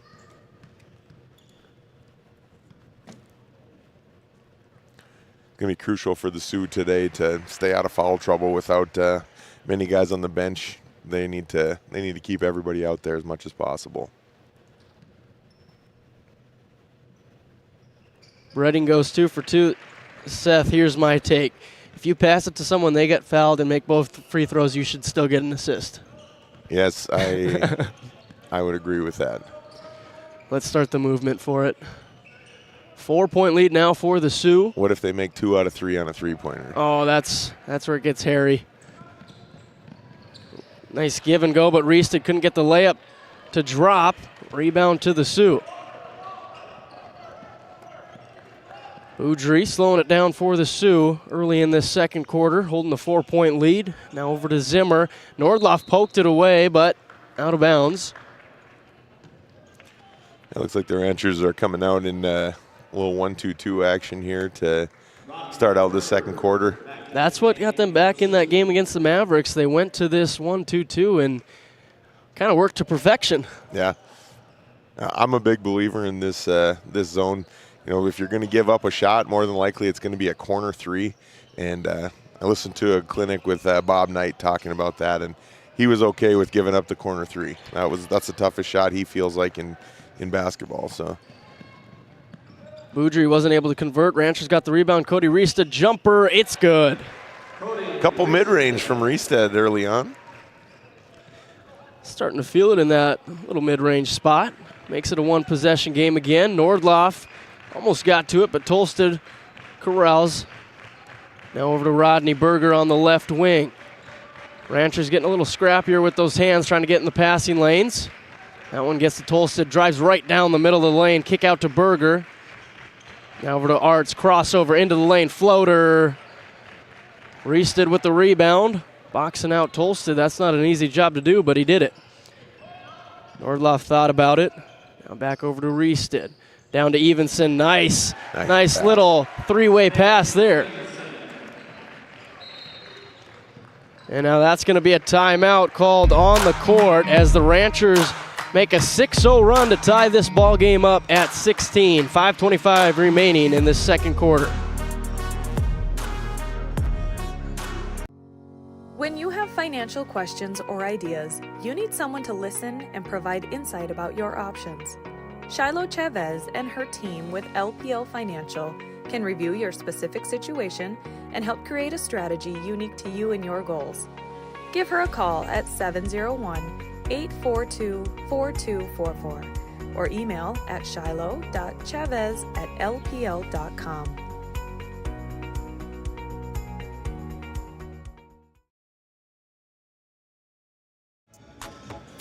Bringing it back as Coach Jordan Carlson is getting his team ready to go as they made a 6-0 run to get right back in this one. Again, they go to that 1-2-2 zone and then they go on a run. Yeah, and just kind of gives the other side some different looks. West Hope was able to get the ball into the middle. If you can get the ball in the middle of the court against the 1-2-2, it's tough because everybody's got to converge in order to get it back out.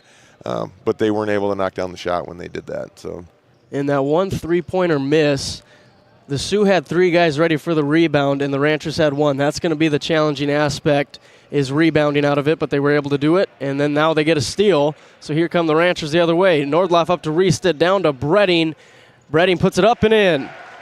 Yeah, I like that move from Carlson there. They came back out in a 2-3 for that first zone. So you assume the coach calls a timeout, draws up what he wants against the 1-2-2, and then you come out in something different, just kind of throws everything off a little bit. Apparently, as this is chess, not checkers, Jager Bredding up to Nordloff.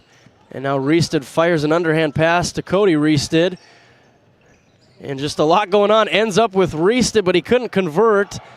And he gets his own rebound. Rolls over to Evenson, down the lane, puts it up, but that's going to be a double dribble. Wasn't quite sure what he wanted to do with it there. Made a good decision. Just don't pick it up. Seems like a lot of these players are just trying to do things too fast. Their minds racing, especially for the Sioux now, going up against 3 different defenses in a span of a minute. Tolsted in the high post, over to Arts. He wants the 3. It's short. Rebound to Bredding. Outlets to Grayson Reested. Down to Cody Reested. Another little mid-range. I don't even think he's hit the rim on any of those 3 shots. He's got that little shot working. So now the Ranchers up 4 on the NCC scoreboard. That's a skill. Just not a lot of guys have that. There's probably 5 kids today that shoot well from the mid-range that we've seen, and it's a little bit different to defend it. And if you get too aggressive on it, now they can put the ball on the floor and get to the hoop pretty easy. And that ends in a jump ball going the Ranchers' way. So they just collapse on Tolsted, and it worked. Yeah, the last possession, West Hope got another open 3, but still weren't able to put it down. And so if they can't knock those down, it's going to be tough sledding for them. 3:35, Bredding, right corner 3. Again, that's short and to the left. Fight for it. Nordloff got hit in the eye. Ooh. He might be bleeding. He split open there. Yeah, he is. I could see the blood right away. You hate to see that. I think Reested's feeling the same thing too.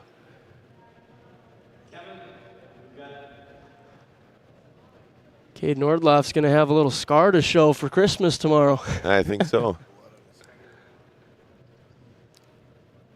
Yeah, it was instantly, it was split open and blood was coming down.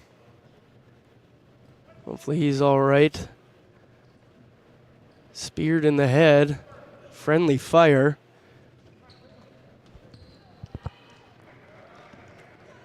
Coach Tim will have him patched up in no time. Put the clock on it. We'll see how long it takes him to get back out on the court. Zimmer's going to drive middle, bounce it over to Weems. Is Tim more of a stitches guy, or is he more of like, put a butterfly Band-Aid on, it'll be fine? My guess is super glue, and that's what they used to do. So Carson Dosh checks into the game, and then an early turnover for him. Now here comes Boudry. Thought about the pull-up 3, instead goes to Tolsted. Swing it over to Arts. Sioux slowing it down still, and that's a deep 3. Short. Boudry feeling it after he made that 3 to start the second quarter, but 2 deep 3s, a little short for him. Ranchers possession now, down to Evenson. Picks up his dribble, and that one goes out of bounds off the Ranchers.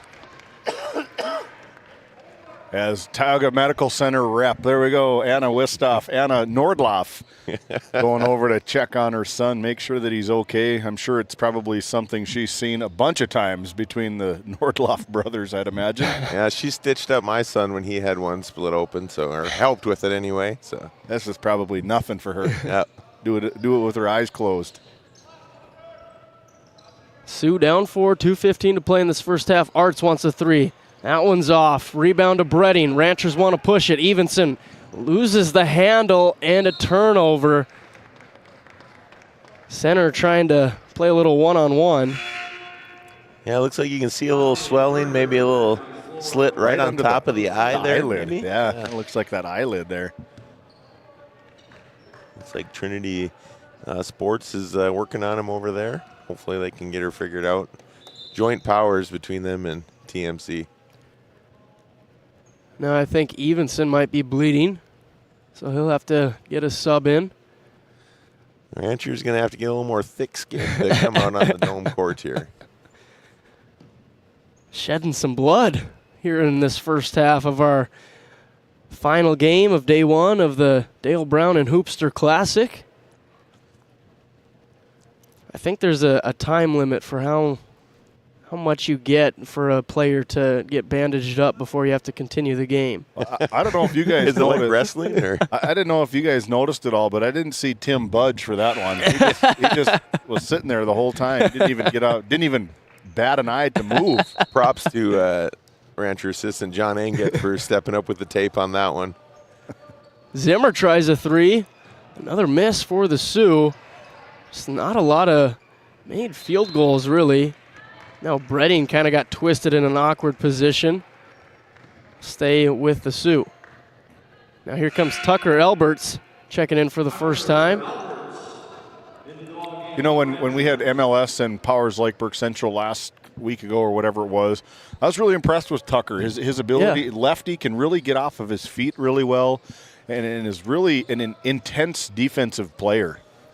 Yeah, great athlete. Can run and jump like very few can. And if he can utilize that and harness that, he can help them in big ways. Another miss from Boudry. Now the Ranchers, another turnover.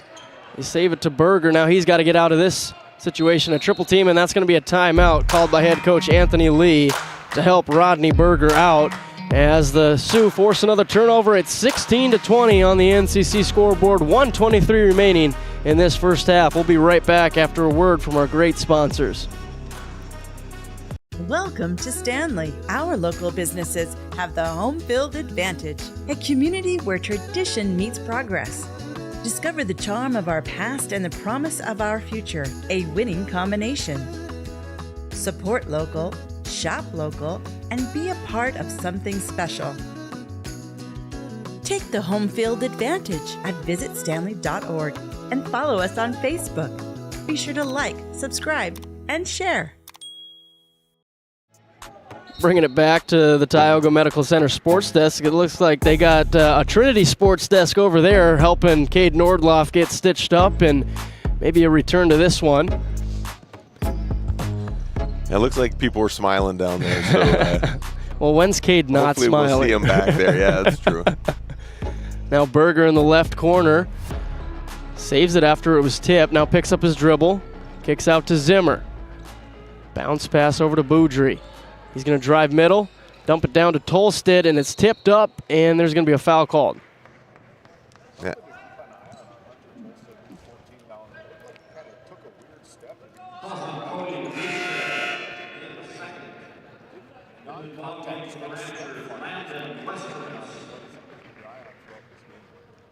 Yeah, there Reestead picks up his second foul. He's had some foul trouble early in this season in pretty much every game. So that one was a little too high for Tolstead, so the Ranchers steal it right back. Bredding driving to the left side of the court.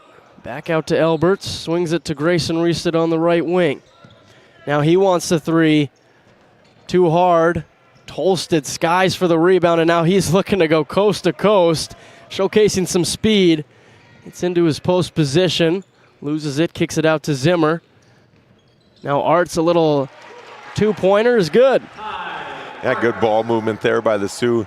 Get the double team, kick it to the cutting guy, and easy shot. That ended a 10-0 run for the Ranchers in the second quarter. Elberts tried to swing it, tipped, but he gets it back. 5 seconds to work. Reestead over to Carson. Down to Grayson Reestead. Get it up, get it in, and that's going to be the way we end this first half as Reestead gets the bucket to go. Our NCC scoreboard shows a dogfight. Ranchers 22, Sioux 18. Stay tuned when we come back. It's time for the Bank of Tioga halftime show. In a world where every dollar counts, we believe in empowering you to do more with your money. At the Bank of Tioga, we help ignite prosperity for you and the communities we serve. Whether you're a family looking for personal financial solutions, a business seeking growth, or an agricultural entrepreneur with big dreams, we have the products and services to help you achieve your goals. Experience the power of partnership and visit your nearest location or explore our online services today. We ignite prosperity at the Bank of Tioga, member FDIC.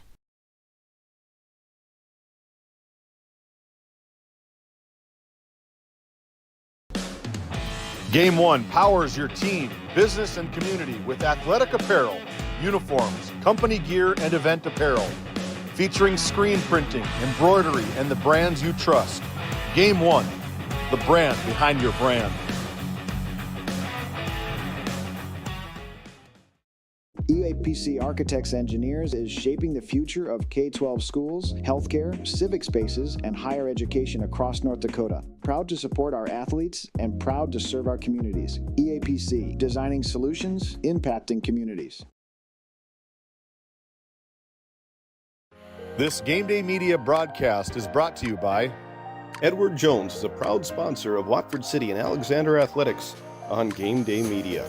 Call financial advisor Doug Rolfson at 701-444-4160 for all your investment needs. Edward Jones, member SIPC. Welcome into the Bank of Tioga halftime show. It's a 4-point lead for the Ranchers. Both teams well below their season averages for a first half score. Just back and forth, a lot of bad turnovers, kind of slowing the game down. And the big one we've seen is nobody's been able to hit an outside shot consistently here in the first half. Yeah, you kind of look for somebody, they're going to separate themselves by doing that. But you got to step up, you got to make shots. And, sometimes it takes a little bit of time in the bigger venues, and we'll see if the second half's a change. Yeah, one Tioga Ace Hardware 3 in that first half came from Rockland Boudry, who has 8 points in the first half, and then Ty Arts with 2 there at the end of the first half, and then Hunter Tolsted with 8, which all came in the first quarter. So you can just look at the box score here for the Sioux, and you can see it was a struggle for them to put points on the board. Your leading scorers are 8 and 8, and then 1 2-point basket came at the end there. Where do you expect to see some more offense out of that Sioux squad? I think they're going to have some of their shooters step up. The Zimmer's taking a few good ones. Weems' shot from out there. Boudry had a couple drives right away. Then they went to the zone to kind of cut that off a little bit. But the Arts and Lee, they're all going to have to step up and knock down some shots. And maybe it's a bunch of them getting 6 points, but they need to get some scoring from someone other than Tolsted. And you look at Rockland Boudry, I think the Ranchers are kind of fortunate because he hit that 3, and you could tell he was kind of feeling it. And then he wasn't able to convert on the next 3 attempts. So look to see him continue his aggression in the second half and knock down a few more of those as we flip it over to the Ranchers side. Nate Evenson with 4, Jager Bredding with 5, Grayson Reested with 4, Cade Nordloff with 3, and then Cody Reested with 6. That's some balanced scoring from those 5 scorers there in the first half. And now it seems like everyone on the Ranchers is trying to get it to a great shot, and then sometimes it's maybe one too many extra passes that resulted in those 10 first-half turnovers. Yeah, they went on that 10-0 run, but really it could have been a 16 or 20-0 run if they would have just converted when they had good opportunities. But like you said, they're still kind of looking for their identity to figure out who's the guy that's going to take that shot. Yep. Like, okay, when I get the ball at 6 feet, I got to make sure that I put it in. If there's a guy wide open, yeah, but I'm not going to force a pass when I have a good look from 6 or 8 feet in. And when I look at this team, I look at Jager Bredding and Grayson Reested kind of being those leading scorers, kind of when you need a bucket, get them the ball, look for them to be more aggressive. And then Cody Reested starting to hit those mid-range jumpers. I think that'll be a big part of their offense this year. Yeah, and I mean, if West Hope, which I would assume is going to stay in that zone, he's going to have those opportunities. He needs to keep looking for them and knock them down. But that's what we got so far in the Bank of Tioga halftime show. We're going to take another little break here, about 5.5 before the teams return for a second half battle. We'll be right back here on GameDay Media.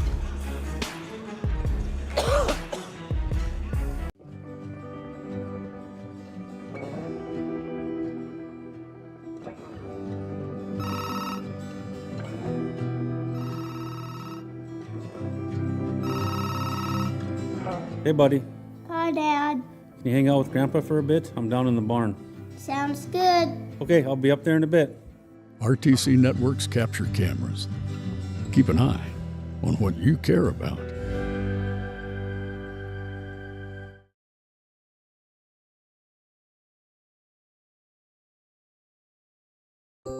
As your local Touchstone Energy Cooperative, we wear many hats. We take pride in serving our members and our community by going the extra mile in everything we do. Because we not only work here, we live here. Brought to you by your local Touchstone Energy Cooperatives.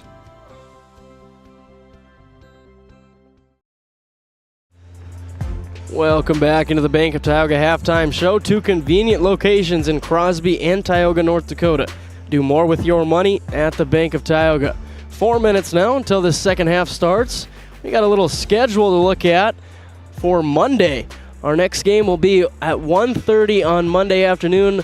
Girls basketball matchup between St. John and Bishop Ryan, followed by the boys at 3 p.m. And then at 4:30, a girls matchup between DLB and TGU. And then quite the nightcap there at 6 p.m. Boys, Four Winds versus Dickinson Trinity, followed by number 1 versus number 2, Beulah and Devils Lake.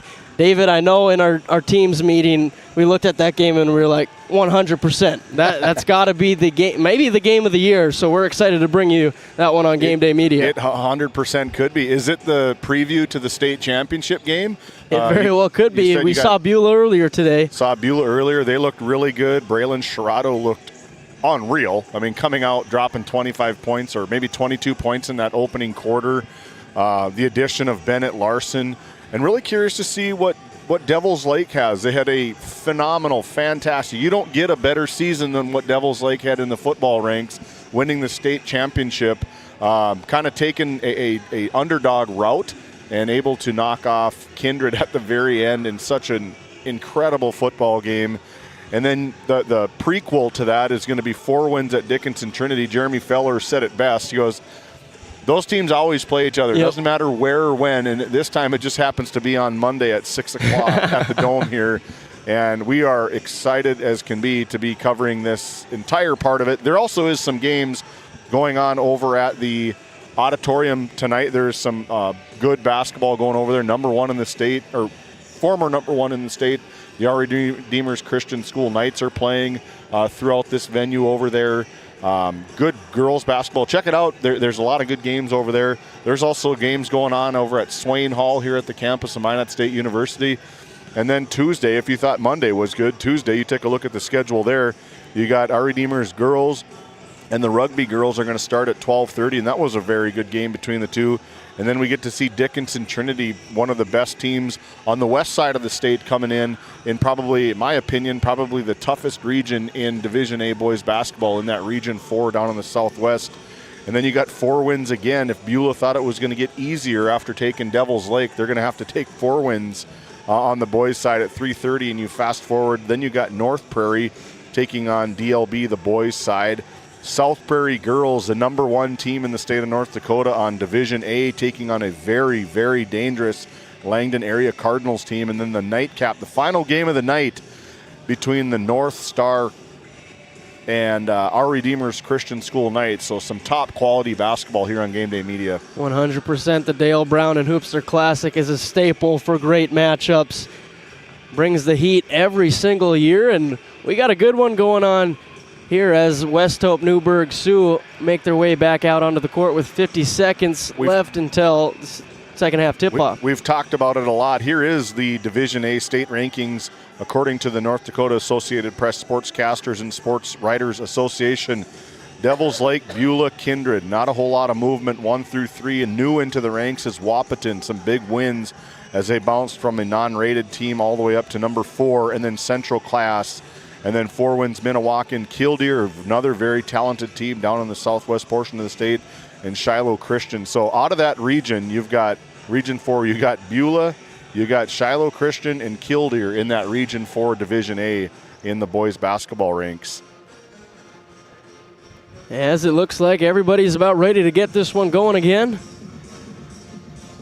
Both coaches, Jordan Carlson and Anthony Lee, made their halftime adjustments, and the game of chess continues here at the Minot State Dome, with the Ranchers having the opening possession to start the third quarter, brought to you by Northwest Therapy Services.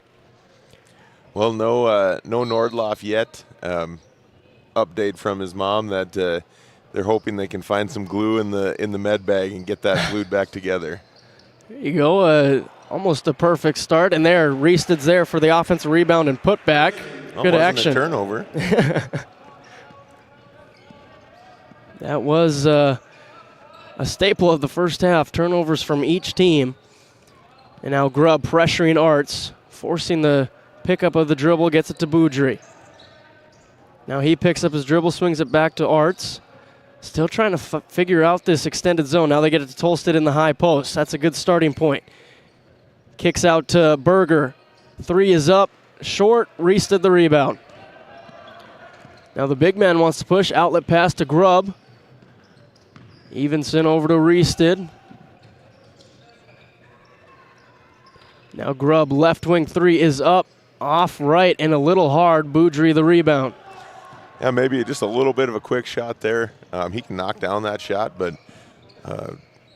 probably could have waited for a little bit better one that time. Tolstead forces that one up off the backboard. Evenson, another great rebound. Swings it over to Grayson Reested to get into the offense. Reested down to Evenson. Pass. Nice two-man game. Beautiful high-low pass. You get two bigs that can move the ball inside like that and finish. That's tough to defend. Boudry over to Arts. Again, the pressure by Grubb. He gets this nice one. Play. It's going to be a one-on-one at the rim, and it's nice hustle play, but it's going to be called a foul on Boudry. Yeah, great defense there by Grubb, and then he gets out and goes and attacks it. I like that. You know, he's got that brace on his thumb, but he wasn't thinking about that. He's thinking about going and finishing at the rack. So now he'll have two opportunities at the Service Valley Dental Group free throw line. Almost like that breakaway speed we saw during the Outlaws football season. Yeah. A couple different times. Having a fantastic first year as the showcase featured running back for the old ball coach. And he's such a good kid. Like he works and works, and he's constantly asking, what can I do differently? How can I improve? What can I change? And that's just a lot of fun to see that from any sort of athlete. Well, what's the answer? What's the answer that you tell him? What can I change? I don't know. Got to keep those secret right now. Don't need any opposing coaches preparing for it early. With those two free throws, Ranchers up double digits for the first time here tonight. Pressure on defense continues. And that's going to be a timeout called on the court. Another Nesset timeout. Talk to us about our custom business packages. Now hiring. Visit nessetconsulting.com. 6:11 to go here in the third quarter on the NCC scoreboard. We'll be right back. Play your cards right and shop the savings and selection at Prairie Home Furnishings in Stanley. Browse a wide selection of furnishings for every room in your home. The latest styles and trends and comfortable quality furniture. And it's all at reasonable prices. Plus, they have a great selection of flooring and bedding as well. High quality and reasonable prices make Prairie Home Furnishings the place to make your house a home. Make sure to shop at Prairie Home Furnishings. We deliver everything your home deserves.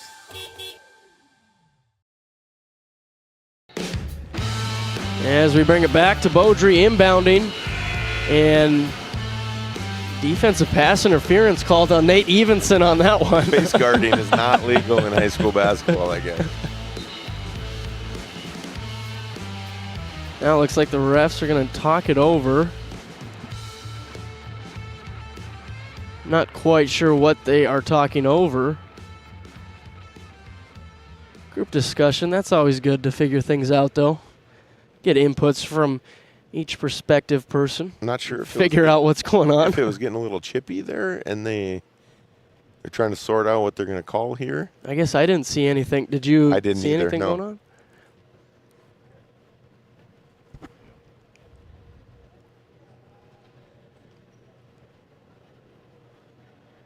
Looks like they're going to call it on Evenson. Coach Carlson looking for the explanation. I think they whistled up Evenson with a push. You saw that with the hand gesture, but then just a technical foul. But I didn't hear or see who that they called it on.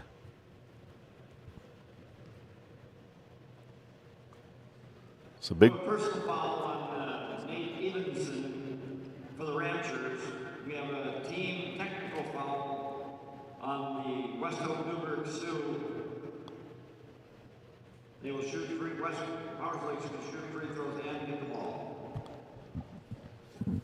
Reading will shoot the technical free throws. So maybe they didn't assess it to an individual from what the public address is a team technical foul. Those are the best ones. Your team, I think, can get as many as you need. And it wasn't assessed to the coach. He didn't do anything. I didn't see what would have been warranted a technical foul. Yeah, I don't know if something was said or. David, you want to go down there and interview the ref? You know what? My step counter's about maxed out for the day, so I've gone up and down these stairs twice each game. Reisted floats it down to Evenson, and he finishes it off. A tall task for Weems down there to try to front Evenson. They didn't have any help side there. That's a pretty tough matchup once he catches that. And they grow the lead to 13, 31-18 on the NCC scoreboard here in the third quarter. Sioux just look so confused on offense, figuring out where they want to attack. Weems kick out to Zimmer. Reisted all over that. Boudry over to Arts. Now he wants to drive middle, puts it up, and that's going to be a foul. He'll go to the line. Yeah, good look there for the Sioux. They're trying Tolstead in a couple different spots. It's tougher in his zone for him because they can't just ISO him and let him go to work. When the man, they have sets where he can get the ball and they can get the kind of look that they want. The zone makes that a lot tougher. And the Sioux are on the board for the first time here in the third quarter with that free throw. There is a Cade Nordloff sighting over there. Still getting checked out by the trainer. 31-20 on the NCC scoreboard as the Ranchers get it right up now to Bredding at the high post. Puts it on the deck, puts it up with the left hand, can't get it to drop. Tolstead with the rebound. Now he skies it to Boudry.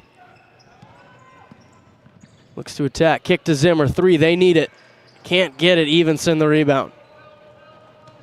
Yeah, good look there in transition. Good kick out. Wow. Nice Can't cut, nice get pass. it. Can't get it to go, though. And Weems with the rebound. Outlet to Boudry. Zimmer in the left corner. Back to Boudry. Get it to Weems in the high post. Kick to Arts. Fake. Picks up the dribble. Now Zimmer again on the left wing. Down to Weems. Thought about the shot. Now he puts it on the deck. Can't get that one to drop. Evenson, another great rebound. He's been all over the glass, him and Tolstead. Another nice possession there for West Hope. They passed it around, got a ball reversal, and then, got a left-handed layup, just couldn't convert. 4:20 remaining here in the third quarter. Dribble handoff to Bredding. Cross-court pass to Reisted, back to Bredding. Two-man game, works to perfection again. Reisted with another beautiful assist. He had that one earlier in the half to Evenson, now to Bredding. And now Cade Nordloff makes his way to the scorer's desk with a new jersey, number 10 for the Ranchers now, like Big Ike. Isaac Nordloff, his brother, was number 10. I'm glad we got another one that'll get around his muscles. Right? That'll stay with the Sioux, as now Westerness and Nordloff do check in for Bredding and Cody Reisted.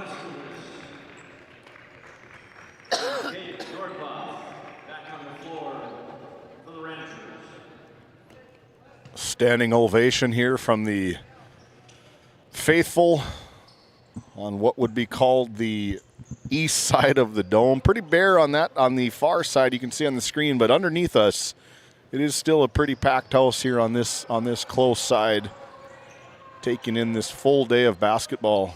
Tolstead hits the three. Man, did they need that. Yeah, they've had look after look and just haven't been able to convert. They just needed their center to step out and knock some down. Knock one down, and that's a travel called on Westerness. Rancher turnover. Just got in a little bit of a hurry there. Probably didn't need to force that penetration, just keep that ball moving. But from my inside sources, it was 6 players on the court for Sioux that resulted in the technical. So the mystery has been solved. You cannot do that. 10-point game. Sioux have an opportunity to put it to single digits. Tolstead, that's going to be a body foul on Grubb. The beauty about YouTube, you can go back and watch it, but I don't remember. There must have been a substitution, and then they put the ball in play with 6 players. Well, they came out of the timeout. Out of the timeout with 6 players. They drew it up. No wonder everyone was so open. Tolstead inbounds to Boudry. 3 minutes remaining in the third quarter. Arts picks up the dribble. Back over to Tolstead, guarded by Westerness out on the right wing. Now he wants to take it in. Spins back inside. Out to Zimmer. Swings it to Boudry. That's another deep 3. It's good. Rockland Boudry. Back-to-back threes for the Sioux. And then a steal from Boudry. They got a 2-on-1. Boudry puts it up. Can't get it to go. Arts the offensive board. Picks up his dribble. Back out to Boudry. Thought about another one. Now Zimmer, he wants in on the action. He gets it! Zimmer from downtown. That's a quick 9-0 run there for the Sioux, and it's a 4-point game. Nordloff drives short corner, picks up the dribble, tried to dump it down, but that's Boudry who's there to get it. They got another 2-on-1. Euro step, Boudry, underhand layup. He got it! Here come the Sioux! An 11-0 run brings the Sioux right back in this one. Feel some Sioux pride coming down from below us.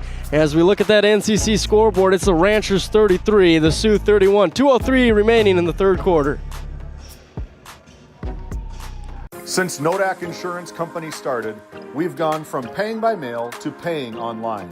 Your proof of insurance is found in an app, and as farming technologies advance, our coverage protects. The way we live and work has changed, but our service and commitment remain. We're evolving to meet your insurance needs, with answers where and when you need them most. Nodak Insurance Company. Stop by our office in Watford City and visit with Eric Mogan and Brady Monroe to see how we can help. Well, Coach Wistoff, Sioux have 13 points in this quarter. 11 of them came in 57 seconds, it felt like. Just a Sioux avalanche gets them right back in this game, a one-possession game. If you're Coach Carlson, what are you saying right now? I think he's probably telling his guys to chill out, relax. We still got to get down the court. We got to get our looks. They might knock down a shot. You got to be ready for teams to make runs. Yep. Especially a team like this that, they've been in the state tournament a couple times. Like these guys, even if they weren't necessarily on the court all the time, they know how to win, and they know that they got to put the ball in the hole. So it's going to happen some point. You got to be able to withstand those storms. And Coach Carlson makes a change, bringing in Coy Carlson, his son, for the first time here in the third quarter. Reested Carlson, short corner jumper, couldn't get it off the front rim. Tolstead the rebound. That's a good look for him, though. That's a touch shot that he has in his arsenal. Probably one of his best spots to look at. Boudry out to Tolstead. Got into a little bit of trouble.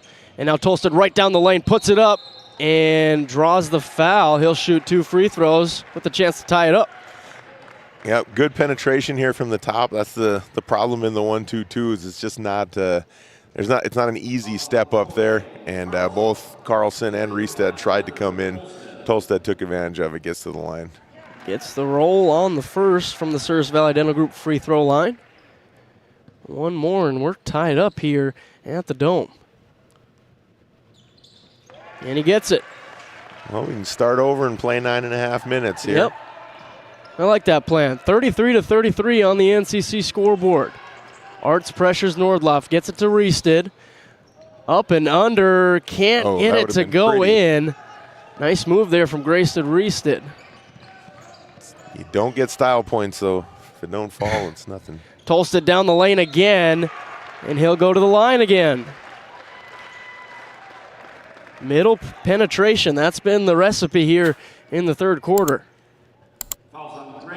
Yeah, and like we said earlier, when you get it to the middle, all 4 guys have to squeeze in to try to get it out of there, and it really makes you pretty vulnerable. my guess is the next possession they're going to try to get it in there again, and you're going to get 4 guys converged, and you kick out, and you get an open shot. Trying to put the Ranchers in a lose-lose as Tolstead goes 2 for 2. Now 4 free throws in a row, and just like that, the Sioux have the lead by 2 points here in Minot. 35-33. Reested over to Nordloff in the right corner. Bounce pass down to Cody Reested. That's a matchup he's got to like. Fadeaway bank shot, no good. That's one more dribble, and he's got the size advantage. Yeah, size and strength on that, and Zimmer short on that one. Looked good from this angle. Yeah, I was just going to say the same thing. 40 seconds remaining in the third quarter. Grayson Reested, bounce pass down to Carlson. Lefty layup is good nice for Coy finish Carlson. with the left hand from the freshman. Big bucket. That can be a tough one. You know, you're a young guy, you're playing in the Dome in front of a crowd for the first time, and then you get it right there. Do you go up with your strong hand, or do you just trust yourself? And he did that. And I think if he goes up with his right, it's probably he's too far under. Yep. So that was a nice finish there. We're all tied up. 10 seconds in the third quarter. Little Shot energy clock from is the off. crowd. Yeah, there we go. Here we go. Finally getting rocking in the Dome. Arts 3. No good. Rebound from Carlson. Up to Bredding. Half court heave.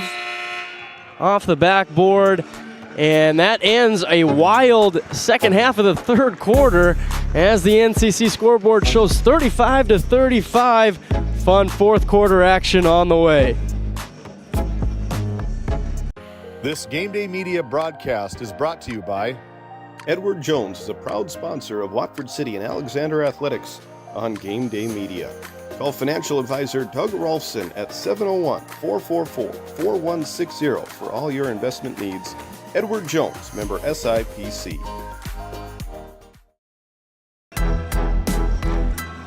Bringing it back to the Dome as both teams still in that huddle at the moment. I mean, this is a big opportunity for both coaches to kind of get their fourth quarter game plan going.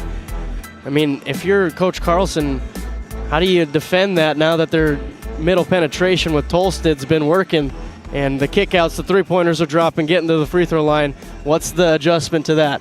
You know, I wonder if they'll stick with it. Looks like they're probably going to stay in their 1-2-2 here, but it wouldn't surprise me if, you know, one more middle penetration or one more wide open three, if just mix it up a little bit. So we'll see. You know, Coach Lee's got something up his sleeve over there on the other side as well. So he's going to be looking to take advantage in some way.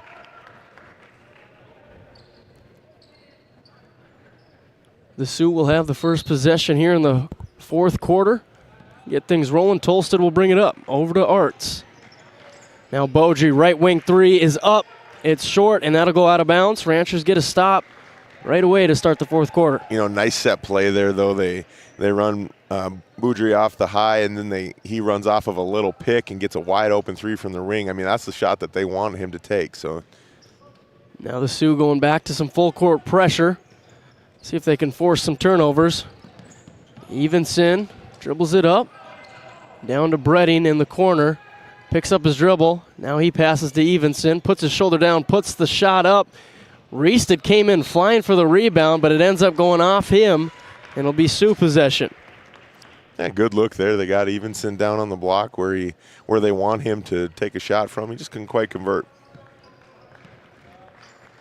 Sioux riding a lot of momentum right now after a wild third quarter, but Albert's trying to take that away. Over to Reested. Now Cody Reested down to Alberts. He skies, can't get the layup to fall. Tolsted fights him for the rebound, and now he's going to bring it up for the Sioux. Taking Evenson one-on-one, puts it up, can't get the roll. Fight for the rebound, ends in a jump ball. That'll be Ranchers' possession. Yeah, nice effort there by Zimmer to keep that thing alive. He's going. He's sitting there at 6 foot, 6'1", going toe-to-toe with 6'5" to go get that jump ball. Bredding will bring it up for the Ranchers, guarded by Beaudry. Picks up his dribble. Now gets it to Grayson Reested on the same side of the court. Over to Cody Reested, top of the key three. Off back rim.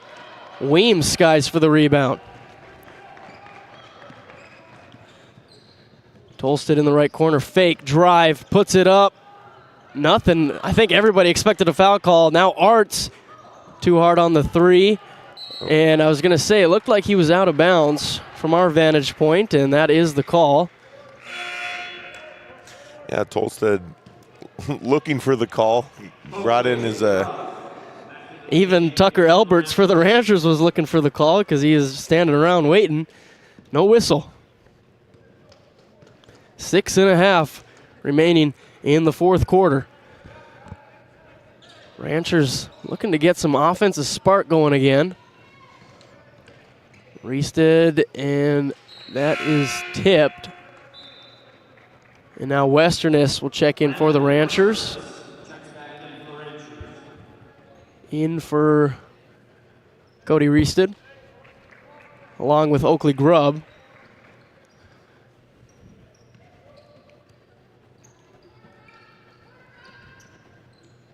Reested looking, not really finding anything. Backdoor cut to Grubb. He goes up and puts it in. Hoop in the arm. Oakley Grubb, a little subtle flex after that finish. Old Jenny fell apart, and here comes Grubb streaking on the backside. Nice pass there and good finish. That is a heads-up play from Grubb, seeing that, all right, we got nothing. How about a little backdoor cut? And he converts the three-point play. That was a huge play there for the Ranchers down the stretch. 3-point lead back to the Ranchers. Now Zimmer gets it to Weems in the high post. Little fake, spin move. Now he's stuck, kick out to Zimmer. Tolstead looking to drive again. Meets Evenson at the rim and puts it in. Yeah, that's another nice take there. Patient, then he gets a lane to drive. Good challenge by Evenson. Not a lot of contact there, but just enough to draw the foul.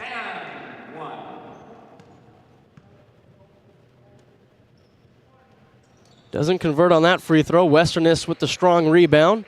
Gets it to Bredding. Bredding dealing with the pressure, picks up the dribble. Reested over to Grubb, left wing three. It's up. Just off the rim, Tolstead grabs it.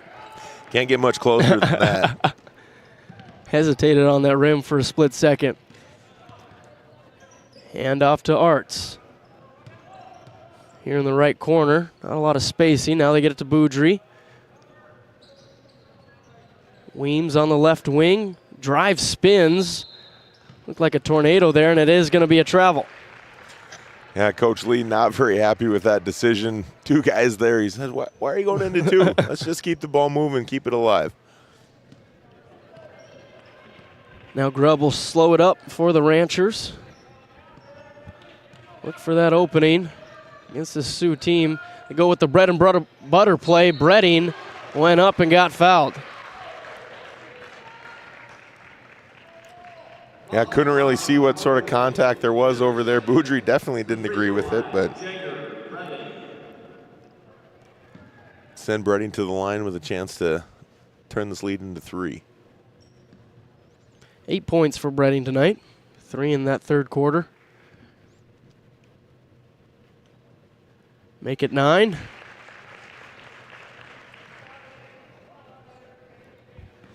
.507 remaining in the fourth. Kind of been a slow, chippy game. And make it double digits for Jager Bredding on the night. It's interesting to see in a game like this. You know, neither one of these teams have guys with a lot of experience. You know, both of them came out of teams that had a ton of experience. So when you get into crunch time, who's going to take that shot? Who's going to step up and make the play?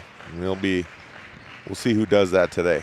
We're all going to learn together, as that's going to be a charge called on Tolstead as Westerness takes it. Good, and that'll be a turnover. Good penetration there. He was clearly out of the arc, and there was quite a bit of contact there. Nice play there by Westerness to get in there and get the offensive foul.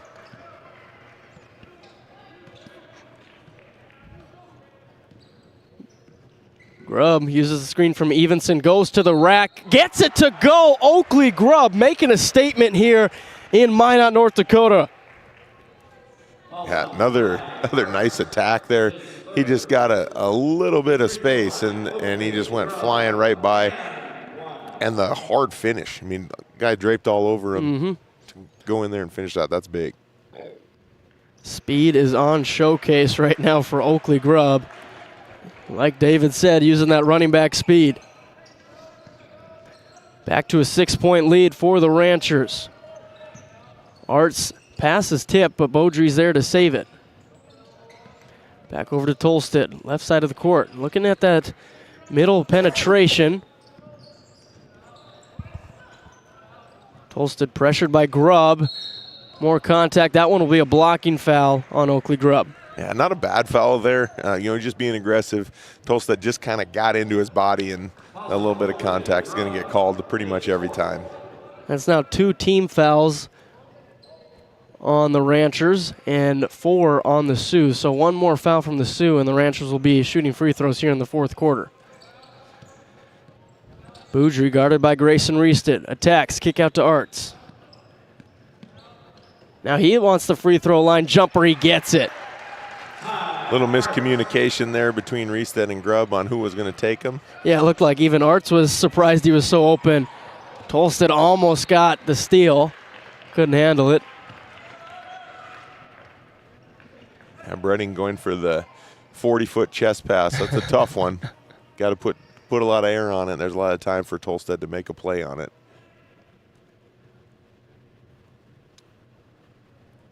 Somebody got 6 players on the court again. Not sure what that one was about. Shot clock maybe. 27 on the shot clock. Grubb brings it across half court. Now to Reested in the high post. He wants another one. That one's a little too strong. Grayson Reested comes away with the rebound. Breading out to Grubb at the logo.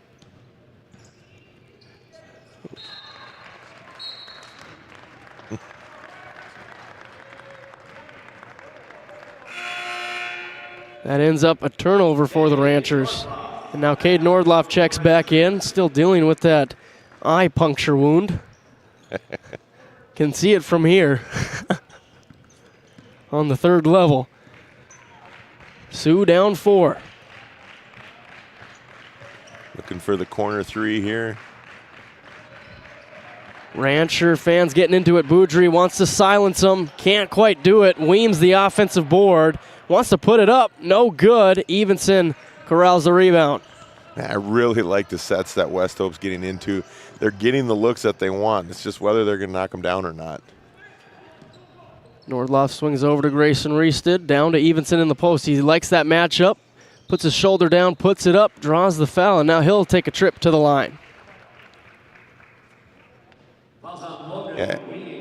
He's got just so much size down there. He's long, he's strong. If they can get him the ball in the block, they're going to take their chances on it every time.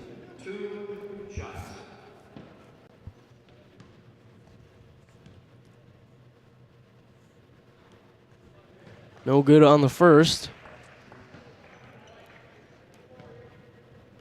8 points on the night for Evenson.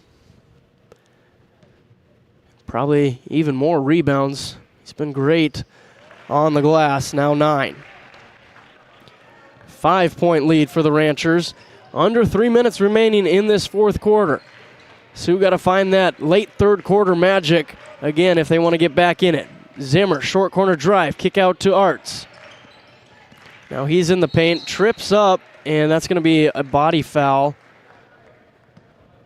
called on Nordloff.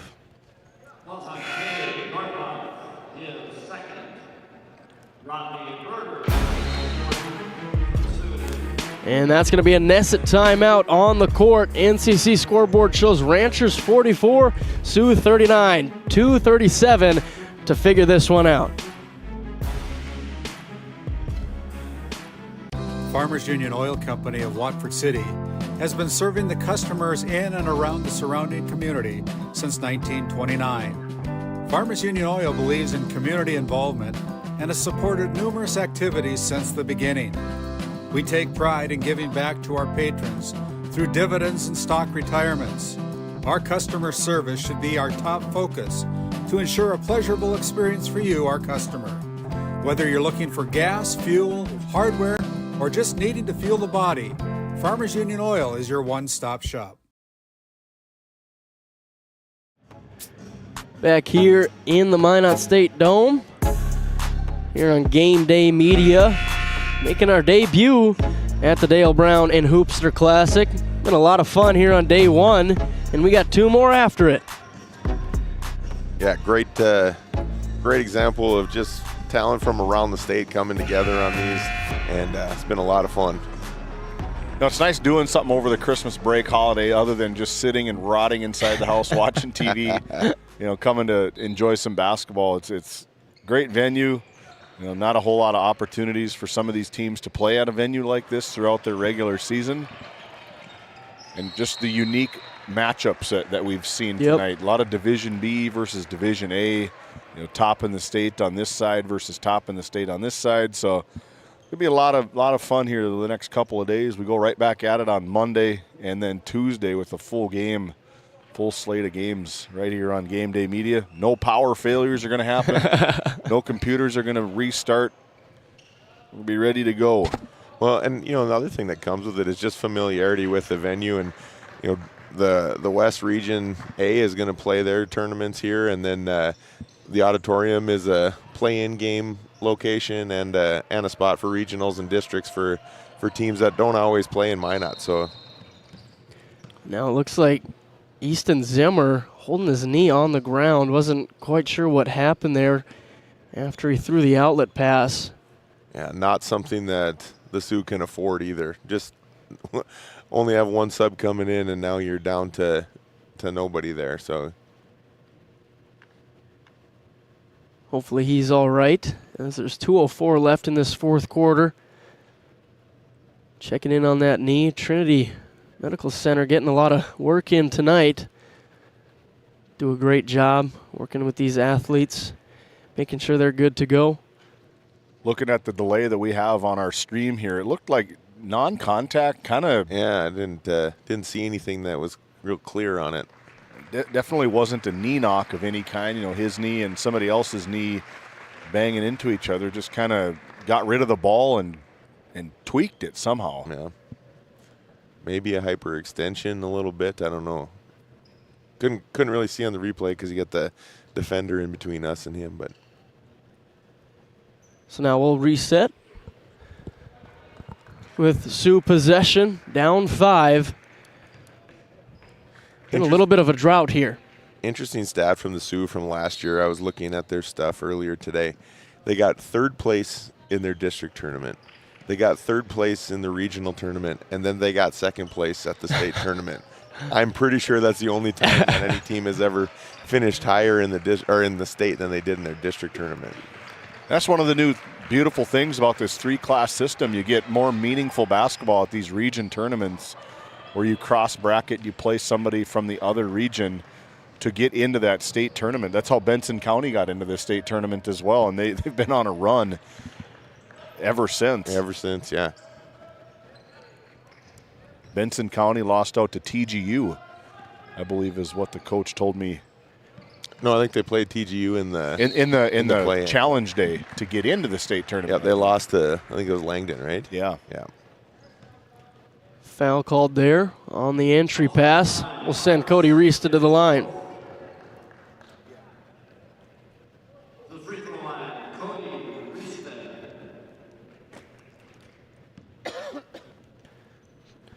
Time to see if the pressure free throws pay off. They shoot a lot of them. Not on the first. 1:20 to go. Would have been a big 3 from Boudry. Just wasn't able to connect. Sioux running out of time. Reese gets the second. His first points since that jumper in the second quarter. Crucial possession here. You need points. And the faster the better. Berger in the right corner, back out to Boudry. Now Tolstead drives down the middle of the lane, and it is tipped. It's going to be Ranchers' ball. I think the Ranchers might have hit that one, and then Weems trying to make a hustle play was out of bounds. Yeah, I agree with you. I think that was going to stay with West Hope. Can't blame a kid for hustle. It's a bang-bang play. Trying to make one for his teammate. A little alley-oop to Bredding, and he is bodied and sent down, and now he'll go to the line. Falls on Rodney Yeah, if the Ranchers can finish their free throws here, I think they're going to come away with one. Thunder, a minute to go. Gets the roll on the first. 7-point lead. You know, both teams have struggled offensively in this game, just getting shots to fall. It wasn't that there wasn't shots out there. You know, two teams under 50 at the end of a game is it's rare to see these not days. The most common, yeah. Especially from a team like West Hope that's probably averaged in the 70s the last several years. Yep. Arts for three. Almost got the roll, but Evenson's there for the rebound. In and out. Grubb gets it across half court. 10-second difference between shot and game clock. And there's going to be a foul, sending Cody Riesta to the line.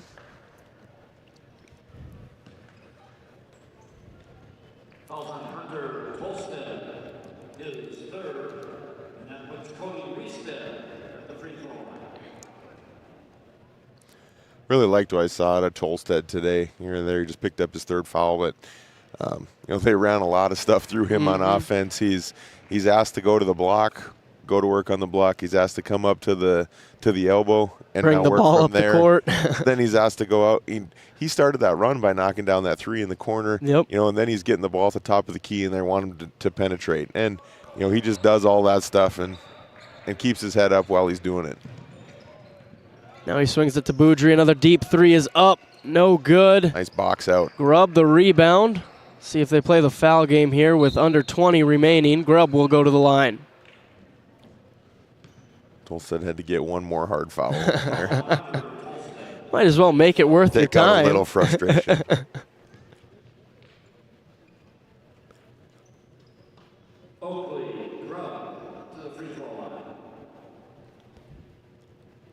Yeah, it just seemed like a game where one team had to outlast the other. There wasn't a lot of consistency from either squad tonight, but the Ranchers were just able to make this last run, get some cushion, and then finish it off. Yeah, I think both teams, you know, the Ranchers got a little bit more depth, and that obviously made a difference here down the stretch. But both teams have some room to grow, and they still got some figuring out of who can do what. Tolstead from the logo, no good. Berger with the offensive board. Tolstead tries again. Almost banked that one in. Riesta corrals the rebound. And now he's just going to milk the clock out, and that's how this one ends. Final score on that NCC scoreboard, Ranchers 49, Sioux 39. A 10-point victory for the Ranchers, sending them to 2-1 and the Sioux to 2-2. Stay tuned when we come back. It's time for the D&L Paraffin postgame show. This Game Day Media broadcast is brought to you in part by Tegan's Interiors, located on Main Street in Crosby, North Dakota. Follow them on Facebook or find them online at tegansinteriors.com. Gustafson Septic Service Incorporated, family owned and operated since 1986. Offering septic service, portable restrooms and hand wash, sewer jet and camera services. Located in Stanley, North Dakota, call for a free quote at 701-628-2960.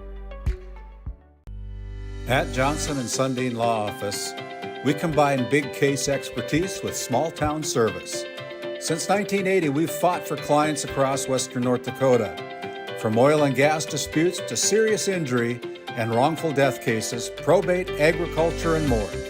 No matter what issue, our experienced team is ready to stand by your side. In our office in Watford City, we're here for you, wherever you are. Johnson & Sundin, expert legal representation rooted in North Dakota.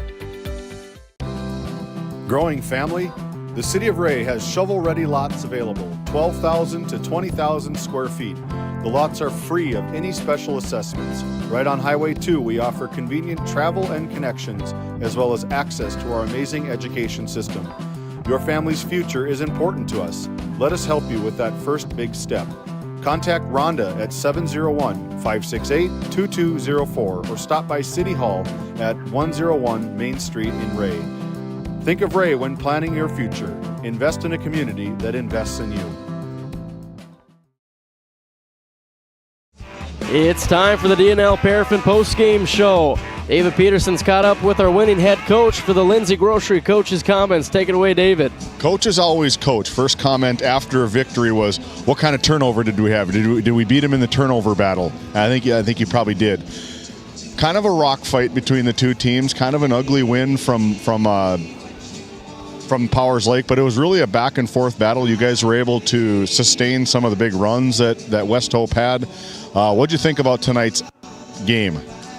As a whole, wins are wins. We'll take them. But, first half, we really turned the ball over. We struggled, passing and just taking care of the ball, missed some easy shots. I thought going to that zone, we kind of got guys moving a little more. We rebounded a little better out of that zone. And then the second half, we just didn't give many second chance opportunities and had quite a few less turnovers. What did you think of our Brad Johnson Insurance Player of the Game? I believe the guys upstairs said that he come into the game 10 points in the fourth quarter. I think he was 6 for 6 from the free throw line. Yeah, Oakley did a good job just, knocking free throws down in pressure situation. It was a difference, but, and when the clock's not running, if you can be scoring, it's huge. So, it's a good job by Oakley. Where's the Ranchers after this one? My iPad's buried here. So what do the Ranchers have up next? Next Saturday, we're in Surrey. So, I have New Year's off and back to work after New Year. Back to work. Well, enjoy the break. Have a happy New Year. We'll see you on the 2026 side. We're going to slide in our Brad Johnson Insurance Player of the Game, Oakley Grubb. Oakley come into the game. First varsity action for you this season. First time that you've really been able to showcase. You had that thumb injury last year, kind of kept you out most of the year, but now we saw something different from Oakley. We saw you attack the rim really well. We had you for 10 points just alone in that fourth quarter. I'd have to ask maybe upstairs what you had for the game, but what's it mean to finally get out and play, finally able to showcase a little bit on the basketball court? Oh, it feels amazing. My friends pick me up every day and bring up my confidence and our confidence, just coming together as a team and just going out strong and playing the game. Your game, is really developing. You got minimal minutes last year due to the injury. What's your role with this Ranchers offense and defense? Oh, I just hope to go out there and just bring the intensity and just try to cheer on my players if they're down, feeling down, just bring them all back together. Coaches talk about pressure free throws. I believe we had you for 6 for 6 in that fourth quarter, really putting the game away. Is that a point of emphasis, I'm assuming, at practice? Oh yeah, for sure. Jordan, he's a great coach. He pushes us through practice, and pressure free throws, like you said, that's just a big part in the game too. There he is. It's finally good to see you healthy, my man. Congratulations, our Brad Johnson Insurance Player of the Game, Oakley Grubb, with 10 big points in the fourth quarter, keeping his team for the victory here tonight. Congratulations. Go enjoy the win with your team. Thank you. Back to you guys. Thank you, David. As we continue on with the DNL Paraffin Post-Game Show, we'll send it for one last break to our sponsors, and when we come back, we'll wrap up this day one finale of the Dale Brown and Hoopster Classic. You could put your dog in charge of deliveries, but maybe don't. You could plant your field by hand, but maybe don't. You could point in any direction and randomly choose a bank, but maybe don't. Cornerstone Bank offers high-tech, high-touch options when you want efficiency or need advice. Get the best of both, banking the way you want it. Come to Cornerstone and let us prove the difference. Since 1978, Northern States Fishing Tools of Watford City has been your trusted partner in the oil field. Serving the Wollaston Basin, we offer top-quality fishing and rental tools, including packers, plugs, and through tubing equipment. With expert knowledge and decades of experience, we deliver results tailored to your needs, all at competitive prices. Give us a call, 701-842-3350, or visit northernstatesfishingtools.com. Northern States Fishing Tools, quality tools, proven service. Located in Crosby, North Dakota, Brad Johnson Insurance has been helping clients find insurance coverage since 1986. Our team is passionate about serving the community in which we live and pride ourselves on getting to know our clients to best serve their needs. Our staff is active in the public and strives to better our community through participation, involvement, and by supporting area events and youth programs. For a quote, visit bradjohnsoninsurance.com or call 701-965-4200 today. As we continue the DNL Paraffin post-game show, take one last look at our box score for the West Hope Newburgh Sioux, who have fallen to 2-2 on the season. It went like this: Rockland Boudry with 13 points, Easton Zimmer with 3, Ty Arts with 6, and then Hunter Tolsted with 17 points. 4 scorers, really 2 main guys, and they weren't really able to get any consistency like I mentioned earlier. Where do you see this Sioux team going forward? Well, I think that's what they know what they're going to get out of Tolstead. They know they can lean on him. They know he can create, but they need some guys to step up around him and knock down some shots. And even if it's 3 different kids knock down 1 or 2 shots, they're going to need that in order to score enough to win, because 39 points isn't going to win you in a lot of games. Yeah, and you look at that, what was it, the end of the third quarter stretch when they went on that 10-11-0 run, 3 threes, 2 free throws, and it was just bang, bang, bang. That seems like that's going to be the peak of the Sioux, is if they can play like that consistently for 32 minutes. Yeah, absolutely. As we look over to the Ranchers, who improved to 2-1 on the season. Now a winning streak, you can say, 2 in a row for the Ranchers. Nate Evenson finished with 9. Oakley Grubb, our Brad Johnson Insurance Player of the Game, with 10 points, 8 in the fourth quarter, 2 in the third. Jager Bredding with 12 points, also went 4 for 4 from the line in that fourth quarter. Pressure free throws were on a clinic for the Ranchers, and then Grayson Reested with 6, Cade Nordloff with 3, Coy Carlson with 2, and Cody Reested with 7. That is 7 total scores in the scorebook, and that's a well-balanced offense. Now it's just, can they consistently be balanced and maybe increase everyone's production a little bit more? Yeah, I think they're looking for everybody to maybe knock down a few shots. They got some nice contributions down low. They finished, and Cody knocked down a couple of mid-range jumpers, but they're still looking they need an outside threat, somebody to knock down a couple threes just to get take some pressure off. Those are easy possessions. If you can do pass and there's an open shot and you can knock it down, it's not a lot of work and you get the points on the board. Yeah, that's a great point you bring up, because 0 3-point field goals made for the Ranchers here tonight. Something that's going to have to change. You got a guy like Cade Nordloff. He can knock down the shots. Really, all of them have the ability to. They didn't get many attempts up. Yeah. As we look at that final NCC scoreboard, it's the Ranchers taking the finale away 49-39 as we wrap up day 1 here from the Dale Brown and Hoopster Classic. Yeah, Randy Peterson here, just recapping all the scores from today's action. 7 games in the book here at the Dale Brown Hoopster Classic. On day number 1, our first game started off at 11 o'clock this morning, guys. It was Stanley taking down TGU Titans by a score of 60-48. The girls took the court after that in game number 2 as the Titans defeated the Blue Jays 64-36. The girls Rugby Panthers took down the Beulah Miners by a score of 51-20.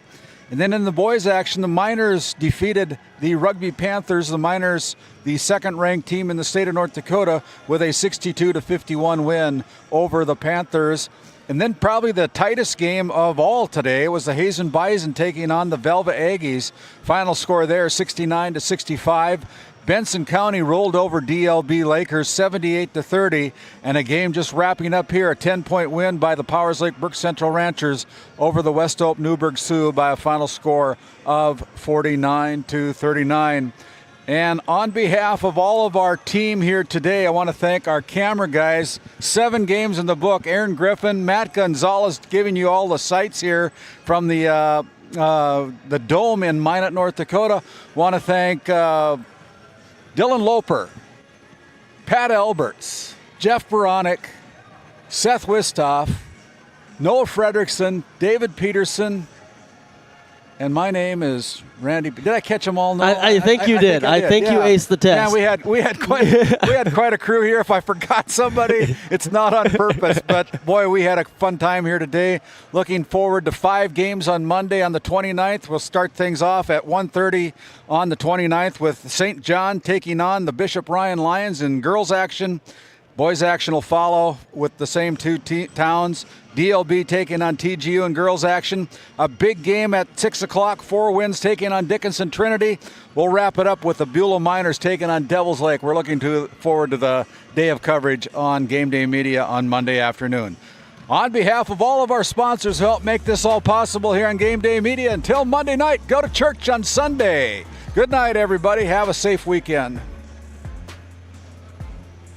Tonight's Game Day Media broadcast was brought to you by NCC, Tioga Medical Center, The Country Store, St. Luke's Medical Center, Both the Own Boutique, Souris Valley Dental Group of Minot, Haugland Insurance Services, D&L Paraffin, Brad Johnson Insurance, Bravera Bank, Continental Resources, Northwest Therapy Services, Nesset, Tioga Ace Hardware, DA Land LLC, Border Plains Equipment of Stanley, the Bank of Tioga, Tioga Parts Supply, Tegan's Interiors, Tioga Drug and Soda Shop, Prairie Home Furnishings, Farmers Union Insurance, Larson Vossen Agency,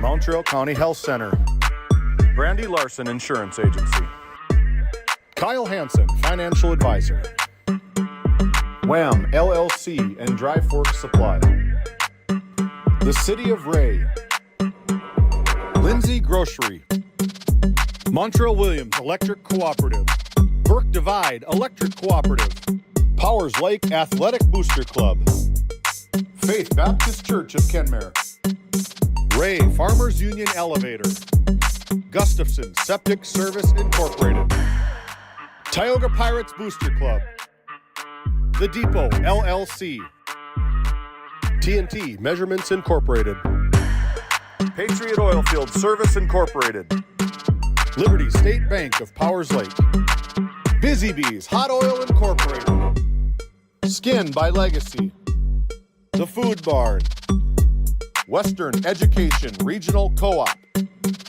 North Shore Plaza PTO, Divide County Quarterback Club, Farmers Union Oil Company of Kenmare, Red Rock Chevrolet and GMC of Williston, Investment Center Advisor Group, LPL Financial, Jorgensen Lumber, Fisher Family Chiropractic, Stanley Commercial Club, EAPC Architects, Engineers, Game 1, Modern Dental, Tioga EDC and Chamber of Commerce, Jan A. Costed, PC, Northwest Sportsmen's Association, RTC Networks, Flag Family Media.